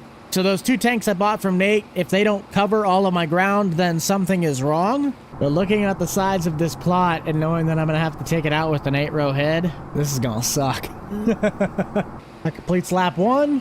Now why would the inside of the field be getting this massive amount of nitrogen? That does not make any sense. What the heck is going on here? That whole bottom corner just drained the tank, but it didn't do it on the headland. It only did it on the inside. What? Going through the waterway, it doesn't spray as much, which means that part's clay, but now we're stepping it back up. So it must just be the very specific areas of like loam sand. Yeah, look, loam. Interesting. Let's knock out the point while we're already up in this spot. You can definitely tell that the soil is still pretty dewy. My tires are building up with some mud on the fenders. The levels are looking good. The sprayer's still looking good. And our readings, man, they're fascinating to me. With over half the field sprayed, here's where our data lies. And just as I thought, it is indeed the loam that is causing the high fertilizer usage. But the monitor does not lie. At least if it's calibrated right. Bring it home. What's our final result? 408? 407. Not too bad. Let's take a look at those results while this is folding. Soil types. Looking good. The only thing that drives me nuts about this tractor is if you look at the front drive axle, look at the universal joint that comes out of the hub. The one on the left doesn't spin, and there's not one on the right. All I see is the drive axle going to the hub on both wheels spinning with nothing spinning with it to look like it's driving. The tractor is beautiful, do not get me wrong, but that one little detail drives me crazy. All right, 4, let's see what you got. Check our lines. Technically 4. We're not using it on this pass, but I think on the next pass coming back, that's when we're going to be draining the tank. When do we start dumping? Nope, there it is. There's the spot. We used a bit more down by the tree line than I thought we would. But for the most part, we've been very, very efficient. That is what I like to hear. That is what I like to see. You know what? As much as I'd like to spray this one, I still got to plant the field across the creek. So let's run up, grab the 6420, and get that plot planted since everything should be dried off by now. And then we'll just spray both of them at the same time. I'll have to get something up here to pull the seed drill off. Everything on this still should be set to make sure we have the 1-row offset. As mentioned in either an episode, or if not 2 ago, I was aware that you do not have to leave these gap rows in between the planted crop, as some seed cornfields are literally just regular planted cornfields. For now, it's just what works. Let's get this dialed in. Yep. Let's get that turned on and roll with it. Try and fit as long of runs in this as I can. Since we don't have very much seed corn plots, I gotta maximize the space that I am allotting. Should be the last long pass of the field unless we have one more big one going back. I'm gonna get the rest of this planted so we can get the signs in the ground. What that entails next, I will cross that bridge when I get there. We most certainly utilized the space in this plot better than we did that plot. I'm just glad that I bought the 2 jugs from Nate. I don't even think I'm gonna have enough to spray the plot south of me, let alone spray the rest of this, 21, and the south plot. Look at how much this stuff is using. Come on, at least make it to the end of this plot. Don't you dare. Don't you dare. Oh! Why? You had 20 feet. Not even. Might be hard to see, but Daryl is currently on his way with the 6420. But I think the size of plot 21 is the same as these two put together. Well, maybe not. But I do not want to push my luck. Finish that joke of a pass. Literally would have taken less than 2 liters. Less than 2 liters. Come on! That is pathetic. Wow. And we don't need to spray that. Daryl's set to go up north. I might set my wife to do this plot. And I will head up north and try and get the seed plots done, along with putting the signs up on the road. Have fun, hon. I think that should be my most optimal set of lines. We got it at a 125-degree angle. I did not realize when I sent the vertical till up here it would have such a problem getting through some of this trash. Ooh, I do not have row cleaners on this. That might be a problem. Guess we'll find out. Can the 6-row plant into trash? Yes, it can. I honestly think I will leave that far side open as kind of like my way to get through the plot without having to come through Nate's side. I'll just save that because I didn't even clean up down where I did all that tree work over the winter. Let's just put it this way. The plot is pretty rough. Probably the hardest thing about planting these plots is going to be judging how close I can get to the field edge so it's not a nightmare for the corn picker to turn around. But the tractor doesn't matter. The planter's on a pivot axis, but the corn picker is a lot taller and it's going to be swinging closer to those trees. Granted, I did do the work over the winter, but you can only trim so much of a tree before you have to chop it down. And the only way to prevent that kind of an accident, and what am I doing? I'm trying to plant as close as I can to the field edge. Will that come back to bite me? Who knows? I'll find that one out the hard way. I'll have some Andy cleaning to do this afternoon, getting the sprayer and the planter cleaned up. That finishes off all of our seed plots. The only thing we have left to plant, I'm like 99% sure of, is 46 and 47. Plus getting the pivots turned on, which we should probably do that first so those crops can start getting watered. Now what on earth is this? I can't fill it with water, but I can fill it with a starter. Herbicide, I think that's urea, but I don't know these code numbers. Hang on. Urea ammonia nitrate, 28%. The only thing is that I don't really need the nitrogen because I've already just sprayed with liquid fertilizer. So I'm just going to do starter. And we will start the pivot process. I want to see this as it does it. Oh yeah, she's covering it now. I'm just going to set all these full with starter for the meantime.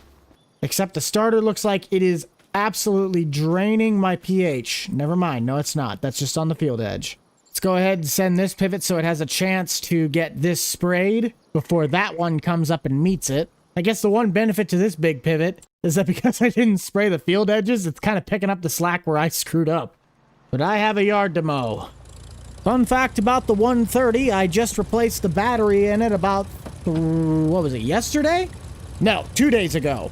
And my neighbor was asking if I would be able to mow the east side of the property. And according to her, I mowed the yard pretty dang fast. I did a good job, it's just that I apparently did it faster than she thought I did. What I always find funny is that compared to how the tractor drives in Farm Sim versus real life, the 130's mowing gear is probably more stably first gear, but I don't think this tractor's transmission is geared completely accurate because I know I'm mowing it faster than one. But if I were to be mowing in fourth gear with this tractor, I feel like I'd be going into a ditch and probably going to roll the thing. But it's Farm Sim, so we're mowing in fourth. It would not be Buck's farm if Buck wasn't out here always mowing and trying to take care of his yard. Plus, I haven't gotten to use this tractor yet. Another thing to note about up at my neighbors is that Bucked Up Customs will hopefully be having its part 2 to the Kawasaki 4-wheeler coming out. But that project is wrapping up as I finally got the parts I needed to finish it. And we will be on to the John Deere riding mower that's on the side of my house. I appreciate anybody who is willing to support that secondary channel. But if you want to check out Bucked Up Customs, that is my secondary channel based on real-life projects working and tweaking on mowers, 4-wheelers, tractors, you name it, I might be working on it. I'm usually pretty good about keeping up at the dealer side. Plus, for the roadside ditches, I usually use the mower that's on the 301A. But for right now, I think that's about it. And we will mow the rest later. Planter's looking great. Thomas came out and helped me swap over all of the parts to get this thing good for beans. I still believe that I would like to use the seed drill, but it just makes more practical sense to plant this big of a plot with the planter. It's larger. Oh, well, the pivot's already been sent around. Speaking of that being grass, I could talk to Austin if he wants to rent that little part out for hay ground. I think I'll give him a call, see what he thinks about it. Hello? Hey, question for you on some possible ground you might want to work. Okay, what's up? Do you need more hay ground? Always. You know that little strip that's in between the chicken leg? Basically the tiny little patch of beans and then the patch that I'm planting right now? No idea. Okay, so you know the patch you just sold me, 47? Do you want me to drive down there and take a look? You can. Go to your Dorito and then go to the tiny little patch that has a Pioneer sign on the roadside. There's a grass strip that goes probably about half a mile. Yeah, let me go check it out here real quick. What about it? Would you like that as extra hay ground? I have no use for it. I mean, definitely, yeah, sure. Well, come take a look at it, see what you think. Just pay me like a rental fee or something? I don't know. Sure. Is it good hay ground? Is it like decently flat and not a bunch of trees on it? Hang on. I forgot to move a planter. Just I'll meet you down there. Just meet me at the Pioneer field with the sign in it. Yep. Yeah, I forgot to move the seed drill. Dang it! I'll take care of that when I get back. Hop on in, I'll show you. All right. You see this little grass strip in between? Yeah, that. If you wanted this whole thing, it goes all the way back. Now, Nate already spread lime on this whole strip before I turned it into grass, so I don't know what it's going to give you as a return, but it's on half decent ground. I just couldn't use it for crop. Yeah, it looks pretty good. Looks decently flat, except for this big old divot right here. That's a big reason why.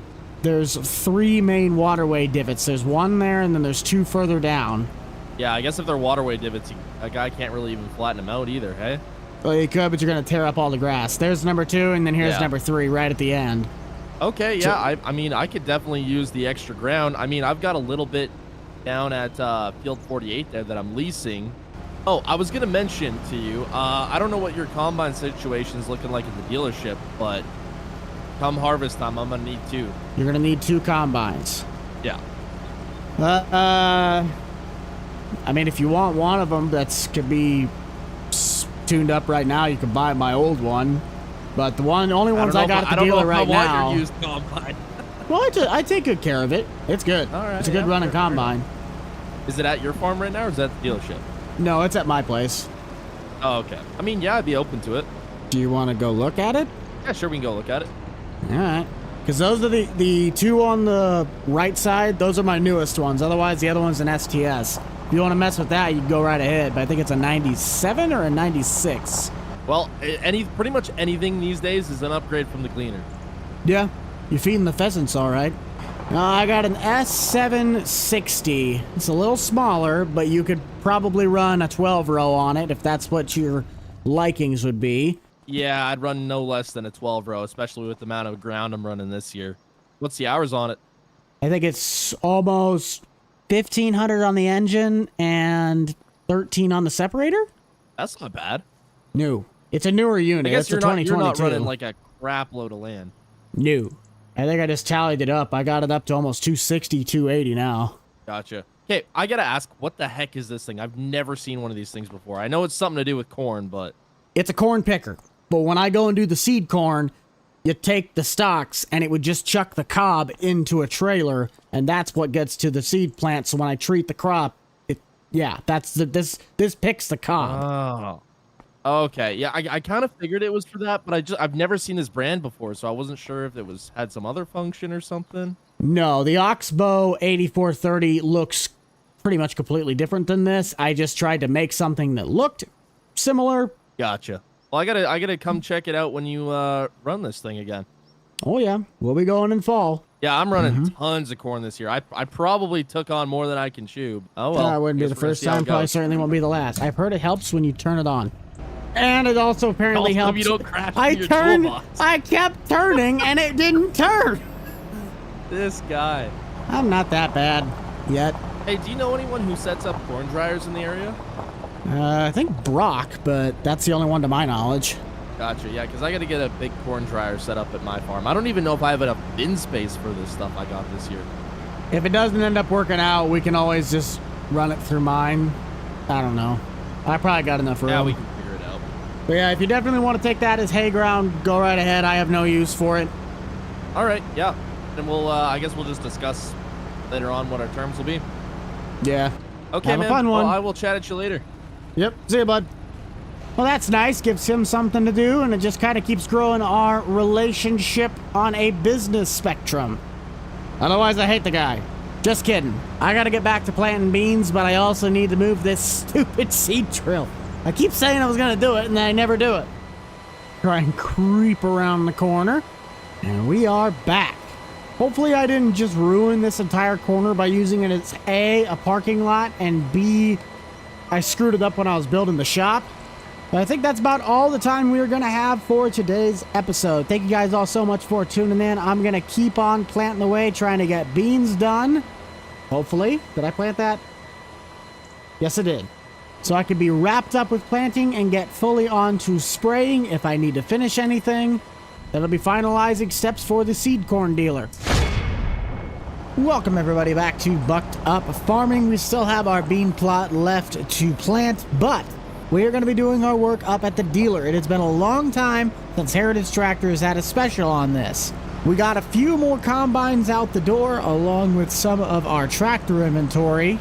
And to wrap it all up with a big bow, we have more newer inventory coming in to replace that loss. The other tasks I have on my bulletin board are going to be finishing mowing the house, continuing to try and finish planting the beans, and not let the camera zoom in so much that it's annoying. A lot of our tractors did move around a bit. Our four-wheel drive and some of the other Class 8 tractors are still around, but we did have a new sprayer come in, along with 3 brand new S7 combines, one of them being an 800, the other 2 are 700s. There's sure to be quite a bit more stuff to arrive later this afternoon, so let's head into the office and get started with our shift.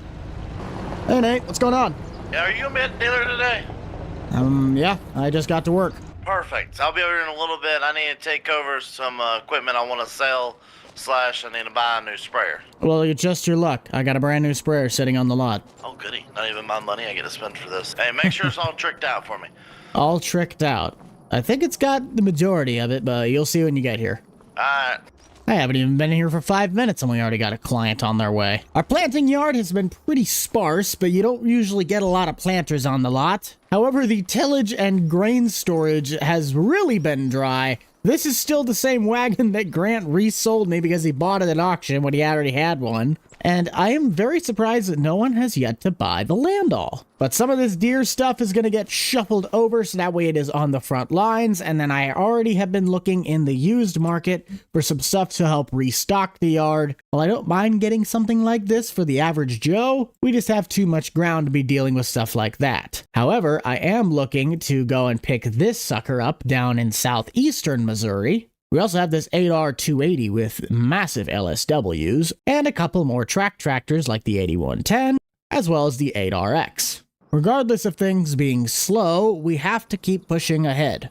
It's just sad that nobody has wanted to buy anything lately. I've been buying stuff, but that doesn't really help the sales. Let's go ahead and start by getting the tractors reorganized. I wanted the combines to start sitting up front since they are a big hot commodity item, and we'll just kind of go down the list. 500,000 plus dollars for a tractor is kind of mind-boggling to comprehend. but I'm sure somebody will want this at some point. Nate still has yet to confirm with me if he did want to buy that 410. I'll ask him when he gets out here, but breaking down the maintenance cost of one of those is half the reason no one wants to get it. Yeah, tires are expensive, but try a track for once. It doesn't have every single bell and whistle, but for the most part, this sprayer's pretty dang loaded. Speak of the devil, I think that might be him. Is the radio comm working in this? A little bit. Hi, bud. Give me a minute. I'm organizing. What do you need? Well, I come to say you something today. Sell me something. Am I actually going to want it, though? I mean, you're a dealer, so I mean... A 7810. Are you selling me the drill with it, too, or just the tractor? The drill with it, too. Don't need it no more. Well, perfect. I was just complaining that I don't have hardly anything in the planting market. Yeah. Like, here's the problem. Do you still want that 410 with the tracks? 410? The 8R 410.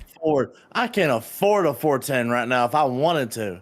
You could always use your other 8R as a trade-in value. You could. Yeah, you know what? I could, but... The amount of time and money you put into that one. Hold on, the amount of money I put in that, but also I think I'm still paying on that one. Probably. I know I have a loan against the 5M I got, or 6R or whatever it is. But that was your own fault, and that wasn't even my doing. That was Marty's. I can't help it. It's a good tractor. What do you want from me? Your money? No, we got to get rid of this. For once, I need your money. My money? It's not even my money. It's Marty's money. Well, not even Marty's money. It's the business money. Exactly. It's somebody's money. So, what you gonna give me for? For the pair? Yeah. All I did with her is planted 3 fields with her. Oh, we're gonna start by not draining the battery. Yeah, I believe the drill is a 1998. I want to say.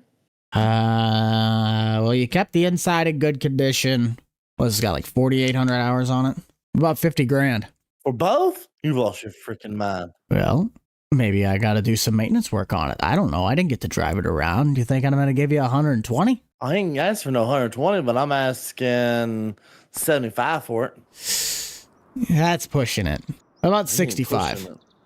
I'm thinking 75 because I know you'll sell it for 90. It's a 2-wheel drive, though. If it was front-wheel assist, I'd definitely be trying to push that margin, but it's 2-wheel drive. It's 2-wheel drive with the front loader bracket. With no front loader. I never got the front loader. That doesn't matter. There's no front loader. It can have the bracket, but now you got to get the front loader. And you can't tell me you don't have one just lying around and you can throw on there. Actually, no, I don't. The yard's pretty sparse. Yeah, it's empty around here. It's like a ghost town. What'd you do to it? People were buying stuff, and then no one came in and bought more stuff, so the yard just kind of faded. That sounds like a you problem. But, so this right here. Okay, best I'll do is 70. Because I don't know how much more I'm going to be able to make on the planter, well, the drill. The tractor, it's fine. If we have to buy a loader for it, we have to do the service checks. I know you took decent care of it, but we have to go through it anyway. I will do 70. 72. 70, bud. Sorry. 72. Then I don't want it. Fine, 70,000. Thank you for doing business. I will see you next swing. He had the truth. No, I need my money. You need your money? And then also I've come to buy something from you. That's not for me. It's for the co-op. Okay. But I need to go get something from the co-op first. Said 72. I said 70. There's your 70. You thought I was going to give you 72, didn't I? I was kind of hoping I was going to say that if you wrote that paper, 72. There's your 70. I'll be back in a minute. I need to go to co-op, grab a sprayer, and bring it over here. I'll give you $3 and a sad ham sandwich. But what about peanut butter? That's too expensive. All right. See you in a minute. Are you running all the way to the co-op? Yep. Hang on a minute. Bonehead thinks he's going to run all the way to the co-op. I'll give him a ride. I'm not that mean. How far are they already gone? Oh, this is a great time to mention, if you guys do like Bucked Up Farming and you don't want to support the channel anymore, be sure to head down below, smash that like button. Maybe even consider subscribing. I got to chase down a wild Nate. Hey! Hey! What? Least I can do is give you a ride. Fair enough. Thank God. That was a long run. So you got a lot further than I thought you would. Pretty good at it. Yeah, tell that to your knees. Oh, my left one's killing me. So what's the full get up that you have on that sprayer at the co-op? So we're actually getting rid of the Haggy sprayer. Ah. And I do not know enough about it to tell you. Well, sprayers aren't my thing. I found that out the hard way in high school. But because it's not a Deere, I'll still try and give you a fair price, but I don't really want something that's not green on my lot. It's got a Deere cab. That is true. Oh, I'm thinking of the other brand. Hardy. No, this is a This is a Yeah, John Deere cab on it. I was thinking of the other one. I was thinking of the other H brand. Yeah, this is the one I was talking about right here. The good old Haggy, complete with John Deere cab. John Deere cab, I'll let you get- yellow roof. I'll let you get inside. Well, let's see. You're missing the logo in the center of the steering wheel. That reduces the market value by about, I don't know, $120,000. So it looks like you owe me $50. Okay. Okay. Get a sticker and put it there. That's all I'm gonna do. That's all it is. Yeah, I mean, it looks solid. It's a good looking unit. If it unfolds. I know it's already got John Deere, I think it's Green Star, is what y'all call it. It's really slow. Oh, your nozzles check out. I don't see anything that looks cracked or corroded, busted. Kind of like a state vehicle. All the hydraulics work on it. You can go up and down with either side as you please. It's not auto adjust. Do you know what year it is? Mid 2010s? I want to say 2009. 2009. Maybe. Depending on the level of hours, I could probably give you close to 100 for it. Well, I know this thing's been ran through a lot of hours. 4,800 hours on her. One owner, though. That is true. I presume you guys stayed on a relatively consistent maintenance schedule. Let me say about 110. Well, no. Yeah. I mean, would you take 100 even? No, I'm not taking 100 even. You want a 2009 sprayer with 4,800 hours on it, and you want more than $100,000. I want 120,000. Because you're messing with my bonus. 120,000 for this. No. You've lost your mind. I haven't lost my mind. You know it's worth it. You know you're going to sell it for 160. So 120 is fair. Buddy, we already have one. We have this exact sprayer in Quincy, Illinois, and it's 190, and it has half the hours. Yeah, so? And it's also newer. No. I'll give you 100 flat, because this is probably going to be about 130 to 140,000 unit, if that. Fine. We'll do it. 130,000, 120,000. What does this man think he is? Apparently, the worst negotiator ever. Yes, you nailed it right on the head. And no, I did not go look on Machinery Pete to find out that Marty had one listed at Quincy. Driving across grass ground degrades the value $5,000 every 40 feet. I hear you. You wish that's how that worked. Anything driving on grass is probably better for it. If you would like to set that... Oh, wrong intersection. Set it back by the shop door. We'll take it in and look at it. Now it's time for your favorite part. Let's go to the spray. Let's go to your big sprayer. Okay. Yeah, it's the part where I give you money now. I thought this had a tighter turn radius on that. Hit the fence.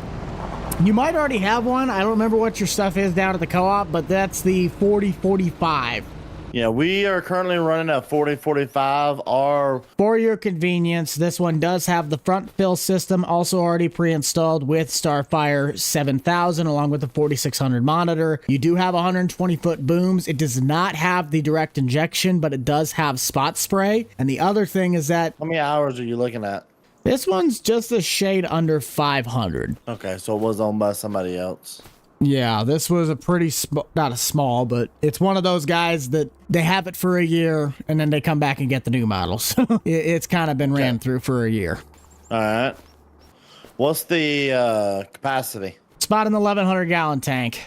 Okay. How much is the additionals to get the additional tanks added on? If you're looking to get direct injection for another 135 gallons, you're looking at about 10 grand. So 10,000 more. What's the actual price tag on her? You're looking at 230. 230? Yeah. So minus the 100, so down to 130. And then if you add the direct injection, you're looking at 140. You know what? We'll do it. You're probably getting a steal of a deal on this. I bet you this sprayer's worth a little bit more than that. But that's apparently the price tag it had. Hey, I'll take that price tag all day, every day. I'm sure you will. I can really complain more. I wouldn't like that because we want to do. I do want to keep your business. I do want to keep your business. I like to give you a lot of flack, but that sprayer, it's the hours that's the problem. If it had lower hours, I'd have given you more. But it's the age and the hours I had to drop it. Oh, I know.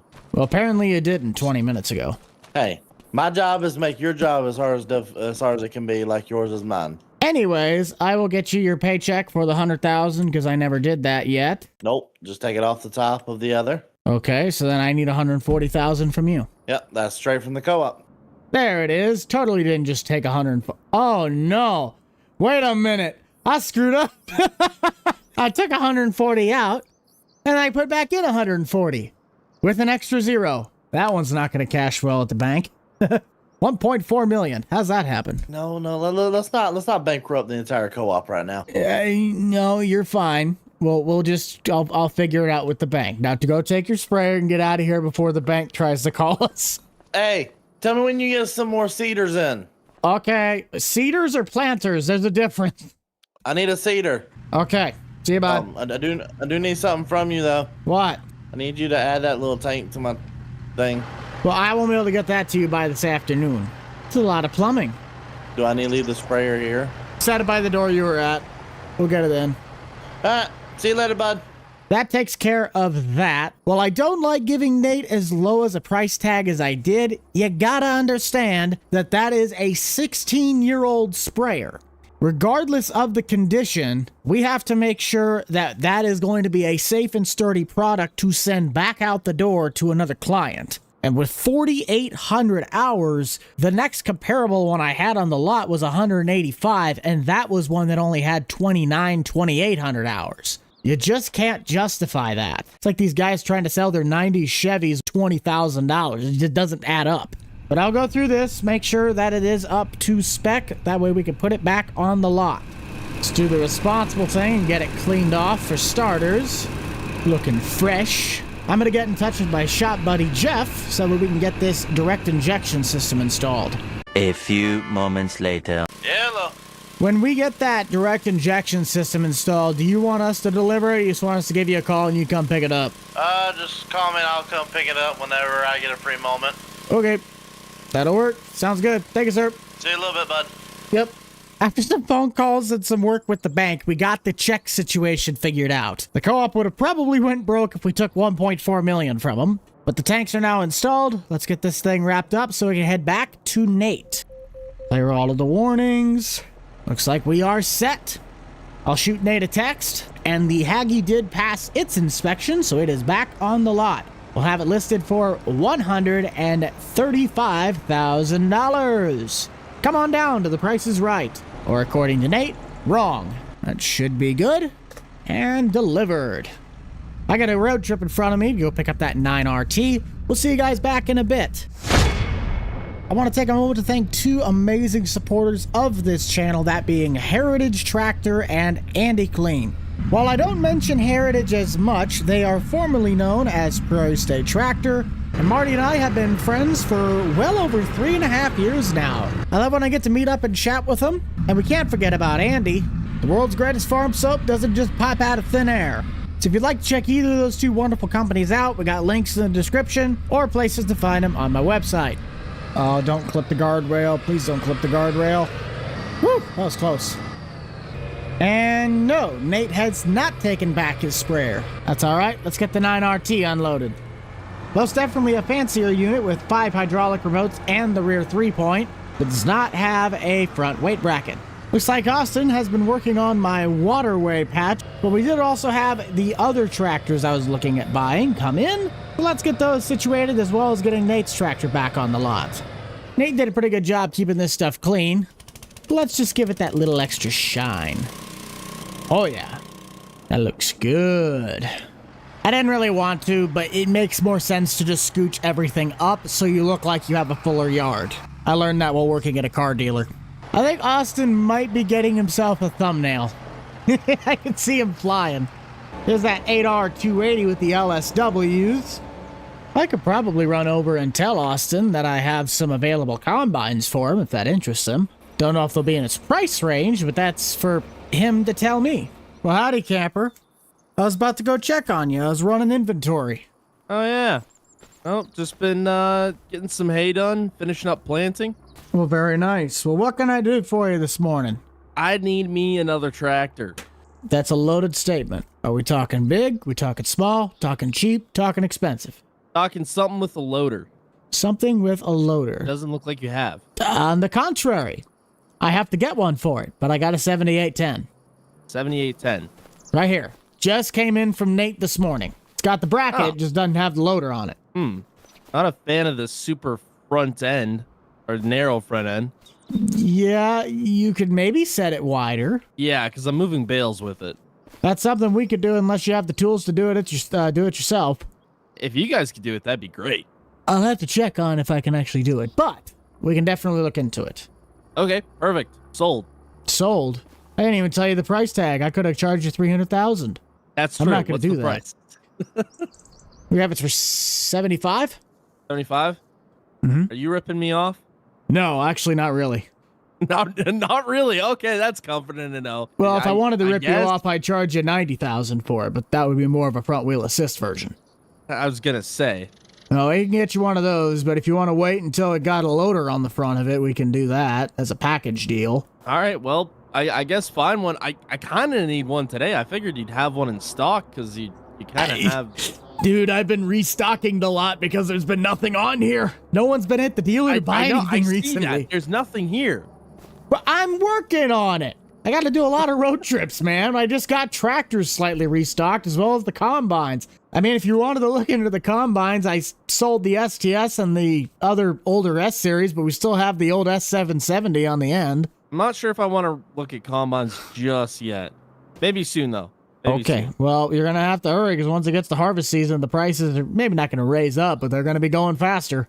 Yeah, I know. But everybody else around here just about has a nice combine other than me. Well, not really. Grant's falling behind. That is true. It also helps when he's Have out you on even vacation. seen the guy around here? No, I think he's in Texas. Texas. Yeah, I don't know what for, but I think he's Always doing in side Texas. quests. Sounds good. Does that come with a grapple bucket? No. Man, Grapple butt. nothing comes with anything these days. What? You wanted a loader. You didn't specify a loader with I'm it. buying a tractor. You Come on, did cut not me a say- deal, man. Cut you a deal. Cut me a deal. That you say you come in, you say I want a tractor with a loader. I'm like, all right, I got a tractor without the loader. All right, well let's find the loader. You only said the loader. You did not say anything about the bucket until you agreed on the price tag. And then you're like, oh, I want a bucket. But now I gotta go find a bucket. Yeah, well, okay, well, hey, Buck, I need a bucket. I will find you a bucket, and then I will With charge you grapple. $85,000 for the whole setup. Okay, well, you know what? What about just a bale spear? Still gotta find one. This guy doesn't have anything. The dealership is barren. There's nothing here. What part about I'm working on that do you not understand? Work harder. I could tell you the same thing, buddy.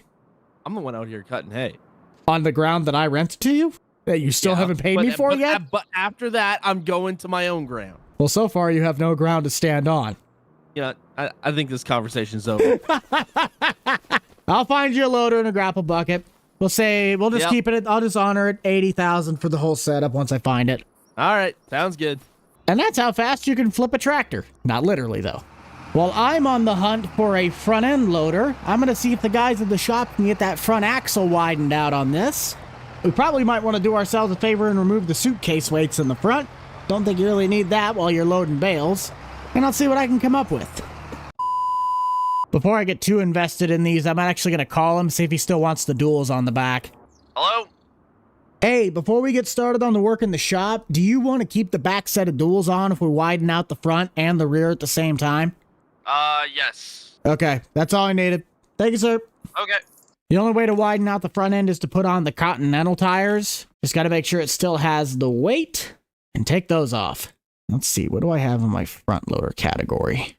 I think an 840 would be too big for it, but it's about the only Deere related one I can find. Otherwise, I have to go with the generic brand. Let's go ahead and try this one. And the grapple bucket he's looking for. Not sure if we have one. Modifications done. Oh! Wait, let me change it to the quickie attacher and see if that works. If this doesn't work, I'm going to be very, very sad. Oh! Man, that looked really good on this. I guess let's go with this one. Otherwise, I have to go with a newer style Deere, and I don't think he wants to pay for a new one. And there's the final product.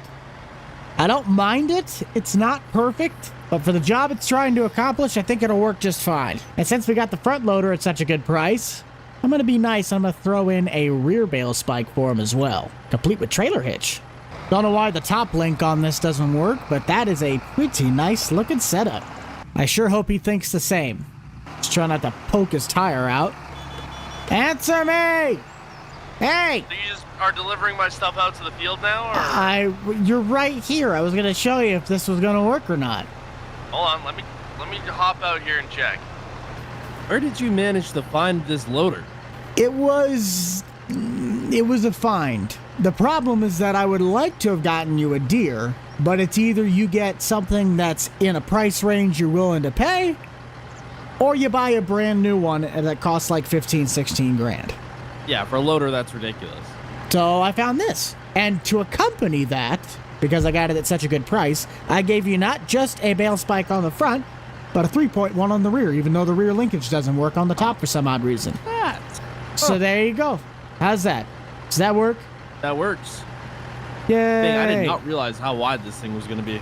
Well, you see, I'd have liked to kept it at 30-inch spacings, but for some odd reason, we had to space it at 36. So your stability factor went through the roof. Well, your front axle is wider. Yeah, there's no way in heck I'm tipping this thing over. No, but that's why I called you. I'm like, do you want to keep the tires in the rear? Or you want to take them off? I knew it was going to be wide. I just didn't think it was going to be this wide. You can still take them off. I don't know. What do you think? Well, if you were hauling really big round bales, then maybe I'd say keep them on. But I think the stance would be wide enough, you could probably just take them off. Yeah, I have a skid steer, but I can't move them with the skid steer. They're way too heavy for the little GHL skid steer I got there. Yeah. I'd say just keep the tires. I'll still sell it to you with them, but we can just take them off. You can just take the tires and put them in the shed in case you want to put them back on. All right, yeah, we could probably do that. Okay. I'll get everything signed over on there. Just remember 80,000? Yeah. 80,000. And you just come pick it up whenever. I'll send it over by Nate's sprayer. Can you deliver it? For an additional $2,500. $2,500? I'm just kidding with you. Yeah, I could drop it off.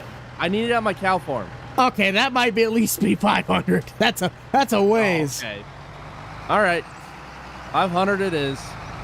Let's get this signed over to Austin, get the duals off, and I might head back to the house and start working on the yard. Yeah, this definitely looks way better. I don't mind the 36-inch spacing, but it just kind of is a little overkill with the duals on the side. He didn't really specify where he wanted the tractor. I'm just going to put it back down by the Quonset. Well, that was fun. I think the dealer looks significantly more lively now. I feel bad that we went that long without doing anything out there. But I'm going to head back to the farmyard, get on the 330. For those of you that follow along my real-life endeavors, you know that I have a John Deere 317. And I'll put it this way. I'm not going to be doing a lot to the tractor, at least that I am aware of.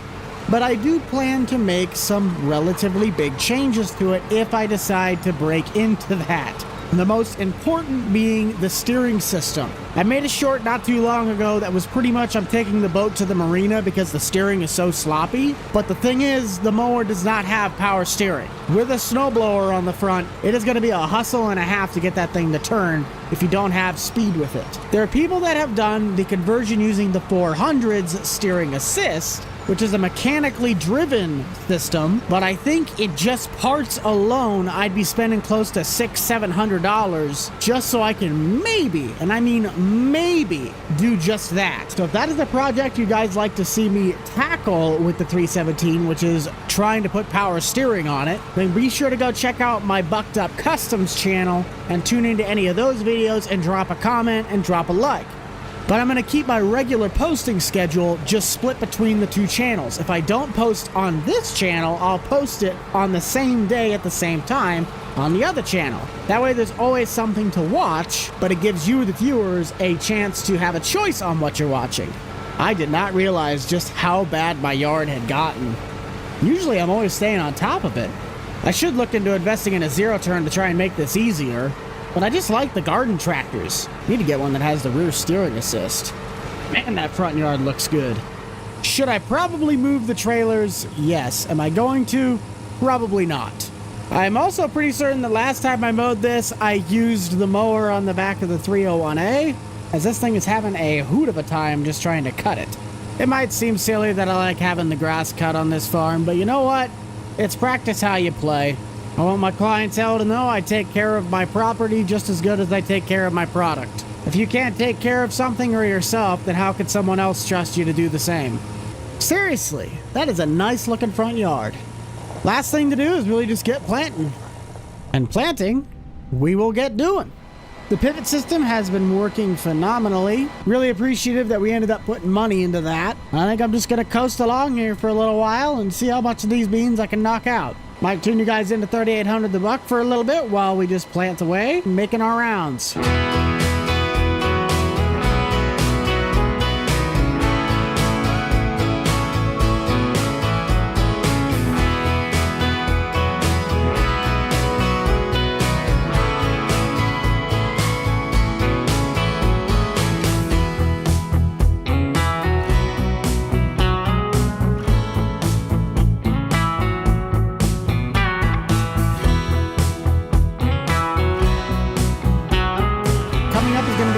Example of why I want to put that smart seeding in. The issue with not having row shutoffs is down by the waterway. I might be going with the direction of that cutoff line, but I will now be planting into the waterway. Since the GPS knows where I'm going and where the field edges are, I have to lift the planter every time I go specifically through that.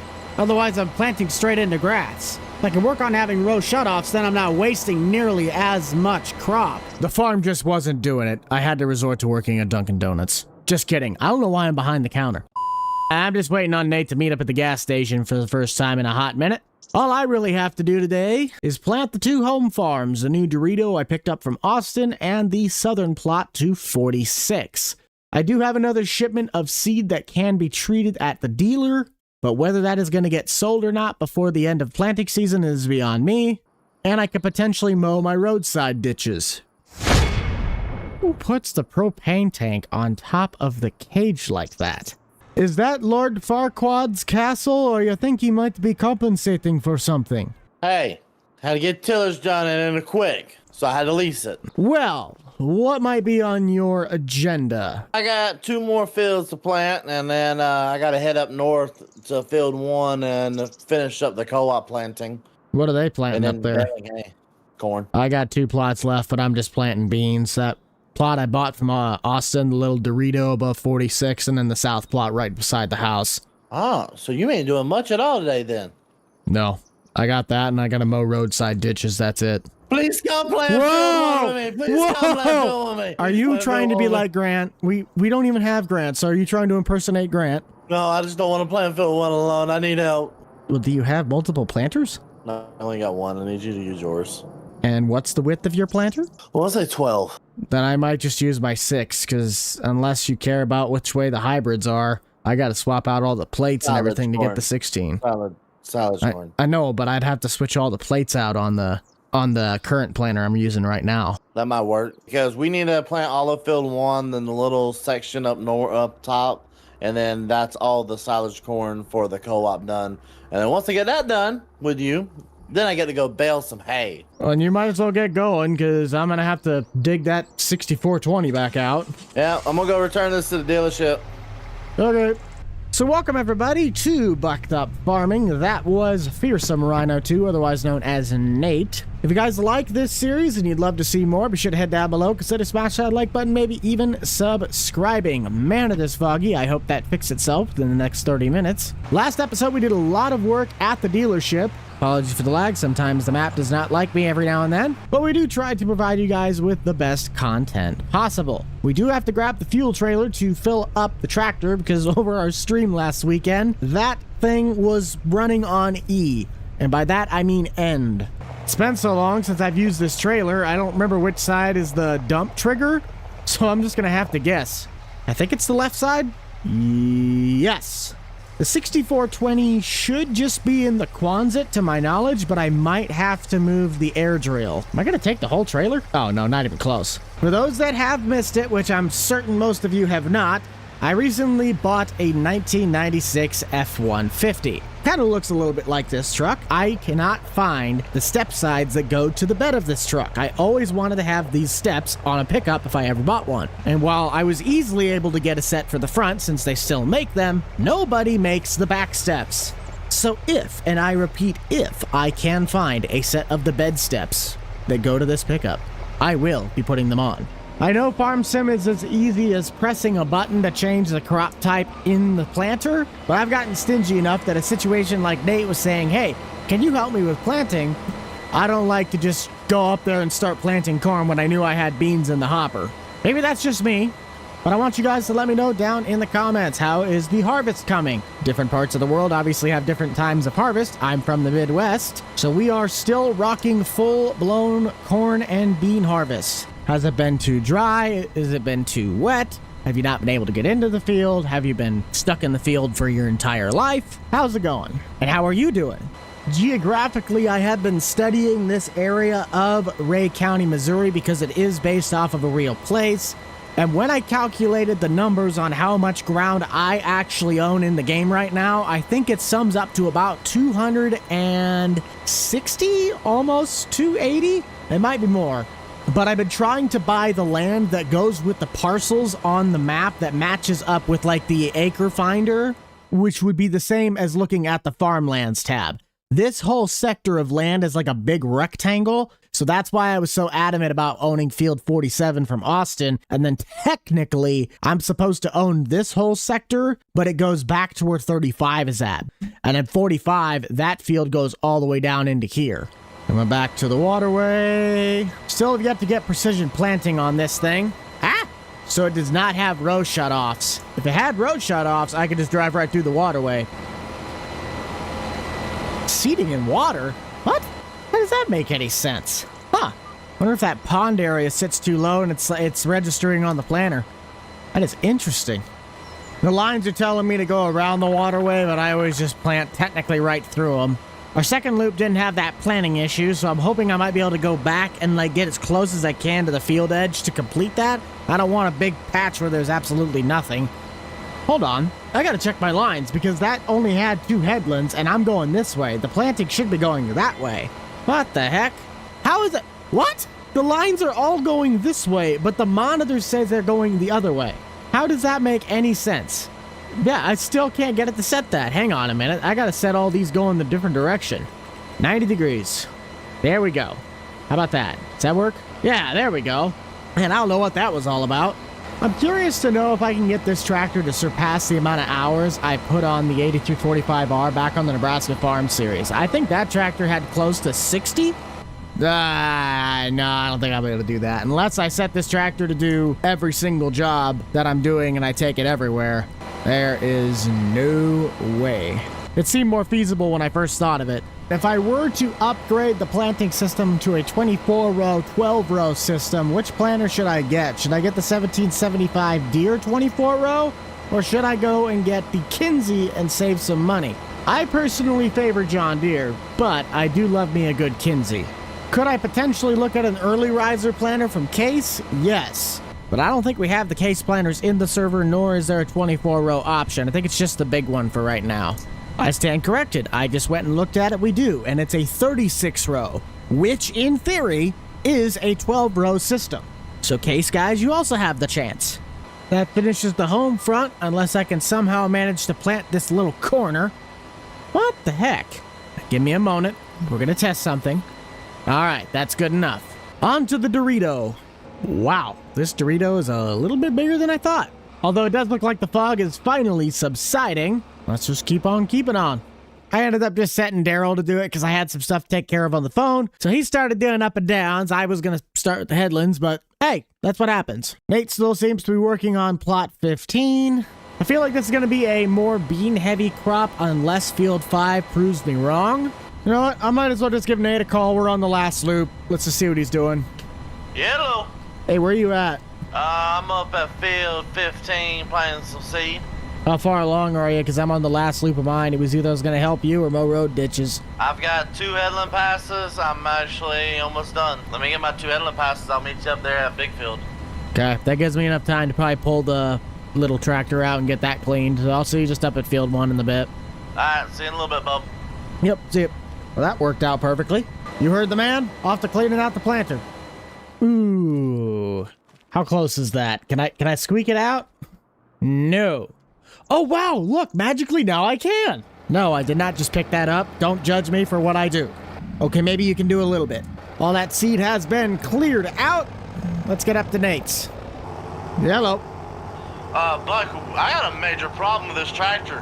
What? It's not turning on at all. A code's coming up saying it's out of fuel, and I just looked in the tank. There's fuel in the tank, buddy. Where you at? I'm at field 15. Dang it, I just blew right by that intersection. Do you need me to bring you fuel? I need you to come look at it as the dealership for a minute because I don't think this is right because there's fuel in the tank, buddy. Well, I'm turning around at the grass field. Give me just a minute. See you in a second. The tractor has fuel, but the tractor's reading it's out of fuel. What? I'm confused. Are you close enough to radio range? Yep, what's going on, buddy? What area are you at? Are you right along the field edge, or where are you at? Right along the field edge. When you first enter, just follow it along. I'm right behind, I'm on the other side of the pond. Oh, where I found you sleeping. Yeah, pretty much. All right, be there in like 10 seconds. 10-4. What'd you do, buddy? It broke. It don't work no more. Well, that's not my problem. It's a dealership problem. Dealership problem? You brought it in for transmission problems, not fuel problems. Well, I'll be dipped in stick. You're right, it does show fuel. It shows fuel in it. Huh. That is odd. Like, there's not even a click or nothing. It's not doing anything. So it's got to be either something electronical or mechanical. I mean, Or we could start combination by. of I mean, we could just start by throwing fuel in it, see if that fixes the problem. But I think you got bigger problems if the tractor has fuel and it's not driving. Well, I mean, look inside the diesel tank. There's fuel in there. But I could see that. I mean, even your service bar is sitting fine. I mean, if your service bar was sitting way down, like it needed to change or something, I could see that. But it's sitting at like, what, 80, 90%? Welcome to my world. I'll run back to my place and grab the fuel trailer quick, because I should have at least a couple gallons. We could see if that'll fix it. I don't know what the heck that could be. Do the simple way. All right. I have never seen that before in my life. The tractor had fuel, but it says refuel tractor. Anybody else ever had that glitch? Putting fuel in it doesn't work, and I really don't know what we have going on here, and we'll have to bring out the low boy. Let's try this out and get it. There it is. Like, I don't know. I mean, it's on now, but there's got to be something wrong. Like, once it gets down to a certain percentage, like, there must be a block or something's going on. Huh. I have never seen that. In my career, neither have I. I mean, you keep going on what you need to do. I'll just go top off the trailer at the gas station. I guess let me know if you need anything else. I'm going to finish this up right here. I'm trying to think. Do you got any other tractors about this size? I'd have to check the lot. Give me like 5 minutes and I'll call you back. Saddest thing is that in his case, I think I only have new vehicles. Because I have the 410 he was looking at. We also have that 378R. We got two 8000 series, one tracked, one not, and then that 9RT. Yeah, that's going to be he's got a $300,000 option. That's all I really have. That sucks. I guess we could hypothetically put the 8120 on it, but if he wants a tractor to keep, I don't really have any options for him. Yellow. I don't think you're going to like what I have to say. I only have two tractors that might be within your price range because everything else is pretty much brand new. Oh. I have an 8310 and then an 8410. Hang on, let me check this. I got an 8110T, an 8310. What do you got that I can sign a lease on? We got a 288R with LSWs on it. The 378R, which was the newest of the fleet I had parked in the front when you bought the 8320. How much is the lease on that newest one gonna cost me? The 370? Yeah. You're looking at almost 20 grand. 20 grand, not the best price in the world, but I mean, we gotta do something because right now this tractor's just shut off one, and I really don't want to risk it again and breaking it even more. Well, here's the thing. We can try and find you something to replace the tractor. I don't want you having something faulty you can't rely on. If you want to bring it in, we'll try and give you a good trade value on something that we can either bring in or something that's on the lot, and you can walk off with a new tractor. Alright, I'm on my way over there right now. We'll try to see what we can figure out. If nothing else, what we could do is just do the lease. And that's true, but then you're at that point it's like renting an apartment or renting a house. You're not putting money towards anything to own it. You're just giving me more money and you're out of it. You're out of tractor. I don't like that. I don't mind being a businessman, but you're also a friend first. Oh yeah. Alright, I'm here. Where you at? I'm over by the tractors. So here's kind of what I have in mind for you. This one specifically, if you wanted to buy this 280 out, is $275,000. It's got some hours on it. That's probably the cheapest one I have on the lot. How much am I losing on the John Deere for the trade-in? Well, do you remember what you bought? Do you remember what you bought it for? Give me a second. Let me go through my phone and let me see if I can figure it out. So 212 is what I was looking at, and I ended up paying for that one. I know it's got a bunch of mechanical issues on it, but I'm willing to offer you about 85% of that, if that's fine. What's 85% of that? Like 175? Probably. We'll just go with that as a flat rate. Yeah, that's about what I'd imagine. I'm gonna ask because I gotta know because I'm giving up a lot of horsepower already for that. How much is this thing? How much is the 8RX? Yeah, 357. So 175. And I hate to break it to you, this one's not break it to you, but this one is cheaper than the 370. What do you mean? The 370 is 382,000. Hold up a minute. How much is this one? That's what I just said, 382. This is a cheaper one that you found. Yeah, it's the biggest of the three. That's 310 horsepower, right? I'd presume so. That's what I always know them off of. It's probably more. Probably more. Trying to think about what's my difference right now. So we say 175, and this is how much? 357. 357. So that would give me paying $182,000. That's up to you, boss. I want to work with you, but we also both got to be able to do business. Oh, I know, but how much front weight's on the front? Front weights or a front weight? Because you got a 3-point on the front. Front weights. I could get you one for 3,000. That's about 1,800 kilos, which I don't know what that technically converts to pounds, but it's the heaviest one that Deere offers right now. And how much is that? $3,000. So that puts me in $185,000 flat. So how much does that leave me with? I leaves me with $60K for the rest of the year, and I still got to put fertilizer on.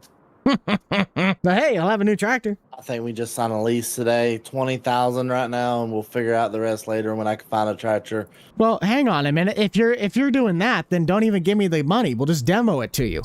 Don't even pay, just demo. Say if you're thinking about buying it, then just demo the thing. Sign some paperwork, get it on there, and you do that. Go get in the tractor. Go get your stuff in the field. We'll figure it out. I know where you work. Yeah, but I gotta hook this. Jeez, a piece. What was I thinking? I'm really trying to rip you off, wasn't I? Apparently, but I mean, hey, it is what it is. All right, we'll do this right here. Grab my lunchy box. Oh, this is gonna look so weird behind this tractor.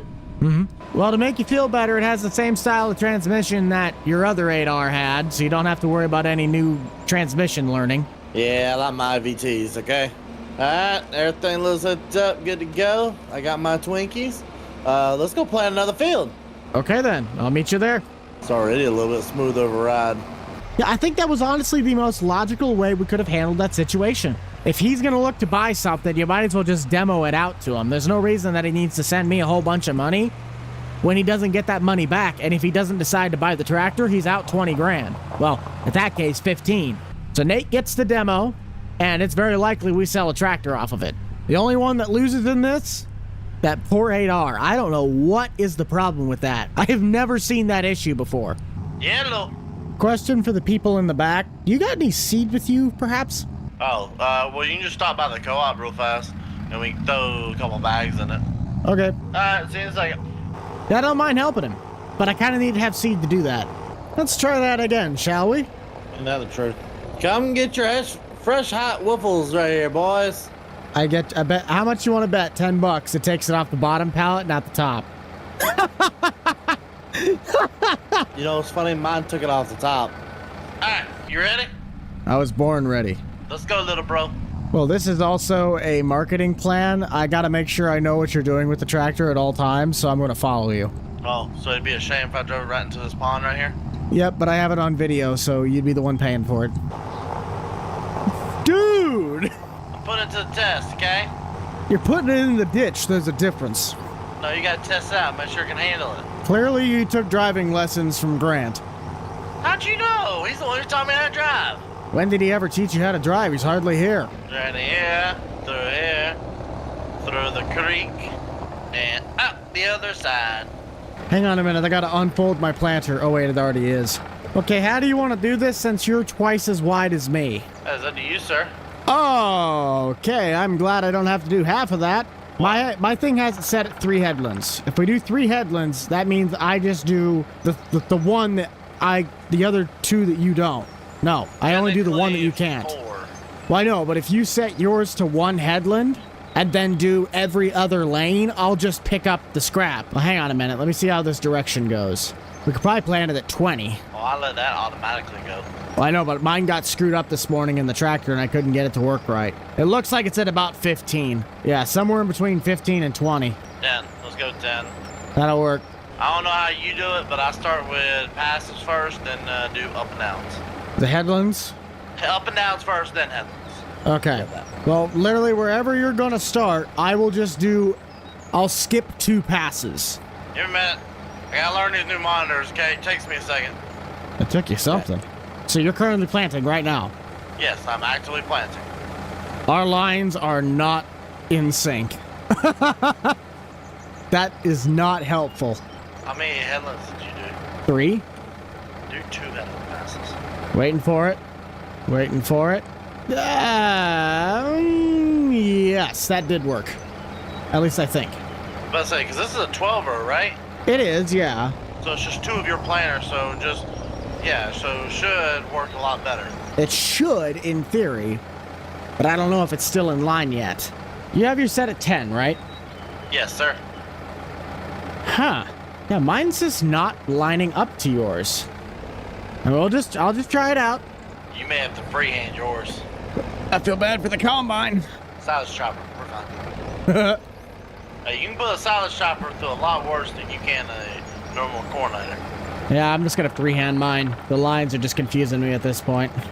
Oh, look at the buck. He's so cute. Yeah, I'm just kind of trying to find where my marker's at for if I were to keep a straight line with you, and I think it's just gonna have to be the silver bushing on my front loader. Everything else just, yeah. Okay, something is not right here, because I should have an exact gap in between these, and there is not an exact gap between these. It is wider. Something's screwed up. What's your working width set at?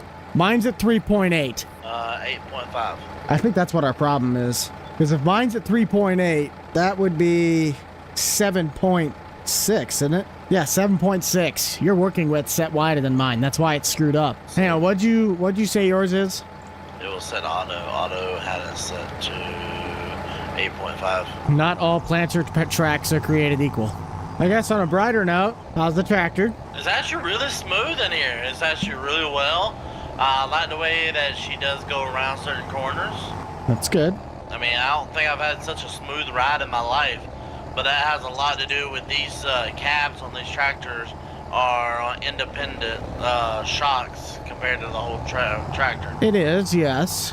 But you know one thing you're not going to like about that tractor? What? When it comes time to maintenance it. Well, that's why you trade them before you need maintenance. Mm-hmm. Yeah, freehanding, planting half of a field of corn was not in my bingo card today, but I guess, sometimes things surprise you. Has it not gotten better the closer you get to the actual rows?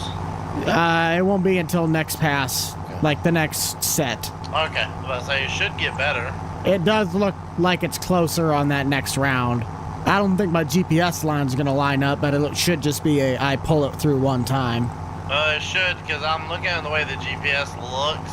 It looks like I'm actually 2 rows on both sides hanging off, or a row on each side hanging off.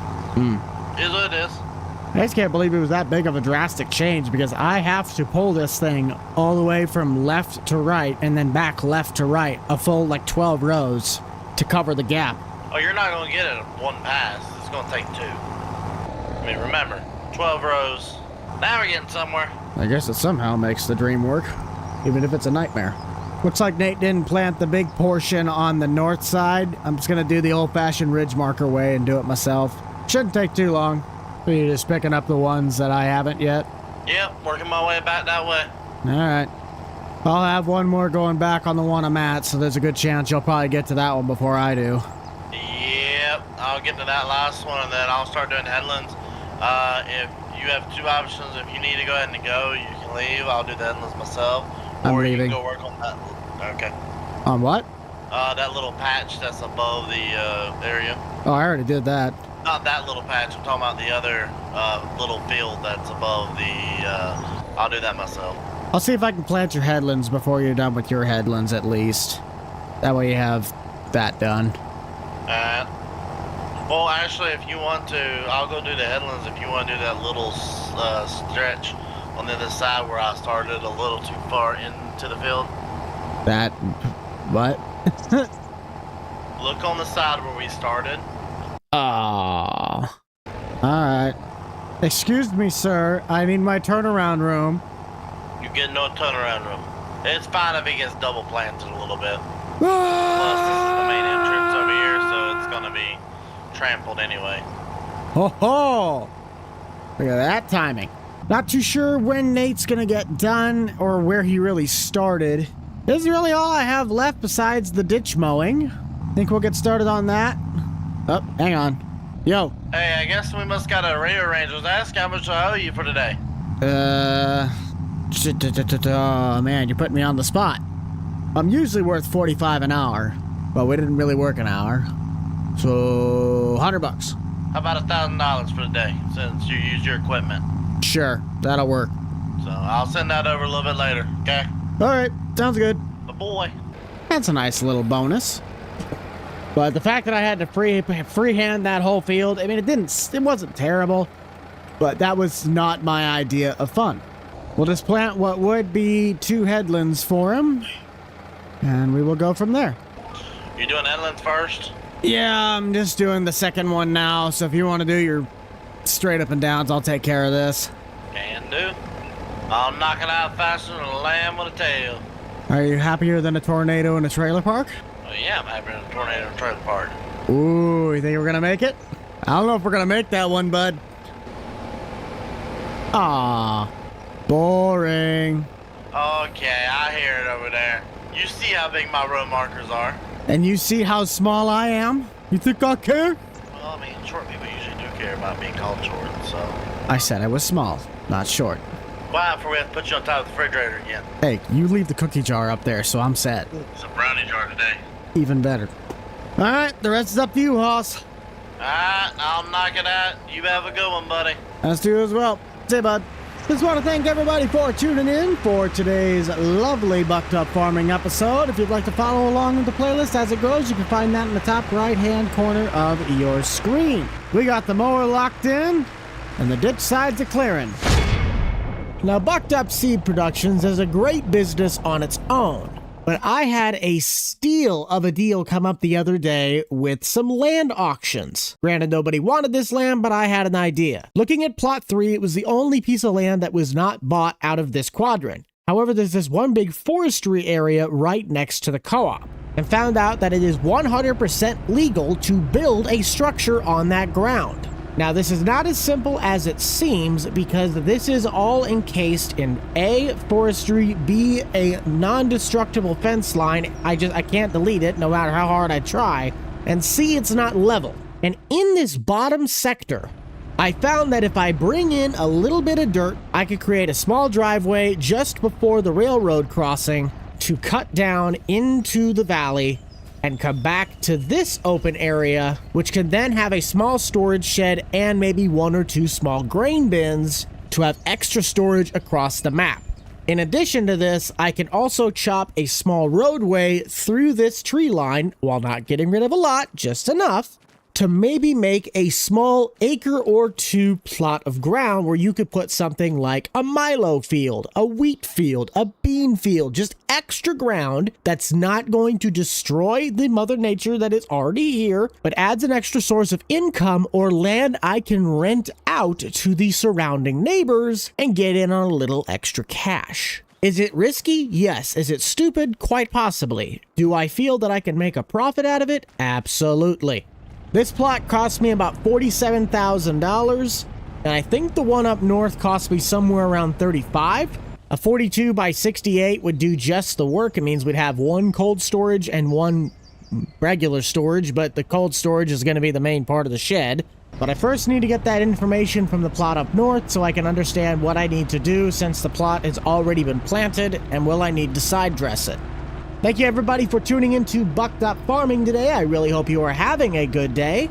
If you'd like to help support the video, and more importantly the channel, be sure to head down below, possibly consider smashing that like button, maybe even subscribing. We're trying to get to about 180,000 subscribers by the end of the year, and while it's definitely a stretch, I think we can at least put a pretty good effort into it. We got a lot of great content for you guys to check out, and more importantly, the best audience on the platform. Man, even this small piece has a big waterway. Okay, let's get some samples. On Grant's real-life farm, he goes out and collects tissue samples off the corn leaves so he can identify what needs to be done. While I cannot do that in FarmSim, I might just use this throughout the summertime and just collect data and see if it changes at all. Something else I'm going to have to do at some point today is run back to the seed dealer. We do have 2 more boxes of Whiffles to treat, and I think we're done with Pioneer beans for the season. Why don't you guys head down to the comment section and let me know what is your favorite brand of side-by-side. If we're talking just regular old farm work, I am most certainly a Kawasaki Mule guy. You just can't beat those things. They're rugged, they're reliable, yes, they're slow, but they're also cheap. At least if you buy the base model. Can I fit the last one in one? I think I can. 16 total samples. I just got off the phone with Nate. He said he's going to be working on some baling and that we might meet up later this afternoon. Allegedly, and I mean allegedly, Grant might be out planting today. There's rumors that he's back in town, but I will believe that when I see it. Is that a hunting blind? That's a deer stand. Anyways, send those in. Yeah, that's a hunting stand. Can I go up it? Ooh, I can. Be very quiet. I'm hunting books. I don't remember how long it takes to get that data back.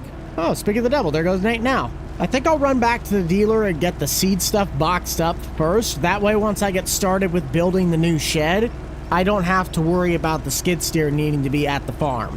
Once everything's prepackaged, I can just grab the pallet forks on the front of the 6420 since that's just sitting in the shed. Hello, Mr. Buck Ranger! Morning, Buck! Yeah, that's gonna be a couple bales. I completely forgot how slow this Bobcat was. The diesel version is... this thing is a legitimate brick. Still haven't had a huge amount of inventory come into the dealership, so we're still waiting on that stuff to come in. Having that stuff right up against the roadside has kind of helped from a visual perspective. Nate, why have you still not picked up your sprayer? Come on, man. As I was saying, the more you can have slammed up against the road, the more it looks like your lot's full. Let's just see. It has been a while. How much material do we have in each hopper? Corn has a pallet and a half, and the beans are a little over 3.5. It also probably wouldn't hurt to fill up the hoppers with the seed treatment, and I can figure out the math later. My presumption is Grant's gonna want bags of beans. Hold on. Yo. Hey, you working at a dealer today? Not really. I'm at the seed dealer right now. Oh, dang it. Why? What do you need? Also, when are you gonna pick up your sprayer? Your sprayer's still sitting there. Well, first off, I never got the phone call that it was ready. I sent you a text that said it was sitting on the side. If we weren't there, the keys were in the center console. You think I look at my text? That's not my fault. I gave you the information. It's been ready for like a week. Oh, that may be my fault. No, I'm almost out of bell wrap, and I know my Deere dealer should have some, so I need some bell wrap. You need some bale wrap. Yeah, I need delivered to the field where I'm currently working before I actually do run out. I mean, it doesn't matter what brand it is. I would prefer John Deere. I'll check stock. We'll see what we got. Alright, get back to me. Now, I will send you a text if we have it. So look at your phone for the text. That's asking a lot out of me right now, man. You literally look at your phone 90% of the day. You can't tell me you can't see a text. It's here. Why am I grabbing a full one? I need the empty one. Doomy. I need people to start bringing their stuff back in. Well, this is Phil, and I'll give Marty a call. Why is it taking it off the pallet? I don't want it off the pallet. Golly, that's the second time that it has done that. Refill the box. And it just took the corn pallet. I realized it was that hard to fill up a seed box. Let's see. Bale wrap. He's gonna need round. I don't know how much he's thinking, but we'll give him 2 pallets, which is 10 rolls. Yellow. We had 2 of them. 2 pallets? Yeah, 10 rolls total, but 2 pallets. All I need is 1 pallet, honestly. Okay. How much is that gonna run me? 1,000. $1,000? Yeah. Alrighty, I'll have it when you get here. Okay. See you in a bit. On the road again. I see you over there. You got a radio on that thing. Yep, just meet me on the field edge on your way back. Will do. I'm glad we got you here when we did, buddy. Unload those right there. Is that good enough? You still need more? There's one. Yep, that should be good for right now. That gave me about everything I could hold for a second. You said $1,000? Yeah. Where do you want the pallet then? You can go drop it off at the house. I'll give you an extra $200. Oh, good, because that's technically what it is retail. I was just trying to be nice to you. Whoa, hello. Oh, yeah, no. Go drop it off at like the, what's it called? The side entrance to the yard. Side entrance. You'll figure it out. You're a smart buck. Okay, regular dealer tasks done. Back to the seed dealer. Seed treatments have been filled up. Let's top off the hoppers and get our 5 pallets of bags stacked up on the shelves. I'm gonna need a forestry mulcher. I'm gonna hire somebody to haul in the material with the dump truck. 12 seconds later. What are you doing here? Well, I got a bunch of totes that need to come back over here. Okay, I don't have time to... Can you drop the trailer? Okay, I gotta go back and get the other, though, and the other one is it's a van, so I need you to unload the van, though. I can drop this trailer, but I won't be able to drop the other one. Okay, how many boxes are on the other one? Like 6. I can make that work. I'm just trying to get started with a construction project right now. If you could drop this, come back quick within probably 15 minutes, I can get you taken care of. Otherwise, it'll have to wait. Alright, I'll come back as quick as I can. It's just, I don't want these boxes no more. Nope, I got you. Well, that's convenient. Totally wasn't just talking about other boxes. I really thought I was going to use this auger inside the building, but it just does not seem like that is going to be happening. So I'll just move it back behind the 2 hopper bottoms when I start hauling everything in and I need to put stuff there. This is what I'll use to unload it. I'm trying to think what he means by van. I don't think we have a van on the server unless I'm somewhat missing something. Depending on if we have enough time today, I might rip up that field with the 9R, but planting of it certainly wouldn't take place until probably next episode. Ooh, I guess now would be a good time to check what our data came back on. I would think we have it back by now. Really? We're still waiting on that? I wonder if it has to do with the in-game time or real time. If it's in-game time, that's why it hasn't showed up yet. Last thing, put the pallets on the 64. I just don't have a strong feeling that Grant's gonna be in the server on time, but if he does randomly show up and he needs seed, the skid loader is not gonna be at the shop. Just want to stay ahead of the game, that's all I'm after. Oh, that's what you mean by a van. Yeah, I meant box truck. Is it way too low? You got a good foot drop. That's fine. Your trailers were a bit of a drop getting them in as well, but it should work. The only thing I'm worried about is height. And by the way, I didn't miscount. It was only 5 boxes. That's fine. I just wanted to get the pallets on that tractor in case Grant showed up. But hey, at least we're returning. At least I returned mine. Yes, you are. So I get money back for all this, right? Can your door go up any higher? That's as high as it goes, Bubba. Oh man, we're really gonna have to judge the telescope. Well, you can pull the boxes because they're empty. Just bring them to the end and I can pull them out. Yeah, we can physically push these boxes out of the way. Yeah, just bring them to the edge and I'll get them with this. Yeah, it's nothing major. It's just I need to get these out of here. Well, I needed more to start filling. I'm running out. I'm completely out of Whipple's boxes. So, how much is the return policy? I have not messed with that yet, so I don't know. To be honest, I wasn't expecting anybody to bring the boxes back. Well, what am I supposed to do with them? I got too many of them to keep. Turn it into a cat box. I don't know. You figure it out. Yeah, I want $500 per. $500 a box? Yeah. No. But the seed is what costs the money. The boxes I can get pretty much a dime a dozen. I'll give you $200 a box. Fine. I'm fine with that. 3 more left. Well, how many boxes did you bring? I can just write you a check now. I have no clue what's in the trailer. Well, if this is already 5, that's what? 1,000? No. Yeah, that's 1,000. $1,000 in there. But this is all co-op as well. Remember that. Yep. Go. We're good then? Yep, got this unloaded, so we should be good. I think I'm pretty much good. I'm gonna head back towards the co-op. Do you need anything from the co-op? Not that I'm aware of right now. I might need to work on some side dressing, but I'll have to figure that out when I get new data for a plot that I picked up on auction. All right, Bubba. I appreciate you.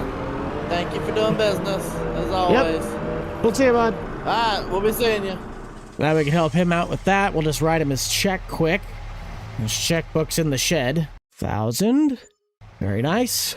And we are off to the job site.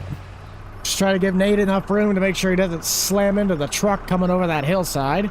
I will have to come back for more tools at some point, but for now I just want to get started with the forestry mulcher, since that's really going to create our roadway and the road map to wherever we're going to be creating this shed. I would have absolutely loved to just taken out a sector of the fence to build a direct drive, but you can't delete the fence at all. The tree trimming we're going to have to do is going to be insane. Well, let's see what we can do. I'll come out here later with my blade on the 64, and we'll try and level it off a little bit. Yeah.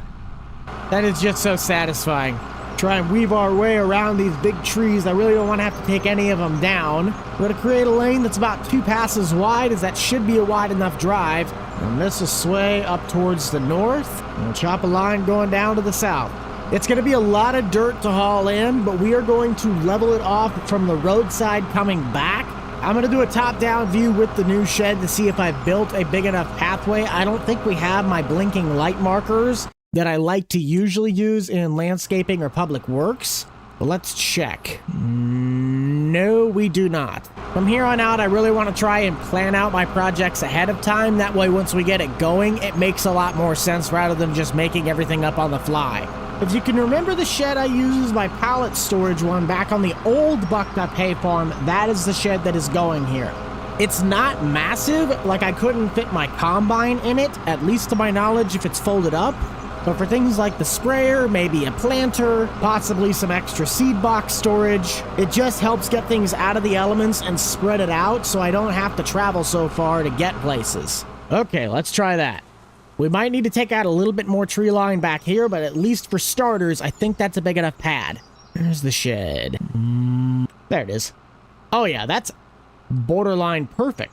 Except I am going to trim back that bottom left corner. They're not a huge disturbance, but if I take this line all the way up to where the red tree starts and then just square it off, it'll be a nice even grade to get back down into the valley. Let's start there. Cut it straight across. Come on, baby. Hello. Now, this one's being a little stubborn. I might have to grab the chainsaw. I thought I'd be able to just run over it like all the other ones. Oh, I don't have my chainsaw with me. Wait, it's at the truck. Okay, try that again. Yeah. And I'm 90% sure that one's just a regular old, I can drive over it. Yeah. That's what I thought was going to happen. That last one, and the shrubs. Now let's check it out. Beautiful. That could not have been done any better. If I can help it, I'm going to push it as far right as I can. That way I can leave room for a grain bin on the left. Which, that might mean we need to get rid of this little setup. But I should be able to keep the main tree. We'll figure it out. I'm going to try and widen out the driveway first. Aw, come on. This little tree shouldn't be that hard to get over. Yep. Ah, that's why. Oh, wait. I got it. Did I get it? I might have gotten it. Yeah, I had to resort to the chainsaw. Oh, hello. That was a dumb move. We'll walk in front of a running mulcher. I'm pretty certain nobody wants to voluntarily mulch their leg. Trying to look at any obstructions that might be getting in the way if we are to bring something like the combine through this. Well, let me get to some of these small branches. Yes, and it will also slightly raise up the tree. Let's take this one off. Oh, I think I just... Yep, yep, With this, just take this one off. That opens it up a bit better. I don't want to have to take out a bunch of trees. Granted, the stability factor of that one's not going to be affected with the 2 limbs I actually cut off. I might just leave it. This will all look better once I take the shredder on the back of the 301A and just clean it up. But I think our height clearance should be good. I'll leave this tree as well, same reason. And we can navigate our way through. Do we have any other obstructing branches? It might be this one, and then the one on the end. Let's try and get rid of that. Butamus. And one of these. That's what I'm talking about. Do I need to get rid of that tree? Yeah, it's growing into the fence line. Let's just take it out while we're already here. I'll get that dirt crew in to start hauling in all of the extra materials to get that land flattened out. And we'll see you guys once we start working on the building of the shed. I could have went with a smaller grain setup, but if I am to need to store an excess amount on a good year, I do have an extra bin lying around. This is the main sector of the shed. It would pretty much be considered the cold storage, but on the opposite side is where we have our workshop. I don't really plan to use this side as much. Maybe I might use it more. I don't know. This west steel bin, we're just going to transport the augers that are from the house currently. There's no reason to buy another one for this specific bin site. And the next phase of our build is going to be driving a lane right through the middle of this tree line. That one and that one will be removed by the mulcher along with this. But I think it's just a straight shot, yes. And I would not make a field entrance until I get to a bit more of an open area. So this would be the field. We'll just work around the big tree. And I don't think I'd make this whole patch into a plot, but I definitely would not be against making a majority of it. What I would use to plant this, I have yet to decide. The air drill, while it might be smaller working with, it's probably taller and would catch on more things. But my planter would probably be a nightmare to turn around. I don't know. I'll figure something out. For now, let's at least clear out a driveway to get back to this area. I ended up deciding against trying to level out the driveway on the way coming in. I'm already giving up enough real estate just driving through with the trees on top. And if I add more dirt in to try and level it off, I just remove even more clearance space, whether it's the drill or the combine. I think money-wise, I'm somewhere invested about $150,000. Let's just see if I can get rid of these trees. Yes. It's a 50-50 shot if one of these big ones is easy to take down or if it's a lot more of a pain. And get you out of the way. Oh, it's so nice when things just work. Just trim up a few branches and I should be good. Before I lay down any gravel, let's run back to the shop and grab, say, the 8120 or whichever tractor we can get out easiest and bring down the seed drill because I have zero clue how good of a height clearance this will be. If the seed drill can clear, then the combine folded up should also have a pretty good chance. Getting my grain truck through that turnpike might be a different story. I didn't think about the length of the trailer, but it looked like it was going to be a tight turn. This is... I mean, I'm still going to hold out hope, but it is not looking super duper promising, at least from a storage standpoint. Might rub just a few branches. Yep, that's all right. Maybe widen the shoulder on that just a little bit more. Now, how about getting back here? Rub just a bit there. Maybe a little bit here. That's all right. I like it. Yep, I think it's going to have to be done by the drill. There's just no way that we're getting my big planter back in here unless we use the little 6-row. That is a hill climb and a half to climb out. Wow. But it feels like one of the more realistic entrances. I don't know why. I've already sent Daryl with the 9R to try and get the ripper up here. I'm going to work on tearing up that field. I mainly just want to see how much it's going to take to get my grain trailer in now. Oh boy, that is going to be tight. We'll have to practice that during summertime. But as for our road that goes to the field entrance, I didn't put a huge amount of gravel in it. We just put enough that could pack down and try to make a firm base. So when we are traveling through this, it's not going to be as susceptible to, say, making a giant mud rut and we have to drag something out with a chain. But can my 7.3 haul this whole load up the hill? Yeah! With soaring colors. I really like that shed. It looks nice. I know this field seems pretty minuscule, and quite frankly, like I'm just trying to make stuff work. And you would be correct, but I want to maximize the potential of what I currently own, and really just seeing what's possible. Trying to creep around those trees is going to be interesting. We got 3 of them, but I won't be putting any corn in this. I'll just be cycling it between milo, beans, wheat, rice, really any grain products. If you guys have suggestions down below, the first cycle I know I'm going to be doing milo, but let me know what you guys would like to see be planted in this. Got one little piece to trim up on that tree side, but this is our last pass. I think in the end it came out looking nice. Some spots might be a little tight and other ones could probably be loosened up a bit. But size comparison, how big is that plot? Do I have anything that's close to it? About half the size of 21. Be a little smaller than 45. Can I get any data on how big it is? No. Unless it's when I get out. Wait, precision farming. I can't even do that. Okay then, better go get the Bobcat. Because now I'm curious. There's no waterway in this. This is the only patch of ground that I own that does not have a waterway. Looking at the rest of this land around it, I'm going to presume that this is probably going to be heavy clay and maybe a little bit of sand. If I was lazy, it'd probably take 4, but if I want to get everything in one shot, it will take 5. And we'll get those back soon. Our test results are in, and I think I should have just passed on plot 3. Look at how much clay we got going through this. We'd have a lot of work to get this one up to speed with anything like our other ground. And this plot down south, it's not as bad as I pictured, but I was correct on the sand. So only a little bit of clay, and I think that's because, again, we do not have any waterways.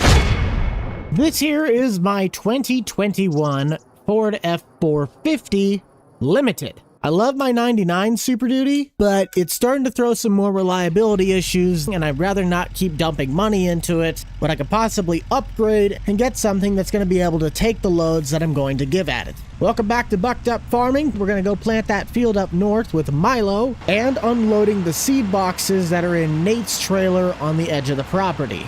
I picked this truck up for just over $50,000. It has about 140,000 miles on the clock. They originally wanted 63, but there was no way I was paying that for a 4-year-old pickup. I do still have the old service rig, but we were going to take the box off of this truck, put the service bed on this one, and then sell the chassis of the 99. But I got to get my D21 out of the shed because it is currently blocking the lift that we're going to use to do this. If you guys find that you enjoy Bucked Up Farming and want to support the channel or any of the other series, be sure to head down below, consider smashing that like button, maybe even subscribing. I'm trying to hit 180,000-ish subscribers by the end of the year. We sadly don't use the D21 very much, but a big reason to that is we just don't have other uses for it besides running the auger. I will have to do a little bit of work to the Thunder Creek later this afternoon, restocking some parts in the front bay, but we can take care of that after we get this swapped out. Oh yeah, I forgot this floor did have collisions, so it looks like I have 4 flats. Try and get these stilts into place. That should work. And the bed of the Super Duty, we should be able to just muscle it off 3 or 4 guides. It's aluminum. Obviously a couple fasteners and unclipping wiring harness. Just like that. Bring it into the shop. I don't even think I need it on the hoist. The stilts should be high enough. Another issue we're going to have to tackle, if you can't tell, these kinds of tires, anybody in the ag industry would understand, they do not do anything when it comes to mud. Lower that back onto the frame, finish a couple key bolts, and we are set to roll. Besides tires, a winch that I want to put on the front, I got to plate the truck, and I think I'm going to put strobe lights on the roof. I didn't have one for the bed, but what better way to call attention to myself than put a massive bunch of blinking lights on it? I bought a truck with 6 auxiliary switches. By golly, I'm going to use them. We're going to go with the more aggressive set of BF Goodrich all-terrains. Add a winch to the bumper, and you already know what's going on the plate. Just like clockwork. Get ourselves a hitch so we can pull the header trailer or the skid loader. And where is the... Yes, this. Kind of a small strobe light. Except I could get some in the grill. What if I got the ones on the grill? Oh, never mind. We can get a bigger one. If I couldn't get a bigger one like this, I'd have mounted one on the headache rack of the service truck. I think the winch cost me $500, but I already bought that ahead of time. And the tires, I got a connection with the guy who sells them. All said and done, here's our new service truck. We need to get this thing over to the wash bay and get some anti-clean on it. If I can even remember where my pressure washer is. I think it's down in this shed. Yes! After I sold off the old tires, the other Ford, and then a few other miscellaneous parts, we ended up getting just over $19,000. And man, did this truck come out looking nice. This is way above the level of what I would buy a truck. I would never buy a Limited, but it's just what popped up in the area closest to where I'm at. And the price seemed right, and it offered all the bells and whistles that I was needing to do for the jobs that I was going to perform. It just needs to have raised white lettering on the tires, and it would be perfect. Might as well take care of all the other tasks here on the farmstead before we head over to our new farm on the western side of the map. And really the only one is just kind of working on the Thunder Creek. Put a new paper towel in, and check the battery. I ended up having to put new tires on the trailer since the old ones were getting pretty bald, and I would rather not have a blowout on something pulling this much fuel. But we also installed this tower light, so in case we're working late in the field and something breaks, we can bring this over and have a giant flashlight. And it works pretty nice. Lights up the shed wall real nice. And I'd say we're set to go other than filling it up. Cutting through Nate's yard always is a possibility, but now that everything's been planted, I don't like driving across that field. So we'll road trip the long haul around the section. We already went ahead and put some Milo seed in the tank of the drill. Like I mentioned last time, I could probably use the planter back in that spot, but getting the planter back there and then trying to work its way through the field just doesn't seem very practical. I'm currently the only one in the server. Grant, Nate, and Austin are not currently around. I'm just kind of up early enough that I got my stuff going. Time doesn't really stop when you got all these jobs going at the same time. Ah, dang it, I never tested the strobe lights on the new truck. That's fine, we'll test it out later this afternoon. I gotta bring it over here anyway. I'm pretty certain I left the 9R, my pickup, and the skid loader at the shed. Ooh, I never did run over this with the VT. That might be a good idea to try and break up those clumps. Guess I could run back with the 9R, but that's gonna be quite a bit of road miles. Yep, everything's still here. I don't know why, but I just love this entrance. The drop down just feels so real. I'll run back and grab that VT. We'll just pull this off to the side for now. Ooh, this tractor could actually use a little bit of fuel. I'm glad I'm at least getting my money's worth with this tractor. I had a fear that I wasn't going to use it at all. Granted, it's really only used during tillage season, but that's besides the point. It came in handy when I needed it most. I want you guys to head to the comments and let me know, out of all of the different sectors of my farm, what portion is your favorite? Is it the seed dealer? Is it the dealership? Is it my actual farming operation? I personally like the construction projects, but I'm just kind of biased because I have that forestry mulcher now. At some point, I'm also going to have to send the pivots, but I can worry about that later today. Heck, I could probably even do it from my phone. Yikes, I never thought about it. This tractor was already rubbing on the trees, and the vertical till is taller than the tractor. Well, let's go ahead and watch it. Oh, we'll be fine. This might just be good practice to see how the air drill pulls. Oh yeah, it'll do good. Another big reason I'm not going to be putting corn or a taller style of crop is due to its sunlight exposure. It's not a very sunlight-packed area. And more importantly, I do not have the adequate header on the combine to make that work where I'm not clipping all of the trees on the side. But since I have a 35-foot bean header, I can sneak around some of these tighter spots because the header has more room to get underneath the tree branches. Something I'm really liking about this vertical till that I can tell where I've been is the outside back tire does not get caught up in the disc, so it leaves a trail of where your back tire last was. Should be our last pass. We could come in with the air drill. Something I'm not familiar with is the nitrogen application to sorghum. I can tell you how corn and beans work almost every day of the week. You start pulling Milo into it, and I look like a bumbling buffoon. I don't know, man. I think this is honestly wider than that vertical till, and I think the bean header might be wider than this. 13.4. 10.6. Okay, I'm good. Be a lot easier to just plant this free-handedly than it will be to try and set up a GPS line. And it appears our seed rate, while yes, it is high, it is less than the beans, but it is more than corn. The corn usually reads as 1 seed per square meter, and the beans was like 11 or something. This is at 3. I still don't know how large of a plot this is, but I'm going to take a guess that it's somewhere around 2 to 3 acres. Should be good with this plot. I think we'll just probably head back to the farm and get those boxes unloaded for Nate. And I'll send him a text when I know he's back in the area so he can come pick up his box trailer. Alright, Johnny. Let's make something happen. Still have yet to finish cleaning the roadsides at the home front, but I'm going to clean up the new shed first so I don't have to go all the way back over there again just to get this one little task done. I probably should be using the gooseneck, but I really want to test the towing of the new truck. I know it'll do well, but it doesn't hurt to try it out. Ooh, I like these bigger tow mirrors. That is the one thing that sucks horribly about my 96 F-150. Those mirrors on them are terrible. I guess the 99 had somewhat the same mirrors. I guess the 99 did have some pretty big mirrors on it as well, but these are just, look at the size of that thing. Plus this also tows a lot smoother. Ooh, we can check out the strobes. Nice. Ooh, the bed even has some on it. I feel like I'm going to be driving this truck a lot more than I think I will.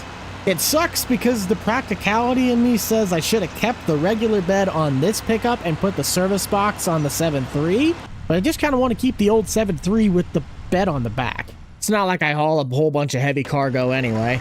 I think this is the heaviest besides the skid loader. I have seen that you guys do like the 301A on the itch.io page. I wish I could make more mods public to you guys like I used to. I just don't necessarily have the skill set to make mods up to FS25 standards like I used to, but I also forget that we still don't have real mulcher in, so those bushes I have to go back and paint them. I'll probably cut both ditch sides since I technically own all of this land now. You know me, just gotta make it look nice. I'll probably have to put a fuel tank on this shed side at some point, I just haven't gotten to that. I don't think I'll get one as big as I had on the main farm, but we'll see what comes up. Have that creek crossing be my property line. And run it back. Try to decide how far up I want to go close to the railroad track. Guess I'll go until it gets a little sketchy. Yeah, I'm only going to do one pass for that. I still haven't unloaded the boxes for Nate. Dang it. Trying to decipher if it's worth coming back for a third pass to get that last bit right along the fence line. I do want to make it look nice, but I also know we're not going to be playing the Masters in the roadside ditch. If you haven't figured it out yet, I am very particular about my lawns. Yeah, I'm glad I went back for the third pass. This just looks so much better. The field entrance is a little debatable. I didn't get rid of every one of the bushes, but I got rid of the ones that mainly caused a line of sight problem. The rest of them I left it for character, because I did kind of like having the shrubs on the way in. Just amazing what a little bit of trimming work can do. And I'm also amazed at how wackadoo this terrain is. Plus, with mowing this out, it kind of gives me a little bit more of a turnaround room. Trying to be logical in my head, I don't think it makes any sense to try and put the grain trailer down through this. We might just use the straight truck, because we're not going to be able to haul nearly a full semi-load out of it. And the straight truck's easy enough to clear out, we don't even have to worry about cross-contamination. On top of getting all those boxes out, we'll have to clean off the drill and the vertical till. But let's get a head count on the boxes in the trailer so I can just send Nate over his check and be done with that situation. Ooh, he's got Wiffles boxes in here. That's exactly what I wanted. Wait a minute. Going back to my order form, this probably has either 12 or 13. Depends on how full he put it. 1, 2, 3, 4, 5, 6, 7, 8, 9, 10, 11, 12. $2,400. Wire that. 2,400. Nice. Now I just hope that the majority of the boxes are the Wiffles. Never did really think about where I was going to put the boxes, so we might just kind of stack them back. If my new shed was closer, I'd put them out in the workshop. By the looks of it, most of these are going to be the corn boxes, which that is A-okay with me. Finally down to the final box, and indeed every single one of them was corn. What I think I'm going to do is this ramp was modified to fit my flatbed, but flatbeds, we saw what happened when we went over to Austin's. I might just start loading that trailer sideways. So I'm going to destruct that concrete layer we added on top. That way we don't have to drop the skid steer as far down just to get into the trailer. Try and knock this down. Yeah, that looks a lot better on the height difference. I thought I'd be using my flatbed a lot more, but if Nate's going to keep dropping off these big trailers or using the box truck, it just makes no sense to have that adjustment on the ramp. Just back it up to confirm the height difference and try it out with the skid loader. And that should be all I have for the day. Now welcome back to Bucked Up Farming. In today's madness, we're heading up to the dealer to once again work on organizing the lot, making sure everything has been documented, as well as cleaning up. We're going to take the 301A to try and mow out the yard. I'll also need to text Nate that his trailer is ready for pickup, and that the seed dealer is pretty much going into limbo for the next couple weeks. Speaking of Nate, that might be him down on the road. If you do enjoy Bucked Up Farming, you love to continue to see our playlist grow, you gotta be sure to let me know by heading down below, consider smashing that like button, and maybe even subscribing. I'm trying to get to about 180,000 subscribers by the end of the year, and you guys are the amazing backbone behind why this community is so great. Austin complaining that we don't have any tractors with front loaders. I was sick of hearing him complain, so we got one in. Still have yet to sell all of our older fleet, but everything has now been priced. And if anybody asks me how many hours are on something and how much it costs, I am prepared. What you doing? Well, I finally got planting done, so I decided it's time to come talk about the demo. Well, how many hours did you end up putting on it? Give me a second. 50. Now let's see. My original price that I had on that was $357,000. Are you thinking about leasing it or purchasing it? Did you get any other tractors in by any chance? Nothing that would probably... Well, no. Nothing off the top of my head. The only one that I have that would be closer to that price range is still that 240 or 280. Alright. I'm going to have to go with leasing this year because it's just too expensive for me to purchase outright right now, especially with me needing a new combine. So I'm going to have to just... I mean, what's the budget on the combines? Because I got a 770 down there, and that's $235,000. Can I see it real fast? Yeah, it's the furthest one down on the lot. You are looking at 1,500 hours on the engine, 1,100 on the separator. It's the cheapest one we have. We can try and look for something like an STS or a Walker if that's what you can afford, but this is the cheapest I got right here, right now. Okay, does that have that new system where it automatically like calibrates itself throughout the whole field? This one's been here long enough. I should know more about it, but I don't. It should speed up the rotors or slow down the rotors depending on the material. I was the tractor guy, not a combine guy. Okay. And don't even look at those. The cheapest one is well over 400,000. Good Lord. What year is that one? This one? Yeah. 2018? What years are these? 24s and 25s. Which is their 25? It's one of the 700s. I don't remember which one was configured. Oh, this one. This tailboard. I gotta know, how much is there? How about 650,000? With corn head? No. That's just the combine. Just the not even a corn header with this? It has 50 hours on it. 50. That thing is about as new as it's going to get. What year is that one over there? The one on the end? No, the one on the other side? That one's got 150 hours on it. It's 520. I kind of want the 25. I don't know what's wrong with me. But so what are you gonna do with a $650,000 combine? Be harvesting is... You just told me that you can't even hardly afford a lease on a $15,000 for a tractor. What makes you think you're going to get one of these? I can afford the lease. I can also afford the payments. I definitely know one thing. I hear the word finance coming up. Is anybody looking at buying it yet? Or no? No. Or do I have time still? You have plenty of time, but right. Buddy, you're looking at almost 40 grand. Hey. Sometimes you just got to go be a big high baller. Plus, I'll trade You my have been SDS. listening to Grant for far too long. Difference between me and Grant would have came up here and bought this and that and walked out here with the biggest grain cart you got. Grant, for some odd reason, has $600,000 in cash sitting in a briefcase in the back of his house we're not even going to say that word. Well, because he hasn't paid me yet. Wait till he gets my bill, okay? That's why I'm kind of considering this. How much is the header and the headers for this as well? You're looking at about $130,000 for the header. For a corn header. Corn header. Then what about the bean header? Depends on what you get. I bet I could probably get away with just running the STS on beans and then running both of this and the STS on corn. So we're looking at what, $700,000, almost $800,000 with the corn header? Probably. I need to go convince the wife. May your life have mercy on your soul. Yeah, I know. I'm definitely going to need it. But let's definitely do the lease on the other tractor for right now. Because if nothing else, even if I don't buy a new combine this year, I am going to at least come back at the end of the year and give you that tractor back and figure out next year's tractor and buy it in full. Okay, then let's get that paperwork situated. Also, I need to buy that front weight for it. Let me just do a quick, totally not buy one check in the back and see if we have it in the shop. 12 seconds later. Yes, we definitely did have it. It was so light and fluffy. It's just amazing. There you go. Oh, so do I pay you for this or is it part of the lease? I'll just throw it in with part of the lease. All right. 18,000. Gonna do this real fast. All right, and then I'll tell you that. Hey, did you see the ghost working around the other day? I saw a pickup truck drive for the first time in forever. It's like grants around town or something. I'll believe that when I see it. Did they ever deliver that thing to you? Deliver what? The pivot. What pivot? The pivot that I'm sitting here looking at that's in the back lot.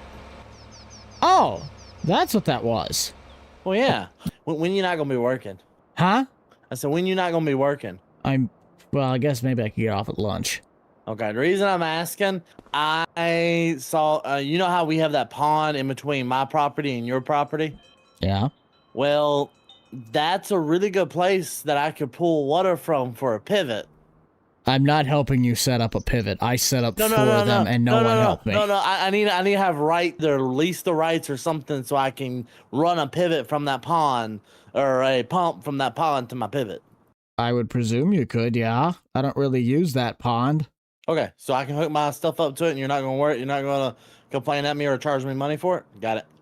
Thank you, buddy. I mean, maybe I'd like some reimbursement, but I'm not gonna go over here and scam you on it. You know what I'll do for reimbursement? I got some moonshine at the house. Okay. Oh, okay. So that's why you've been buying all the copper pipe. Hey, we don't talk about that. Oh, we just did. Well, that's nice. Nate was able to acquire. Oh, shoot! I still gotta tell him about the trailer. Hey! Hey! What? I forgot to tell you, your trailer, it's good to pick up. What trailer?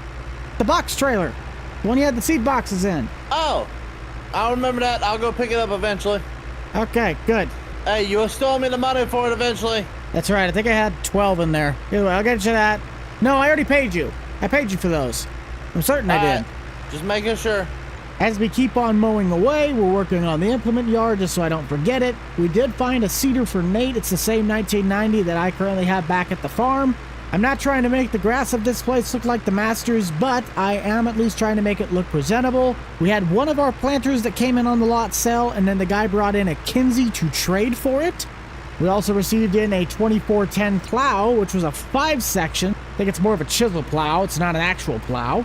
And somebody is going to be lucky to come home with it, but we have a 2,000 bushel Brent. Whether that thing gets shipped out to somewhere up north, or Grant decides to just go from rags to riches in 20 seconds, it might be something he takes. There's a very high chance I'm going to need to use one of those little zero turns to get in between some of these implements. But for now, I'm just going to do the rough cut in between sections. I'll check back with you guys if anything interesting happens, and we can go from there. Thank you, Katie. Pumpkin cake is delicious. So I gotta get back to work. With it being the actual month of November, you gotta remember, we still have one more holiday in between, Halloween and Christmas, and that's Thanksgiving. So make sure you celebrate your turkey day with pumpkin cake with cream cheese frosting. Nectar of the gods. I went ahead and topped off the 301A and the diesel with some fuel. Speak of the devil, there he is. There ain't no way you actually exist. Oh, yeah. Where have you been? Where'd you get that, Buck? You steal it from the DOT? No, I did not. What was that? What was what? This man has powerful than mirrors on his truck? I would have preferred to have static steps, but that's what it came with, because this is a limited. Boy, a dealership must be doing well to buy a limited pickup. That's my new service truck. Don't want to see what your personal truck is. It's still the same truck you broke the ball joints on. Gotcha. What's happening at the dealership, Buck? Restocked, I reorganized, just got done mowing, and seed dealer is kind of winding down for the season. Okay. Is pretty much everybody planned around here?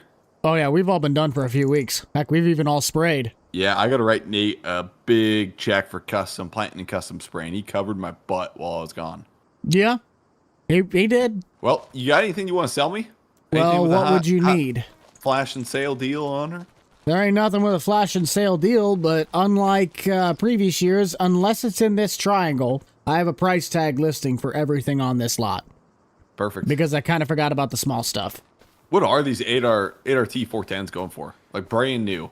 Well, this one's not entirely brand new, but I have it at 490,000. It's got just under 500 hours on it. Wow. Okay. Okay. Yeah, we're gonna stay away from those things. This one tractor is worth more than my whole fleet. Good to see ya. Are you still doing custom hay? No, Austin's the only one Okay. that really does hay anymore because he has the cattle operation up there at Richards. He bought all that from him. Well, perfect. I gotta get going. I gotta clean things up. I gotta organize things. It's a mess. Are you sure? I gotta get rolling. I could sell you a tractor for $275,000. Dude, I got 80K in my bank account, Buck. Well, you're just in luck. I have a tractor for $95,000. Where's that? It's the 8110T. Honestly, let's see this thing. I got an 84 It's way on the end. Oh, dude. 8310 with front duals. What do you got this listed at, Buck? 8310 is currently sitting at $130,000. Oh, how many hours? 3,900. That's not terrible. These are tough to find in good condition nowadays. That's not terrible, Buck. I can't remember if it's because of the... Yeah, it's got 4 remotes on it. Buck, I may be interested in buying this from you. I've got a 7800 that's like mint condition with like close to 2,000 hours. I'm curious what you could be trading on that, but I might be interested. 7800 or 7810? 7810. Well, yeah, it depends on the hours. Nate brought his in a couple weeks ago, and I gave him... I don't remember what it was, because it's 2-wheel drive, right? Yeah, 2-wheel drive. Oh, dude, I'm considering. Would you make a trade? It wouldn't be straight up, but yeah, Okay. we could make a trade. Okay, Because it's got hey. Starfire 6000 and I think a 4600 dude. monitor in it. Yeah, it's a good tractor. Okay, give me give me an hour. Give me an hour. Give you I'll be an right hour. back, Buck. Okay, then. So the guy does exist, but as quick as he was here, he's gone. It's like Santa Claus. I guess since Grant's pretty dang interested in it, we might as well get this thing put up front. Oh, this does not have a 4600 in it. That is an older monitor. My bad, but we can upgrade that. That's feasible. I do want to test this because Grant was asking on text, does the tractor go 21 or does it go 24? I feel like this tractor was modded where somebody says it goes 24. Ooh, it does go 24. Beautiful. Because there are sometimes problems where the tractors say they go a certain speed and then they don't.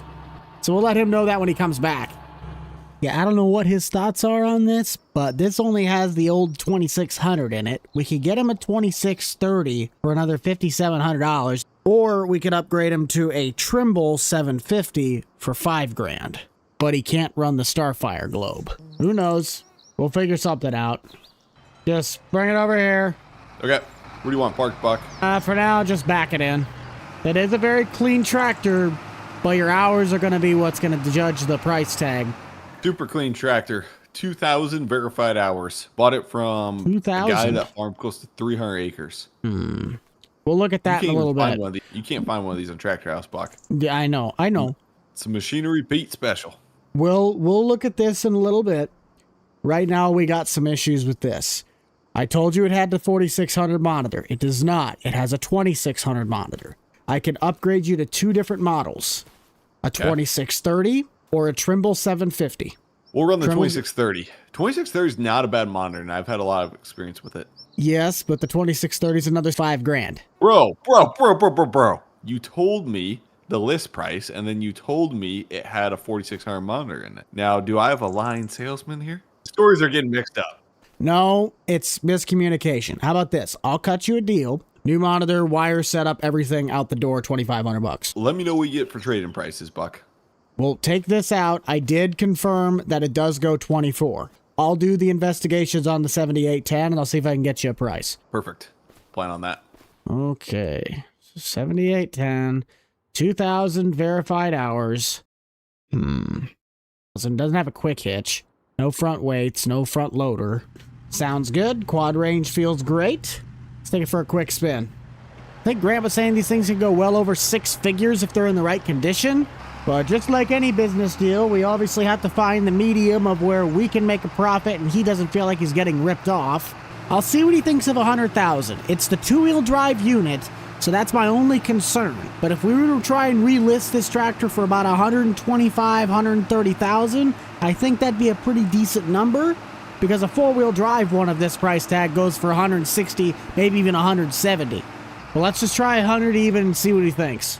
Solid tractor, Buck. Now, on your 7810.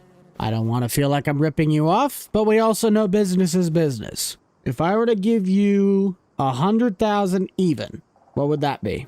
You'll give $100,000 trade-in value? Yeah, And you got this 8310 price at what? 130. But if you put the monitor in, because I'll honor what I screwed up on, it would be 132.5. Okay, I'll stick with the 2600 monitor. That's fine. So we'll go 130 there. You got this at a heart. Do 110 on the 7010. You got a deal. I can't do that. Buck, you know, all day. You could take the 7010 to auction and get 140 for it. All day. It's a two-wheel drive. That's the only problem. I do agree, but 2,000 hours, man. 2,000 hours. Well, yes, I'm still well aware of that, but that's the only downside is that it's a two-wheel drive unit. Come on, man. You know, we've been friends for a long time. Our daughters played basketball together. And you decided that you wanted to just up and leave us for the last almost year, picking up all of your slack for the work that you didn't want to do. And I'm supposed to cut you a deal. I had a neighbor that I provided job security for him by custom planting, custom harvesting our fields when times were tough in ag, Buck. That's not my problem. And I'm trying to keep the John Deere dealership in business too by cutting him a nice sweet deal at 110. I don't have to take your offer, though. You're trying to make me buy it. What do you say, Buck? What can you do? 105. Deal. Okay. Okay, so I owe you 25 grand, correct? Yes. Okay. You owe me 25. Perfect. And Let's you're go do keeping the monitor that's in the tractor. You're keeping it as Yep. it sits. Yep, monitor, and then the Starfire globe stays with it, goes with it and everything. Now, for an additional $4,000, we can add to you the new Andy Clean machine pressure washer. $4 grand on a pressure washer, Buck? It's a hot water one. Ooh, that's not too It's right bad over deal. there. Let's check it out. Let's check it out. Even has a foam cannon. Ooh, that is not bad. It's got the Andy Clean sticker on her. Sold, Buck. Add it to the bill. Okay. I'll have well, that one I'll have to get another one from the back. That's the dealer's. Is it good enough pressure washer to clean off all these dirty salesmen around here? Well, if you consider 2,500 PSI a good enough, then yes, of scalding hot water. That might work. There you go, Buck. There's a check for $29,000. Check. You don't have a suitcase stuffed underneath your bed? Nope. There you go. It's good. Trust me on that. I gotta go use this tractor to haul some grain, man. I've got a bunch of grain in the bins. I need to move some corn, and then I'm probably gonna save my beans July, most likely. Technically, if you needed another hand, I got a truck. Okay. I might have you haul some. Let me get it lined up and sorted out and stuff, and I might have you haul some for me. I should be here until at least lunch. Perfect. Well, good old Reagan handshake, and thanks for the tractor, Buck. Appreciate it. Mm-hmm. Glad I could sell you an 8,000. There you go. Now you can take it to tractor Definitely. shows. Okay, now we got to get this 7810 into the shop so it can be gone through. Not like it needs it, but just to make sure it is serviced up and prepped to go. We'll get this thing probably relisted for somewhere around 130. I may or may not have forgotten to transfer ownership of that tractor over to Grant, so we'll have to do that a little later. Plus, Nate's tractor's still being worked on. I'm pretty much done mowing at the lot, so I'm going to head back to the house to try and work on some more roadside ditches, and if Grant needs me to haul some grain for him, then we'll go from there. In the grand scheme of it, I believe the seed dealer was a major success in its first year, but we haven't completed the cycle yet and gotten the corn picker out. You guys have been so patient on that. I buy this corn picker, I set it in the shed, I've never used it. Hopefully it won't be too much longer, and we will be in the field with the picker and getting that new seed corn so we can prep to sell it to the clients. Honestly, with the amount of real estate that I mow roadside ditches for, I really should look into getting a bigger mower. I don't mind this 10-foot rotary mower, but there's a lot of grass that I have to cut when I decide to do this. Let's check the used market. We haven't piddled around in here for a while. Let's see what we have on the offering table. Any mowers? That's a regular mower. Ooh. That would not be bad at all. I might just go look at that. What other options? Is there anything else? No, it looks like it's it. I don't know if we have the Rhino that I use in Public Works. No, the only other thing is the Farm King, and I'm pretty certain that one drops grass. About a 45-minute drive, and I think we might test it out on our new corn ground. Well, not really new, but the corn ground that was beans last year. It might seem stupid, but I kind of prefer a slightly smaller mower. Having the 5 total spindles, yes, it's nice, but it might be a pain if we're trying to get into tight spaces. But I did get this one with a trash fan, and it pulls nice. This is going to get that roadside work done in a jiff. I think this used to take me 4 passes, and now it's all being done in 1. Efficiency, my friends, efficiency.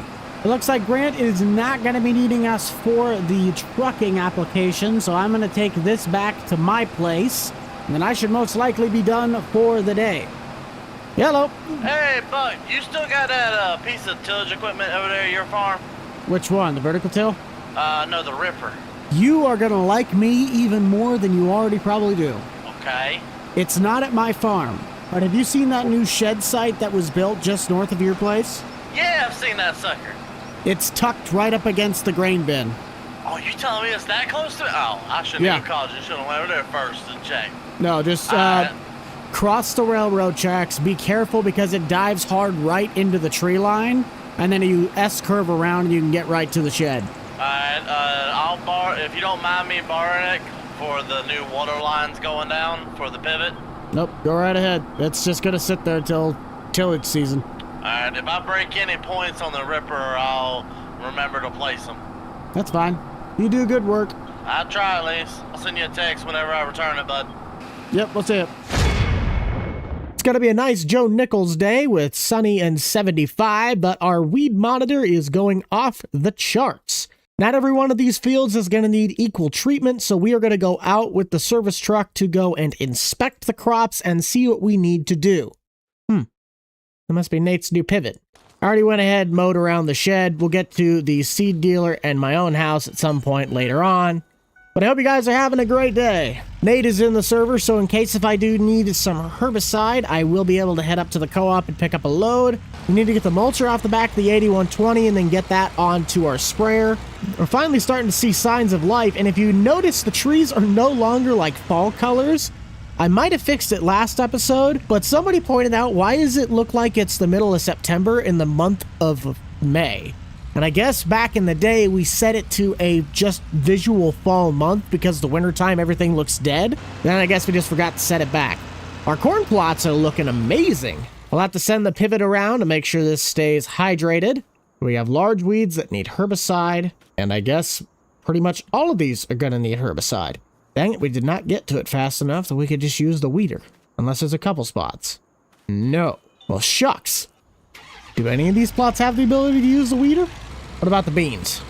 Medium on the herbicide. Dang it, I thought I would have been able to get this with the weeder. Let's check across the road. Herbicide. Well, let's go check the stuff over by the co-op, and then we'll come back and get everything else situated. If you find yourself enjoying Bucked Up Farming and you want to help support the channel and the series, be sure to head down below, consider smashing that like button, maybe even subscribing. We're trying to get to about 180,000 subs by the end of this year. How's the sorghum coming along?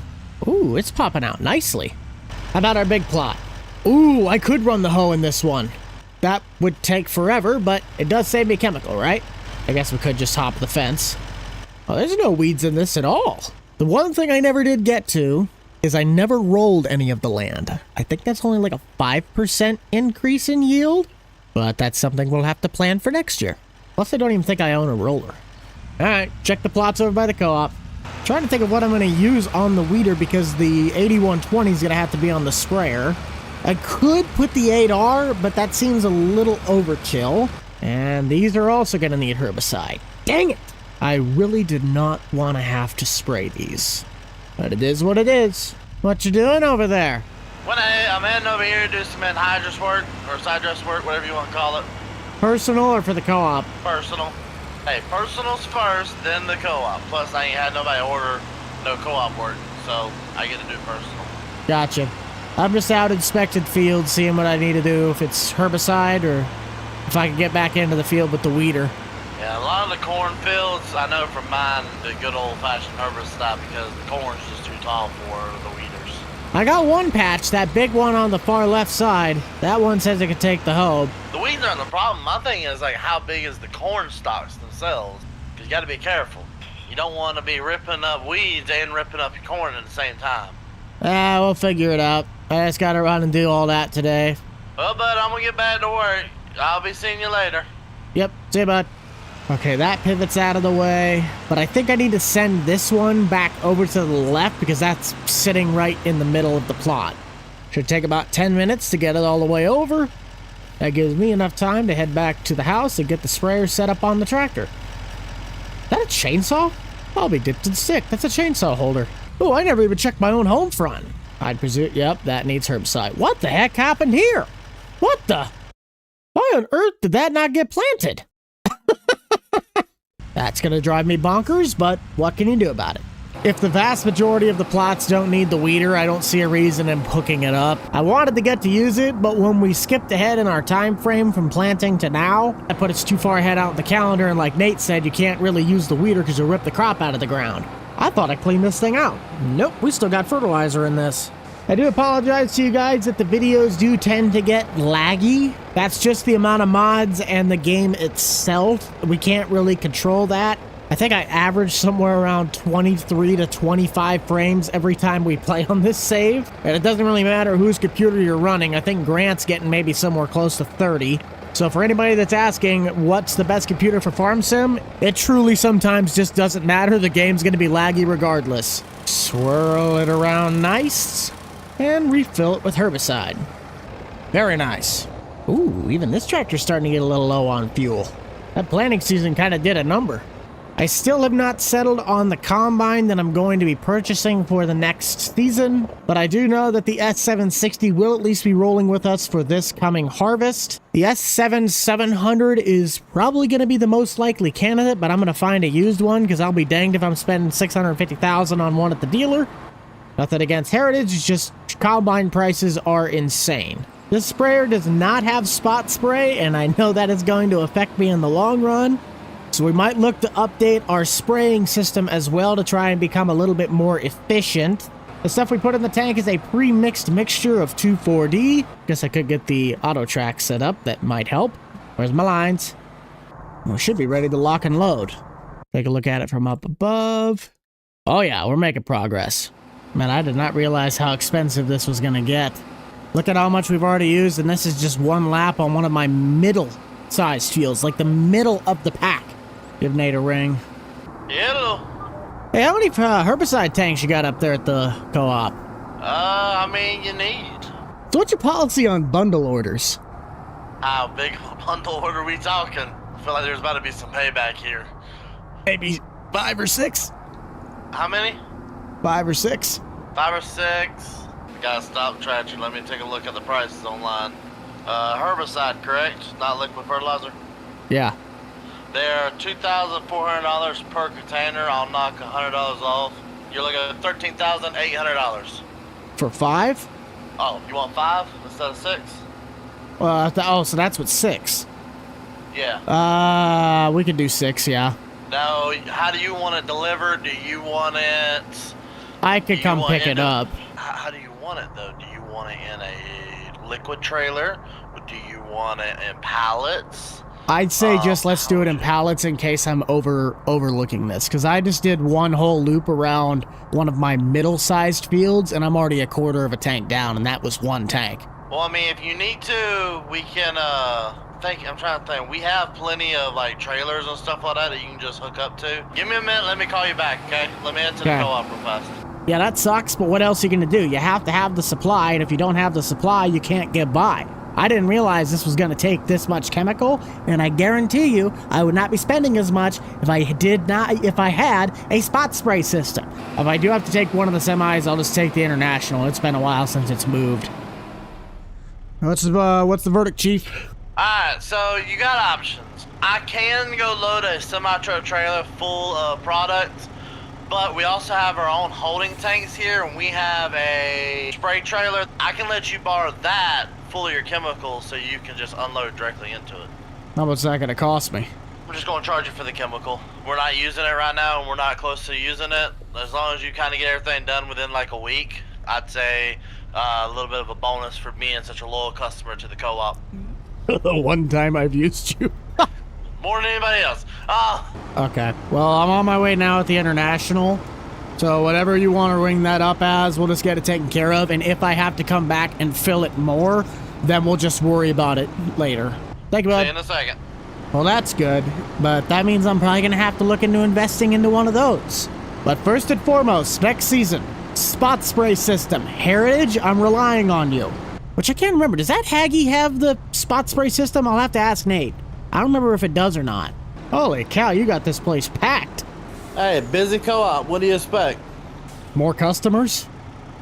No, don't get me started on that. We have customers outside of here that we utilize more, okay? You know what? It's not my fault Grant don't show up anymore, okay? So here she is. kind of look back here. This is everything you need. You're running an actual big sprayer, right? Or are you running one of those pull behinds? Pull behind. Well, it still kind of helps out. You have your mixers right here. You can kind of dial in your chemicals a little bit better. You got your water tanks up here. Make sure you're diluting your stuff pretty well. Good old glyphosate. I love glyphosate. Makes a really good drink mix, you know? Oh, no, do not. We're not going to say that. All right. But the experts say it's perfectly safe. No, it's not. Not one bit. Here's your hose. You unload it into there. She's all yours, and it's only going to run you $21,000. Okay. So I need to send you some money. 21,000. Oh, not 20. There you go. Alrighty, you go have fun with that. Make sure you take care of her. I will. I get to go back doing side dressing. Okay, we are ready to roll. Thank you, Nate. Oh, never mind. He already left in front of me. That pivot ended up getting out of the way? Yes, it did. Let's try that again. I believe when Nate gave me the numbers, that trailer should hold a little under 10, in between 9 and 10 tanks. Try and go ahead, get this line back up. And let's try and be efficient. Dang it, I never asked Nate if that Haggy had spot spray or not. Let me check my phone. Did that sprayer come with spot spray? It does not look like it had the option. Yikes. Well, what other options do I have? Could look into getting a rogator, but the 4940 seems to be a bit cheaper when you add the back half together, and that's 120-foot booms. And it really looks like about the only options, because nothing else would have spot spray besides these big boys. And I know we do not have the new fishing DLC in, which gives us a few more spraying options. I guess we'll just roll with those punches later. Maybe I'll find a deal somewhere down the road, but until then, I'm just going to kind of roll with what I got. Should be one of the last passes, at least of the northern section, and we'll head over to our seed plots. I just wanted to get comfortable running the sprayer since I have really yet to use this one. But that's why I told you guys that do not look at my money in the top right. It is going to dwindle over time. I had a lot of capital to get into this farm without having to really go into any debt. But the more advanced my farm gets, the higher these bills are going to be. This one I'm just going to freehand because the lines are not going to line up with where I want to spray the field. Seeing the individual rows is just so satisfying. Good to know the sprayer can sneak underneath the pivot, and I think I just jump 3 sections in and stay right in the middle of the rows, and that'll be the middle of each pass as I turn around. Yep, that's money. 1, 2, 3, gotta go right on the crop sign. This one, for some odd reason, only planted 5. Guess the planter just must have been a little off kilter from when it's planting. Should have just 1 more left. That checks off 3 fields out of 15, more realistically 13 because this is still technically 1 field. But that leaves me with just under 16% left in the tank. So if I can get these beans sprayed and those beans sprayed, I might have overreacted on my chemical work.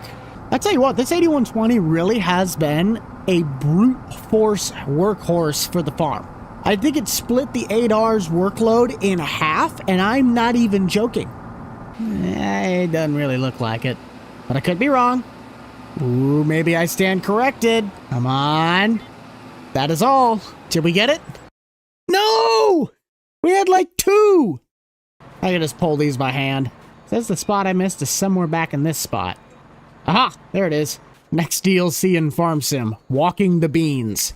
That tells me that a tank of herbicide should get me somewhere around 2 medium-sized plots and maybe close to 1 large plot per tank. We'll take care of 43, 38, and 45, might top it off, and then see if we can do this one, and 47 plus the end. But I won't do 46, and I won't get up to this left side. There's no way I'm getting to that today.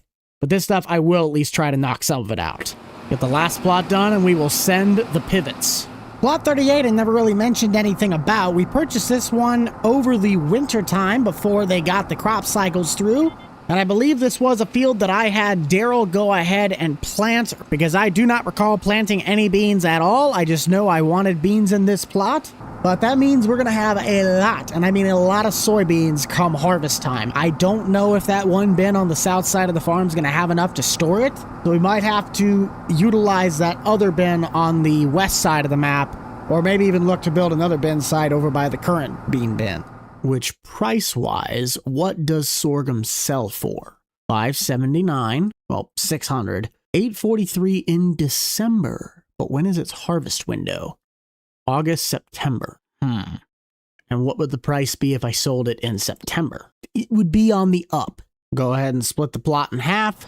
Spray rate's holding steady. Should be 2 passes on this, and I presume 4, maybe 5 left on the north side. We're now on tank number 3. Gonna try and squeak down the waterway. Trying to do my math. That means we got 1, 2, 3, 4, 5, 6, 7. Coming up on 8 fields done out of the 15. So we're officially halfway done. But land-wise, I am far from halfway done. Let's go ahead and get that service truck out with the fuel tank and see if that'll fill up the tractor. And if not, we'll use the Thunder Creek. I don't know if Nate needs any help, but I highly doubt it. Tractor's gonna need some Andy clean once we're done. Still chugging away. How much just got left in it? Am I out? Ooh. I am out. And we are not full. Yikes. Let that fill. And I'm pretty certain this trailer's relatively... that's only probably about 1/3 of the way full. Might have to call Sap Bros, get this tank filled up, but I'll worry about that later. Might as well just empty out this into the Thunder Creek, and then we'll get a fresh batch in here so we can cycle through the stuff from the trailer and then keep this for any upcoming work. $6,800. Could definitely be a lot worse. And we are on the road. The first major thing is we installed this hoop barn. The one thing I cannot get rid of, and it drives me nuts, is these pallets. But the goal of this is if anybody around the map wants to store their combine at the dealer for the season, we have a place to enclose it and keep it out of the elements for the most part. Inventory hasn't changed a lot. Someone came in and bought the 8110T. We got Grant 7810 relisted and this 4955 come in. Beautiful tractor. The 78 was listed for $135,000 and the 49 was listed at $50,000. We sold the remainder of our compact tractors other than the 5M, and this monstrosity has now come into my grasp. There was a 9RX sitting in this spot, but we ended up transferring that tractor over to another dealer, and then this thing came up on the market not too much further away. We ended up taking out the entire fence line that goes around the majority of the dealership. I just felt it was kind of cluttering, so it kind of didn't matter in the long run. Well, hello there. Well, howdy, sir. Well, what brings you down south? Well, I actually ended up selling my farm in Alma, and I actually bought some land up north, and I need some equipment. Well, I might be able to help you, but depending on your budget, a lot of the inventory is in the higher price range. Yeah, I kind of figured that. I was kind of looking at catalog, and I noticed that you ended up having a 4955 That just came in. You'd be correct. Perfect. That's what I'm looking for. And then I also kind of need a planter. I saw that you had 950 Cyclo. Mm-hmm. And then, well, as possibly an auger. I believe we should have all of those. But let's go take a look at them to see if it's what you're actually expecting and looking for. All right. Sounds good. Yeah, I was just telling myself this morning there's no way this tractor doesn't sell or somebody's not looking at it. It's a solid unit. For the size of my farm, I really don't need that big of a tractor as far as like the other ones. And I saw the 4955 and I'm like, you know what? That is perfect. This will be kind of my workhorse type thing. Well, I don't know what you were thinking on the price. We had it listed at $50,000. Got 7,000 hours on it. Does obviously have the front wheel assist. It's got Green Star. It has a 4600 monitor in it? I don't know. You'd have to jump in and check that one for me. Yep. Let me double check here. Yep, it does. I'm completely okay with that. That seems like a pretty good price. I mean, for what I'm going to be using it for, I'm going to get some good use out of it. I'm all right with that. Okay. Now, for your Cyclone planter, I have that one at $25,000. We've had it for a while. Depending on how tough of a negotiator you are, we're pretty set at $25,000. But if you could change my mind on a combo deal, I can work with you. I don't want that Well, red on my lot. That's the end point. Oh, I wholeheartedly agree with you on that. Well, would you do around 65? Kind of meet in the middle a little bit. Well, what else do you need? Because if we can get everything everything under one roof, what you're going to come out of here with, we'll do a bundle price on that. Because you also Okay. said you were looking for an auger, and if you got a planter, I'm presuming you're going to need some sort of a tillage equipment as well, right? Yes. I think when I was kind of going through, I saw that you also had a 712 tiller.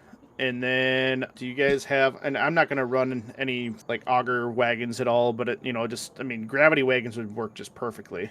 Well, I know I have 2 Parkers. I don't know. I'll have to double check the price on the wagons, not the wagons, the tiller, but I do know that we have $32.50 for each wagon. But if you buy the train, it's 6. 6? Okay. So five implements? Yes. Let me just double check that price on the mulch tiller quick. If you're going to be doing all this, we'll bring it down to $6,000, and you could kind of tell me if this number sounds right. So you got 50 for the tractor, 25 for the planter, 6 for the tiller, 13.5 for the auger, 6 for the wagons, and that should be it, correct? Yes. Yeah, you're looking at exactly 100,000 with a couple Benjamins. 5 to be exact. So 105? 100,500. That's within my budget too. What are you willing to work with me as far as this? Logically, I think about the lowest we could probably go 90 to 95. Okay, could you do let's meet in the middle, maybe 92.5? I could do that. Perfect. Meet you back up at the office and we can get some stuff signed over. Are you going to have that stuff hauled over then, or are you just going to try and drive it all multiple trips? I'm going to go multiple trips on this one. And then while you're taking care of the bank work on that, I'll run over, start getting your stuff transferred over to your name. How's that sound? That works for me. Beautiful. Now, if you guys do like Bucked Up Farming and you'd absolutely love to support this channel even more, be sure to head down below, consider smashing that like button, maybe even subscribing. The gentleman that I was helping out earlier is Lieutenant Dan. He's one of Nate's main farm hands, but more importantly, he was a really big TikTok. I don't know if he still does it as much, but he's a TikTok creator. Ran into him, almost a year and a half ago? Really great guy. So be sure to go check him out as well. I knew this tractor would not take long to sell. It is a very solid unit, and I'm glad that it's going to somebody that I know is really going to utilize it. I get why collectors, scoop these things up and then restore them, but what sucks is that then they'll never use them. This one was still in good condition, and Dan's looking to build a farm. Nothing else needs to be said. I just have to remember, every time somebody buys something from the dealer, I need to transfer the ownership. Otherwise, it's not really theirs. I'm just going to set your stuff back in one of these back rows so you can just kind of come and get it as the day goes by. Sounds good to me. Think you're set to go, good buddy? I'll see if I can... Thanks. What? Oh, thank you. I appreciate it. Yep. Yeah, I had to call him back. I kind of forgot where he lived. And leave it to Nate to leave a tractor right in the middle of the road, which I leased to him. I'm gonna bring that one up to him when he comes back out to the dealer. Oh, hi. That is a very dangerous corner. Oh, absolutely. That's I saw the auger, so I'm like, ooh, I better slow down so he doesn't. You're lucky because I wouldn't have seen you. Absolutely send the auger. Where do you want the auger? You can just place it right in the middle. I'll place it once we back. I'll just place it where I need to. Okay. I'll let him drive his own tractor back. There's no reason that he shouldn't be able to do it, but he's got to drive all the way back to the dealer to then leave his pickup. So I'll try and scoop him up with the service rig and be able to just take him back. But no, I had a quick question for you. I know that you kind of, with the implements and everything, but as far as seed goes, you're the person to talk to, right? Yeah, I still got some seed. Okay, because as far as when I bought the farm, they didn't have anything left over, so I may have to talk to you about some... Well, here's the quota for you. I sell Whiffles and Pioneer. What are you looking for? Well, with how late it's going to be, I think I'm probably just going to plant some late soybeans. So I'd probably have to go with the Pioneer beans for now. Okay, those are $1,100 a pallet. How many do you have? That's my first question. I'd have to check, but I think at least 5 or 6. You know what, I'll probably take those 5. Really? Absolutely. I might have to fry up the machine again. I haven't treated a bunch of seed in a while. Probably been a little bit for you. Yeah, Well, I will send you a text, and I'll just tell you how many I got, because I'm heading back to my place after this anyway. Okay. I said it's $1,100 a pallet. I do have boxes. A pallet holds 1,000, and the box holds a little over 1,500. Okay. I'll try and figure up some numbers, and then I can let you know. Perfect. Wonderful. Thank you for the ride. Yep. Well, that's good. We ended up getting some use out of the old service truck. I guess let's head back to my shop and check out how many boxes or pallets of beans I got left. Let's just see. How many do we got? Ooh, we actually have quite a few boxes left. But 6 pallets of beans. And how many more? Ooh, we still have at least 1 box that needs treated. Nothing in there. How much is in that hopper? Ooh, we got a full tank. There we go. Send him that. And see what he says. 3 of those boxes. Okay, then. Let's just see if he wants me to deliver them or if I'm going to pick them up. Since the 8120 is still out spraying, the 8345R has been put onto the flex wing. I have mixed feelings about this. That mower really likes to drift, but it looks like Dan wants us to deliver them. So I'm going to get my flatbed out. If I can even remember where my semi went. That's right, that semi is on the spray trailer.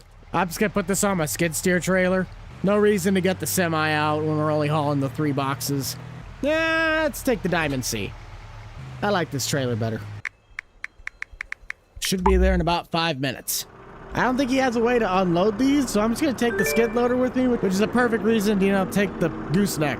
Product itself is going to come out to $4,500. Because we're delivering this, it's going to be another $500 on top of it. That's an even $5,000. I'll just tell him that I'm passing the dealer now. Are you Hercules over there, bud? I am. I didn't think you had anything to unload stuff, so I just brought my own skid loader. Hey, I appreciate that. I was just about to ask as far as how we were going to get it unloaded, so I was kind of thinking maybe either inside near the cyclo, I have a few spots where we can put it, or else open-ended of this barn right here would probably work best, maybe. That is up to you. I would think you'd want to have it somewhere where it's at least closed off. What's that bay behind you? Just in case we need to back into it. That could actually work too. I would think you'd probably want this because you could close it off. Yeah, that'll work. The rate that I had for this is $1,500 per box, and delivery fee is usually $500 on top of that, so this would be an even $5,000.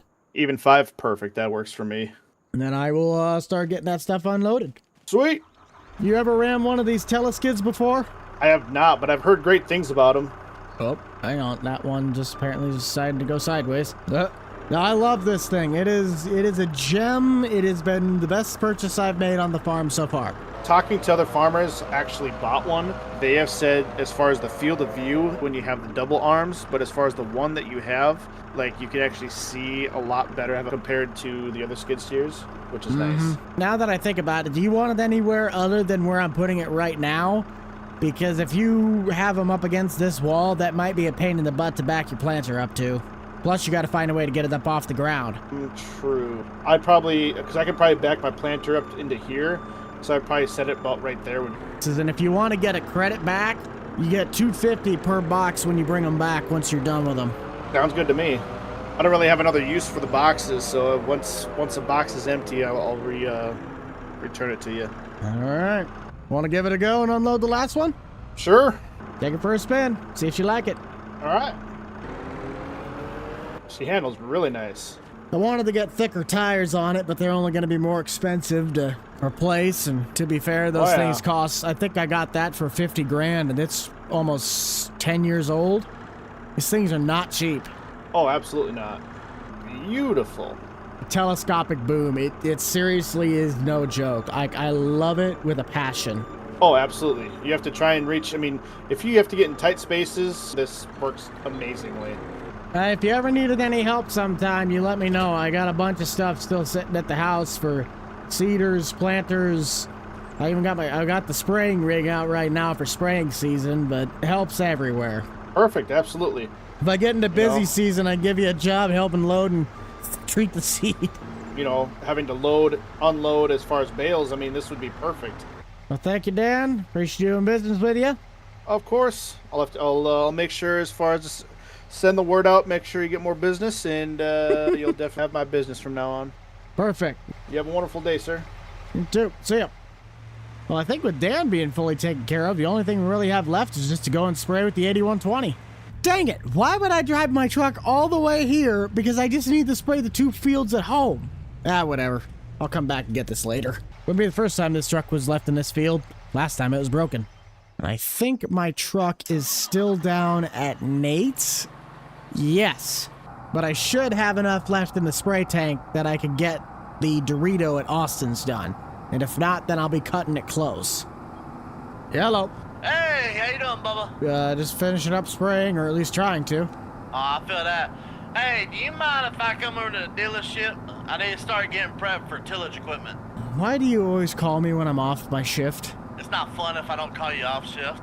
Well, I'm at the dealership right now, or at least I'm going by it. So if you're going to be here within 5-10 minutes, I can probably help you out. Otherwise, I got to get going down by the Dorito at Austin's. Oh, I'm coming. I'll be there in a little bit. All right, I'll just park the tractor at the field and I'll walk to the dealer. Sounds good. Apparently my pivot went off. Oh, yes. This is what's happening. Okay, I guess he broke his pivot. I just can't seem to escape that guy, can I? That tractor looks monstrous standing up there. Maybe I should put that 410 RT up on the other side.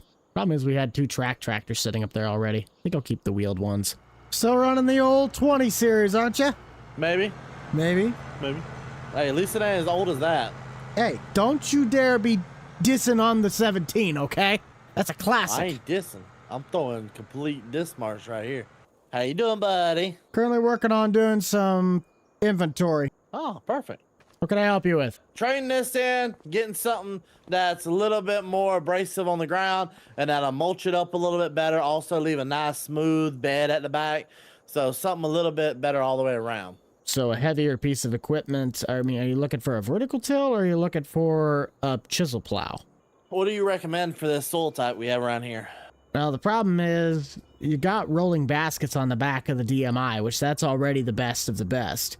I got a 2410 chisel plow, but that does not have the rolling baskets, so it's just going to leave a really, really rough end pass. My issue is, yeah, it leaves a decent seed bed, but if you go like scratch the surface a tiny little bit, it doesn't go deep enough into the ground to kind of really break up the big clumps, because last year I noticed in the soil after I got done with it all, the baskets broke some of them, but still has some decent sized clumps. Well, this is not going to be what you're looking for. It's got the tines in the back. If it had the rolling baskets for its bigger things, the chisel plow will be for you. You're probably going to want that landall that's down on this side.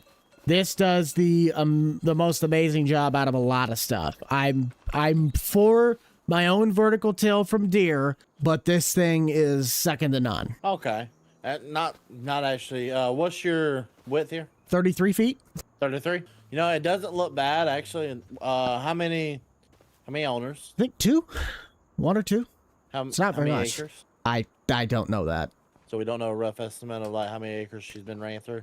Well, you could tell just from a visual perspective, it's honestly a pretty good shape. The discs that might need, I think the discs got some work on them, but we got it listed at 55,000. 55, okay. I think this is a mid like 2013, 14 model. It's not brand new, but it's at least closing in on 10, maybe a little more. These discs definitely been replaced and stuff, so it's not that bad. So whoever had it last took care of it. Yes, they got a bigger piece of equipment. That's what they did. Okay. Kind of like that. It looks like what I was kind of looking for. Honestly, I saw online some sunflowers that look really nice. I'm a sunflower kind of man, but you know what? I'll go land all this time. I say I wouldn't regret buying this. If I had to pick between this or Deere, I'd pick Deere, but if I had to pick this, I would be just as fine. Well, do you remember what you paid for the Tiger Mate? Not a clue. Well, let's just see. That's at 55, and these... I'm trying to think of what year this would even be. Because I know you put it through the works. I could see the shovels are going to need to be replaced. Well, yeah. It's still good, but it's just general wear and tear. I could give you 12 for it. 12 grand? But these things only sell for like 10 to 18,000. Dude, I'd be better off just keeping the sucker in the yard. What were you thinking? I thought I paid a lot more than that for it. Now that I think about it, you might have paid 20 for this. I mean, if we can work it out. My offer right now is 12. What do you got? Because I know we're gonna have to replace the shovels regardless. Buddy, how much you said the other one was? 55,000. What's the horsepower required for it? Looking somewhere at least around 300. So the 8RX should pull it, correct? Oh yeah, that thing should pull it with ease. If that should pull it, and this has good right here, I'm gonna bite the bullet and I'm gonna buy it, and I'm not gonna trade this one in. I thought this was gonna be a little bit more money. I'm not gonna lie. But well, again, what do you have an offer for it? I'm willing to listen. I just said, I'm telling you right now, I'm willing to give you 12. If you're not gonna fight it, then you can take it home. My honest opinion, like 17. Yeah, see, I can't do that. You asked a stupid question, so well, no, but I'm saying I don't think I can do that logically. I mean, we could maybe sneak 15, but that's pushing it. Well, I mean, knock a couple dollars off that over there as well. I mean, see, now you're pushing it. You don't need a commission. You're fine. I'm also not the one that bought that, so I'm not the one that can really tell if I could knock it off the price or not. Okay, I got an idea. I'll do this for you. I'll give you one of two options. One, you sell this to me for 12, and I'll sell you that for 50, or I give you 15 for this and you buy that at full price. They equal out to the same thing, don't they? About. So sell you this for 12 and get $5 grand off of that. Or yes. Sell you this for 15 and only get $3 grand extra. I'm better off by selling you this for 12 and getting 5 off that. Probably. Yeah, we'll do it like that. That'll be the range we go. I don't know. Let's go figure it out with finance. Finance? Well, we got to do the paperwork. I can't just jump in and take it. No. I got to sign paperwork saying I'm the owner. I know. But I told you, so that thing's worth 50, and if we're taking 12 off of that, you get it for 38,000. So you're gonna finance 38,000, or you're gonna give me 38,000? Are you gonna give me 38,000? There's a check. There's a check. There's your check. Okay. Well, thank you. Just put that, wrap it around the shop, and put it right by where your tractor used to sit on this service bay. I'll go do that real fast. Make sure to have the title for it in my hand before I leave. Watch out for the deer. He's running in front of you. Actually, I need something that can tow that back so I can get your thing transferred over. Hey, Buck, have you talked to that new guy that just moved into town the other day? Dan? Yeah, Dan. Yeah, I just sold him a couple pieces of equipment this morning. Good. You didn't sell him a combine, did you? Your STS? Did you really sell him a combine already? The STS? Aw, that sucks. Dude, your combine's been gone for probably 4 months. What do you mean? I sold the combine probably 4 months ago. No. Oh, no. You're brand new. No, that's still there. That's the $600,000 one? Yeah, that's still there. No. I was asking, did you sell him a combine? No. Good. All right, I'm going to go beat you to that. I'm going to go sell him my gleaner. I'll go ahead and finish what you're thinking in your head. Gleaner, the combine's so good, they sell 4 of them a year. You screwed that up, and why? Yeah, Gleaner. A combine so great, they only sell 5 a year. If you're gonna insult me, do it right. We'll see ya. Oh. We help Dan, we help Nate. How many passes do we have? Because that'll tell me whether or not I'm gonna be able to make this or not. Aye, that might be pushing it. We'll try it out. I don't know, gents. This might be a tight one to pull it off. We got 2 really long passes, and then we got some short ones. It'll just depend on if these big ones take the entire tank or not. And this pass sucks because we only are really spraying like the last 10% of the boom. One pass took about 5-ish%. We might make it. We might just make it. How many more? 1, 2, 3, 4, 5. Probably at least 6, but they'll get shorter as we go. It's down to 20. Once we get 47 done, we're going to wrap up by just quickly finishing off this. Bring our tank home so we can prep to do field 46 next time, or I might do it off camera. Just kind of depends. And that really should be about all we have left to do. I don't do anything during the summer months, so we might have to outsource ourselves to get some work. Dang it, I was curious. This was the last field that I never checked. Nope, we're going to need herbicide. Dang it.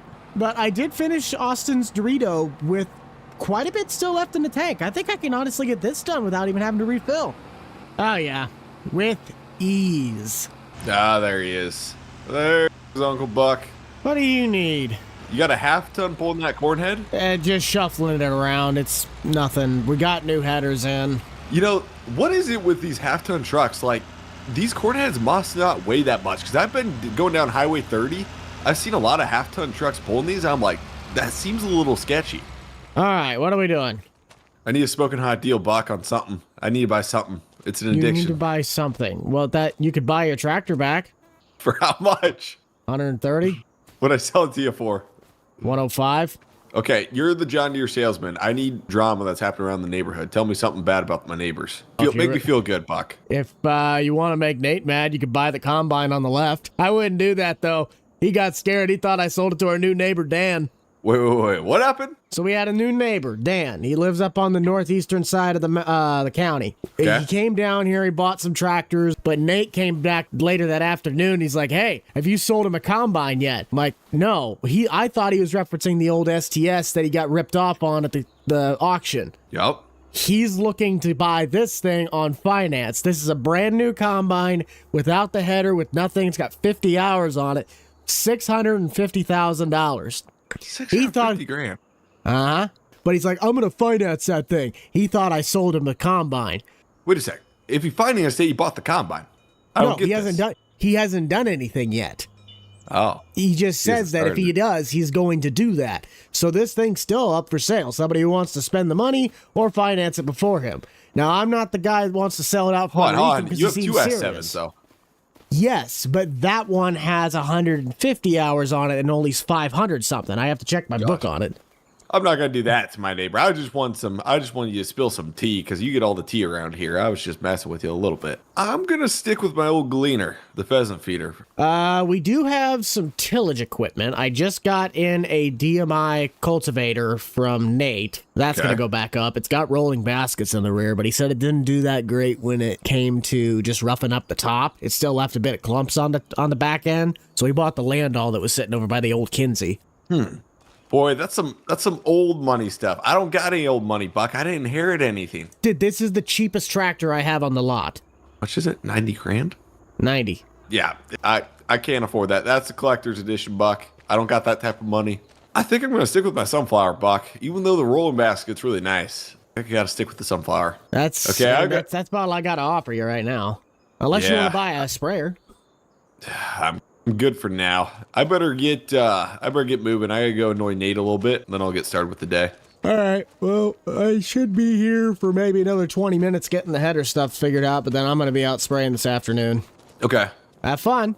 We'll see you, Bucky boy.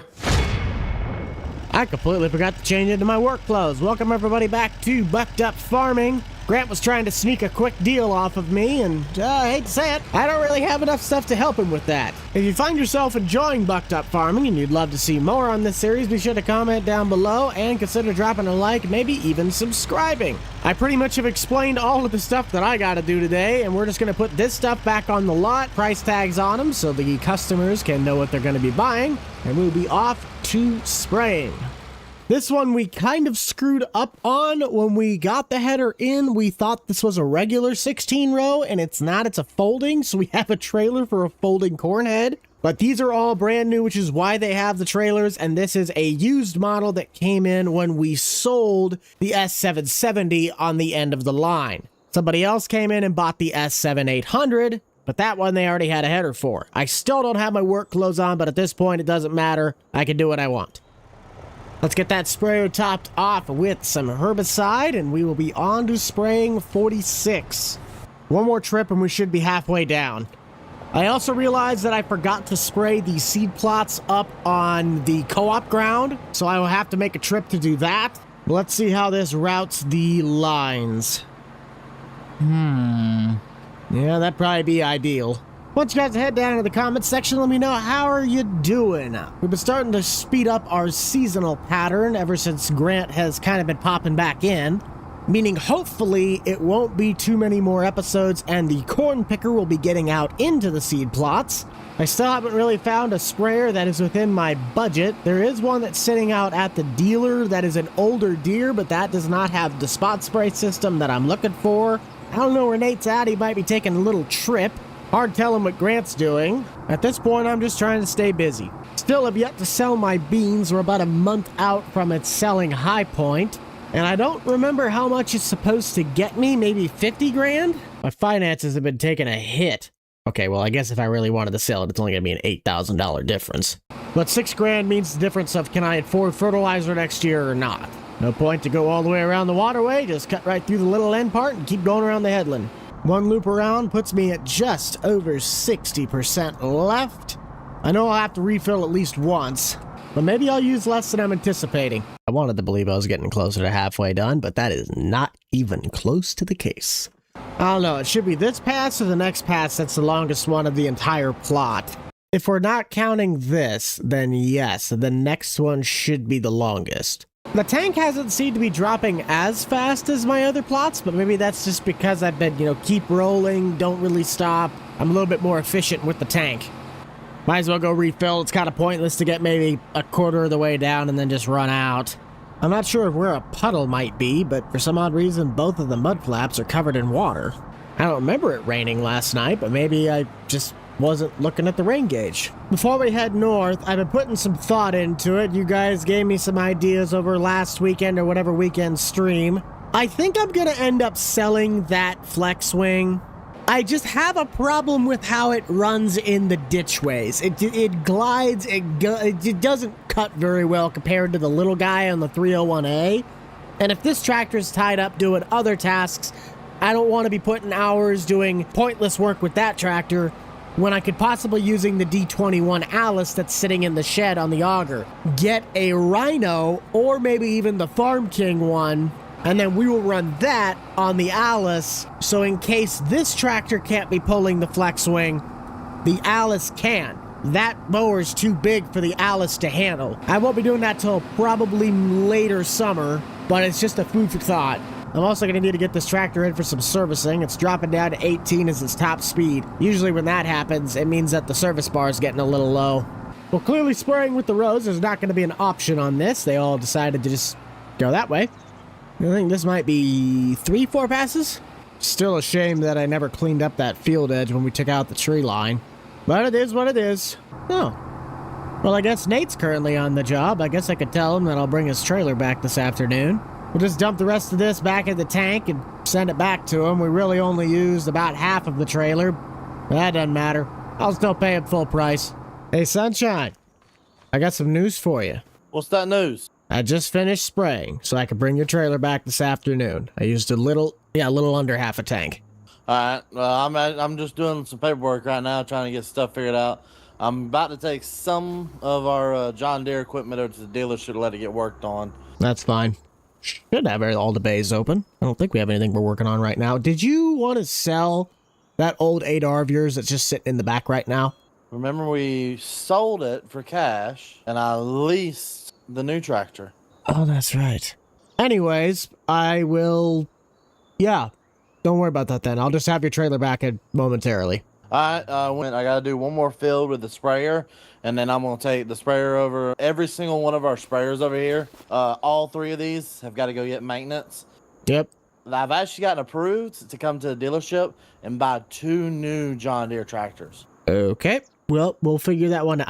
I sold the 370, the wheeled one that didn't have duals on the front, but the 410 is still there, okay. The track one. Yeah, we'll figure it all out. I'll be down here in a little bit.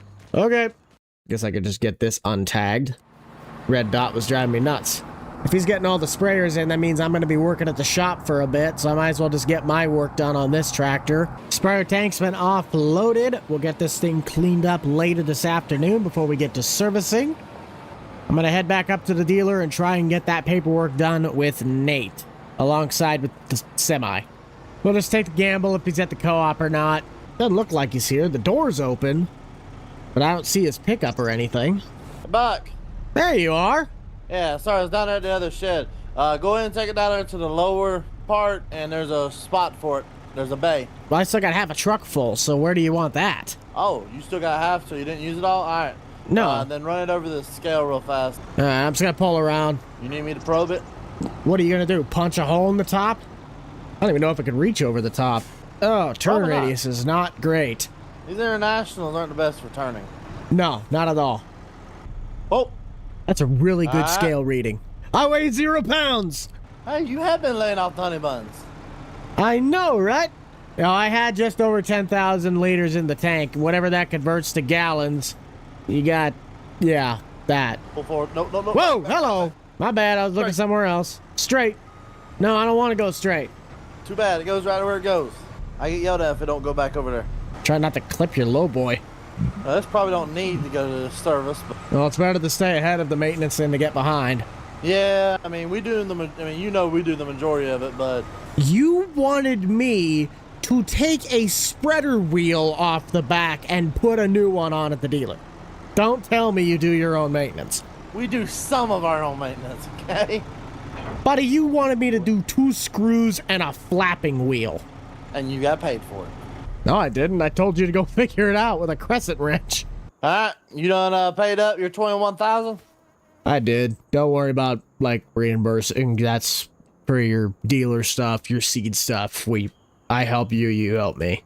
Well, let me get the last fit. We got one more sprayer out. Let me go get that thing finished up spraying, and then I'm gonna start taking everything to the dealer. How long until you can be at the dealer? An hour or so, and then I'll be over. Sounds good, buddy. I'll be over there. Yep. Can you try keeping it on the road, please? Steering wheel's a little loose. That's my story, and I'm sticking to it. I think your brain's a little loose. That is very accurate, yeah. I don't know what it is about cleaning something up, but pressure washing and cleaning vehicles is very satisfying to me. So if you'd like to get some great soap, you already know where this is going. You gotta check out that man right there. Right there. It's very important. Anyway, get the 8R cleaned off. Andy's 8120. Looks like a clean enough fleet to me. I haven't taken the old OBS in a little bit. We'll take that to the dealer. I'm still looking to find somebody who's made the OBS style of one of these trucks, because this is technically the brick nose. That way I can have my actual pickup in Farm Sim. Sweet.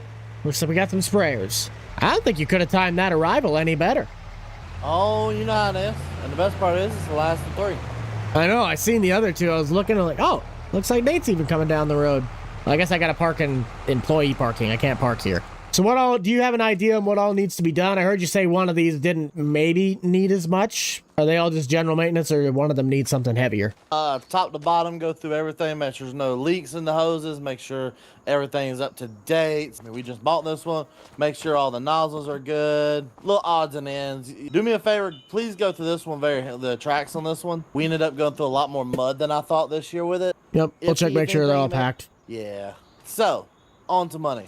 What do you got for brand new tractors? Brand new, like we're talking 4 hours, or are we talking as new as I can? Well, let's see. I have not listed the 7R that is currently on the hillside with the loader, but down on the lot, we still have your 410. The 410 is running for $490,000. It's got 500 hours. The 9R, that is 700 hours and $500,000. You've obviously seen the 8R 280. That's an older model, 3,300, and that's still 275. And the 9RT, 225,000 at 6,000 hours. We need things that can pull like the spreaders that we have. To also be able to do the side dressing and anhydrous. And then I want one that's humongous, so probably either the one on tracks or the other one over there. I want one of those two to be able to put it on the biggest anhydrous bars to rent out. The little spreaders, are you talking like our new leader ones that are the Deere model, or are we talking the tiny little Wilmar ones? Wilmar. Well, the Wilmar one, you could probably just get away with the 6R right here. Is this row crop? Yes, that is a row crop setup. It's 300 hours, and we got it listed at 220,000. It's a brand new unit. The only thing I don't like is that it doesn't have a quick hitch on it. Is there the ability to get a quick hitch on it? Not that I'm aware of. Obviously, yes, but with this one, no. Because Farm Sim. Unless you want to do the 7R that's up on the hill. That one, I believe, does have a quick hitch. How many hours is on it? This one should be somewhere in the mid-200s. You are looking at 375,000. How much is the 410? Is 490. What's your best package deal for both? Oh, let's see. The 410's been sitting for a while, so we can definitely work with you on that one. Right now, you're sitting at 865 for the pair at market value. What you got? 840. 840? Yeah, we could easily do that. Yeah, I think that's fair. That Still gives y'all plenty of room for profit, if I'm not mistaken. Do you need anything transported? Or are you just gonna run them both back while we're working on the sprayers? I would prefer everything transported back. You want us to get the low boy out? Y'all get the low boy out, load them up, take them over there to the co-op. That's gonna cost you a service fee then. Ain't my money. All right, let's go do financial paperwork. My favorite part. You owe me $1 million. Paid. Sweet. Here's your paperwork. Sign on the dotted line that you are not responsible when the co-op goes bankrupt because of your financial choices, and we are set. Just so you know, I had $1 million budget, so we're fine. Hey, take a mower with you while you're at it. Wait, does the co-op have a pressure washer? No, we don't. Well, I can get you one of those. Grant still, I don't think, has gotten his, but I can get you one of the John Deere pressure washers for $4,000. Yeah, we'll take one. I'll get that one ordered in because I don't have one in the back right now. That's why Grant's waiting. Hey, give me 1 minute though. I gotta send one of my buddies over here to buy something. Okay. Okay. Now I need to purchase that combine for me. Why did you have to change your hat? I was working for the co-op, changed hat. Now I'm working for myself now. All right, I need the combine. I about made you really mad this morning. You would have been furious at me. Don't tell me you try to sell that combine. Grant came in this morning and he's like, I need you to tell me the drama. What are we doing? I might try and make someone mad. I'm like, you want to make Nate really mad? You can go buy that combine sitting on the corner. It's like, oh, I could, but I don't want to do that to him. So you about lost your combine to Grant this morning. We're making bad financial decisions today, boy. I have some headers in, so we can go take a look at those as well. I can make your life really easy. Yes. So I have chosen that I'm going to run this as a pure corn combine. So what I'm going to do is I'm going to make SDS, whatever it is, turn that one into the soybean combine. This one is going to become nothing but corn. Okay. Well, your combine, I still have to match the numbers. I think it was $30,000 to lease this thing. Oh, who said lease? You're buying? I came to buy this combine. So if you're going to buy, financing, how long of a term are you looking to do this? If I'm not mistaken, max financing you can do on a combine was 6 or 7, if I'm not mistaken. 6, Years. 7. How much is it? $650,000. So let's just do the math. You'd be looking at about $92,000. Yeah, let's do it. Okay. Now for your headers, we got 2 options for you, at least on the lot. This does not need the trailer because when we bought it, we screwed up and thought it was a standard. It's not. It's a folding. So you don't need the header trailer. But if you want the trailer, then you kind of got to pay for the trailer. The only other corn head I got is a 612. So 12 row or 16 row are your options. And then the headers are a 35 and a 45 foot draper. But you said you're doing beans, so it doesn't matter with the STS.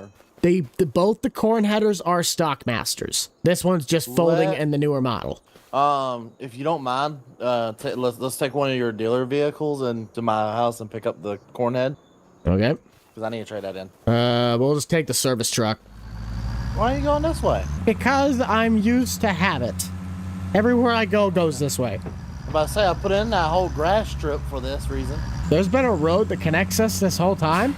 Yeah. Well, I put a grass strip in the middle of my field. Well, I didn't know that. Well, yeah. Listen, do you think it was fun for me to go all the way from over there to over here? Yeah. I need to put some gravel down eventually for it. Sir, I think your pivot's kind of hit that tree. What, sir, what happened? I don't want to talk about it. See, isn't this nicer? It is, yes. All right, we're good. Now, are you going to stick with the 12 row setup or are you going to move up to 16? Because the only thing about that 16 row, granted the 700 it's got some power. I don't know if it's going to run a 16 row that great. That would have been good to know before we came all the way up here. Because at that point, I mean, if I'm getting a 12 row, I might as well just you would think you'd put that into consideration. I mean, the 16 row on a 700 series is going to be a hefty load. I mean, you can run it if you want. I'm just telling you, if you're going to buy a $600,000 combine, you might want to think about what you're going to be putting on the front. Because you could buy a 12 row for it, but what's good is that going to do? I mean, you'll just be chopping corn more efficiently with the one you got. What's the price of the 16? About 150. You add the trailer, it'll be another $5,000. Yes, you said you paid about 120. If I'm not mistaken, that's what I about paid. Does that not sound right? Yeah, I could probably give you 95 for it. That works for me. That includes the price of the trailer as well. So if you're gonna get that one, then you're looking at what, 65,000? Well, hang on. I said 95 for this, 155 for the other one. That'd be 60. $60,000 difference. What kind of a deal can you do with the combine and header? So 150 and 650, that's 800,000. 750? That works. And we're financing all of this on a 7-year loan? Yep. Okay. You're looking at 107,000. I'll be nice to you and I can bump it down to 105. What's my interest rate on that? I just gotta know. 4%? Okay, so it ain't a stupid high interest rate, okay. No. So your financing plan, 7 years, $105,000 at 4% interest. You'll be coming home with a S7 700 and a 16-row corn header along with the trailer. Still got to work on transporting your 7R on the lowboy, and I'm presuming we're transporting this the combine as well. But are you going to pull the trailer home yourself, or are we doing that as well? Because remember, $500 per thing that we got to take home. I'll take the combine home because that ain't the dealer money. I mean, that ain't the co-op money. I'll take that and the trailer. Does it not have a hitch on it? I would think it has a hitch on the back axle. If it doesn't, then just come back with your truck. We'll just not do anything. All right. Yeah, no, I'll take all that home. Okay. All right. There you go. Whew, that hurt a lot. I need to go harvest some wheat. I'll see you later, bud. Poor Nate. He's always putting himself into debt. This is why I'm still debt-free. We'll need to get this thing into servicing to make sure all of the rollers are still looking good, the auger's still working fine, chains are tight, and electrical doesn't have any bulbs out. All the sprayers are going to need to get looked at. You just bought the combine, and you're taking out my sign. Shut it. Oh, for crying out loud. Buddy, can you please stop destroying your stuff on my stuff? No, apparently not. It doesn't let the turn. Come on, I need you to go in here. Thank you. Hey, Buck, can you still reach? Are you still on radio? Yeah, I'm just sitting in your sprayer. Spreader. I got a question. What? You got any, can you send over the presets for wheat harvest? For what? Can you send over the wheats for presets for wheat harvest? That combine you said was going to be only corn. I mean, it's going to be corn when it's corn season, but I got a MacDon header that I'm going to put on it for wheat. Is it not already in the monitor system? Don't see it. I think you need to send over the preset for it. Well, I'm going to have to go talk to our tech guy, because that is not anything. Remember, I'm not the combine guy. I'll send you a text when he sends it over or when he gets it to the email. Yeah, or, I mean, push come to shove, if he can't get it, just, what's it called? Download to a flash drive and send me the flash drive over. Give him information on a flash drive. Totally. I'm going to give him all of that. That's exactly what I'm doing.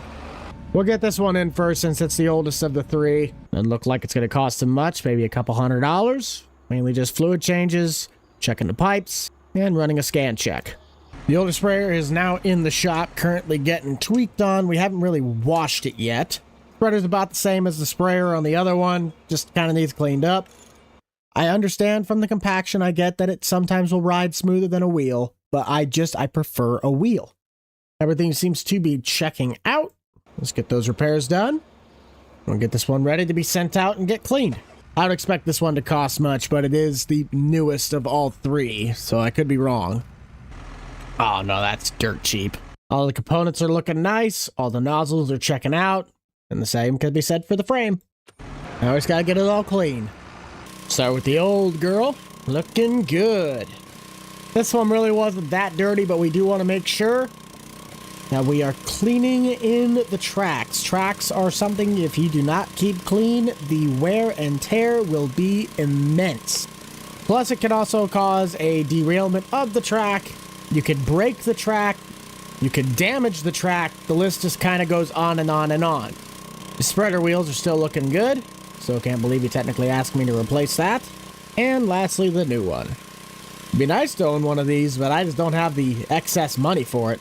3 brand new looking John Deere sprayers, courtesy of the crew of Heritage Tractor and Andy Clean. Send them a text that the sprayers are ready for pickup. Make sure words are spelled right. Also let them know about the tractor and send. Let's fire this up so we can get the 7R on its way. Gonna need to find something else to put up on the podium. I don't have our tractor. I'm gonna presume that he wants the tractor sitting back by the sheds where all the other implements are. As for the sprayers, I didn't hear if he wanted those transported, or I don't remember because my brain's not there. The only one I have a concern on transporting is the new sprayer. I think the wheels are set way too wide. That it's a short enough drive. We might just have it driven over here and then just somebody pick me up in one of the pickups. I'll at least take the spreader back because that looks like it's got the shortest wheelbase going side to side. Even that one looks like it sits really wide. We'll get a benchmark when we see how this one fits. Oh, there is no way the other ones are fitting on. Not even close. The ladder shouldn't get in the way?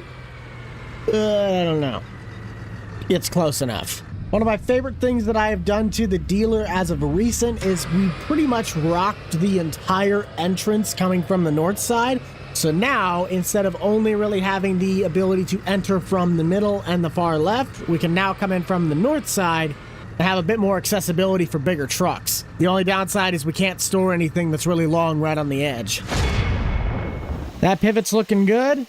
That one's looking good too. If you guys are fans of Bucked Up Farming and you would love to support the channel, be sure to head down below, consider smashing that like button, maybe even subscribing.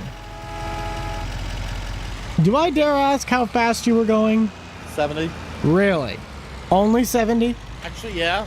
Question, Houdini, where'd you get your floating shoes? I was talking about, there's no floating shoes. Yep, we're good.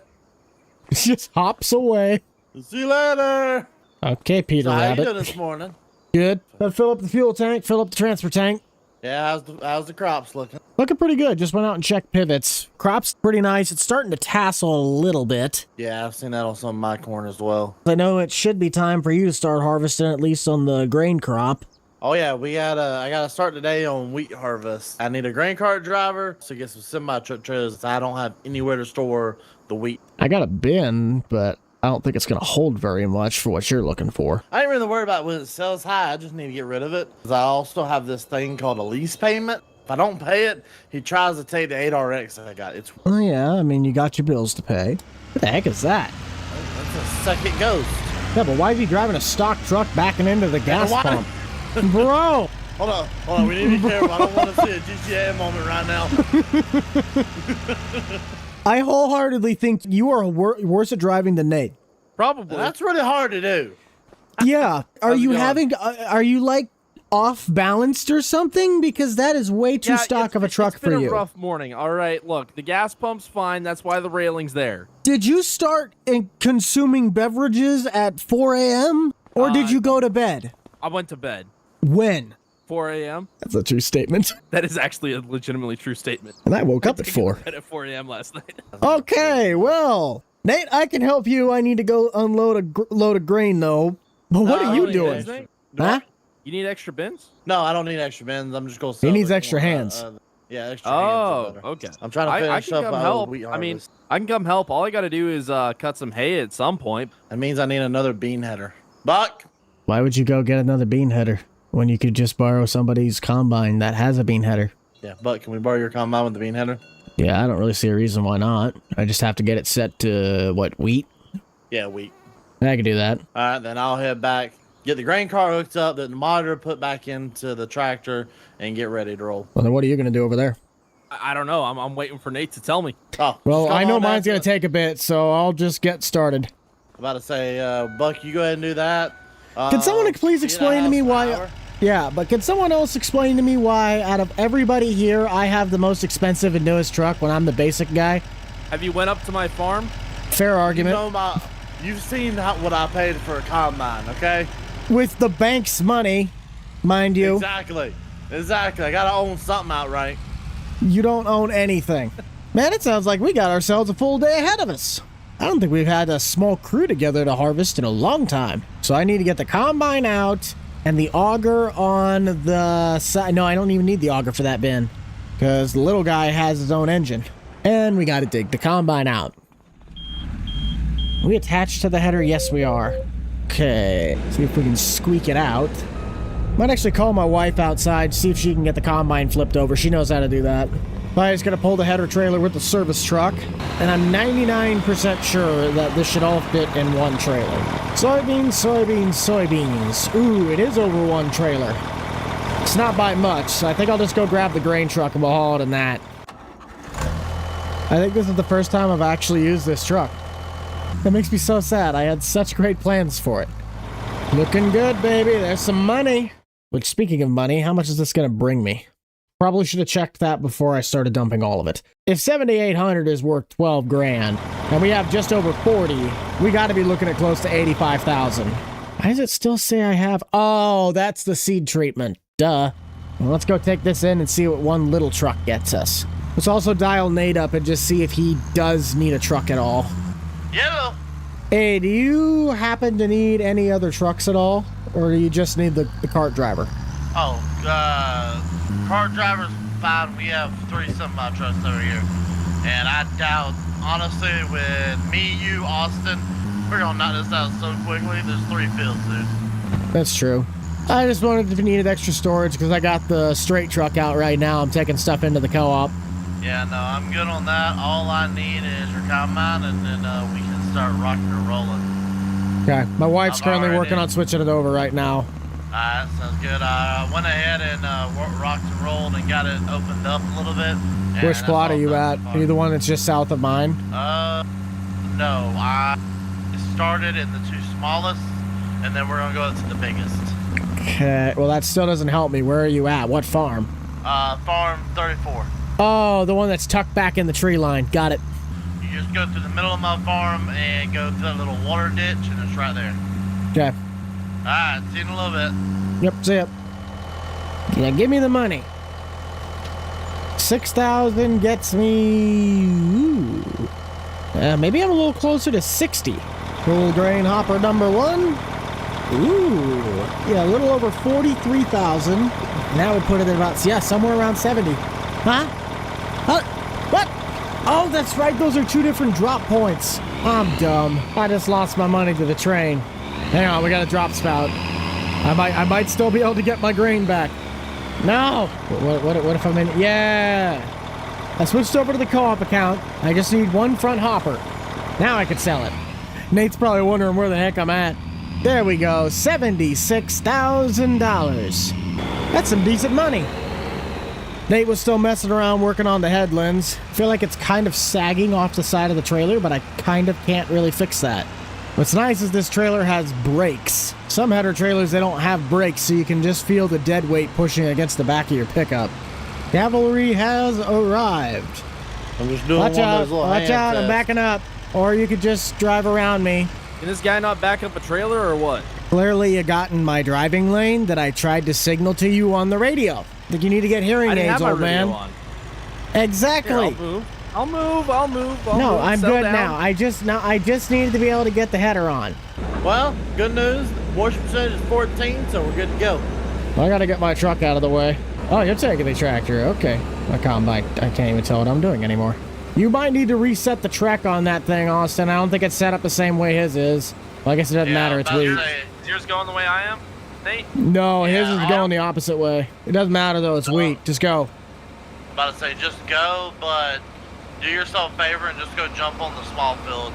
Where's the small field?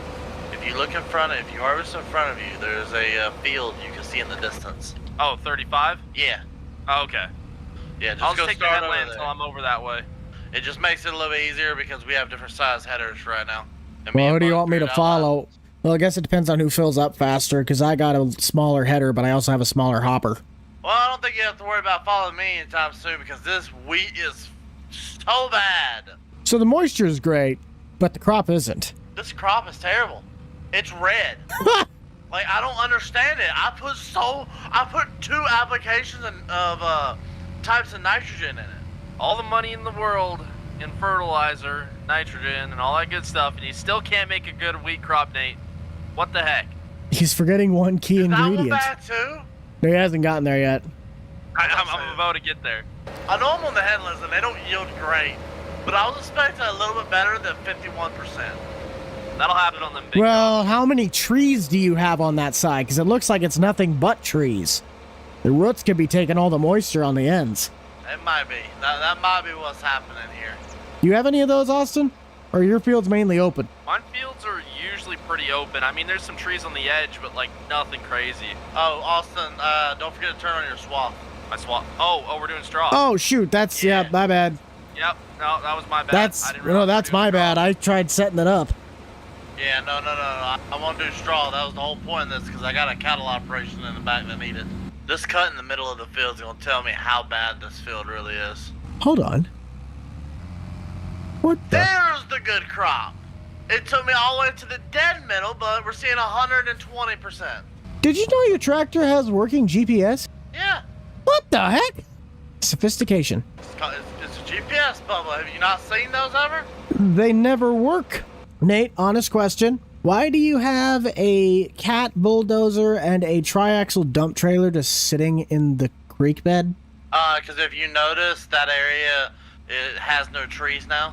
I went through and kind of cleared it out, and I'm going to turn this all into one big field. Fair.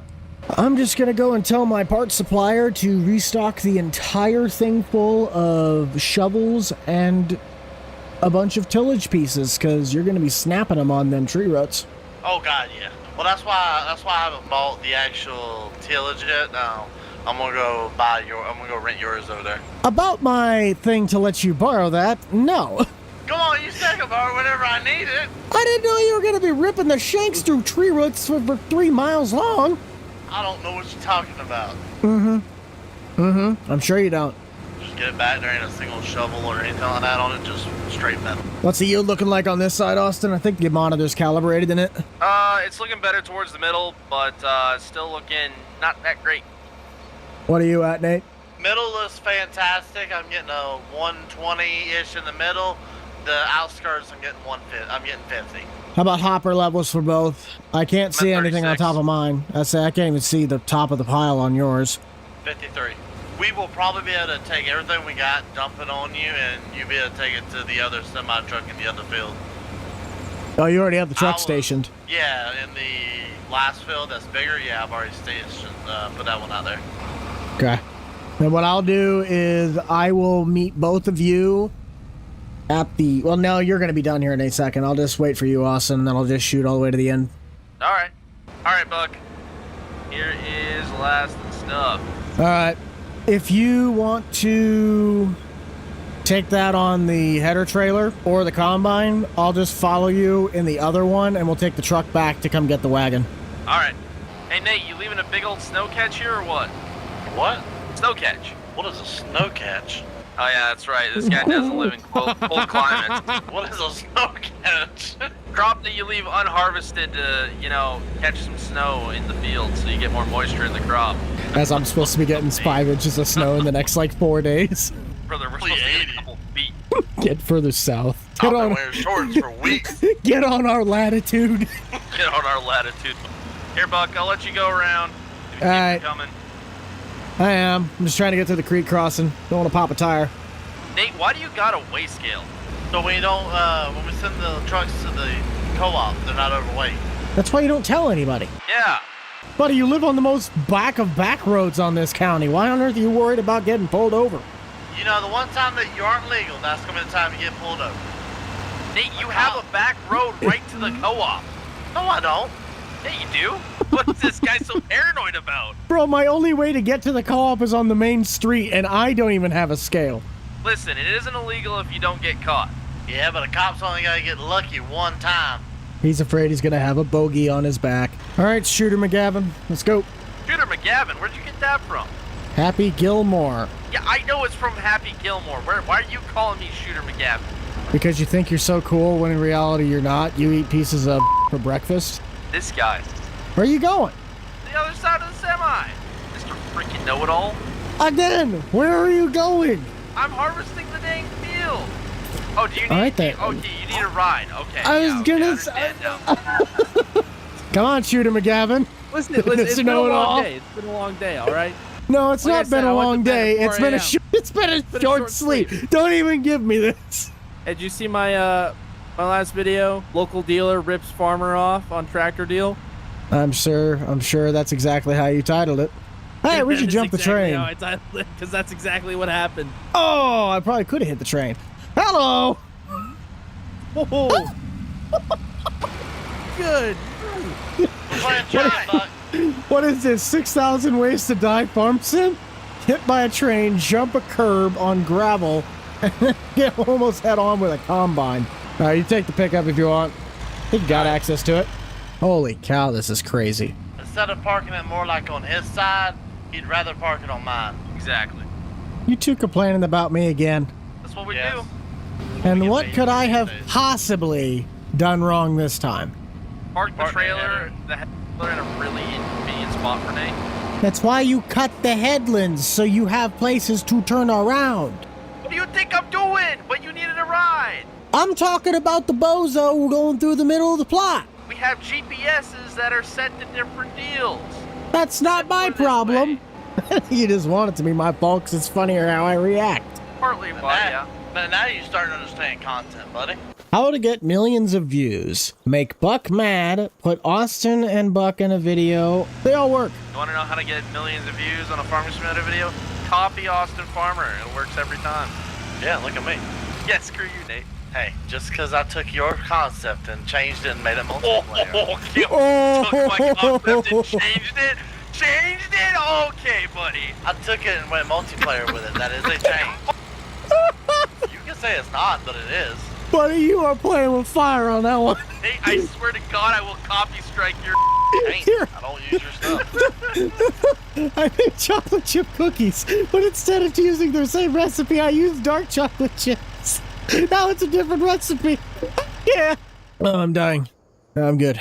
I'm back. So, how about that Mets game? Hey, Austin, $10 says the guy in front of me is going to complain about where I'm sitting. I'll take that deal. Yeah, but you pay me if I'm right. Yeah, dang, this is not a very good deal. I am perfect at ending my friends' relationships. Well, Austin, looks like you get $10. Ah, look at that. I think Nate might have just done that just to spite you. Probably. It's like he forgets. I can hear what he's saying. He does have that tendency. And Nate, you missed the spot. Yeah, the header jumped, and I guess it missed it. I don't know. I'll get it eventually. Like that lease payment to me? You better not get it at all. All right, now I'm going to take your combine back. Combine's paid for the year. Hey, Austin, you missed the spot. There's nothing I can do. There's not a damn thing I can do, and you know damn well. Could have freehanded it. Nate, I'm going to tell you to freehand something else here real quick. Good thing is this field's yielding better. Oh, I haven't. You know, after that one, I just kind of turned the monitor off. Didn't want to see it. Well, this one is yielding slightly better in some places, at least. So, I don't understand why it was so bad. I guess just didn't get the sunlight it needed that other field. I still blame a lot of it on the tree roots because you had a lot of trees that surrounded those two plots. I blame There probably operator error. is. Yeah, you're sure you don't have that thing set to soybeans? Or better yet, what I sold it to you in, corn? I'm positive. I uploaded the file. The file was called wheat. So if it's not, or not .exe or whatever it was. Wheat.exe. Whatever that file was, you sent me. I did it. So if you sent me beans by accident, that's on you. Austin, is it my responsibility that he double checks to make sure that everything is set correctly? I think you guys are both idiots. That's probably more accurate. Yeah, but at least I'm the one getting paid out of this. Wait, you're getting paid? I work at the dealer. I sold him the combine. I'm doing all this right now. The wheat that we're harvesting right now is going to pay for the 8RX that he's driving. That I also sold him. Well, you might that- need to harvest about 20 more wheat fields to pay for that thing. I think you're missing a zero in these prices. Only good thing is I know I paid for the combine for 1 year, so I don't owe the next payment on it till next June. Yeah, we accidentally thought in the agreement that he was paying $100,000. He's paying $100,000 a year. He thought it was a month. And this dude been paying me $100,000 a month. Good Well, you did grief. too, though, originally when we first looked at it. Yeah, I did too. Speaking of combines, Buck, is that do you only have one at the dealership right now? Probably, at least for right now. Dang. But for the low price of go to the neighbor and take it, you can have grants for free. Hey, there's an It's a idea. gleaner. It's a gleaner. I'm trying to get rid of my gleaners. It's a gleaner. Don't do it. Hey, I thought you were going to possibly buy my combine. You're driving it right now. Yeah, I'm driving it right now, and I'm not a huge fan of it. Well, I'm sorry it's got a 35-foot header. Get a bigger one. Too small, man. Oh, you're going to get an AF11 like we had back in Monteith? Forget about it. And what are you going to use to pay for that? A fat line of credit. I hear crickets from the bank. I don't. Your crickets are dead. I think you got the wrong crickets on the phone.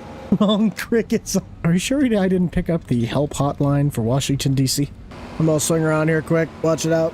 Holy cow, there is a buck standing down on the tree line. Must be my cousin Vinny. It's a great movie, by the way. I know. That's a good joke, Bubba. But say if you slow up a little bit, Buck, I'll go ahead and start unloading it to you. I gotta scooch over a little bit. Buck, I'm surprised you're not doing it backwards. Well, you see, there's a very expensive machine, and there is not much wiggle room between the pipe and the tractor. Oh, that's fine. I get it. You can't do it. Yeah, you're right. It's okay. I mean, to be fair, I'm using equipment that's all financed right now. I don't think Nate would like that if I wrecked all of it. That's why you got something called insurance. Hey, Nate, do you want to pay that the deductible? That's why you get gap insurance. You ain't got to worry about no deductible. All right, well, you're empty. All right, here you go, Buck. The last Thanks. Thanks. Really appreciate that. You gonna replace the Snoop too? I don't know what you're talking about. Oh, I know exactly what I'm talking about. No idea what you're talking about. Oh, now all of a sudden you don't speak English? I got no idea what you're talking about. Holy cow, this thing dumps out quickly. You think we're gonna fill that truck up, Buck? Yeah, we might be close. I'd like Oh, yes. We will top it off. I still got a little over half. Okay, perfect. So I'll go run this off, everything on that. I'll let you and Austin take your stuff back. This is not a whole lot for 3 fields of wheat. No. Pretty terrible yields. Please God, let there be enough in here to pay payments. Yeah, he's never been off the track. No, he's not. He's really not. Thank God I can sell cattle next month. You might want to keep that beef so you can have some stuff to eat there, buddy. All right, let's go get your truck, Austin. All right. Is this a limited? Yes, sadly. Since when do you buy a limited trim? Dude, that's why I made the comment. It was the only one that was close. It was a cabin chassis. You're a big XLT type guy. Why are you out here buying a limited? But hey, I got heated seats I got to pay a subscription for. Oh, wait, that's BMW. Yeah, this thing's got massaging seats too, hey? Probably. No, not probably. It does. Limiteds come with massaging seats. Sorry, I don't speak in fluent options. I speak only in cheap plastic nylon rubber XL. Why would there be nylon in there? I don't know. So where did you pick up that old Chevy from? Because I don't remember seeing that earlier. I bought it a while back off a guy. Marketplace special? Yes, sir. It's the only way to go. Love you, All y'all. Chevy things. You okay? Yeah, choking on my spit. Oh, yeah. If you need any help over there with some baling stuff this afternoon, I should be available as well. All right, sounds good. 12 seconds later. Learn how to drive. You learn how to drive. You learn how to drive. One of these days, Margaret, one of these days. Could you go any slower? Did you go any faster? Could you go any straighter?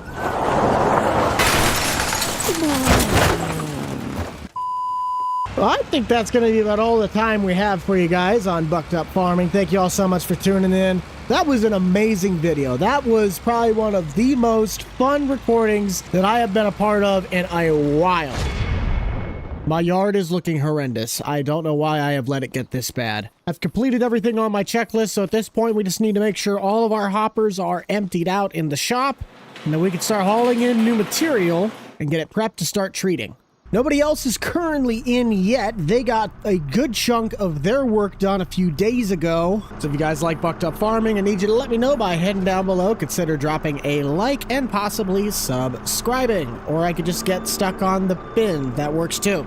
I'm just going to make a disclaimer to those that are super excited to see the corn picking process. This is not going to be what actual seed corn harvest looks like. A lot of what I did was just a jerry-rig system making something look like it's doing the job I have it planned. I'm going to let Daryl take care of the rest of the shuffling, getting the seed from the silos into the boxes. I just need to get the S-Series and the corn picker ready to go so we can get started on this as fast as possible. Seed orders are going to start to pile in, and I want to make sure I can keep those orders on track and not have to be back ordering these things like it was last season.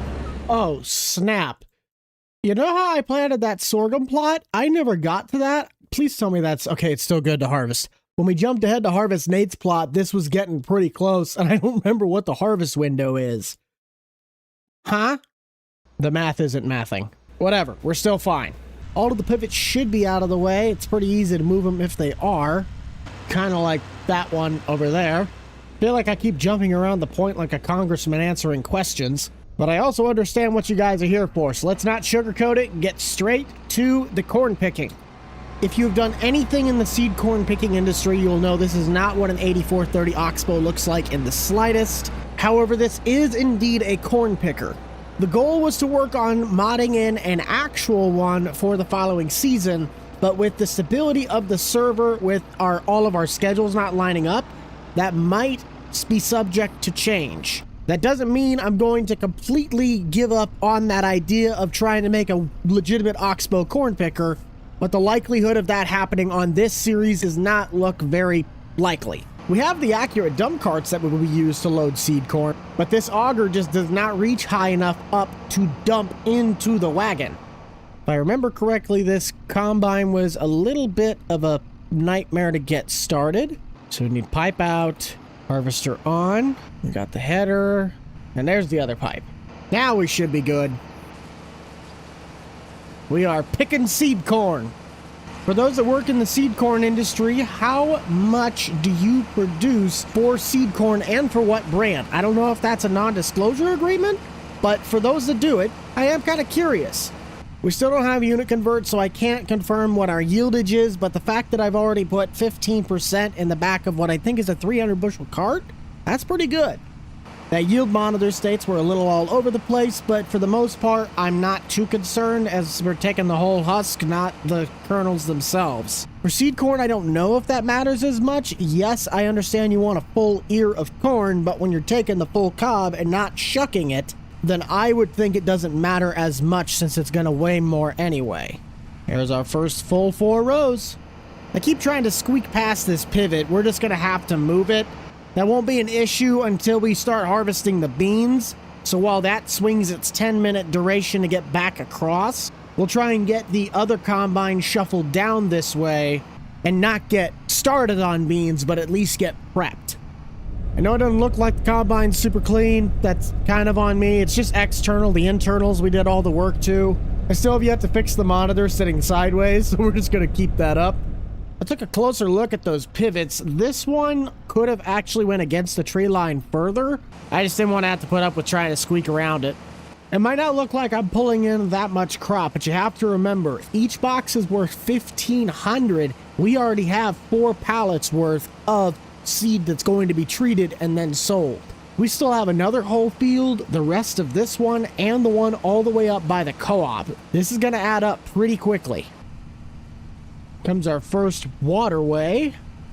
Most of last year's crop ranged in the red for corn, so what it will turn around and do this season has definitely piqued my interest. That is 1 full wagon. I should have thought ahead on this, buy another wagon so I could just trade them off as I have to unload them. Corey should have gotten the Alice positioned over the yes. Beans will be a bit easier to haul in bigger quantities since we can use my combine. Get that started. I still have yet to buy the other flex swing that I mentioned might go on the back of the D21. As we keep chopping further into the waterway, the yield difference is starting to look a little more drastic. The vast majority of these have been 6-lane runs, but a couple of them only had 5 rows plant. While it is discouraging, it's not the end of the world. Once we get this cart full, I'm going to start doing the math to add up how many boxes this is going to be worth. This just in, holy cow, this thing sucks a lot of fuel. I might have to go grab the fuel trailer. I believe one more long pass should get me over the edge. And this road took a beating. The majority of it's 5, but look at that patch that's missing. Oh, we are full. Wow. We'll snag the fuel trailer with the brick nose on the way back. The transfer tank on the service truck should be full. Fill capacity of 8,800. Double that. That's roughly 10 boxes? Yeah, somewhere in there. Round 2 heading up the bin. Hey, Buck, you got a CB in that thing? Yeah. What's going on, bud? Oh, I came down here to see how the seed corn operation's going. Pretty good. If my math serves me right, I'm already over 10 boxes worth. Yeah, that's pretty good. Waterways reading is if my monitor's right, the waterways trash as usual. That's probably pretty accurate. I wish I had a buddy so I'd let you ride along with me, but I don't have one. Oh, you good? Interesting looking machine, though. Yeah, it's a makeshift operation. We don't judge. And we don't judge, we just expand. Yes. I mean, would you want to try it out? There ain't nothing special I gotta do, just like a normal harvester, right? Pretty much, you just got to keep the wagon right underneath that spout, otherwise it's going to dump. Okay. Yeah, I'll give it a shot. You should be set to go. Just drop the header and roll like a regular combine. I usually keep it at about 4. No, you don't really need it because the lines and the rows, they line up. You can keep a steering wheel straight, you can keep this straight. Alright, I think you got it right in the middle. So what do you normally harvest this at, 4? Yeah, that's what I kept it at. Okay. Machine can keep up and it doesn't do any sort of wackadoo. So does this machine keep the grain sample as like cleaner than a normal combine? It doesn't shuck the corn at all. You're just throwing the cobs in the back. While yes, it looks like kernels, it's supposed to be throwing the whole husk in there. Oh, okay. So you're just taking the cobs, everything like that, and then you take that back to your shop and shell it from there? Yes. All of that stuff is done at the plant. Okay. You're going to want to kind of swing wide. With the hitch being so far back, it'll drag with the gravity wagon. You remember the carts that we used to do the peanut harvest? Yeah, I remember that. That's the same wagon that they used to do this. The regular corn pickers have a swinging auger on the side that they can dump into. I just don't have that luxury because this is a lot older model. Why is this row so short? Huh? This one right here. Is there only 4? No, is there only 5? There's 5, yeah. Yeah, some of the rows, for some odd reason, did not plant the way I wanted them to. So as long as you just keep it right in the middle, it doesn't matter. Okay. I'm just trying to figure it out because I don't... Nope. Did one of your row units, were they messing up on you or something? It could have been. I'm not 100% certain. The monitor looked like everything planted. I saw the rows, but it might have just been a bad run. I don't know. Yeah, for a whole row like that, though, to be out? I don't know. Well, that was that was the first one I planted. I went this way and then worked to the right. So it could have been something just wasn't right on that first row, like it wasn't making contact, and then I came back on the next ones and it did it. There's one row in particular. Which one is it? Yeah, this one. Look at the amount of it's not even in line with where the pivot would have went through. It just kind of died out. Oh, yeah. That's probably because, remember we had that bad hailstorm? Was it hail or wind? Because I didn't get much hail down by my area. I got a little bit of hail is what I ended up with. So it may have been a mixture of both hail and wind because it was really late night when we got that hailstorm. That's true. And considering with what's in the wagon right now, it could be upwards of 15 boxes out of this one specific plot. And I still got the one that's across the pond and the one up by the co-op. You should almost be looking at just enough to cover. You shouldn't have to order no seed next year. Nope. I could do everything in-house. Yeah, that'll be a benefit for you. Are you going to try and knock out all your seed corn today, or are you just going to knock out like a couple, process some, and then knock out the rest? I might dig into the plot across the pond, but I also want to get started on the beans to see what those are going to yield. That I got to use my regular combine for. Yeah, hopefully they're a lot better than mine. Buddy, every crop so far this year, I had a little bit of a good area. I had one good field of beans. The rest just weren't it. Well, best of luck for you on the rest of your stuff because you've already been screwed over in the wheat harvest. I don't know when I'm going to be open to take more orders for next season yet. Hey, let me get through this corn season first because I need to know if I'm still going to have a farm next year, okay? That's a fair argument. I better keep going, though, because the prices, you got to love that $3 corn. Yeah. You go have fun, finishing up your stuff. I'm going to go get back to work. I just wanted to come see how your seed corn was doing. Yep, it's doing good. If you ever want to come out here and run it for me, you're more than welcome to. I could pay you to keep you afloat. I might need a new job here in a couple months. Who knows? Well, considering you are horrible with your financial choices, maybe I shouldn't have you work for me. I mean, I could be your accountant. I think I'd rather just sign my own death warrant. You be good, Bubba. See you later. You too. See ya. Well, that was good. Glad Nate got to come out to see the operation. I know Austin wanted to see this, but he's currently out of town. 3194, that puts us at least 2 more boxes. This has been transferred over to beans from wheat. All I can say about Nate is that poor man has put a lot of time and money just to get hosed both times. The guy works hard, but between Mother Nature and his neighbors, the guy just can't get a win. I understand that the auger is currently set up on the corn silo, But I'm just curious about what the beans are going to perform. If Nate's already saying they're not good, oh, hello, then I'd like to confirm my suspicions. These beans have had irrigation out the wazoo, constant attention to detail, and it's probably one of the most spoiled crops on the map. Whoa! Okay, why do I gotta... Dang it, I forgot to swap it over. I don't see any beans on the ground, but I do not need the swath, so I'm going to get rid of the swath. And we will keep on rolling. Yield's not looking bad. We're sticking in that 85 to 90 range.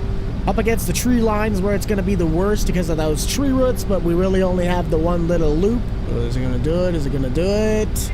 We're getting into orange. Don't you dare dip on me. Don't you dare pull a red. Atta boy! Worst reading was 67? I think I saw 67%. That's what we like to see. Now we just have to hope that the beans across the road are going to fare about the same as these. That's not beans, that's corn. Across that road. Woo! That is the greenest of green. 115, baby! We got some good beans. See if we can give Nate a ring on the CB. Hey, you still got a copy over there? Take that as a no. I do not think anything has dipped below that 67% margin. We'll have to move that pivot out of the way to finish it out. Ah, there's our first bit of red. Let's get a better top-down view. We seem to have a really good patch of soil right in this triangular region. Got just a few spots at the top 125. The majority of it was 120 to 115. And just a few, and I mean a few spots that are between 50 and 55. A little over half a tank full. Not great. We could do better. But there are people that have fields that they'll harvest that they're lucky to even get half a tank out of the whole plot that's 2 to 3 times this size. Take what you can. Grain box holds about 24 to 25,000. And with 5,600 in the tank, that means we have about 400 short of 4 total bean boxes. I don't think it's very logical to take the header off to go all the way down to the one at the dealership, so we're just going to track with the header on the road. Is this dumb? Yes. But considering I have the width of the highway, the color of my machine, and the distance I have to travel with on my side, we should be able to make it out all right. Dang it, speaking of traveling, the plot that sits behind the corn that I thought was beans earlier, I don't know how I'm going to sneak a combine back there. Might have to try and sneak the header around the creek crossing so I don't knock the end rows. This is our old corn ground from last year. Yield's still not looking good on the chicken wing. If we're going to have any green, it's going to be in that little spot right in the middle. How many wagons are up at Grant's? I saw at least 4. That might have just been a 5th one. What is he doing? Buddy has 5 grain wagons in a train. That is insane. Cutting through the heart, and yes, we do have a small blip of green. And it looks like that might have been our only patch of green. The rest of this should either be orange, yellow, or sadly, red. With that now completed, let's just see how much we can get into the truck. 77.59. 2,200 made a box and a quarter. The remainder should help us complete the other box, making 5 boxes of beans out of 2 plots. That's not bad. I'm gonna go check out what Nate is doing, and that might wrap it up for my end. I'm still gonna have to go back and check all of the data and get started with the treatment process, but this is a really good idea to get a glimpse into what my product output would be for the coming season. I'm just gonna take a wild guess that he's still somewhat down this direction, but he might have moved fields. I see the wagon, and I see the truck. Where's he at? Oh, there's the combine. You having fun up there? Would you look at that? Fell asleep at the wheel with the combine still running. Come on, Nate, get a grip. That's all right. Now, where on earth might you be going with that? To sell them? To sell them. Have you seen the price of beef lately? Yes, I have. I've clearly also seen it at the supermarket. Yeah, well, you don't need to look at the supermarket. There you go. There's 9 of them. There's 9 of them. Well, what am I going to do with 9 cows? I only got room for about a quarter cow in my deep freeze. Ain't that the truth? I sold 1 load the other day for like 20 grand. Well, did you They're hear how selling for good bottle prices. calves are going for almost $1,000? Dude, it's stupid. I remember like last year you could buy them for like $300. Then like a few months ago it went to $600. Now it's at $1,200. I don't want to know what next 6 months is gonna be. I still got to work on my seed corn, but it's a little wet out right now. I'm gonna go mow roadsides with a new flex swing. You got a new flex swing? The Farm King one. It's smaller than the Bendar one that I had. I think that's how you say that company. So I put it on the back of the Alice and put the 6420 on the auger. You gonna go have fun with just cutting ditches? You want to stop on by? You're more than welcome to. Will do, Bubba. Will do. If you guys do enjoy the Bucked Up Farming series, I want you to let me know down below by smashing that like button, possibly even consider subscribing. We do have one new thing. Hang on. Hey, question. You got it on the comm? Yeah, what's going on? You see the latest edition? Just rolled in yesterday. Oh, where'd you go? No, I went the other way towards the auction. Oh, dude, you missed out. We got something big at the dealer if you didn't see it. Oh, I'll stop by and take a look at it. It might rhyme with Triarfex. Triarfex. Hey, I don't know what else to call it, but it's a big boy. All right, have fun. If you missed it in the latest content update, they did finally come out with the brand new 9RX. We have the 830. It's about $1 million tractor. It's massive. Nate will probably find some reason to buy it. I won't sell it to him. But for everybody over here asking, can you do something with the Alice? Is the D21 ever going to have another feature? Why aren't you using the old iron if you bought it for just an auger? Today is your lucky day. That flex swing, it works beautifully. The Bendar one, I really did want to try to use it, but it just did not leave a good cut. The handling of it was not up to par. So the D21 now has a new occupation, and that is shredding the ditch sides. I still have the 301A. That is going to be used for tight quarters, but we mowed the main yard. I also mowed the strip where the semi sits, but I have not done anything else around the property. It shouldn't need fuel because that tractor always just sits, but look at that setup. Last episode, we dove into the first parts of the seed corn harvest. I want you guys to let me know in the comments section, what did you take away from that? Was it as good as you thought it was going to be? Did I at least do the best that I could with the equipment I had? Or did I look like a hooligan that's just trying to make a quick buck? I really wanted to get the Rhino Flex Swing, but this one just happened to come up for a pretty decent deal, and I found out that it does not leave grass behind. D21 makes it look like light work, and I really could not have asked for a better tractor to be doing the job. Plus, it gives it something to do. I'm not going to be doing a full in-depth cut. I just kind of want to get the main parts of the yard cleaned up. My rule is you practice how you play. If you're going to practice not taking care of anything, then you might as well just play like it. But if you really enjoy what you do, put your heart into it and don't let anybody stop you. It's amazing how fast you can cut something when you're working with 3 times the width. That cleans up the back. We'll do just a little bit of trimming in the front, and we'll head on over and see if the crop has dried out enough to get the seed corn picker ready. Howdy do. What y'all doing?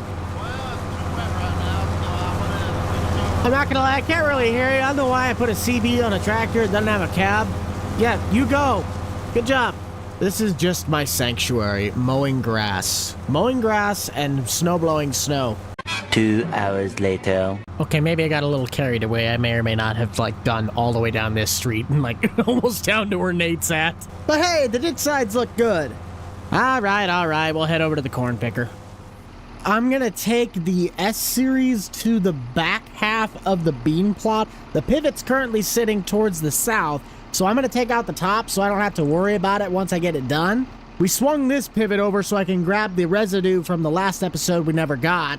I'm pretty certain I fill it up on this side, otherwise I got to swing the whole trailer around. Nope, we got to go the other side. Or maybe not. Unless for some odd reason I do it from the inside of this one. This just in, I might have screwed myself and welded on the gas cap. Well, then we're just going to get the beans done, because that part I know works. Now that I might be able to understand you still going strong over there? Doing a little bit of paperwork. You know how it is. Oh, yeah. You think it's about time to run on some beans already? These are seed beans. I'm trying to get all of them done. I might have to take my flail mower and go chop a little bit out of that back section. I didn't think about planting that all the way up to the field edge. The only way to get to that back portion is if I cut corn. That is no bueno. I'd like to get a separate unit so I don't have to mess with anything. After last year, I quit all that. But we can't even use all the corn straw I got last year. Well, you also figured out the hard way that you can't do it with wheat. Yeah, We don't talk about the wheat. We don't talk about the wheat situation? Oh, come on, man. How much did you end up making off that? $23,000 for the whole truck? It was like a truck and like a quarter. Yeah, it was pretty close. It was terrible. It was some of the worst. Like, I think I spent more money on land taxes than I made off of that field. You poor thing. I still got to go over and harvest my sorghum. Again, I got to get the seed plots done first. I'm not gonna lie, that's some of the toughest looking sorghum I've ever seen in my life. Usually it's died off by now. I also planted it a bit later. I mean, how bad do you need a second combine? Hey, I got an idea. I got a great idea. Go ahead with your idea. We'll see if it's what I'm thinking. Since I have that one combine that specifically only uses the draper, why don't you use that for your sorghum? How busy are you? None. I'm just sitting here waiting on corn to dry out. What if I paid you to go over there and go cut it quick? You could take a straight truck if you got one. Heck, even a gravity wagon would hold it all. I actually have a gravity wagon, yeah. Yeah, if you want to just go over there, harvest it quick, I'll pay you to do it. You just give me a price and I'll send you the money. Or you could just take the whole profit of what the sorghum gets. I'm not going to do that to you. How about a 25-75? You take 75? No, you take 75. No. You're doing all the work on it. You don't want to plan it. I got enough on the write-off for building the shed. That's fair. You go harvest that sorghum, let me know how it does, because it was mainly just a test theory to see what I could get out of it. You're going to need to have the header off. You're not getting through that. It's a tight fit.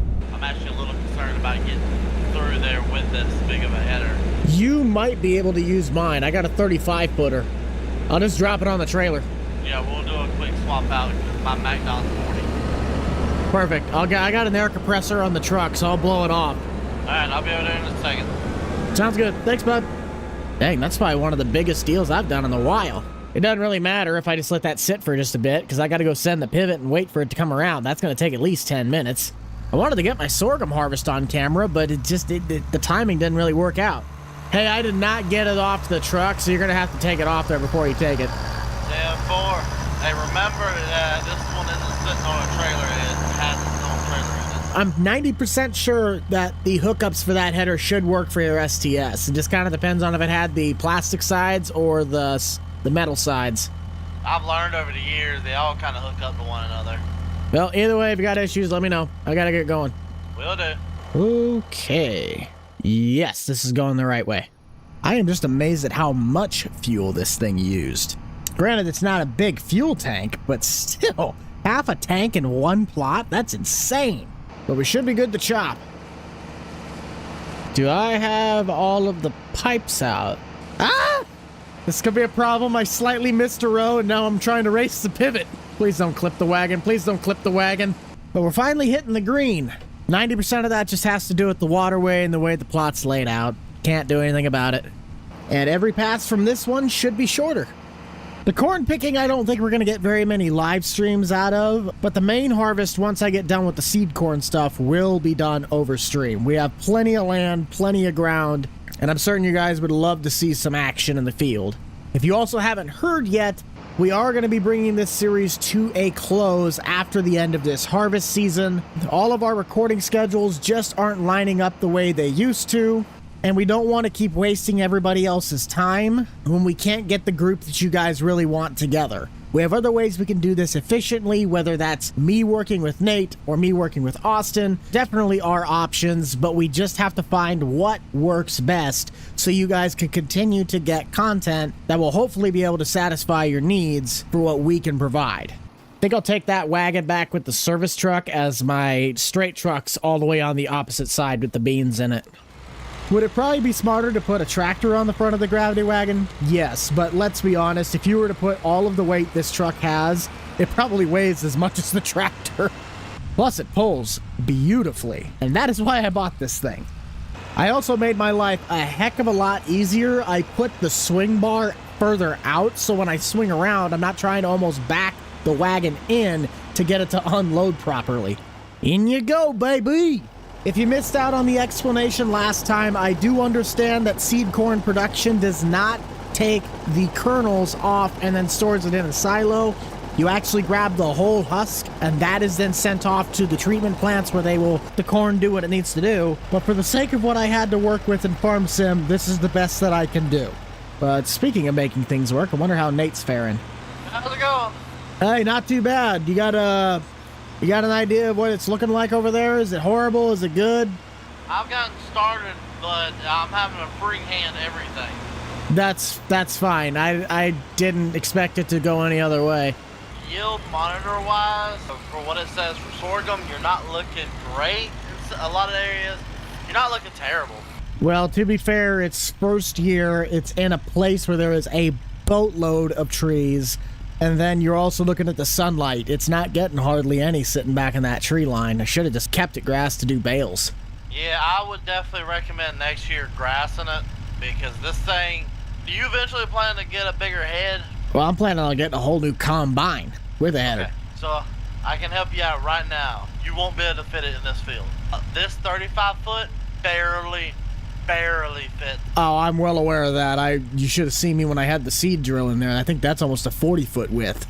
Yeah, no, I'm glad we switched this out. But I will say, like in the grain tank right now, I'm looking at possibly a little over 4K liters. That's still not bad. Actually, I might be overestimating. As long as I get the input of what I put into seed out of it, I'd be pretty happy. Oh yeah, all right, I'll call you back here in a little bit. Sounds good. Thank you, sir. I forgot that I called him on the phone this time. The last time I didn't get out of the truck because I thought when I'm on the CB, I can't take the CB with me. I could have been rolling this whole time. Okay, let's try this again. Just please, whatever you do, finish out all of the plots before you run out of fuel. This might seem very odd to point out, but I wonder why this particular field edge stayed green. Most headlands are, you can see, red, dark orange, yellow. That is the first headland pass I've ever seen that labeled as green. Yeah, that one stretch must have really just been some good soil, because the entire, look at this, headland to headland, field edge to field edge, that whole thing is green. The lowest we got was 115. That is insane for a headland. I was trying to look at my monitor. I got a question. How much did you pay for seed? I didn't buy a whole pallet. Maybe a couple $100. Okay, good. That whole field made like $2,500. Just keep it. It's not worth that much. That's all it made. I am so surprised that it made very little. That's almost our diesel bill for the day. Yeah, just keep the money. Don't even worry about sending it over. I mean, I was just letting you know so you knew. Recommendation, if you want to do sorghum, do a big field. Yeah, or just don't chop up a chunk of Mother Nature to try and make a quick buck. You're probably not going to get as far ahead as you think you would. I mean, you made a buck, but it was a buck. Yeah, well, no, I'm not, because you're keeping all the money. Pleasure doing business with you. Well, I rip you off, you rip me off, we sing Kumbaya. Exactly, Kumbaya. Alright, I was just letting you know. Yep. I'm gonna make my money in the seed business anyway. Yeah, you'll make back every dime you've lost. Have you ever seen it where a headland registers as like dark green? Yeah, very, very rarely does that happen. But oh yeah, that's happening in the plot I'm in right now. That's good to hear. Oh yeah. I'm just hoping I don't run out of fuel. Someone must have like welded the gas cap on. I can't get it off, and this thing's in a quarter tank, and I still got a couple passes here, and the whole run that's up by the co-op. Well, you got options. I mean, you could run it dry, or you can take the blowtorch to it to get it open. I might have to. If you do the blowtorch method, let me know, because I want to be sitting far away, but I want to be sitting near where I can see the explosion. Well, luckily it's a diesel, so I'm a little bit safer. Still not that safe. It's safer than gas. Lights up a gas one. Boom! And there went Buck. Corn picker became a popcorn picker. Who wanted popcorn? And then if that's the case, I'm just going to keep on rolling. I'm just about done with this back plot. Maybe, how many passes left? 3 runs after this one? You can just leave the header up by the seed shop. Yeah, I'll go ahead and take it over there. I'm already full on my gravity wagon, so I'll probably see you at the house. Alright. $2,500. That is just pathetic. Let's do the math. How many liters are in this? 30,000 liters, which I don't think I did this math right last time. Yes. For every 3,000 we put in, we get 4,500 out. That's 10 boxes going in, 15 coming out. Holy cow. And I still have a whole nother plot to go. Woohoo!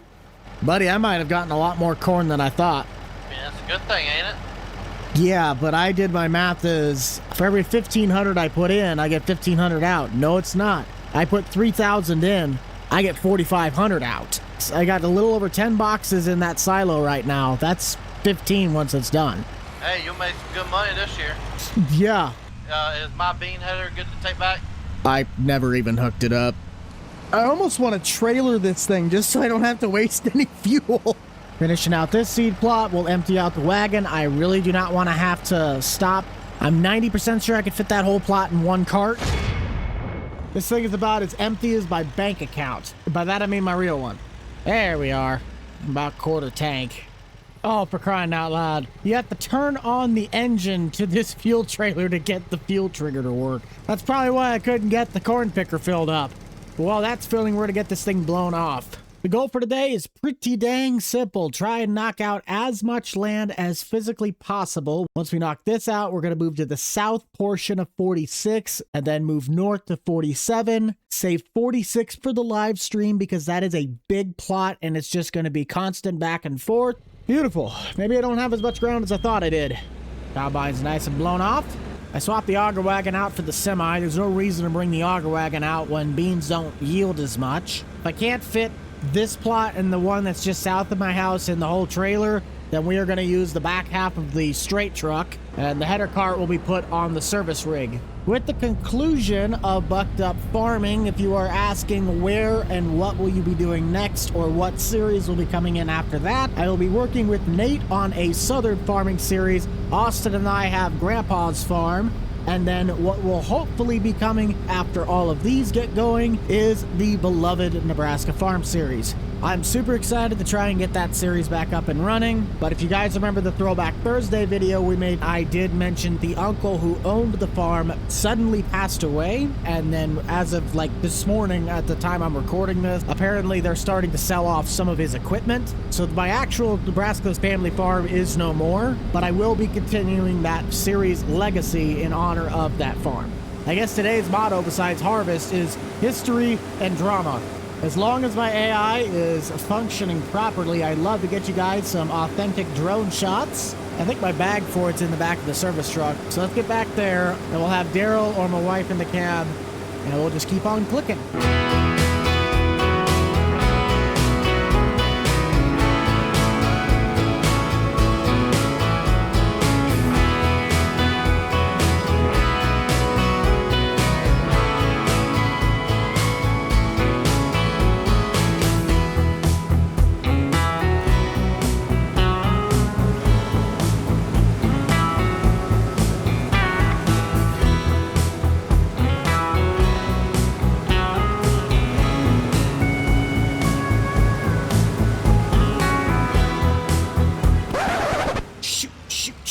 Trying to catch a shot inside the combine and scale reads off we're about 80%.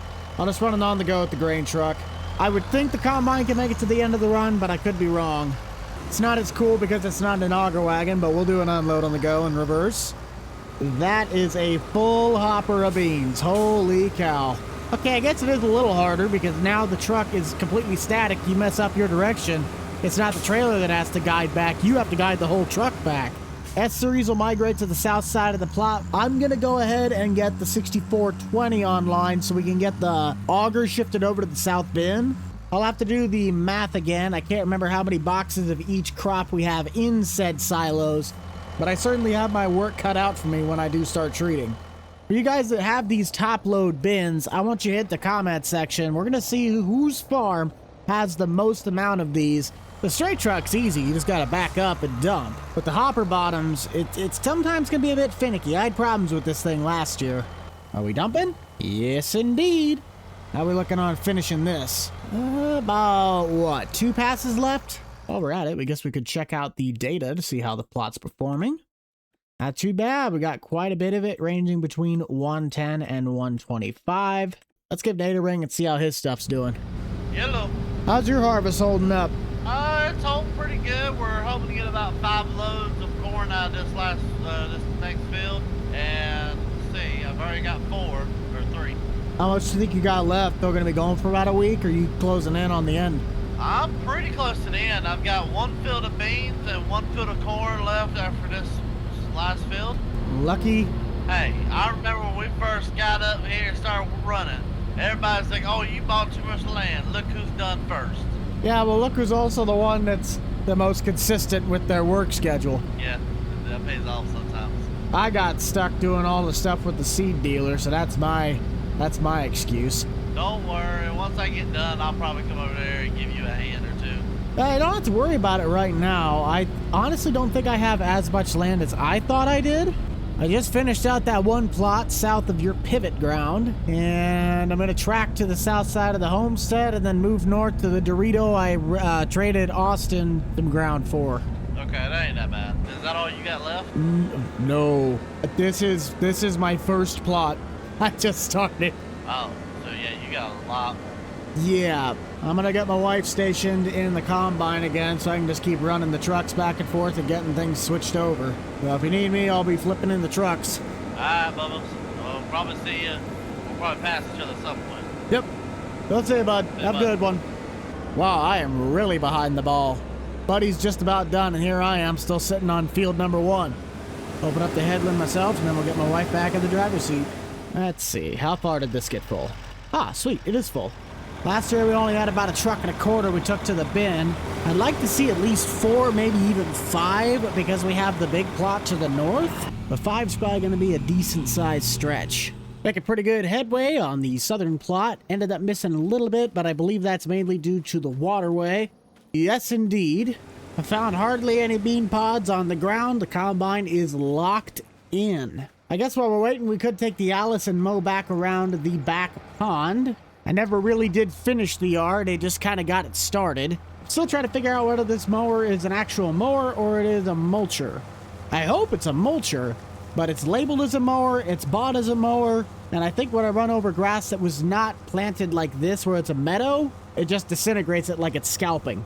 It says the combine's done, but there's no way it went all the way to the north and then came back south and turned around and got that little blip in that short of a time. Okay then, maybe my wife's just that skilled. Good job, honey. Except I gotta finish the spot by the waterway, and that's not the AI's fault. That is technically my fault. When I made that into the field edge, it thinks that you're supposed to do the headland all the way around it rather than being logical and just chopping right through it. So if I only have the AI to do the up and downs, it's not gonna see this and won't cut it. And if my math is correct, this should top off the back of the grain truck. Can we fit any more, or is this gonna top it off? Come on, come on. Oh, that's good enough. We'll let Daryl get that dumped off at the silo, and me and the wife are going to move north. Nate's usually really good about just randomly checking in on me, so I'm going to do him a favor and check in on him. But we got to get the combine emptied first, since I'm trusting him to do the whole headland and up and downs. I don't see a mound on the hopper, but I don't trust it. Well, it wasn't a lot, but I think that's about half a tank. Now let's go see if we can find ourselves a Nate. Peekaboo! Good lord, what are you doing over there? Well, you're always good about randomly just checking in on me. I feel like I should return the favor. That and I also want to know how your new combine's working. This actually running pretty good. You actually joined me at the right time. I got these last 3 rows and I'm done. Well, good. We're already starting on the Dorito. Everything else south is technically done besides the big boys. Ah, well, at least you're getting close. Yeah, I'm leaving those beans. I think I'll probably be done within 5-10 minutes, honestly. Just going to go up and down. I gotcha. I mean, I'm happy I'm finally getting this done, but I'm not excited. I gotta hook up the soybean header back up to the other one and go harvest a little bit of soybeans. For who? Myself. I thought you said you were done after this. No, I'm done with corn. Oh. I still got that one field of soybeans I've got I own right behind the dealership. I've only put a little over 8 hours on the combine. Well, that's good. I thought I was at least gonna put like 10 to 15. Well, you probably would have if you didn't have mine doing the other work with Austin in it. Yeah, well, yeah, probably. How's your harvest been looking? Not too bad. I gotta check the yield monitor and see how it looks on the media. Certain spots are doing real nice. Other spots could be doing better. Oh, that Dorito's not looking good. Well, it's the edges and there's a lot of trees near, so it should make its way feel a little bit better. I know if you want to see bad yielding, just look at my little Dorito little thing over there, 34. Yeah, that was the wheat plot, wasn't it? Yeah. Wow. Yeah, well, I mean, technically I could say the same for 45. 45 was the unirrigated bean ground for Pioneer. That thing sucked. You want to see something that's stupid? Go up to my field 15, and you see any differences at all that right there? Like any differences at all? No, it's either it did really good or horrible. So, fun fact about that field, I did half of that in high management, and the other half in non. There's not a difference! Well, let's just put it this way. At least we're not Austin with plot 49 in the bottom right. Oh, good lord. Good lord! That dude didn't even get a sliver of green! I think he needs to check the hopper to make sure it didn't just fall out. Probably. And I thought I was going to lose my tail. And he just bought all of that equipment. Did you not see what he bought? I've been seeing around town some, but like, it looked brand new like mine. Oh, wait a minute. Did you see his latest vlog? I think his latest vlog said, I think I just broke the farm to file for bankruptcy in numbskull. I think I might just barely break out even. Crud, I got a full semi-truck load off of this field. And Well, some. that's good. I probably better get back to my end. You don't want to stay for the last little bit of my corn harvest? Problem is that the combine, I'm trying to keep them empty, and yes, I might be on beans, but I just don't want the combine to stop. Last year I had a lot of problems getting the combine where it wasn't running. That's fair. Okay, we're at least getting into some green. That would be why. Oh, Austin never even had the soil types. Other than the rolling, I think we got ourselves a pretty good score. Yeah, I forgot how many waterways were in this patch, and just on the opposite side used to be the chicken leg, which also got horrible results. The combine should be getting into the good stuff. This whole corner between where the combine's at right now and that tree, we'll see the results that I was hoping to get. It's just them dang waterways. They just suck the yield out of these plots. And then you got the hail damage. Should be good for now. Let's go get some lunch. You like my pickup truck today? Are you trying to reenact as a senior in high school with drive your tractor to school day? Hey. There was nothing wrong with them. Drive the bank's tractor to school day. I mean, let's just be honest here. It was the same way about them too. Do you own anything that's not financed by the bank? Maybe your pickup? Maybe. My pickup isn't. My STS isn't. A lot of my other older equipment isn't. The newer stuff is what's financed. You know what else is hard to get financed? Lunch. Yeah, say the bill I'm about to rack up for this lunch bill. Get what you want, it's on me. I gotta get back to the field because I told my wife I'd bring her something back. Well, you have fun. I'm about to get back out of the field myself. You're just not gonna pay for your stuff? Oh, I thought you said you had it, yeah. So you gotta set it on the counter first. I'm not gonna walk out here like, yeah, I'll just take his bill. I don't know what he got, but just add it to my tab. Yeah, $100. It'll cover it all. You got that money. All right, here's your stuff. Thank you, Now get to the field. At least I can say I'm done with harvest after today. At least I could say I own most of my equipment and turned a major profit at the end of the day. What's this word you speak of, profit? It's called checkmate. I think the guy across the road also doesn't know what that means. Or the guy in the middle of the road. I think a lot of us have better chances of succeeding. At least I can say all my fields had a little bit of green. Yeah. Well, you get back to what you're doing, bud. I'm gonna finish out working on the Dorito and get prepped to head south and switch over to corn. Nobody else is currently in the game, but at this point, we are gonna truck north and start working on plots 5, 4, and 3. This plot is gonna suck because it is huge, and we still need to blow off the combine at the Dorito field that we got from Austin. If you have enjoyed this Bucked Up Farming series over the course of all the videos we have made, please consider heading down below, dropping a like, and possibly subscribing. And I guess Daryl must have already blown off the combine. We can take this back to the farm. The corn head does not have a trailer. It's just stationed in the main machine shed. I want you guys to head down to the comment section and let me know what has been your favorite part about this series from its conception. Was it the equipment we bought, the drama that was caused, the RP we did over at Heritage Tractor's dealership, or is it something that you yourself caught and we wouldn't even think about? Ooh, our auger wagon tractor will need some fuel. My wife's gonna help drive the semi up to plot 4. We're gonna start closest to the highway and just migrate our way to the big stuff. I never collected those extras, didn't I? Corey, I have a job for you. Combine service bar sitting somewhere around the 75% range. That's not bad, but the game for some odd reason starts getting the thing to misfire when it gets below maybe 60. It's about $6 grand to fix it, and if I want to do it, I might as well do it now. That going and drop it like a tot. Why did it only cost 57? That clearly said 59. I'm not the only one that saw that, right? Maybe I got a discount. I got a corn head to pick up. Let's head north. Header's been thoroughly greased. We went through all of the rollers, made sure our plates look good. Let's go ahead and get the separator and the feeder housing. Systems look good. First corn of year 2. There's my lines. Nate was mentioning that he was doing stuff that was in high maintenance and stuff that was in low maintenance. He didn't really see a difference. I would think I did medium across the board. So my expectations for this crop year are above average, but I'm also not expecting to have 300 plus bushel yields. We're rocking at 53% right now, and that's because we're right along the tree line, and a lot of this from my mapping data is clay. We're not going to see any good yield out of this blue, but throughout the middle chunk, we should be getting pretty high yields.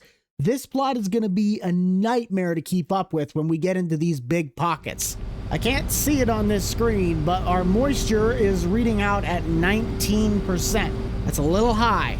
The setup at the house is already prepped to go. My only complaint about it was I wish I could have had a fill type where I needed to put propane into it. I loved that about the Nebraska Farm Series where I had to make sure the dryer had fuel in order to dry the crop. This Brock dryer, phenomenal, looks amazing, but there's no interactiveness with it. You just say, hey, dry the corn. That's all you get. Almost wrapping up with our first headland. I will get the drone out of the truck. And my planter really must have struggled on this field edge. That is the second time now that we had a big blip where it just completely missed a section. That's besides the point. On to drone shots. Got dirt on my hands, light on my name. Still drive that truck to know my pain. When the world gets loud, I find my peace. Down a back road, hand where the noise all ceases. Really ain't gone, it's just hard to find. Buried deep down past the neon signs. Ain't ever shine what the price you pay. Some of us still built the old school way.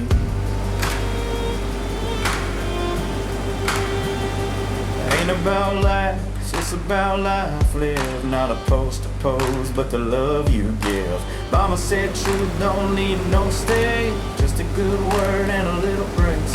I trade 10 filters for one real smile, one solid handshake for a million miles. And I'll stand right here while the world moves on, cause real ain't gone, it's just holding strong. Real ain't gone. Yeah, real ain't gone.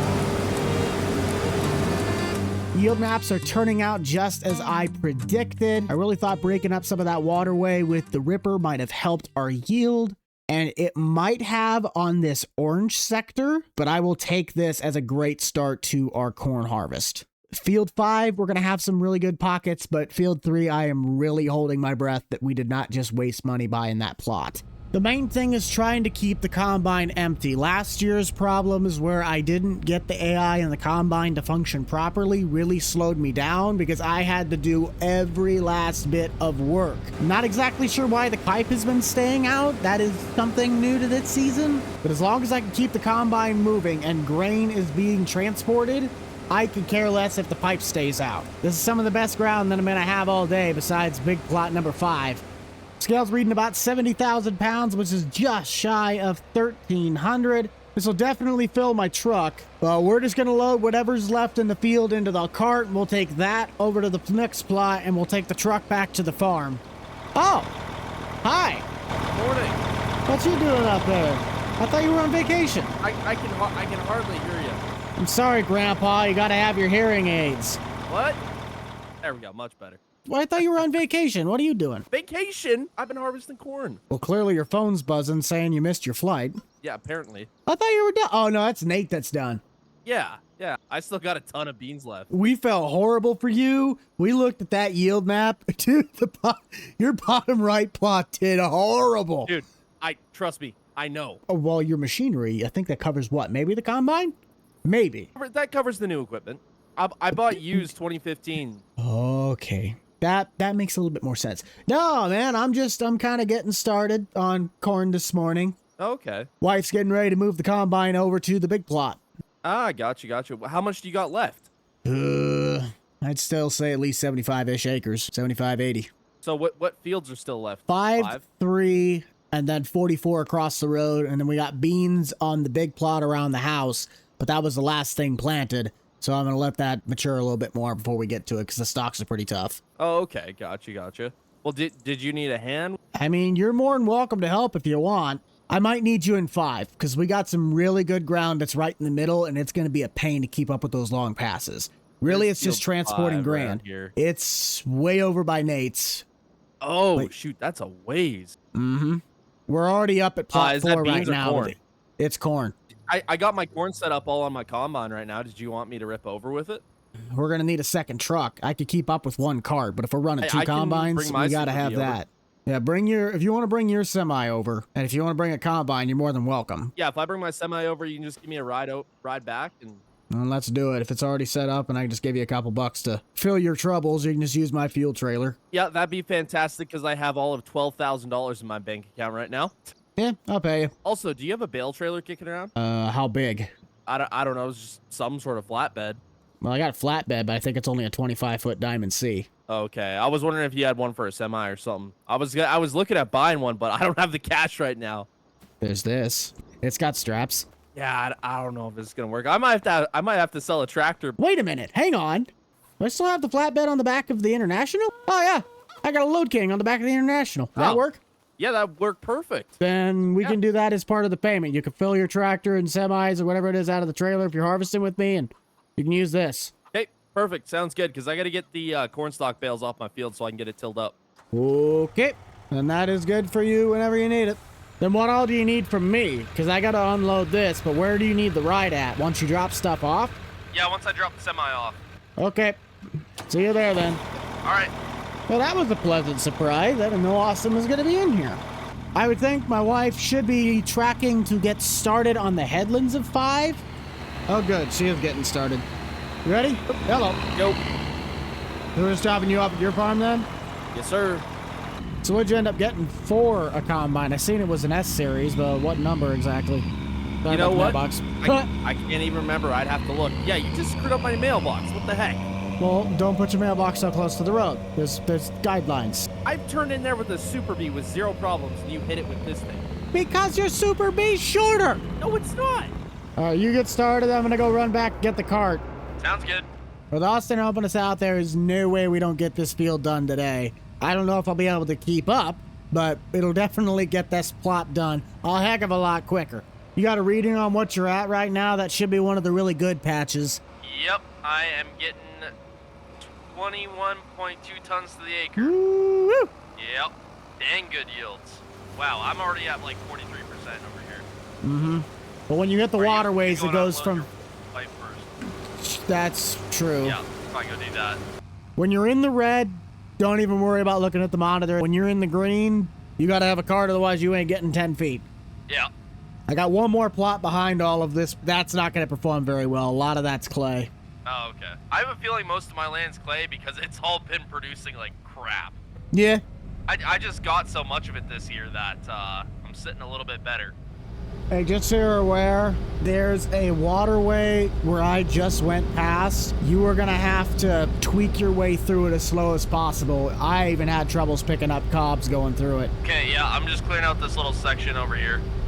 Both headlands are done now, so I do not have to get into the combine. For some odd reason, it's doing it to Austin too.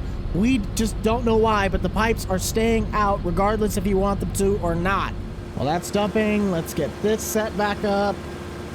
Start with the up and downs. Good. Now, honey, please, for everything holy, just go right next to that corn cob. I don't know what she's doing, but it's looking reassuring. Yes! We got a combine to chase. You got a copy, Sunshine? Yes, sir. I will be en route to your position as fast as I can. Okay, I'm at like 56%. Sweet. Stay in the waterways. It'll keep you empty longer. I'm staying wherever the heck my GPS lines are. Well, that sounds like a personal problem. Yeah, screw you too. Take a quick look at our yield map. Woo, baby. We are going to have to hurry. Both combines are going to be screaming in the good stuff. You full over there? Yep. Yeah, you're going to be hitting nothing but green for the next couple passes. That is the best of the best ground. Yeah, I'm currently getting 22.4 tons to the acre right now. Whew. You might be a multi-millionaire after this harvest. There's a possibility of that. Be careful when you're going right through where I'm at. That waterway, I warned you earlier, that spot is bad. It dips fast and it dips steep. You got any capacity left, we'll just get rolling. I got none. Well, either way, once we get going, I'm slamming it in reverse. Whoa! Little too quick on the throttle. Hold on. The header wasn't on. I noticed. Yeah, there we go. Yay! You gotta pull the little party trick out of the hat every harvest, you know. Yeah, exactly. This is like the one guy that his only move that he knows at a dance is the worm. And no, I am not that guy. You're that guy. I am that guy. Hey, I also know how to do the Russian kick dance. I do have that claim to fame. How many acres do you think you roughly have left? Oh, dude, I don't even know. I try not to think about it, to be honest. You try not to think about it. Well, that's not a good way to do it. I got a lot left. What do you expect, man? You have 2 combines. Yeah, that's why I'm not, like, worried. But, you know, got a lot. Then what are you standing around here helping me for? Because the corn setup's still on the combine. Oh, you're done with corn. Yeah, I'm all done with corn. I just got beans left. And before I switched over, you said you still had some more corn to do, so I figured I'd help you out. Okay, well, I have beans as well to do, so what if we did a tag team? Since you're doing this, I'm swapping back to beans. We help each other there. Yeah, we can do that. I got a whole nother bigger combine there. We could be running that instead of the small one. Oh, okay. Fair. Well, we could be running 3. We could get another farmhand of mine out there. Have him start on another whole field. Is Jim around? Jim's not, but either my wife or Daryl can do it. They get Daryl to do it. Oh, you don't trust my wife? Well, I thought she was already running the other combine. What? No, we can have someone running the cart then? I figured you were running the cart. Well, I can run the cart. It doesn't matter who's doing what, but if we have 3 combines running and 1 running the cart, then yes, we do need 2 people. Well, I mean, the combine's there if you got someone that can run it. Yeah, I'll see if Daryl's got an opening and we can get my wife and Daryl in the cabs. Okay. We'll get this stuff done in about 3 days, don't you worry. Hey, I'm already at 65% here. Yep, she's empty. Here fairly shortly. Oh, shoot, you're going that way. I didn't know where you were. I'm at 60, so you'll probably get close to topping me off by the time we get to the end of the run. Are you sure we can keep up with 3 combines? We're already struggling with 2. Yeah, but it's beans. Oh, yeah, I suppose beans wouldn't be that bad. Heck, I'm surprised I can keep up with these 2 combines as good as I am. Percentage? 100. Dang it! I swear, every time I go to start my combine, and it doesn't go. Because you have to wait a second. I did wait a second. Patience, young Padawan. You'll need to prove yourself as your undoing. Okay, Yoda. Actually, it's Obi-Wan. You think we'll be able to fit this entire field in both those Super Bs, or? Oh, not even. Yours is already gonna be full. Really? Already? Oh, yeah. Oh. Back trailer's completely full, and I just got to top off the front hopper. Wow, that's impressive. Mm-hmm. Why can't my corn yields be like this?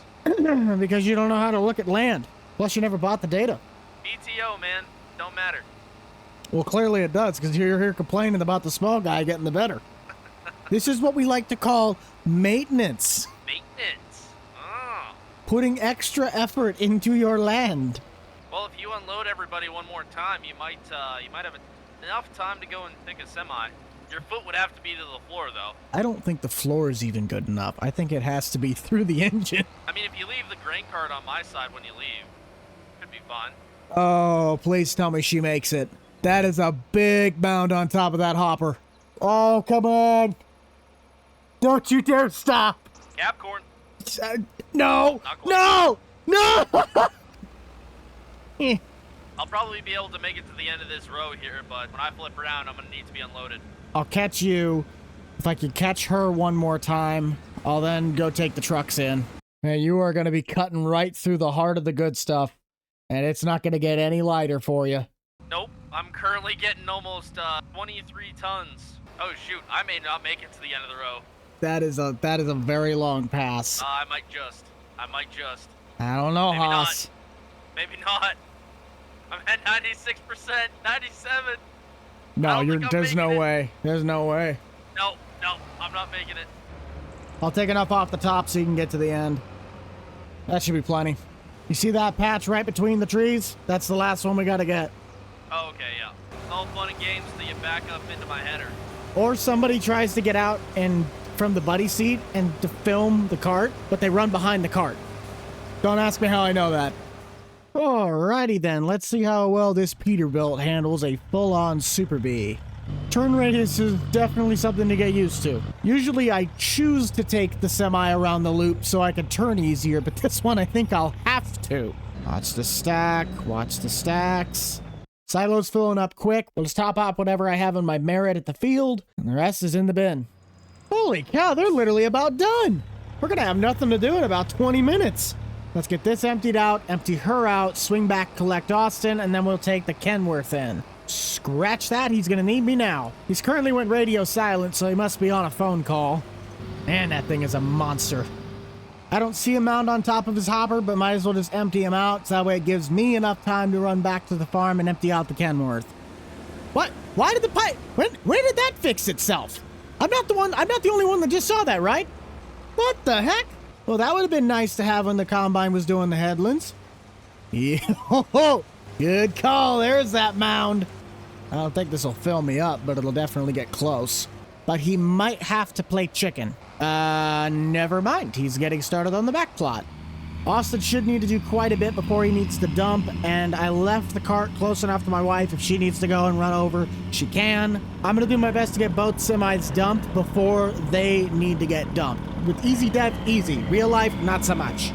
From a financial standpoint, picking up plot 5 was probably one of the best ideas I had. Without that ground, only relying on 44 to be the income of corn, this just secured well close to $1 million when I add together the soybean profits. And this should top off the grain dryer. Yep, rest is heading to storage. I don't think these load kings quite hold the 1100 that my merit does, but you could certainly load them to be that way. He still must be on the phone because he hasn't said a peep. And there we go. Besides the hit and miss spots, that ends out the big plot of corn. Good job, honey. Appreciate all you do. And we will ride up north to go see what Austin's doing. Wow. He knocked that out fast. He can finish the rest of that off. Let's go dump at the truck. Might as well take in the Kenworth because he can track back to the field entrance. He's going to have to anyway. All I see is a deer. Hey, look, another deer. Oh, do you now? What you doing, sunshine? I wanted to come see how harvest was going. I got bored. From here, it's just trucking south. Lot 1 main plot, pretty much the 2 main plots at home. That's it. That's it? Yep. Austin came over with a 16 row, and we knocked this whole thing out in a couple hours. So what all do you got left? You got your big bean field. And 44, the one across the road. You gonna knock that out today as well? Probably not. Alright. How did she yield? Give me just a second. Hey, you good back there? Earth to Canadian. Canadian to Earth. Do you read? You talking to me? Sorry. Good Lord, do you take a nap? Finish up what you're doing and then come dump on the Peterbilt. Okay, sounds good. Yield in the big plot, surprisingly amazing. Take a look at the iPad with me. Dude, I see it. You couldn't ask for any better. No. I mean, it was just patches of green. Honestly, I think there's only one field that in this entire county may have done better than that, and that's my field, my grass field, field 19. Boy, I think we hauled probably close to 6-7 trucks out when you add it together, because there was 2 of Austin's, and that's 2 trucks on its own.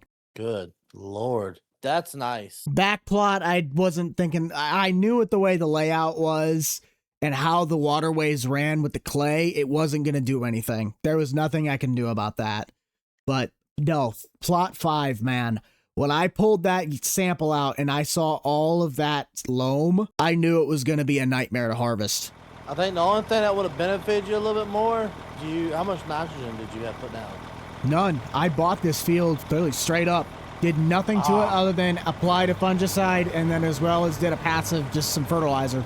Okay. I would have probably put a little bit, see if you could put some anhydrous. Oh, the side dressing would have really done this wonders, and you would have some nice dark green. No, at this point, I couldn't have asked for any more. Austin came in clutch with this stuff. I know you were going to help me out, but he just popped up while I was driving by with the grain truck. He's like, hey, I need something to do. You got anything else to help me with? Sure. Well, I'm going to help him load bales sometime mid next week.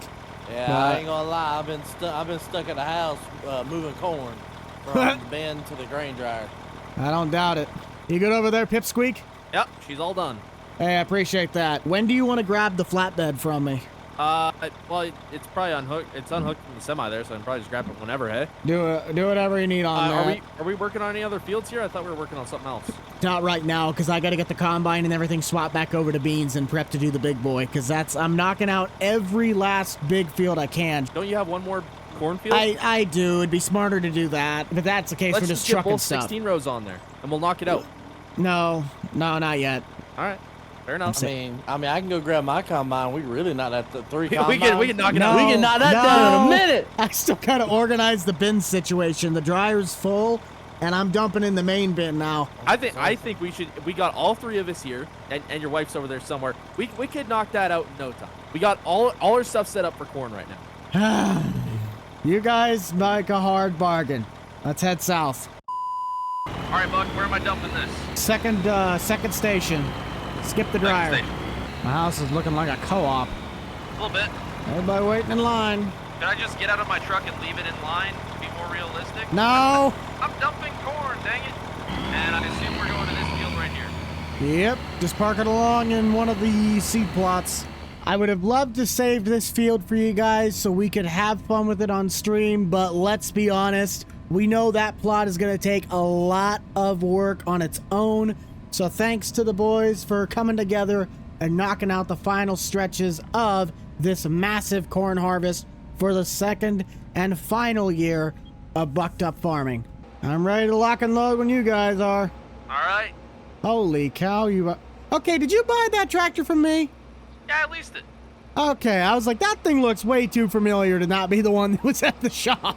Yep, nope, I definitely leased it. Definitely did not just steal it.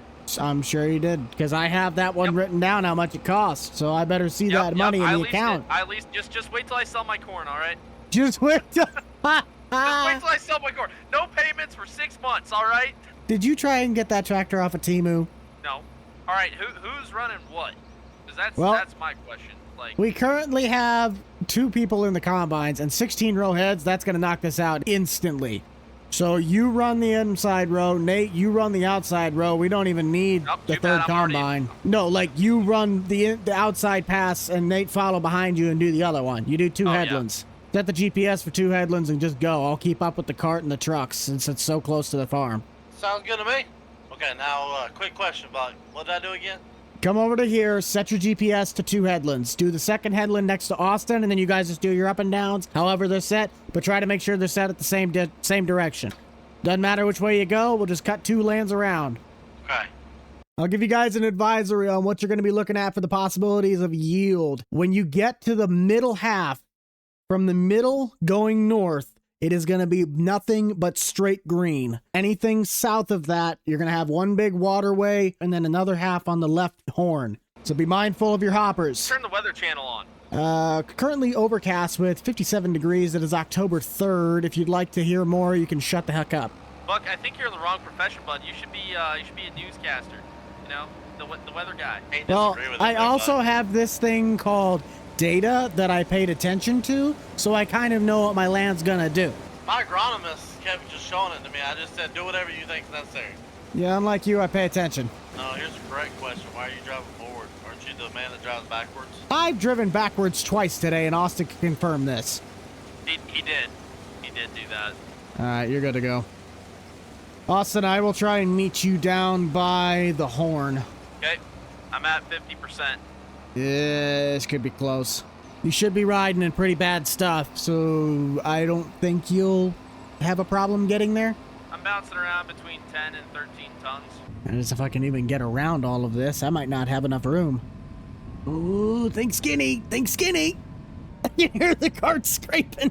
You think you can make it to where I'm at? I can't even see where you're at. I'm literally around the bend. I see you. Look through the tree line on your left. Oh, yeah. Yeah, I know I'll make it. I gotta give it to you, Buck. Even for the headlands, these aren't that bad of yields. Mm-hmm. He paid attention to the data. Actually, I'm the smart one. Oh, good lord. I didn't know when you said bad spot, I didn't know you meant bottoming my header out. Waterway. You gotta be watching. Well, I'm watching. You'll have another one when you get right around the corner. Don't ask me how I know that. I figured it out the hard way. Hang on, Nate. Just wait it out. He might clip you if you keep going. I don't know, this little area. Something tells me one of my tires ain't all the way on the ground right now. But I think I'm legitimately three-wheeling it right now. Sir, you have to raise the header so you can clear the waterway. Nah, I gotta live on the edge. Says the one who doesn't actually own the combine. I own it. I pay the payments, don't I?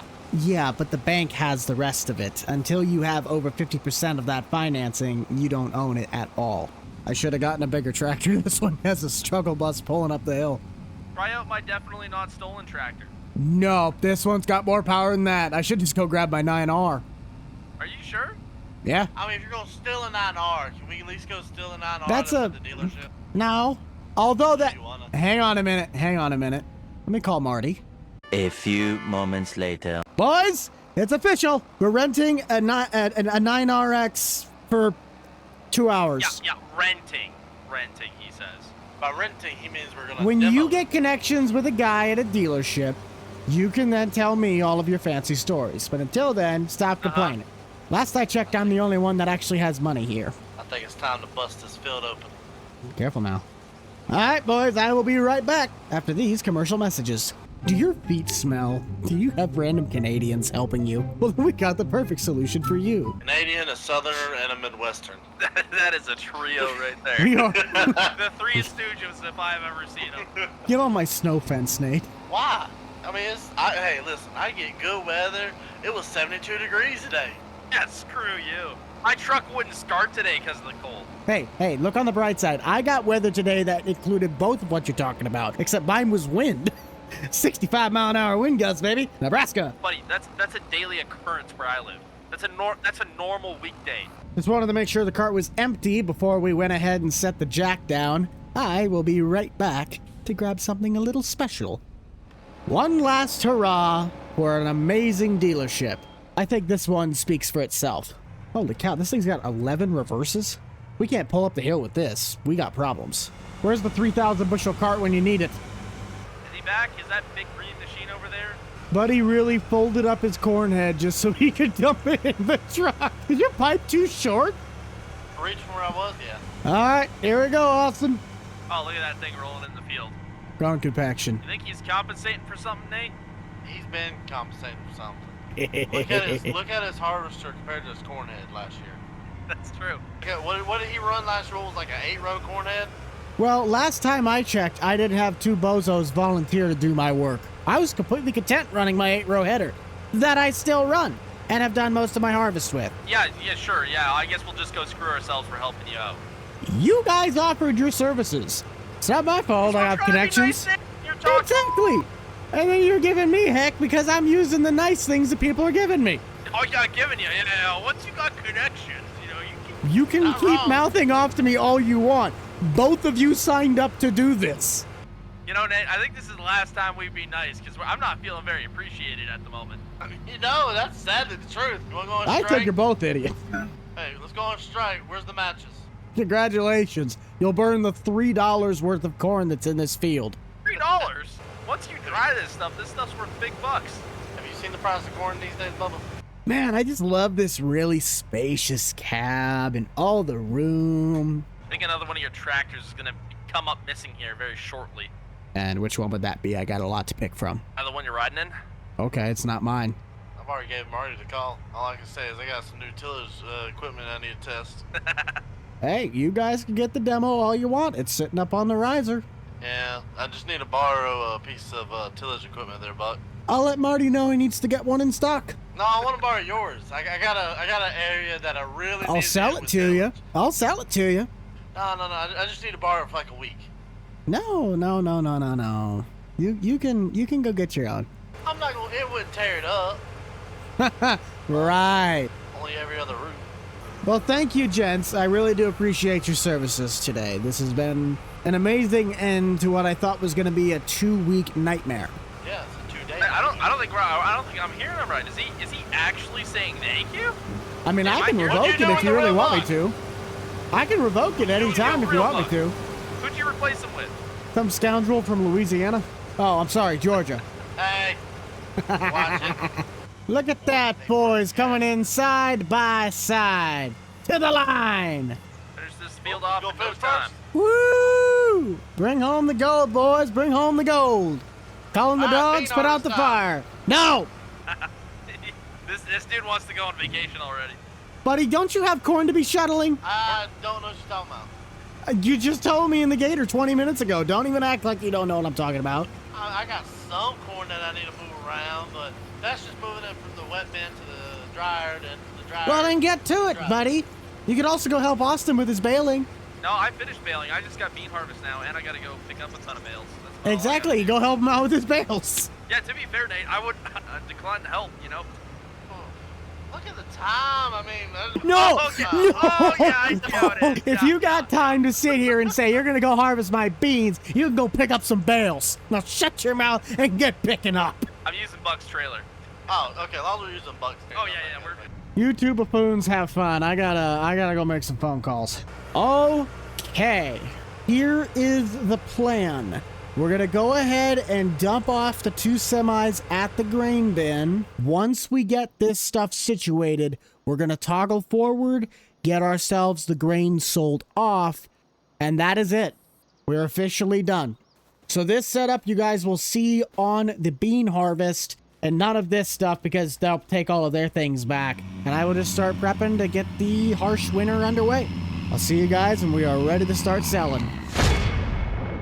I just finished up the last bits of paperwork with Nate at the co-op. Sadly, I'm not going to get full price because we didn't sell in January. The clock was already in February when I popped into the game. But nonetheless, I believe we are going to be coming home with well over $1 million in the bank. And we did return the brand new 9RX. Really got to thank Marty for that opportunity. It was an amazing time to run that big tractor. We also had fun with it over the live stream last weekend to help punch out the rest of the bean field off to my left. With the exclusion of some of our seed product, we do have about $240,000 in beans, maybe $170 in corn, and then absolutely $253 in dry corn. Add all those together, and we will most definitely be over $1 million, possibly $1.1 million. I didn't get to fill the dryer with all of the corn we put into the bins, so we're only going to get what I filled it the first time to take in, so it doesn't make me too sad. I just kind of wish I could have gotten max value out of all of my crop. I do want to take a special moment to thank each and every one of you guys for sticking around with us through the entirety of this series. It has been a blast. We have gotten to share so many great memories, and I know you guys really do appreciate the long-form videos. As long as I don't screw this up like last time, we got 1 truck heading into the bin. I'll take that. I will take that. Hey, if you put exactly $1 million in my account right now, that'd be a really great year in my money bar. USA, USA. I really need to work on moving my lowboy. That thing is a pain in the butt, especially since the exhaust pipes on this truck have collisions, and if they do hit that pipe, they will stop you. Load number 2, number 3, number 4 will not be a full load, as that'll be our first split between dry corn and regular corn. Nate seems to be on the move trucking as well, and I think Austin's gonna be pretty close on his tail as well. Yep, definitely looks weird. And I don't know how I must have miscalculated this unless the environmental scores are that much of a difference, but we will have far more than just $1.1 million. We're almost going to push $1 million just out of dry corn. But this might be the difference maker. 24,000 out of that little bit of dry corn versus 15,000 out of a full hopper of regular. Not fun. Why am I in reverse? However, I will be thankful because I'm getting $15,000 out of a hopper, not just the whole trailer of corn. $3 corn does not exist in this game, and for good reason. Holy cow, there's a gravity wagon. Could you slow it down a bit up there? You're kind of going all over the place. I'm good, thank you. No, you're not. Your wagon is fishtailing faster than I don't even know what. I think this is really about all the time we got for you guys. We just cleared $1 million. I still got a lot more grain to haul, and we still have quite a few great adventures ahead of us. If you'd like to check out the full Bucked Up Farming playlist, you can find that in the top right-hand corner of your screen. Other than that, I hope everybody had a great 2025, and if you didn't, I hope you have a great start to 2026 and a better year to follow. Merry Christmas, Happy New Year, and God bless. Remember to keep it light, keep it loose, keep it fresh, and most importantly, keep it fun. We shall see you guys all in the next one. This is the Rental Man out. Peace.